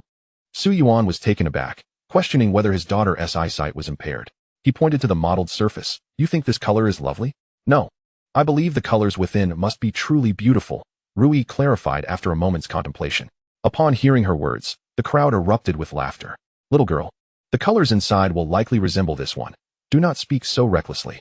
Rui, if you truly desire it, we can buy it. But it must be with your own money." Su Yuan replied, narrowing his eyes, not mocking her, but taking her seriously. "All right, uncle. How much do you want for this stone?" Rui inquired, tilting her head and tugging at He Yun's sleeve. "Please, make an offer. You wish for this stone, little one? Given our close relationship, I shall gift it to you." He Yun responded, realizing that while others might demand 50 or 80,000, he could simply give it to the girl, treating it as a toy. Regardless of the color revealed within, it could be carved into a charming figurine. "That won't do. I said I want to buy it, so I must buy it," Rui insisted, her small face serious. "After all, uncle, you paid for this stone, so I must also spend money to buy it." Very well, He Yun relented, seeing her earnestness. "How much money do you have?" Chapter 368. This little girl is incredibly fortunate. "Uncle, you just bought this stone for 5 million, right? Now that you've cut it in half, its value has already halved. I shall offer you 250,000. Rui, after a painstaking calculation with her fingers, finally grasped the situation. Yet, a new dilemma emerged, she lamented. "But I don't possess such a fortune of 2,500,000. Uncle, you surely don't require such an amount. The money that is due must still be paid. We cannot allow acquaintances to suffer losses." Upon finishing her statement, Rui looked up at Su Yuan and asked, "Daddy, might you lend me some money?" Squatting down, Su Yuan playfully tapped her little nose and replied, "I wouldn't lend you such a sum, but if you desire it, you can earn it yourself. If you agree to rise every weekend and sweep the yard for an hour, I shall provide you with the money." "How long must I sweep?" Rui inquired. "You wouldn't make me sweep for an eternity, would you? 1 year of sweeping will suffice." "Deal," she exclaimed with an immediate nod. Su Yuan, serious in demeanor, prepared to hand the money to He Yun. However, He Yun waved his hand and said, "Brother Su, you know I misjudged again. This stone, regardless of the circumstances, is a dud. I shall gift it to the little girl for her amusement. Let's not discuss money." "But the little girl has already committed to sweeping for a year to acquire this stone. Can I truly not compensate her?" Su Yuan insisted, forcefully transferring the funds. Feeling somewhat embarrassed upon receiving the money, He Yun was soon overshadowed by Rui's excitement as she rushed to the stone cutter, exclaiming, "Grandpa, please cut it open from this point." "Sure thing." The stone cutter mused to himself about the differing upbringing of wealthy children, as the 200,000 seemed to flow like water into the hands of this little girl. As the machine descended and the stone split in two, nearly everyone's jaws dropped in astonishment. Before their eyes lay a vivid expanse of purple, a pure, translucent hue with an exquisite quality that unmistakably signaled its rarity. Holy smokes! What is this? How could such a stunning color suddenly appear? This isn't right. Is this the fabled imperial purple? This girl is extraordinarily fortunate. Initially, many had planned to depart, but this astonishing twist left them all momentarily speechless. They soon understood the reason for the mixed colors in the stone's center. That slight hint of green jadeite had coexisted with the imperial purple. The true identity of the stone was the imperial purple itself, while the surrounding colors were mere distractions. Such occurrences were exceedingly rare, and they had never considered this angle, mistakenly believing the stone to be worthless. This was a monumental turnaround. The stonecutter, equally astonished, trembled as he looked over at Su Yuan. Mr. Su, what shall we do next? If this pure color can sustain a size comparable to 2 fists, then this stone is already worth millions. But if it retains a size akin to a large water bottle, its value could exceed 100 million. Let's observe her. Though Su Yuan had anticipated this outcome, he was not particularly surprised. However, he intended to leave all decision-making in Rui's capable hands. Little girl, why not sell this stone to me for 5 million? Are you serious? You mustn't deceive the girl. This stone cannot be acquired for 5 million. I offer 10 million. 10 million? I shall bid 20 million. Upon witnessing the purple hue, the crowd erupted in joyous expressions, swiftly raising their offers. The previously arrogant man adorned in gold chains adopted a cautious demeanor as he squatted before Rui, pleading, Little girl, would you consider selling this stone for 20 million? You originally purchased it for merely 250,000, and this would be a pure profit. What profit? I bought it simply because I adore it. I have no intention of selling it, especially after agreeing to sweep the yard for a year to borrow that 250,000 from my father. She dismissed further conversation, returning to the stonecutter to specify, cut it from here. Being unfamiliar with the intricacies of the craft, Rui lacked finesse. Yet the resulting piece was a perfectly rectangular slab of imperial purple jadeite, nearly the same height as her. Gazing upon the seemingly luminescent jade, nearly everyone became entranced. This is the most beautiful jade I've ever seen. No wonder people are enamored by jade. It's entirely justified. This jade must be worth at least 1 billion. The little girl has a promising future. Her discerning eye at such a young age is remarkable. Amidst the crowd's envy, Rui resolutely declined any offers for the jade, opting instead to have it safely stored. How does it feel to be on the losing end? Su Yuan patted He Yun's chest, noticing his pallor. I presume you didn't foresee this outcome? Indeed, I never anticipated this result. He Yun sighed deeply. Previously, every time he suffered a loss, he remained obstinate, convinced that if the stone were dissected thoroughly, it might yield something valuable. Yet after countless failures, he had given up hope, only for the universe to reward him with an extraordinary imperial purple jadeite at the moment of his resignation. It seems fate has destined me to miss out on treasures. Uncle, I know you also cherish this piece. Rui observed his despondence and cheerfully remarked, rest assured, I will gift you a piece in due time. Chapter 369. When it comes to integrity and honor, it must be said that our director Su is exemplary. Oh, you plan to gift Uncle a piece? Su Yuan, intrigued by Rui's intentions, inquired, have you considered how to divide it?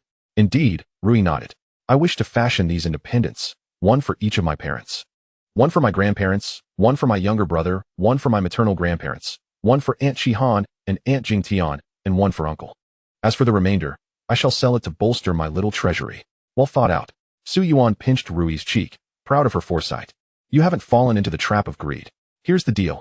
Consider the pendant for Daddy as a gift from him to you, enriching your little treasury. I want one too. Pingan chimed in. Enviously, I also want to sweep the yard and have a little treasury. If you diligently sweep the yard, you'll earn one too. After spending considerable time in the antique street, they emerged just in time for the charity gala. A family hurriedly returned home to don their elegant attire before promptly making their way to the charity gala. Upon their arrival, the event was on the verge of commencement. However, the various media outlets stationed at the entrance remained eagerly craning their necks for a glimpse. As soon as they spotted Su Yuan's vehicle approaching, the previously disinterested reporters erupted with excitement, rushing forward with their cameras as if invigorated by a surge of adrenaline. Several security personnel, taken aback by the sudden fervor, found themselves knocked to the ground by the enthusiastic media, taking a considerable time to regain their footing. Wow, there are so many people here. The two little ones were attending a charity gala for the first time, and they felt somewhat overwhelmed by the camera-wielding reporters. Zhao Qingxue adjusted their outfits, reassuring them, yes, there are indeed quite a few people, but do not be afraid. Just stay close to your father and mother, and remember to flash your brightest smiles, as they will be taking photographs. I understand, Mom. Soon, under the watchful gaze of the media, the family graced the red carpet. Although Su Yuan had recently made few public appearances, he had not changed significantly. His physique was impeccably maintained, exuding an aura of elegance and charm. He held Zhao Qingxue's hand with his left and grasped Rui's hand with his right. Despite having given birth to 2 children, Zhao Qingxue appeared virtually unchanged, which left the media in utter astonishment. Is she truly the mother of 2 children? It's nearly impossible to tell. Which mother can maintain such impeccable beauty after giving birth? Having previously followed her social media, they had observed her impressive state, yet suspected that her videos might have been enhanced, obscuring the true condition of her skin. However, witnessing her in person, they realized her beauty was indeed genuine. Such is the essence of a woman enveloped in love. This is not merely a loved woman. This is a couple in love. The tale of Mr. Su and Mrs. Su is truly a myth of divine romance. As the media captured images of Su Yuan and Zhao Qingxue hand in hand, each with a charming child in tow, they became even more fervent in their photography. Indeed, good genes. These two little cuties are simply delightful. Seeing them up close is even more adorable.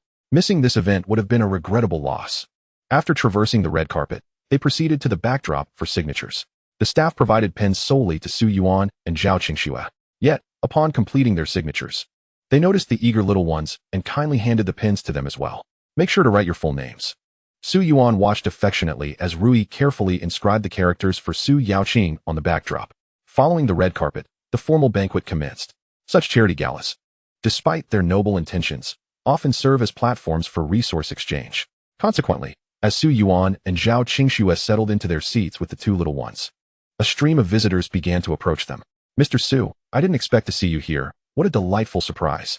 Mr. Su, you and your wife look as splendid as ever. Allow me to introduce myself, Mr. Su. I am the chairman of Launcher Group. A crowd of familiar and unfamiliar faces gathered around Su Yuan, all attempting to ingratiate themselves with him. Su Yuan responded with a cool demeanor, exchanging pleasantries. Mr. Su, your endeavors are consistently remarkable, each one more astonishing than the last. From the intelligent home robots 3 years ago to the groundbreaking technology in mobile devices the previous 2 years, and this year's innovative blood cancer treatment, each achievement is more extraordinary than the last. Speaking of that treatment, you must have invested a considerable sum to develop it, right? Our company has made significant strides in researching this treatment as well. The conversation meandered, with compliments and flattery eventually circling back to the subject of the treatment. Su Yuan understood their intentions. Such a lucrative opportunity was enticing for all. However, he cast a discerning glance at the individuals harboring ulterior motives and remarked, "Today is a charity gala. Let us refrain from discussing the treatment and instead share our thoughts on philanthropy." Ah, yes, of course. This is indeed a charity gala.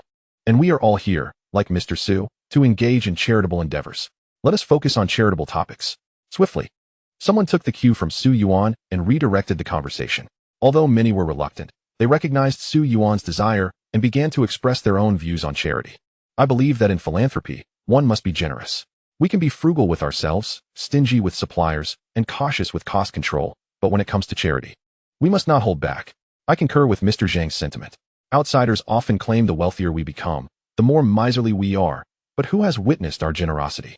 Recently, I donated 10 million to build a school, yet kept it discreet, so few are aware. Your contribution pales in comparison to Mr. Su's. During the last flood, he generously contributed 10 billion, while Mrs. Su donated 2 billion.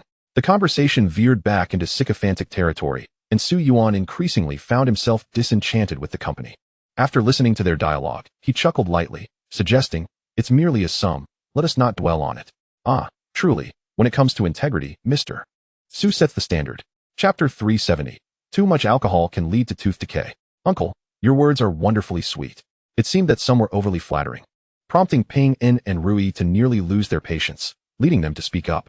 While Rui meant no harm and simply found the excessive flattery overwhelming, the atmosphere turned awkward.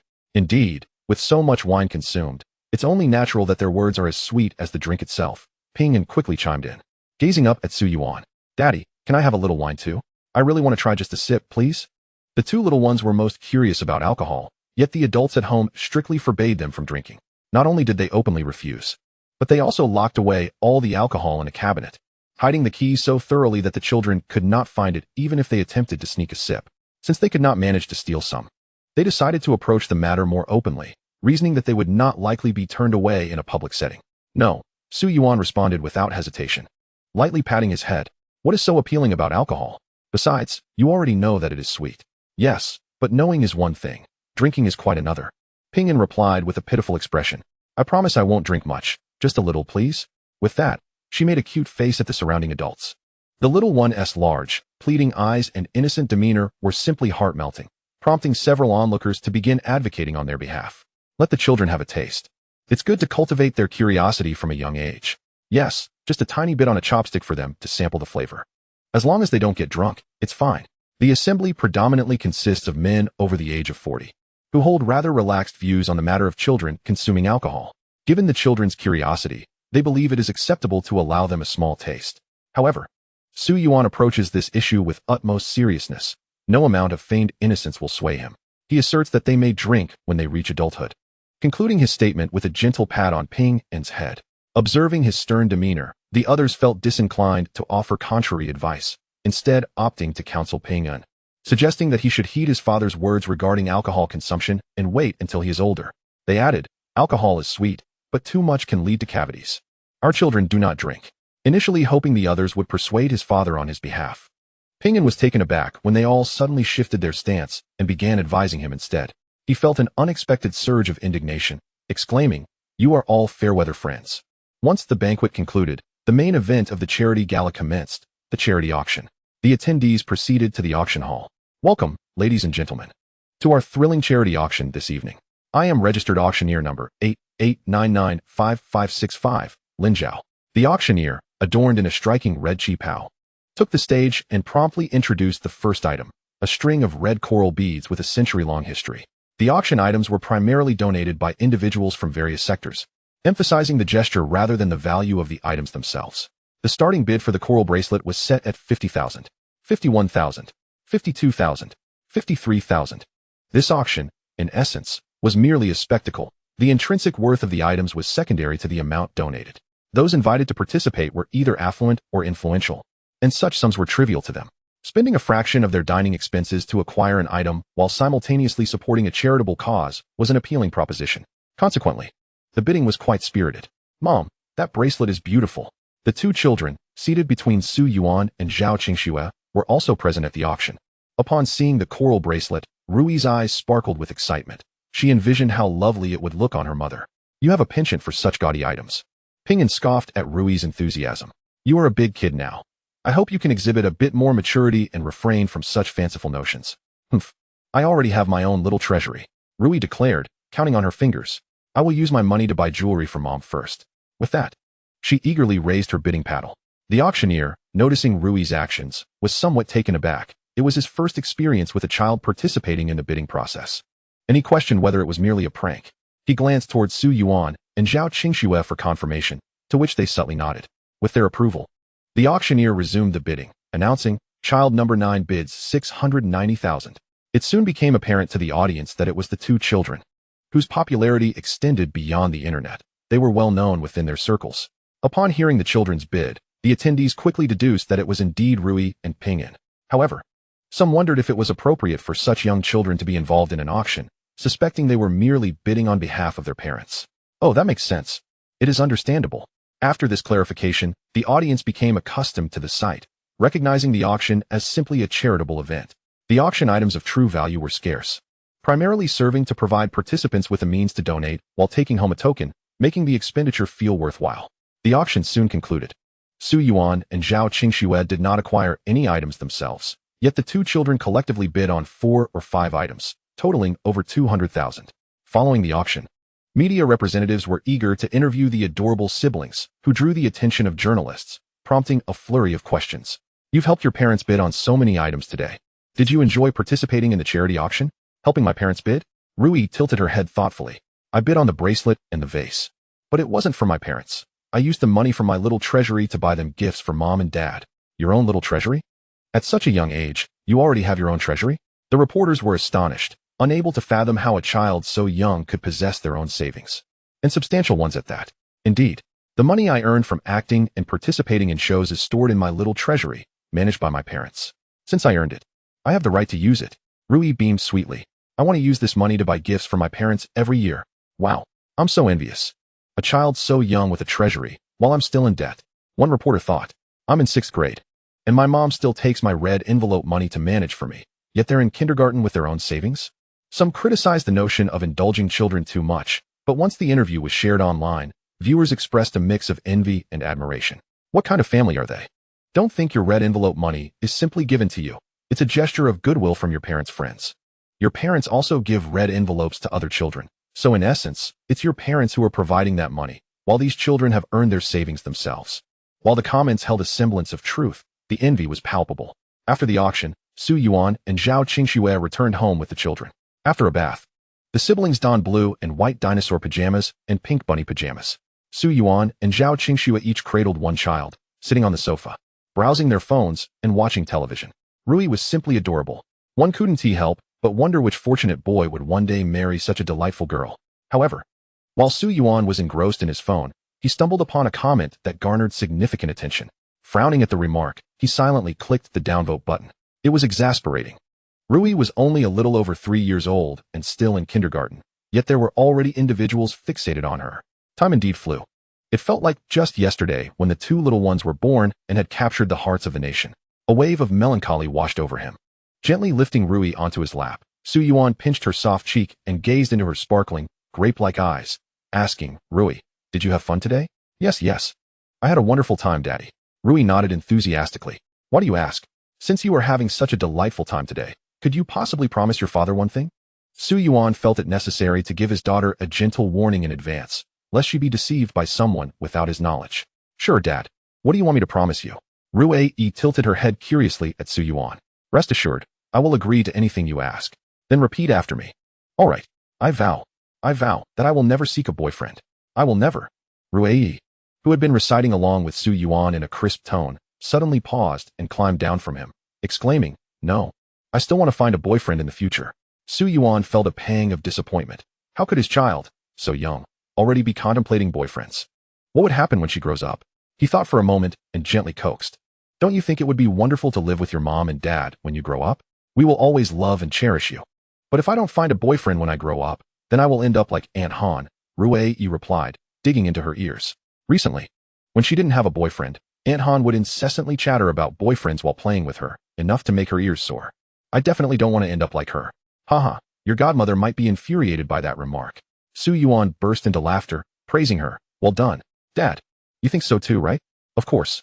Just then, Zhao Qingxue shot a glance in their direction, and Su Yuan cleared his throat. "What I mean is, your Aunt Han has found a boyfriend, hasn't she? Who knows? She might even give you a little brother or sister in the future. And then you'll have someone to play with. Then why don't you and Mom have another little brother or sister for us?" Rui looked up at him with wide eyes, puzzled. "Dad, you can't be too old to have children, can you?" "How could I, your father, be too young to have children?" "It's just that I'm too busy with work," Su Yuan explained.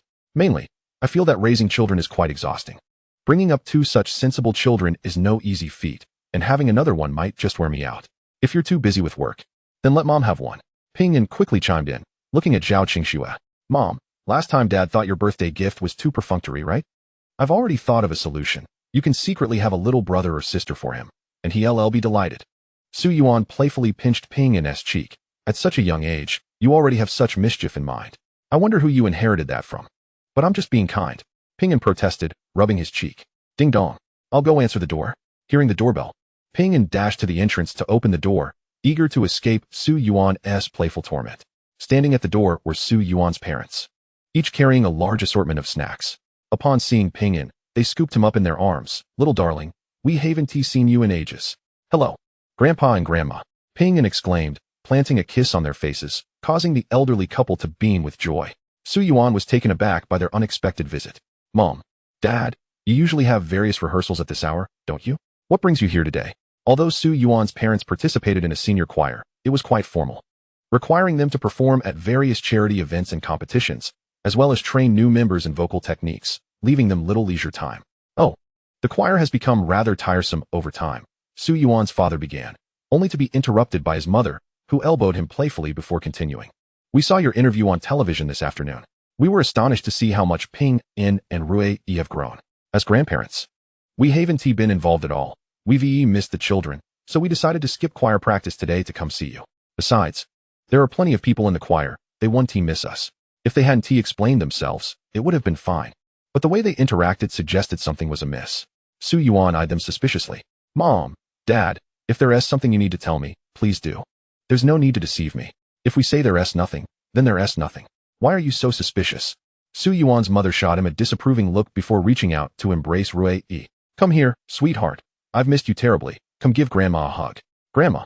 Rui leapt up, wrapping her arms around Su Yuan's mother's neck and planting a loud kiss on her cheek. "I've missed you so much, Grandma. Finally, you've come to see me. From now on, Grandma will come to see you every day," Su Yuan's mother said, stroking Rui's head, her heart melting at being called Grandma. But will Grandma really stop singing? Rui asked. I think Grandma sings the most beautifully. If you think Grandma sings well, then I'll sing just for you from now on, Su Yuan's mother replied, pinching Rui's nose. How does that sound? But the teacher says good things should be shared with everyone. And isn't singing meant to be on stage? Rui pondered, tilting her head to ask. You don't necessarily have to be on stage to sing. Su Yuan's mother's expression darkened slightly, clearly reluctant to continue that topic. She then began distributing the snacks she brought for the two little ones. These are some treats for you. See if there's anything you like. Oh yay. Since it was past 9 in the evening, Su Yuan and Zhao Qingxue did not allow Ping En and Rui to eat snacks, so when they received the goodies, the children cheered but timidly sought Su Yuan's permission. Dad, can I have just a few fries? I'll only eat half a pack, just one bite. All right. You can go eat the fries over there, Su Yuan replied, casually handing them a bag. But you can only have half a pack. Don't eat too much. Thank you, Dad. With that, the two little ones happily took their fries to the side. Meanwhile, Su Yuan leaned back on the sofa, crossing his arms, and said, Now, tell me about your choir. Haven T, we already told you there's nothing much going on with the choir? Su Yuan's mother seemed caught off guard by his sudden inquiry, appearing somewhat uneasy. Are you interrogating your parents now? Mom and Dad, Su Yuan said. Feeling a bit helpless towards them, I just want to know the real situation. How did it turn into an interrogation? Indeed, Mom and Dad, we are a family. Is there anything you can't share with us? Zhao Qingxue added, looking at them with exasperation. She playfully sat beside Su Yuan's mother, linking her arm with hers and shaking it gently. Mom, please tell us what's going on. We're genuinely curious. What is so curious about this? Mother, your manner of speaking lacks interest, Su Yuan remarked, feeling a sense of helplessness as Zhao Qingxue playfully pouted and acted mischievously. His mother chuckled resignedly. After all, there wasn't much to do now that she and her husband had fewer obligations. Shortly after relocating to the bustling metropolis, Su Yuan's parents had joined a local university's choir. Initially, the choir was quite small, comprised of nearby elderly individuals who shared a passion for singing. They rarely engaged in activities, gathering primarily on weekends to rehearse in deserted classrooms, or occasionally performing at nursing homes during festive seasons. Life had been pleasant. However, over the past 2 years, as the choir's reputation grew, its membership swelled. As the saying goes, in a large forest, one can find all sorts of birds. When the choir was smaller, camaraderie flourished among its members, but with the increase in size, numerous positions were created for better management. The original members, who had been few in number, gradually exited for various reasons, leaving Su Yuan's parents as venerable figures within the organization, beloved by the choir members for their talent and dedication.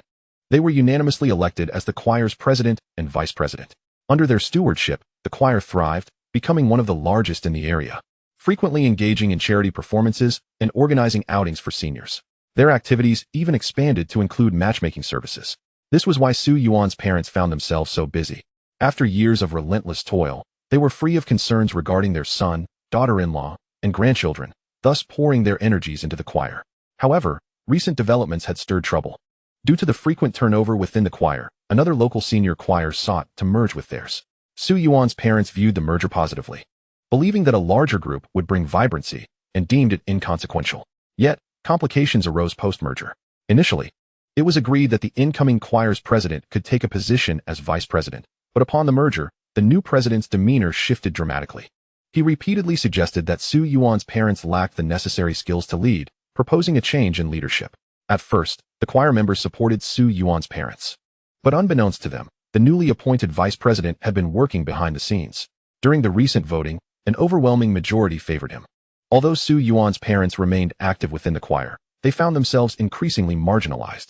Not being assertive individuals, they accepted their new status, believing that as long as the choir flourished, it mattered little. However, they received notice yesterday that, aside from charity performances, their presence was no longer required at regular rehearsals, an obvious attempt to exclude them. Feeling heartbroken, they were more disheartened by the lack of respect. Consequently, they resolved to withdraw completely from the choir. This is utterly intolerable. Su Yuan remained calm upon hearing the news, but Zhao Qingxue was incensed. Mom and Dad, why should you acquiesce to them? You have contributed the most to the choir. Why should you leave? It would be a shame to let such a fine choir fall into the hands of others. There is little to contest, Su Yuan's mother sighed. The choir was merely a hobby for us, and we have already dedicated so much time to it. Perhaps this situation offers a chance to relax and spend more time with our grandchildren. Indeed, there is nothing worth contesting, Su Yuan concurred, nodding in agreement with his mother's perspective. However, his words prompted Zhao Qingxue to nudge him playfully in annoyance. He chuckled and continued. I suspect the previous president sought to merge with your choir primarily for its venue. You should have anticipated such developments. That seems plausible. The choir's membership fee is quite modest, requiring only 100 yuan to join, yet those funds primarily cover transportation, meals, and venue costs, leaving little for the choir itself. Since Su Yuan's parents were financially secure, they supplemented the choir's expenses themselves. Given the harsh winters and sweltering summers in the metropolis, they had rented a spacious venue equipped with air conditioning and underfloor heating, ensuring comfort year-round, although the annual rent was quite substantial. They had never disclosed this to the choir members, attributing the venue to generous sponsorship from well-wishers, believing their choir was thriving. Mom and Dad, if you wish to continue with the choir, why not find a new venue to start afresh? Su Yuan suggested with a smile. I happen to own a villa near the senior university. I could have it modified for your rehearsals. That might not be appropriate, his mother replied. Why not? The villa is merely sitting idle. It would serve better as a practice space. After confirming their decision regarding the choir, Su Yuan and Zhao Qingxue had no other engagements. And the following day, after dropping off the children at school, they accompanied Su Yuan's parents to the choir's venue. Who owns that car downstairs? Su Yuan's luxurious Cullinan, which he occasionally drove when in a hurry, was a rarity for his parents, who typically rode bicycles or took public transport to the choir. Thus, the choir members were taken aback upon seeing the two Cullinans parked outside. As they rehearsed, they momentarily paused at the sight of the vehicles, but soon resumed their activities until they spotted Su Yuan's parents alighting from the car. Old Su, is that you too? The choir members were astonished, their jaws nearly dropping in disbelief. The current president, upon seeing them approach, expressed displeasure. Did I not mention that you need not attend regular rehearsals? Why have you come? I am not trying to exclude you. I merely want you to rest more. You are still needed for next month's performance. Let it be, Su Yuan's parents decided. Unwilling to engage further, they directly stated their purpose for visiting. We have come to withdraw from the choir. Why on earth would you suddenly want to resign after almost 3 years with us? Upon hearing that the two individuals intended to withdraw from the choir, a glimmer of surprise flickered in the eyes of the choir leader, though it was quickly masked by a feigned enthusiasm to retain them. You are the very essence of our choir, the cornerstone upon which it stands. While our ensemble may continue without many, it simply cannot thrive in your absence. Please, take your time to reconsider this decision. Do not act impulsively and risk future regret. No regrets, no regrets. Mr. Su waved his hand dismissively. Let us proceed with the necessary paperwork. Even if I were inclined to assist you with that, the choir members are not in agreement. The choir leader turned to the remaining members, seeking their affirmation. Is that not so? Indeed, old Su, you have been with us for so many years. You are the most familiar face here. Your sudden departure has left us all quite unprepared. What is the reason for your exit? Did you not mention that your son and daughter-in-law require little to no oversight from you? Old Su, please reconsider. A chorus of pleas ensued. Yet, Mr. and Mrs. Su remained steadfast in their decision. Once the atmosphere had been sufficiently charged, and the leader had performed his surface-level duty, he finally acquiesced with a feigned sigh. Your departure truly represents the greatest loss for our choir. Yet, life must take precedence over mere entertainment. If you truly must go, I shall not hinder you. But do remember to visit us often. Mr. Su remained silent, following the choir leader to complete the necessary formalities. Perhaps due to the choir leader's prior preparations, the entire process took merely 3 minutes. After the paperwork was finalized, the choir leader accompanied Mr. and Mrs. Su outside, lamenting their departure with phrases of regret. However, the Su couple had little interest in his words. Stepping up to the choir's podium, Mr. Su declared, as of today, we are officially withdrawing from the choir. My son awaits me, so I shall keep my remarks brief. Chapter 374, What It Means to be a Fence-Sitter. As you all know, my participation in this choir was solely for enjoyment. It was a gathering of camaraderie, where we sang and chatted together, deriving joy from one another's company.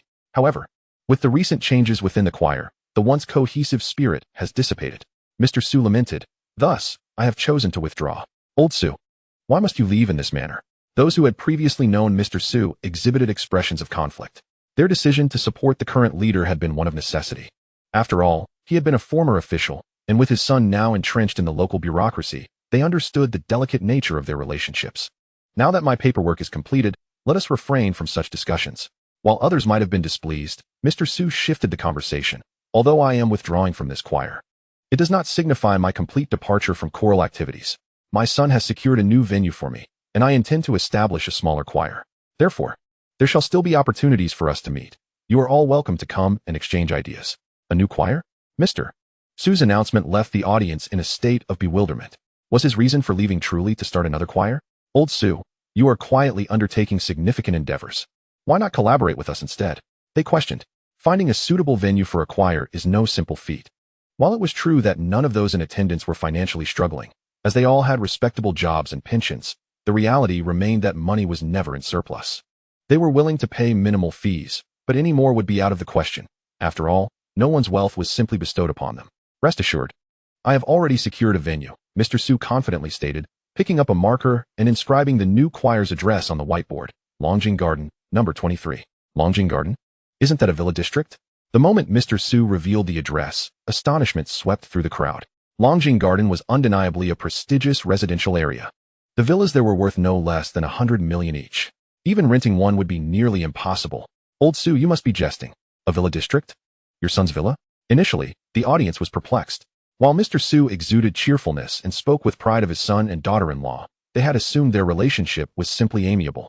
Not realizing his son possessed such wealth, they had thought him fortunate, but now they learned that he could afford a Rolls-Royce Cullinan and an opulent villa. Yes, my son's villa has been vacant for several years. It just so happens that I am in need of a venue for the choir, so I chose that location. However, we cannot move in just yet, as my son intends to renovate it and set up professional sound equipment. After concluding his remarks, Mr. Su waved his hand, signaling his intent to depart. I have said what I needed to convey. I trust you understand my intentions. I shall not take up any more of your rehearsal time. Should you find the opportunity, you are all welcome to visit me. The unexpected turn of events left the audience in a state of unrest, with many grasping Mr. Su in his wife's hands. Old Su, having known you for so long, it is truly difficult to part ways. If you establish a new choir, I would gladly join you there. Indeed, I was willing to remain here while you were the leader, but now that you are leaving, it seems pointless for me to stay. I would rather accompany you. Yes, it matters little where we gather. I shall follow you. Despite the choir's complex dynamics, with many supporting the current leader, a significant portion still held affection for Mr. Su. Their previous votes had not succeeded, but now, seeing Mr. Su's plans to start a new choir, they were eager to join him. Mr. Su welcomed them, stating, if you wish to join my choir, it is no trouble at all. Just let me know on WeChat. Then I shall accompany you now. Me too. I will go complete my withdrawal paperwork from this choir. Seeing Mr. Su's willingness, a group of individuals promptly resolved to follow him. Ahem ahem. The current leader of the choir coughed, his complexion darkening considerably. After all, our choir operates as a charitable organization and does not profit from its activities. Moving elsewhere would yield no significant difference. Should you wish to leave, I can facilitate your departure immediately. However, I must clarify one point beforehand. For the sake of the choir's management, should you choose to withdraw today, rejoining in the future will be quite challenging. Is it merely a villa? The truth of its existence is still up for debate. I believe it is fortunate enough for you to remain here, so perhaps reconsider your departure. What does it mean to be a fence-sitter? Today I have truly witnessed it. Supporters of the current choir leader joined in with their sarcastic remarks, and chaos erupted among the members. Eventually, upon realizing the determination of those intent on leaving, the choir leader's expression grew grave. Everyone understood that establishing a successful choir is no easy feat. The reason our choir has achieved such stature is due to years of hard work and perseverance. Most importantly, we have an excellent venue, and should you depart, finding such a splendid location again may prove difficult. At present, our choir enjoys the generous use of a space provided by a benefactor, whereas previously we practiced in vacant university classrooms. We are leaving, regardless. Despite the choir leader's words, those accompanying Su Yuan's father resolutely nodded, urging to proceed with the formalities. Chapter 375, 5,000 yuan, not a cent less. Go. Take them to complete the paperwork. Without hesitation, the choir leader instructed someone to assist them in the process. After a few individuals departed, the choir leader turned to Su Yuan's father, forcing a smile that didn't reach his eyes, and remarked, I didn't expect you to be so discreet. In the time it took to complete a set of paperwork, you managed to whisk away several members of my choir. I didn't anticipate they would leave. They were originally part of my choir, Su Yuan's father replied, his demeanor calm. A thought seemed to cross his mind, and he added, oh, there is something I may have forgotten to mention. What is it? I do not plan to renew the lease for the choir's venue next month. So by the end of this month, you will need to find a new place for rehearsals. I sincerely apologize for the inconvenience this may cause you. Su Yuan's father expressed his sentiments politely, yet the choir leader's expression shifted dramatically upon hearing this. What do you mean by that? Wasn't the venue generously provided for our use? Could I not be that benefactor? Su Yuan's father retrieved the contract from his bag and placed it on the table, leaving the audience speechless. Last winter, I noticed that many of you were unwell, yet braved the cold to rehearse in that frigid classroom. and I felt compelled to rent this venue for your use free of charge. I refrained from informing you of my involvement to spare you any burden. So I regretfully misled you all. I had intended to continue renting this space, but unforeseen circumstances arose, preventing me from doing so. Of course, if you all have a fondness for this venue, I can provide you with the landlord's contact information, and you may negotiate a renewal yourselves. The monthly rent is quite reasonable, 100,000. After Su Yuan's father concluded his statement, it took the crowd nearly half a minute to digest the news he had shared. The choir leader was particularly taken aback, never having imagined that the choir's venue was privately rented by Su Yuan's father. His initial desire to merge with this choir stemmed solely from his admiration for this location, leading him to orchestrate an internal coup that required considerable effort. To discover that it had all been for naught was utterly disheartening. If the lease were to expire next month, the responsibility of securing a new venue for nearly 100 choir members would fall squarely on his shoulders. Are you serious? The current leader gazed incredulously at Su Yuan's father, bewildered that he would rent a space for 100,000 a month, yet claim it was freely given by a benefactor. How can there be such a person in this world? I have already explained the reasoning behind my actions. There is no need to reiterate it here. Su Yuan's father waved his hand dismissively. My son is waiting for me at the door. I must take my leave. With that, he took Su Yuan's mother by the hand and began to exit. However, they were soon encircled by the excited choir members. The group that had accompanied the current leader stood aside, their faces grim and silent. While those who had previously enjoyed a good rapport with Su Yuan's father but later voted for the current leader now awkwardly smiled at him. Old Su, we had no idea you were quietly doing so much for our choir. If we had known earlier, we would never have voted for someone else. Indeed, for the development of our choir, you have contributed both time and resources. We are truly embarrassed. Anyone can leave this choir, but you cannot. If you leave, we will follow you. Without you, this choir loses its purpose. They understood the gravity of the situation. Without this venue, the choir would struggle to survive, inevitably leading to its disbandment. Thus, it was prudent to cling to Su Yuan's father for support. It matters not where we are, I reiterate. Should anyone wish to join the choir I founded, simply inform me via WeChat. Su Yuan's father did not refuse them, offering a mild promise. Only then did they warmly escort Su Yuan's parents to the entrance. Mom and Dad, hurry and get in the car. Meanwhile, at the Rolls-Royce Cullinan, Su Yuan and Zhao Qingxue had been waiting for them. Upon seeing Su Yuan's parents emerge, they assisted them into the vehicle. It was Su Yuan and Zhao Qingxue. Both enjoyed significant public recognition, and most people, including the choir members, were familiar with them. However, Su Yuan and Zhao Qingxue paid them no mind. After helping Su Yuan's parents into the car, they departed. Old Su is far too low-key. Although he often praised his son's excellence, he had never mentioned his name was Su Yuan. A group of elderly individuals chatting together inevitably discussed their children. At that moment, Su Yuan's parents shared stories of their son's accomplishments, including his university admission, business success, and even his marriage to a beautiful wife who bore them a pair of twins. Yet, they had never considered the implications. Who would have thought the company they spoke of was Green Rice Company? He didn't deceive you at all. As they came to realize the truth in Su Yuan's parents' words, they acknowledged that indeed, their son was remarkable, his wife beautiful, he owned a company, and they had a lovely set of twins. Everything aligned perfectly, except for the fact that they had never mentioned his name was Su Yuan. What does this old fellow mean? Did he not say he was merely starting a small choir? How is it that so many people have been gathered all at once? While they expressed their astonishment, inside the vehicle, Su Yuan's mother cast an annoyed glance at Su Yuan's father and began to voice her grievances. These individuals are not of good character. All these years, you have devoted yourself to the choir, and they have witnessed your efforts. Yet when it came time to vote, they did not support you. Now, you are bringing them into a new choir. How utterly pointless. Are you suggesting that I should recruit all of them? Su Yuan's father chuckled while gazing at his phone. I simply asked those who wish to join our choir to notify me on WeChat. I never said they must be accepted. Anyone wishing to join the choir must pay a fee of 5,000 yuan. There's not a single cent to be spared. In the past, the choir's membership fees were merely symbolic, around 1 or 200 yuan, as everyone gathered simply for companionship, and there were few expenses. This generation is quite frugal, so it is impossible for them to pay a higher fee. Such a 5,000 yuan fee would surely intimidate them. You truly are a clever old man. Su Yuan's mother praised Su Yuan's father's approach. Let us proceed with your plan. After resolving this matter, it just so happened that they had no other engagements for the day, so they all went together to the kindergarten to pick up the little ones from school. However, the children did not leave smoothly, and Su Yuan, Zhao Qingxue, and Su Yuan's parents were invited into the kindergarten office. What is the matter? This was the first time teacher you had summoned them to the office to discuss something serious, causing both Su Yuan and Zhao Qingxue to feel quite anxious. Teacher US expression was one of helplessness. You should speak with the Chinese and math teachers. They asked me to call you in. Chinese and math.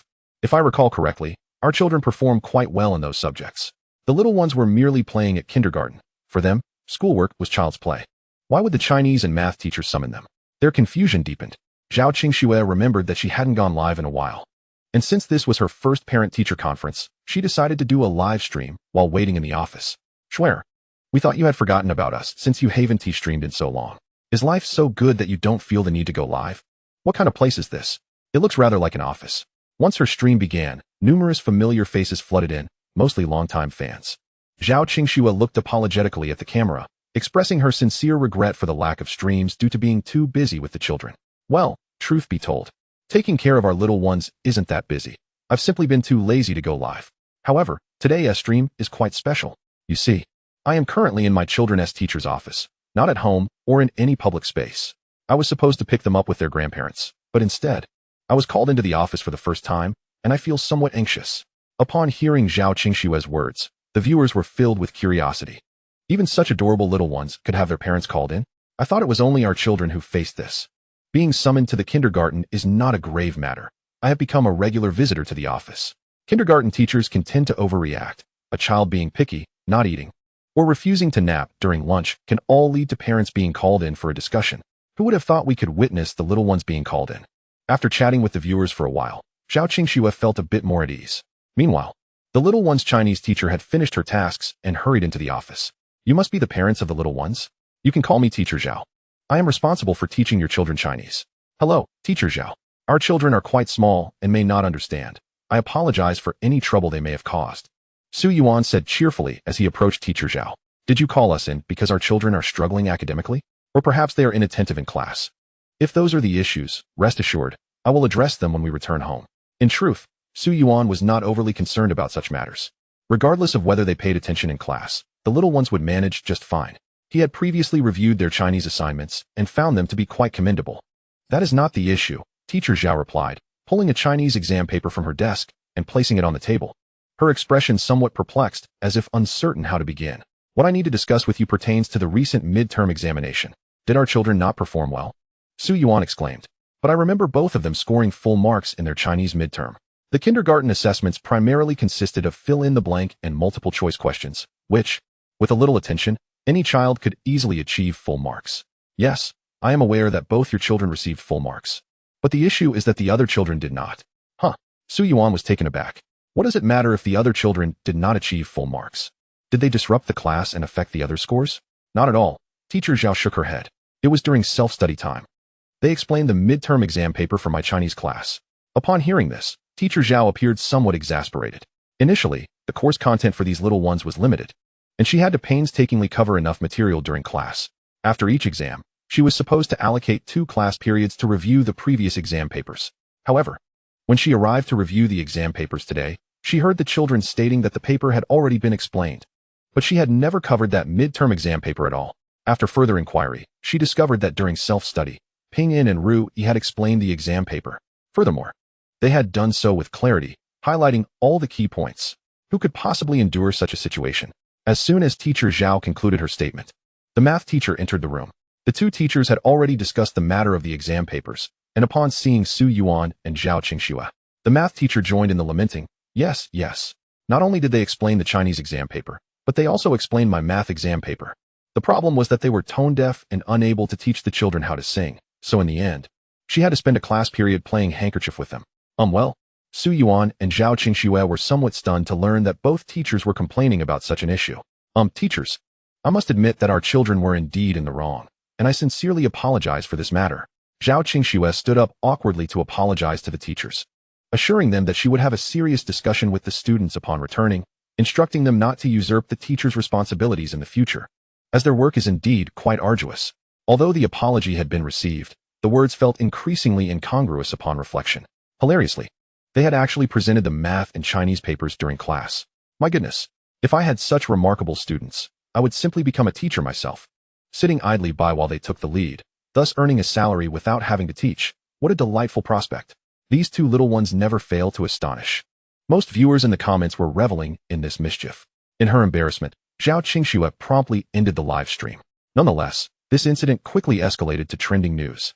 On their way home, Su Yuan and Zhao Qingxue felt compelled to admonish the mischievous duo. When the teacher assigns self-study, you should adhere to their guidance and engage in self-study properly. Why would you present the papers during that time? Because self-study is exceedingly dull.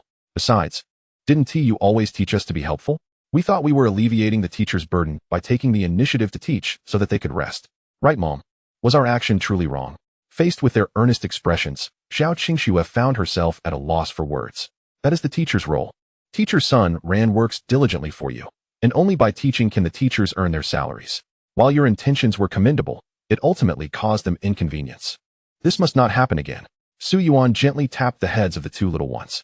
I see our precious grandchildren are indeed clever. There's little to reprimand them for. At worst, we can just tell them not to repeat it. Su Yuan's mother scooped up the two little ones. Not deeming the incident overly significant, Su Yuan's father nodded in agreement. A bit of mischief in childhood can lead to a promising future. You were quite the rascal yourself. Do you not recall when you were in first grade and a classmate needed to use the restroom? You forbade him from raising his hand to inform the teacher and insisted he relieve himself on the bench. Dad, please do not air my dirty laundry here. Though the two little ones were growing increasingly mischievous, Su Yuan's parents found themselves more enamored with them. Seeing Su Yuan and Zhao Qingxue struggle with parenting, they decided to take the children to a choir over the weekend. Previously, they had refrained from enrolling the two little ones in a choir due to the complexities of the previous group and the lack of parental involvement.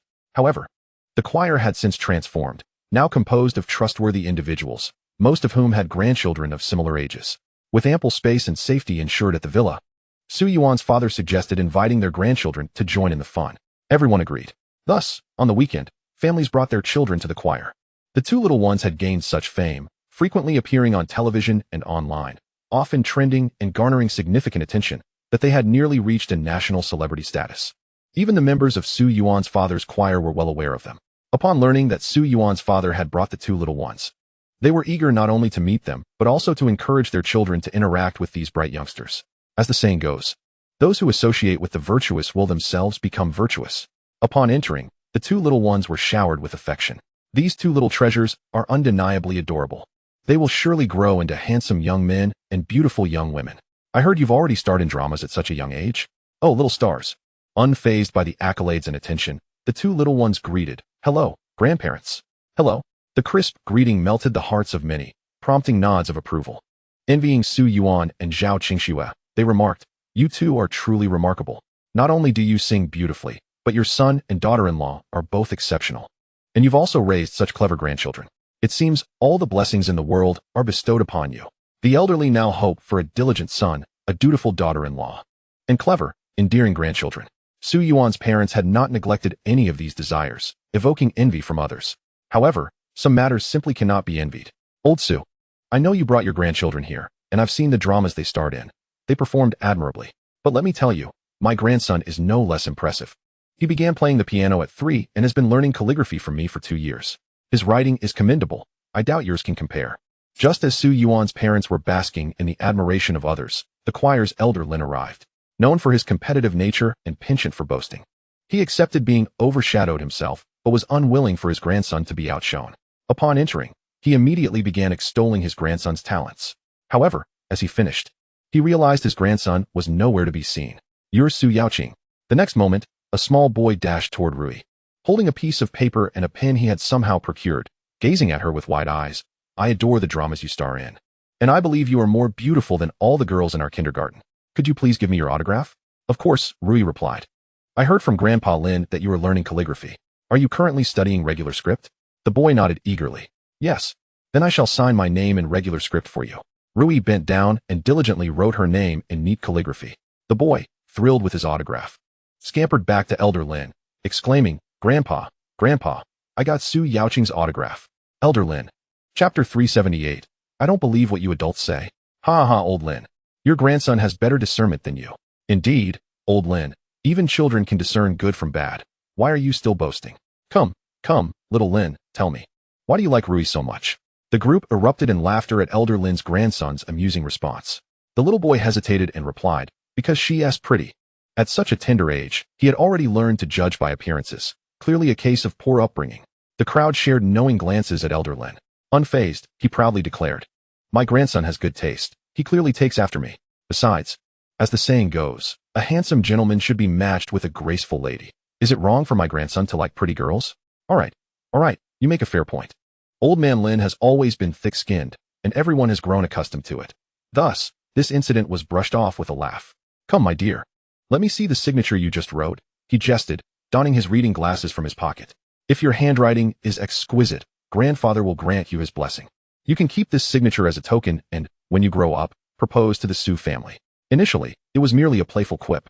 But upon witnessing the characters penned by Rui, he was utterly taken aback. The elegant and well-formed small script, though slightly lacking in strength, was beautifully balanced and uniform. Such skill could not be attained without several years of practice. He shot a disapproving glance at Su Yuan's father, old Su. Are there perhaps some secrets you have yet to share with us? What could I possibly be hiding? Su Yuan's father replied, slightly bewildered. What brings you to such a conclusion? Just take a look at your granddaughter's handwriting. He placed Rui's signature on the table. A curious crowd gathered to examine the writing. And soon, they were all astonished by old man Lin's reaction. Old Su, you truly have hidden depths. Your granddaughter's handwriting is exceptional. How long has she been practicing? Who taught her? I dare say your own writing might not even compare. They lauded her talent, declaring that with proper cultivation, she could undoubtedly become a master of calligraphy. Everyone praised Rui's work, while Su Yuan's father chuckled, lifting Rui into his arms. Her beautiful handwriting is a natural gift. Does it even need to be learned? She writes like this for her homework every day. Initially, Rui's talent astonished everyone, but over time, they grew accustomed to it. However, while Su Yuan's father had become accustomed, others had not. Old man Lin sighed and pointed at Su Yuan's father with a smile. Listen to yourself. Is that even sensible? If good handwriting is merely innate, then everyone would write beautifully. Rui possesses talent, and so does Ping'an, with Rui in one arm and Ping'an in the other. Su Yuan's father felt an overwhelming fondness. You all needn't envy me. This fortune is beyond your reach. The morning passed with laughter and chatter. By noon, everyone intended to return home for lunch, but due to some living too far away, they decided to order takeout instead. Despite being in a villa, a food street nearby made ordering quite simple. Upon hearing about takeout, Rui and Ping'an's eyes sparkled with excitement. Great, let us order takeout today. Typically, the two youngsters enjoyed meals prepared by the family chef, which were nutritious and healthy. Yet, they craved the variety of street food, which their parents seldom allowed them to indulge in. Now that they finally had the chance to choose freely, they eagerly seized it. What do you two little ones wish to eat? Let Grandma and Grandpa choose for you. Su Yuan's mother picked Rui up, intending to help her order. But Rui swiftly leaped from her lap and, with her short legs, scampered to her bag. Pulling out a phone, she exclaimed, I can order takeout myself. But we must avoid unhealthy options, she added. I understand, Grandma. Rui nodded, took Ping'an's hand, and sought a cozy corner to begin ordering. After half an hour of deliberation, the two little ones settled on a children's burger set. Why does it cost over $3,800? They exclaimed, puzzled during the payment process. Undeterred, Rui waved her little hand. If it's over $3,000, so be it. I have plenty of money. And today I'm treating you to takeout. All right. Seeing Rui so generously pay, Ping'an nodded in agreement.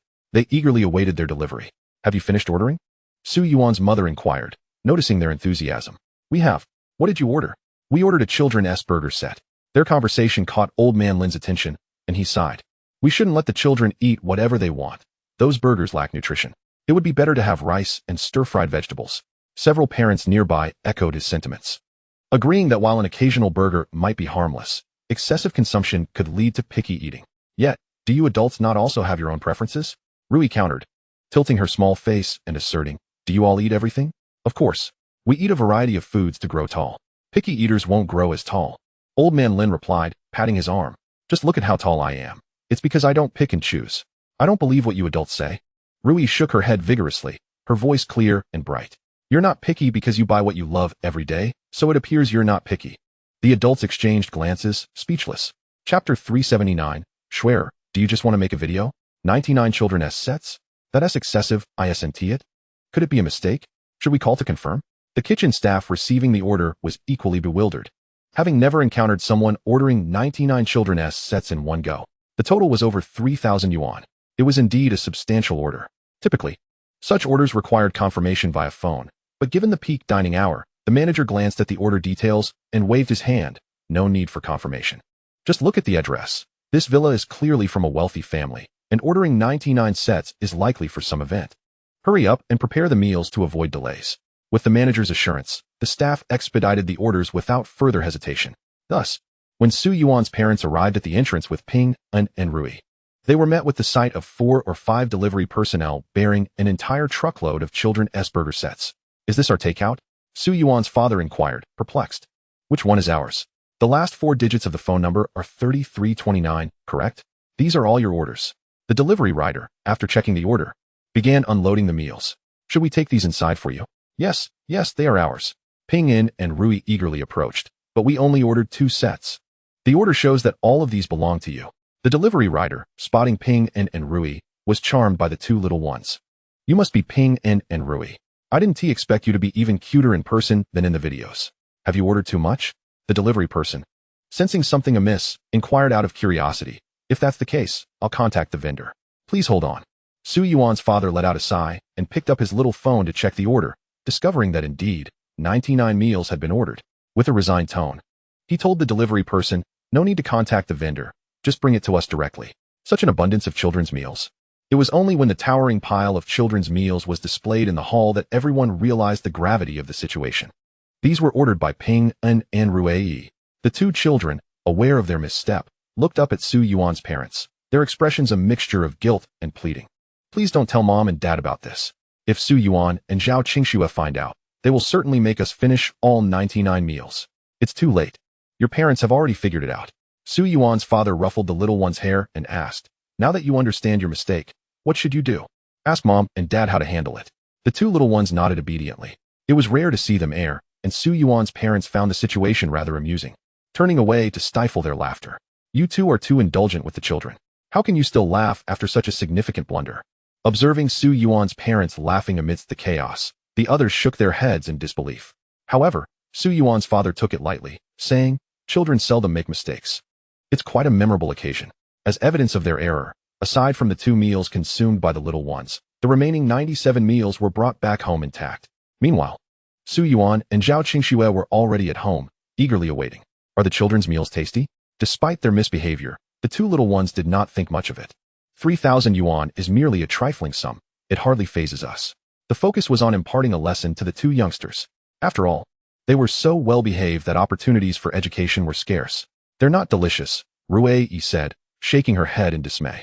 However, feeling guilty about lying, she quickly corrected herself. They are tasty.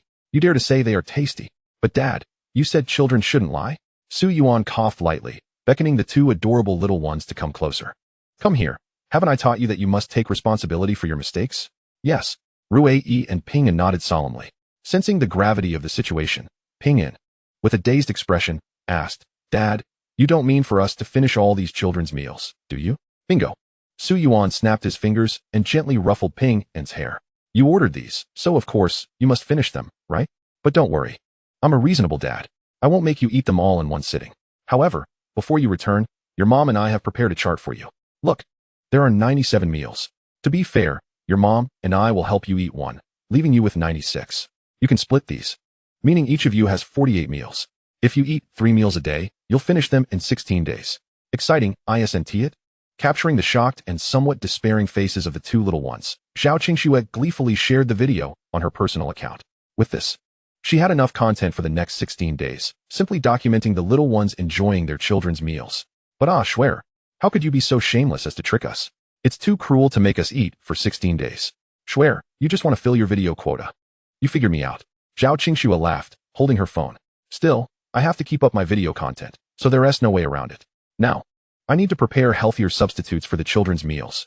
Although Su Yuan and Zhao Qingxue intended to instill a sense of responsibility in the little ones by making them eat children's meals for 16 days, they certainly wouldn't allow them to consume the unhealthy versions. They had already decided to replace all the ingredients in the children's meals with healthier options, ensuring that the little ones would face consequences while still eating healthily. Dad and Mom wouldn't really make us eat children's meals for 16 days, would they? In the room, freshly bathed Ping looked worriedly at Rui. I've heard that eating too much of one thing can make it taste bad. How could such good fortune exist? Rui sighed, furrowing her delicate brows. Dad and Mom are definitely playing tricks on us.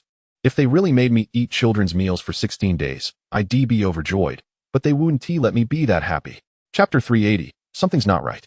After the hamburger incident, the 2 little ones became much more obedient. Once they returned to school, Their interest in learning surged to unprecedented heights. While other children shied away from homework, they raced to see who could finish their assignments faster. Noticing their enthusiasm for studies, Su Yuan decided to buy them some Olympiad math problems. They tackled them with great enjoyment.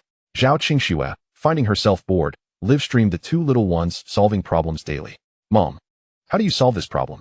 Mom, I can't figure this one out either. Though the two little ones were quite intelligent, they were still children and inevitably encountered difficulties. However, Zhao Qingxue dreaded the thought of them asking her for help. After glancing at the problem and frowning, she thought, well, I never could solve Olympiad problems even back in elementary school, let alone after so many years of not studying. After some hesitation, she suggested, if you love learning so much, how about I hire an Olympiad teacher for you? What do you think? We must cherish food, and hiring a teacher costs money. We only can't solve this one problem, so Mom, you can just teach us. Ping tilted his head, looking at Zhao Qingxue, and after a moment of silence, asked, Mom, you can't really not solve such an easy problem, can you? How could that be? Zhao Qingxue instinctively retorted, ding dong. Fortunately, the timely sound of the doorbell provided Zhao Qingxue with an escape. She quickly told the two little ones, go on, open the door. Okay. The two little ones rushed to the door in excitement. Sweethearts, have you missed your godparents after not seeing us for so long? Shihan warmly embraced the two little ones, lifting them effortlessly, but soon collapsed onto the sofa. Wow, it's only been a few months. And you've both gotten so heavy. Children are always growing. That's how it is. Zhao Qingxue laughed, watching them. When you have your own children, you'll understand. Having my own children? That is still ages away. Shihan pouted, but quickly brightened up again. But it doesn't matter. I have my godson and goddaughter. By the way, where's Su Yuan? Although Su Yuan and Zhao Qingxue had been married for 3 to 4 years, Shihan knew the two were inseparable, always together. It was quite surprising for her not to see Su Yuan today. Zhao Qingxue helplessly raised her hands, expressing her uncertainty about his whereabouts over the past 2 days. He mentioned that there were matters at the company that required his attention, and he has been exceedingly busy, running to the office daily. Shihan widened her eyes in disbelief. Isn't Xian Xiuli now an exorbitantly priced assistant, earning 5 million a year? And hasn't he recruited several formidable CEOs? Does the company still need him? Shouldn't he be able to simply lounge and collect his earnings? That's not entirely accurate, Zhao Qingxue replied. He is often busy at home as well, frequently engaged in video conferences. Then why not just conduct his meetings online? Why the need to go to the office? Casting a silent glance at Shihan, Zhao Qingxue scoffed. Are you perhaps experiencing an early onset of menopause? Hey, just a jest. Don't take it to heart. Shihan chuckled before inquiring, what were you up to earlier? Not much, just helping them with their homework. It's been so long since they studied that they've forgotten everything. Zhao Qingxue muttered, crafting an excuse for herself. Pinyin was about to speak, but was tugged at by Rui. Oblivious to the underlying tension, Shihan remarked, in my opinion, your life has been too comfortable if you can't even solve elementary school problems. That seems a bit excessive. After finishing her sentence, she patted Pinyin and Rui on their backs. Weren't you both always complaining that your godmother was useless? Now that she is here to help you with your homework, remember to appreciate her valiant figure. Haha. All right. Pinyin nodded, placing the problem in front of Shihan. This question, she began to frown. This question. She fell into contemplation. This question. She resolved to create an excuse, fixing her gaze seriously on Pinyin and Rui. You know, your godmother envies your generation immensely. You were born in such a splendid era, with abundant resources and advanced technology, where anything you desire is at your fingertips. And you can learn whatever knowledge you wish. My generation, however, endured hardships, having to study diligently with hardly any time for play, and rising early to toil at home every day. Godmother, so how do we solve this problem? Pinyin blinked with wide eyes. You don't know how to do it, do you? No, Godmother simply finds it beneath her dignity to do so. Rui interjected, resting her delicate chin in her hands. Pondering, forget it. I'll just wait for Dad to come back and ask him. Rui is quite astute, Shihan remarked with a serious expression. A certain renowned individual once told us that if we encounter insurmountable difficulties, we should simply circumvent them. Dwelling on them is the folly of a fool. Godmother, that renowned individual is you, right? Cough, cough, cough. Shihan reflected, having a child who is too clever can be a burden. After Pinyin and Rui resumed their studies, Shihan couldn't help but exclaim, if I were to have a child in the future, I wouldn't want them to be overly intelligent. Being a bit silly is quite endearing. If intelligence were inherited from you, they might indeed be a bit foolish. Meng Shui quipped, eliciting a playful pinch from Shihan. What nonsense are you spouting? Oh, so if my child inherits your intelligence, I should worry about them being too subtle in pursuing their romantic interests? If only my own romantic journey had been smoother. I'd probably already have a child by now. What concern is it of yours? Indeed, You are quite right, my dear wife. Who are you calling wife? Qi blushed once more, glancing shyly at Zhao Qingxue, only to find her chuckling at the exchange. Unable to resist, she pinched Zhao Qingxue. What are you laughing at? Must I endure daily doses of your and Yuanji's sweetness, while we're not allowed to sprinkle some of our own? Yet I see you have quite the thick skin. How is it you've become so thin-skinned now? Zhao Qingxue found it hard to comprehend Qi reasoning. You are being unreasonable. What is unreasonable about it? I'm simply thin-skinned. What of it? It's called modesty for a young lady. After saying this, she pinched Meng Shui. If Qingxue can laugh at me, you must not laugh. I understand. Just be gentler when you pinch me next time. My arm feels like it's about to be rendered useless. Not that I would mind missing work, but I fear I'd struggle to carry you. Meng Shui's eyes sparkled with affection.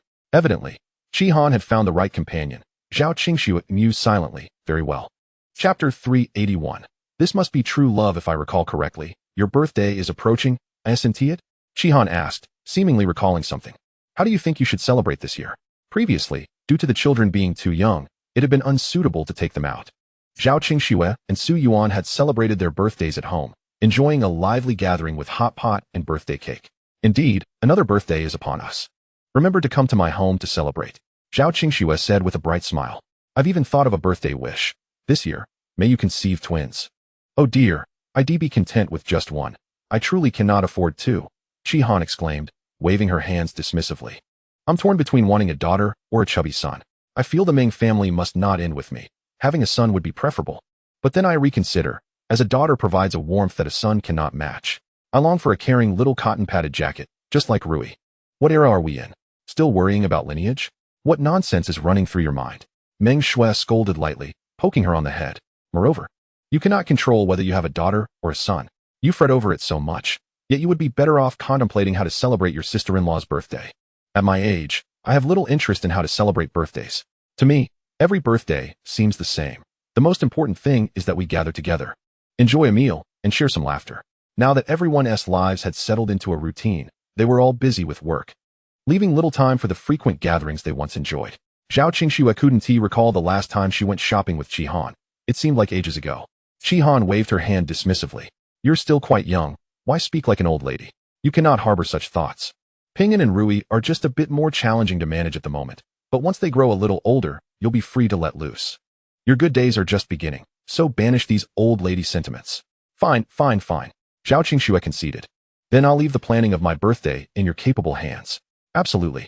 I promise to ensure you have a joyous celebration, Qi declared, patting her chest as she took on the responsibility. The time approached swiftly. At the dock, Xi and Shioli stood beside Su Yuan. After making a phone call, she turned to him. Su Yuan nodded. I hope it meets my expectations. Rest assured, I've made several trips there over the past 2 months to oversee every detail personally. It will undoubtedly align with your vision. After years of being Su Yuan's assistant, Xi and Shioli clearly understood that his true priorities lay not with the company, but with Zhao Qingxue and the children. Although this occasion was merely about preparing a birthday gift for Zhao Qingxue, for Su Yuan, it represented the most significant event in the world. Not long after Xi and Shioli finished speaking, a pristine white yacht gradually emerged on the horizon. The cruise ship spans over 300 meters.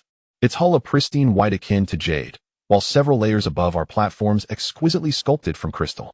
Atop the highest platform stands a vividly carved statue, resembling none other than Zhao Qingxue herself. Is it not breathtaking? Truly, it is a grand masterpiece. It is said that this magnificent vessel was custom-made by President Su at the staggering cost of over 10 billion. The materials employed are of the latest innovative type, appearing similar to crystal yet possessing greater resilience. And most importantly, this material is significantly more expensive than crystal. Over 10 billion spent merely for the sake of a single cruise ship? Indeed, have you noticed the statue atop the vessel? I surmise it is a tribute to Mrs. Su. Those who catch sight of the cruise ship along the shore are left in awe, some lamenting the extravagant expenditure solely for the purpose of gifting a woman. What a wasteful display. This is not the first instance for President Su, after all. Some quietly ponder. Is it that couples who have been together for so long inevitably transform into an old married couple? How curious that these two, despite having a grown child, still exhibit such affection. Could this be true love? Perhaps. Others sigh softly, often claiming that the wealthy cannot attain genuine affection. It is only now that I realize the affluent not only possess wealth, but also experience emotions that are far richer than ours, celebrating every occasion, big or small, with remarkable ceremony. Quite commendable. After circling around the custom-made Qingxue, Su Yuan observed with satisfaction that it indeed matched the design he had envisioned, nodding approvingly. He then turned, giving Xianxiuli a gentle pat on the shoulder. The day after tomorrow marks my wife's birthday. I hope you can prepare thoroughly over these next couple of days, as I anticipate you will be quite busy. However, once this period concludes, all will be well. Certainly, President Su, you need not worry, I shall attend to Mrs. Su's matters with utmost diligence, Xianxiuli replied with a wry smile. Offending a ghost may be possible, but offending Zhao Qingxue is simply out of the question. Very well, and this matter must be kept confidential. With Xianxiuli's assurance, Su Yuan nodded in satisfaction. The thought of his wife's surprised expression upon seeing the cruise ship filled him with joy. He turned to his subordinate, expressing rare concern. Xiuli, if memory serves me correctly, you are nearing 35 this year, are you not? Yes. Xianxiuli felt a twinge of anxiety. Surely her boss wouldn't he consider her too old and seek to dismiss her?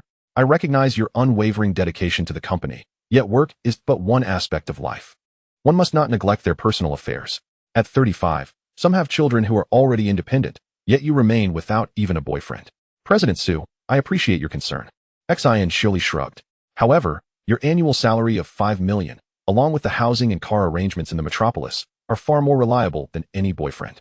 After all, he could never afford such a hefty bride price. I must repay you for your generosity. While the work under Su Yuan was indeed demanding, the thought of her bank account surpassing 8 figures, along with her spacious home and luxury vehicle, made the hardships feel trivial. After all, when she retires, Su Yuan would assuredly treat her well. By the time she reaches her 40s or 50s, there is nothing wrong with seeking out a younger partner, is there? As for love, while she yearned for the kind of love shared between Su Yuan and Zhao Qingxue, she was well aware of the improbability of such affection materializing. She had no grand expectations, preferring instead to seek a younger partner. Chapter 382. This, mother could not have guessed. I shall take my leave now. On the morning of Zhao Qingxue's birthday, Su Yuan departed early. As Zhao Qingxue busily prepared a heartfelt breakfast in the kitchen, she poked her head out. Darling, are you not going to finish your breakfast before you leave? Things are rather urgent. I'll have to skip it for now. Su Yuan waved his hand, donned his attire, and bid farewell to Ping En and Rui Yi. Be good, all right? I understand. Rui Yi nodded earnestly, patting her brother's tuft of hair. I will take good care of my brother. Who needs you to take care of me? Ping En retorted, pushing her hand away and calling out, Dad. I will look after my sister well. You can rest easy at work. The responsibilities of a family man. Rui Yi ceased her argument with Ping En, merely propping her delicate chin on her hand with a sigh. She then turned to Ping En. When you grow up, you must also become a provider for the family. So you need to study diligently. The competition is fierce these days, and your tasks are formidable. What on earth? Su Yuan shook his head, having finished changing, and was just about to head out when he spotted Zhao Qingxue in the kitchen, clad in an apron. Regardless of how busy you are today, could you promise me to return home a bit earlier? I've arranged to go out for dinner with Qi Han and the others, and you must be there. All right. I'll try my best to come back early. Ignoring the hint of disappointment in Zhao Qingxue's eyes, Su Yuan turned and left, disappearing through the door. Mommy, I've already decided which dress I want to wear today. However, Rui's voice quickly brought her back to reality. She chuckled softly, squatting down to converse with Rui. So, which one will you wear? Currently, aside from live streaming and creating videos, Zhao Qingxue hardly worked, allowing her ample time to indulge in her fashion endeavors at home. Most of the clothing was either handmade by her or custom designed by her favorite designers, granting her the freedom to choose whatever she fancied. Previously, Rui favored vibrant colors, so her wardrobe consisted mostly of pinks, whites, and reds. I want to wear that black one. To Zhao Qingxue's surprise, today Rui opted for black. There is indeed a black dress. Zhao Qingxue pondered, as the little one was not particularly fond of black dresses, resulting in her having only 1 or 2 in her collection. Those dresses were created merely to showcase her skills, never intended for the little one to wear. But why choose the black one today? When Zhao Qingxue inquired, Rui replied earnestly, I've grown up now. I can't dress like other little girls who wear pink every day. It's time for me to wear black. Rui's reasoning left Zhao Qingxue momentarily speechless. She had always advocated for freedom in fashion, and seeing Rui's fondness for the black dress, she acquiesced and helped her change, styling her hair beautifully, and finishing the look with a simple hairpin and a matching hat. Ding ding ding, our little princess has arrived. How do you like it? I love it. Seeing Rui so pleased with her outfit, Zhao Qingxue then took Ping En to choose his clothes. With his hands in his pockets, Ping En replied nonchalantly, whatever, I'm not a girl. I'm not that picky. Any clothes will do. Only my sister cares about what she wears every day. Children become increasingly difficult as they grow older. For some inexplicable reason, Zhao Qingxue felt a strange sense of nostalgia. She believed that her two little ones were the most manageable when they were unable to speak. Nonetheless, while there may be challenges, isn't raising children a blend of both pain and joy. Mommy, are we having dinner with Godmother again today? After dressing the two little ones, Zhao Qingxue took them out to play for a while before returning for a midday nap. It was only then that she instructed the driver to head out and join Qi Han and the others for dinner. The venue was chosen by Qi Han, rumored to be a newly opened hot pot restaurant with delightful flavors. Perhaps due to the sentimental connection to hot pot, Qi Han harbored an inexplicable fondness for it, incessantly dragging her to indulge in it throughout the day. Zhao Qingxue, indifferent to culinary matters, save for a particular attentiveness to the meals of Ping Un and Ru Yi, was generally flexible with her own dietary preferences. Thus, she acquiesced to the hot pot plan. However, midway through the journey, the driver received a call from Qi Han. Qingxue, I'm truly sorry, but I have to work overtime today and might not make it in time. That hot pot restaurant is too far. Shall we change the dining location for tonight? Change the dining location? Zhao Qingxue felt somewhat perplexed. Where should we go then? Just head towards the dock. There's a new hot pot place there as well. We can eat there tonight. But that is quite far too, she protested. I'm on a business trip nearby. I can get there right after work. My dear Qingxue, I know you're the best to me, so I would appreciate it if you could make the trip. I'll send you a wonderful gift to cheer you up later. Qi Han's voice was filled with gentle pleading. Zhao Qingxue, accustomed to yielding to her whims, conceded, all right. I'll bring the little ones over shortly. Great. I'm pressed for time, so I'll hang up now. As the busy tone resonated from the phone, Zhao Qingxue instructed the driver to nod and head toward the dock. Ping In and Ru Yi voiced their discontent. Auntie is being too unreasonable. Today is your birthday, Mommy. How could she change the location at the last minute? I'll definitely teach her a lesson when we see her. Don't be sad, Mommy. We have gifts prepared for you. Ru Yi softly leaned against Zhao Qingxue's arm, her cherubic face lit with innocence. Can you guess what I've prepared? If you guess correctly, I'll tell you. That is something I can't guess. Come on, just take a guess. The two little ones were relentless, and Zhao Qingxue, resigned, began to guess. However, after numerous attempts, she failed to hit upon the right answer. Originally, I wanted to give you the gift early, but since you can't guess, I'll hold off until you blow out the candles. Ru Yi declared, crossing her arms.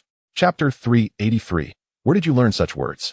Time flew by as she bantered with the two little ones, and before long, they arrived at the dock. The driver, uncertain of the exact destination, parked the car at the entrance of the parking lot and inquired, Madam, where shall we go now? One moment, let me check, Zhao Qingxue replied, pulling out her phone to call Qi Han, but after several rings, there was no answer. How is it that the older she gets, the less reliable she becomes? She never used to break our plans, Zhao Qingxue muttered under her breath, shaking her head in frustration. With no other choice, she dialed Qi Han again. But to no avail. After contemplating for a moment, she decided there was no rush and waited in the car for 10 minutes. Shortly, Qi Han appeared, breathless as she approached the parking lot. Oh, Qingxue, I'm so sorry. My boss is incredibly annoying, insisting on discussing the new work proposal. Have you been waiting long? Not too long. Let us hurry to that hot pot restaurant you mentioned. Absolutely. Qi Han nodded, but quickly retrieved a red-eye mask from her handbag. Although I've been busy, I prepared a birthday surprise for you. To ensure my efforts aren't in vain, you must wear this and follow me. Zhao Qingxue was both amused and exasperated. After all these years of friendship, do we really need to resort to such antics? Are you going to listen to me or not? Qi Han pressed, visibly anxious. If you refuse to wear it, I will be upset. Fine, I'll wear it. There is no need to sulk like a child at this age. Zhao Qingxue teased, finally donning the eye mask. Hold on to Mommy, and make sure she doesn't stumble. Qi Han instructed Ping Un and Ru Yi, signaling them to keep quiet no matter what they saw. Understood. They replied in unison, mimicking her gesture. Moments later, they exited the garage.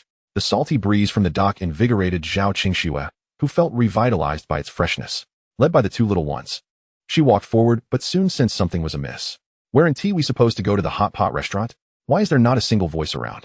Logically, there should be at least some chatter nearby. Yet, an eerie silence enveloped them. As she instinctively reached for her eye mask to remove it, Qi Han preemptively grasped her hand. What are you doing? You don't trust me, do you? I promised to take you to the hot pot restaurant. It's perfectly normal for there to be no one talking, especially at this hour when most of us are still working. You're right. Qi Han's persuasive words left Zhao Qingxue with no choice but to relent. Okay, I'm just worried. I want to take it off. I'll trust you. They continued walking for another 5 minutes before Qi Han finally brought her to a halt. Wow, Mommy! The little ones exclaimed in delighted surprise, prompting Zhao Qingxue to tilt her head in confusion. Can I open my eyes now? Of course. Yet, the voice that followed was that of Su Yuan. Stunned, She barely registered what was happening before gentle hands removed the eye mask. Before her stood Su Yuan, beaming with warmth. Happy birthday, my dear wife. Today, Su Yuan was a rare sight in a crisp white suit. Since the arrival of the two little ones, he had favored casual and comfortable attire, making this formal look a delightful surprise. The nostalgic sight transported Zhao Qingxue back to their early days after graduation, when he had held her hand and vowed to love her forever, while the initial spark of their relationship had long faded. Seeing Su Yuan in this light rekindled long-buried feelings of youthful affection within her. Overcome with shyness, she playfully pushed him away. You had Shihan trick me, didn't you? Every time you use her as a pawn, do you not feel that you are being rather excessive? After she spoke, she cast a reproachful glance at the side, at Shihan, asking, are you my dear best friend or his? Oh, please don't blame me. I truly find myself in an enviable position here. After a resigned sigh, she continued, I initially thought I would only endure your dog food for a few years. And once you had children, I would be liberated. Little did I expect this dog food feast would last for so long. She took the hands of the two little ones on either side of her, saying, now, be good and follow your godmother. Today, it seems your parents are too preoccupied to take you along. Understanding, Rui nodded, and, together with Pingyan, followed Shihan. Before departing, they called out to Su Yuan and Zhao Qingxue, Mommy and Daddy, have a great time tonight. We want to be your burdens. Where did you learn such words? Zhao Qingxue shook her head in exasperation as she gazed at the pristine white cruise ship docked at the pier, on the boundless expanse of the dark blue water. The ship, radiating a soft glow, stood quietly, its statues gleaming like jade in the night. It was as if this magnificent vessel had descended from the heavens, a vision of ethereal beauty and serene tranquility. Zhao Qingxue could hardly conceal the smile that crept upon her lips. I must ask, what have you been so busy with these days? It turns out you were orchestrating this. Surprised? Su Yuan embraced her slender waist from behind. So, what do you think of this surprise? Absolutely. Zhao Qingxue replied with a subtle smile before gently leaning in to whisper in his ear, but, truth be told, I have a surprise for you too. With a look of curiosity in his eyes, she produced a pregnancy test.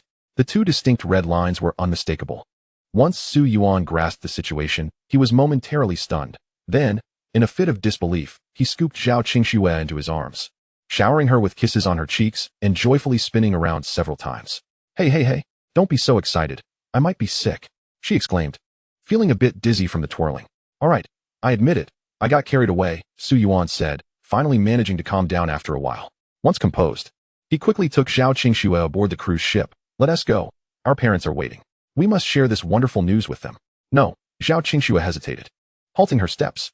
Darling, I believe we should wait on this matter. While pregnancy is indeed a joyous occasion, she already had Pingyan and Rui. She was uncertain if the little ones would accept the idea of another sibling. What if they didn't? Why not? Su Yuan noticed her concerns and couldn't resist asking, are you worried the little ones won't accept it? Yes, I am concerned for them. You're overthinking it.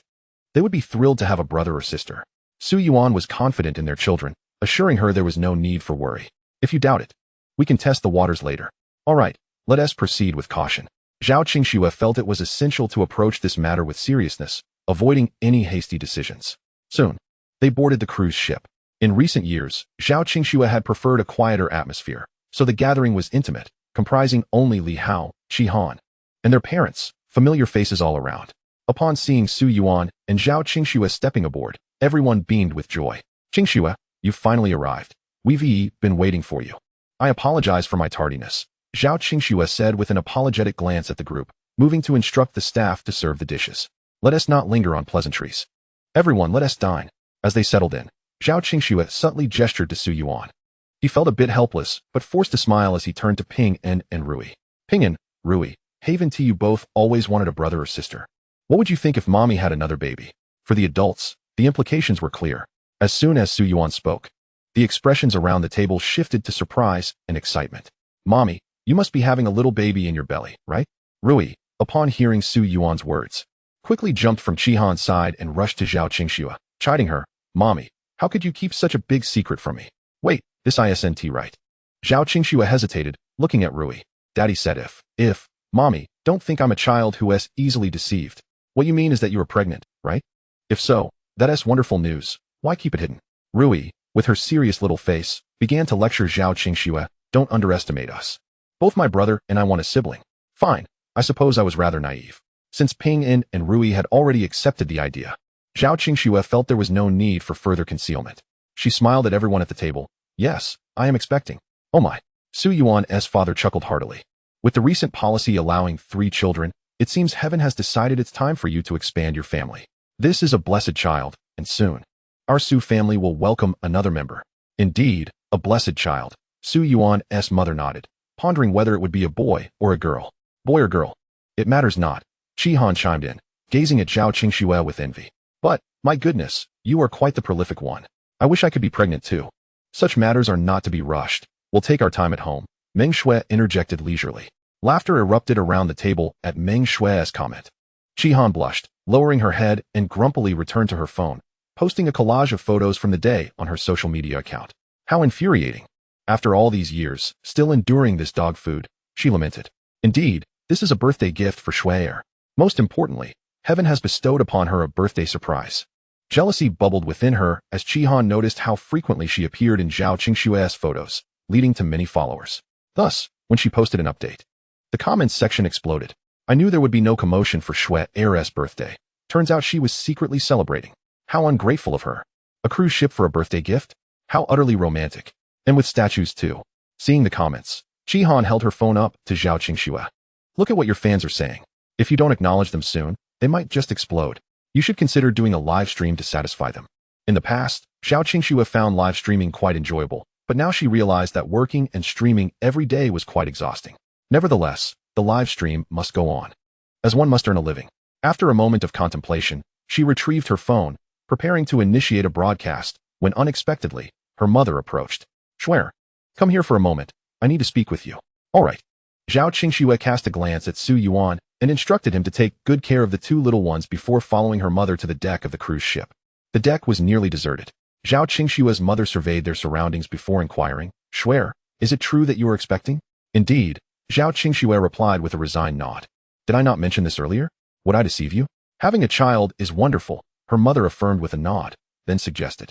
How about this? Since I have no pressing matters at hand, I shall move back home to care for you.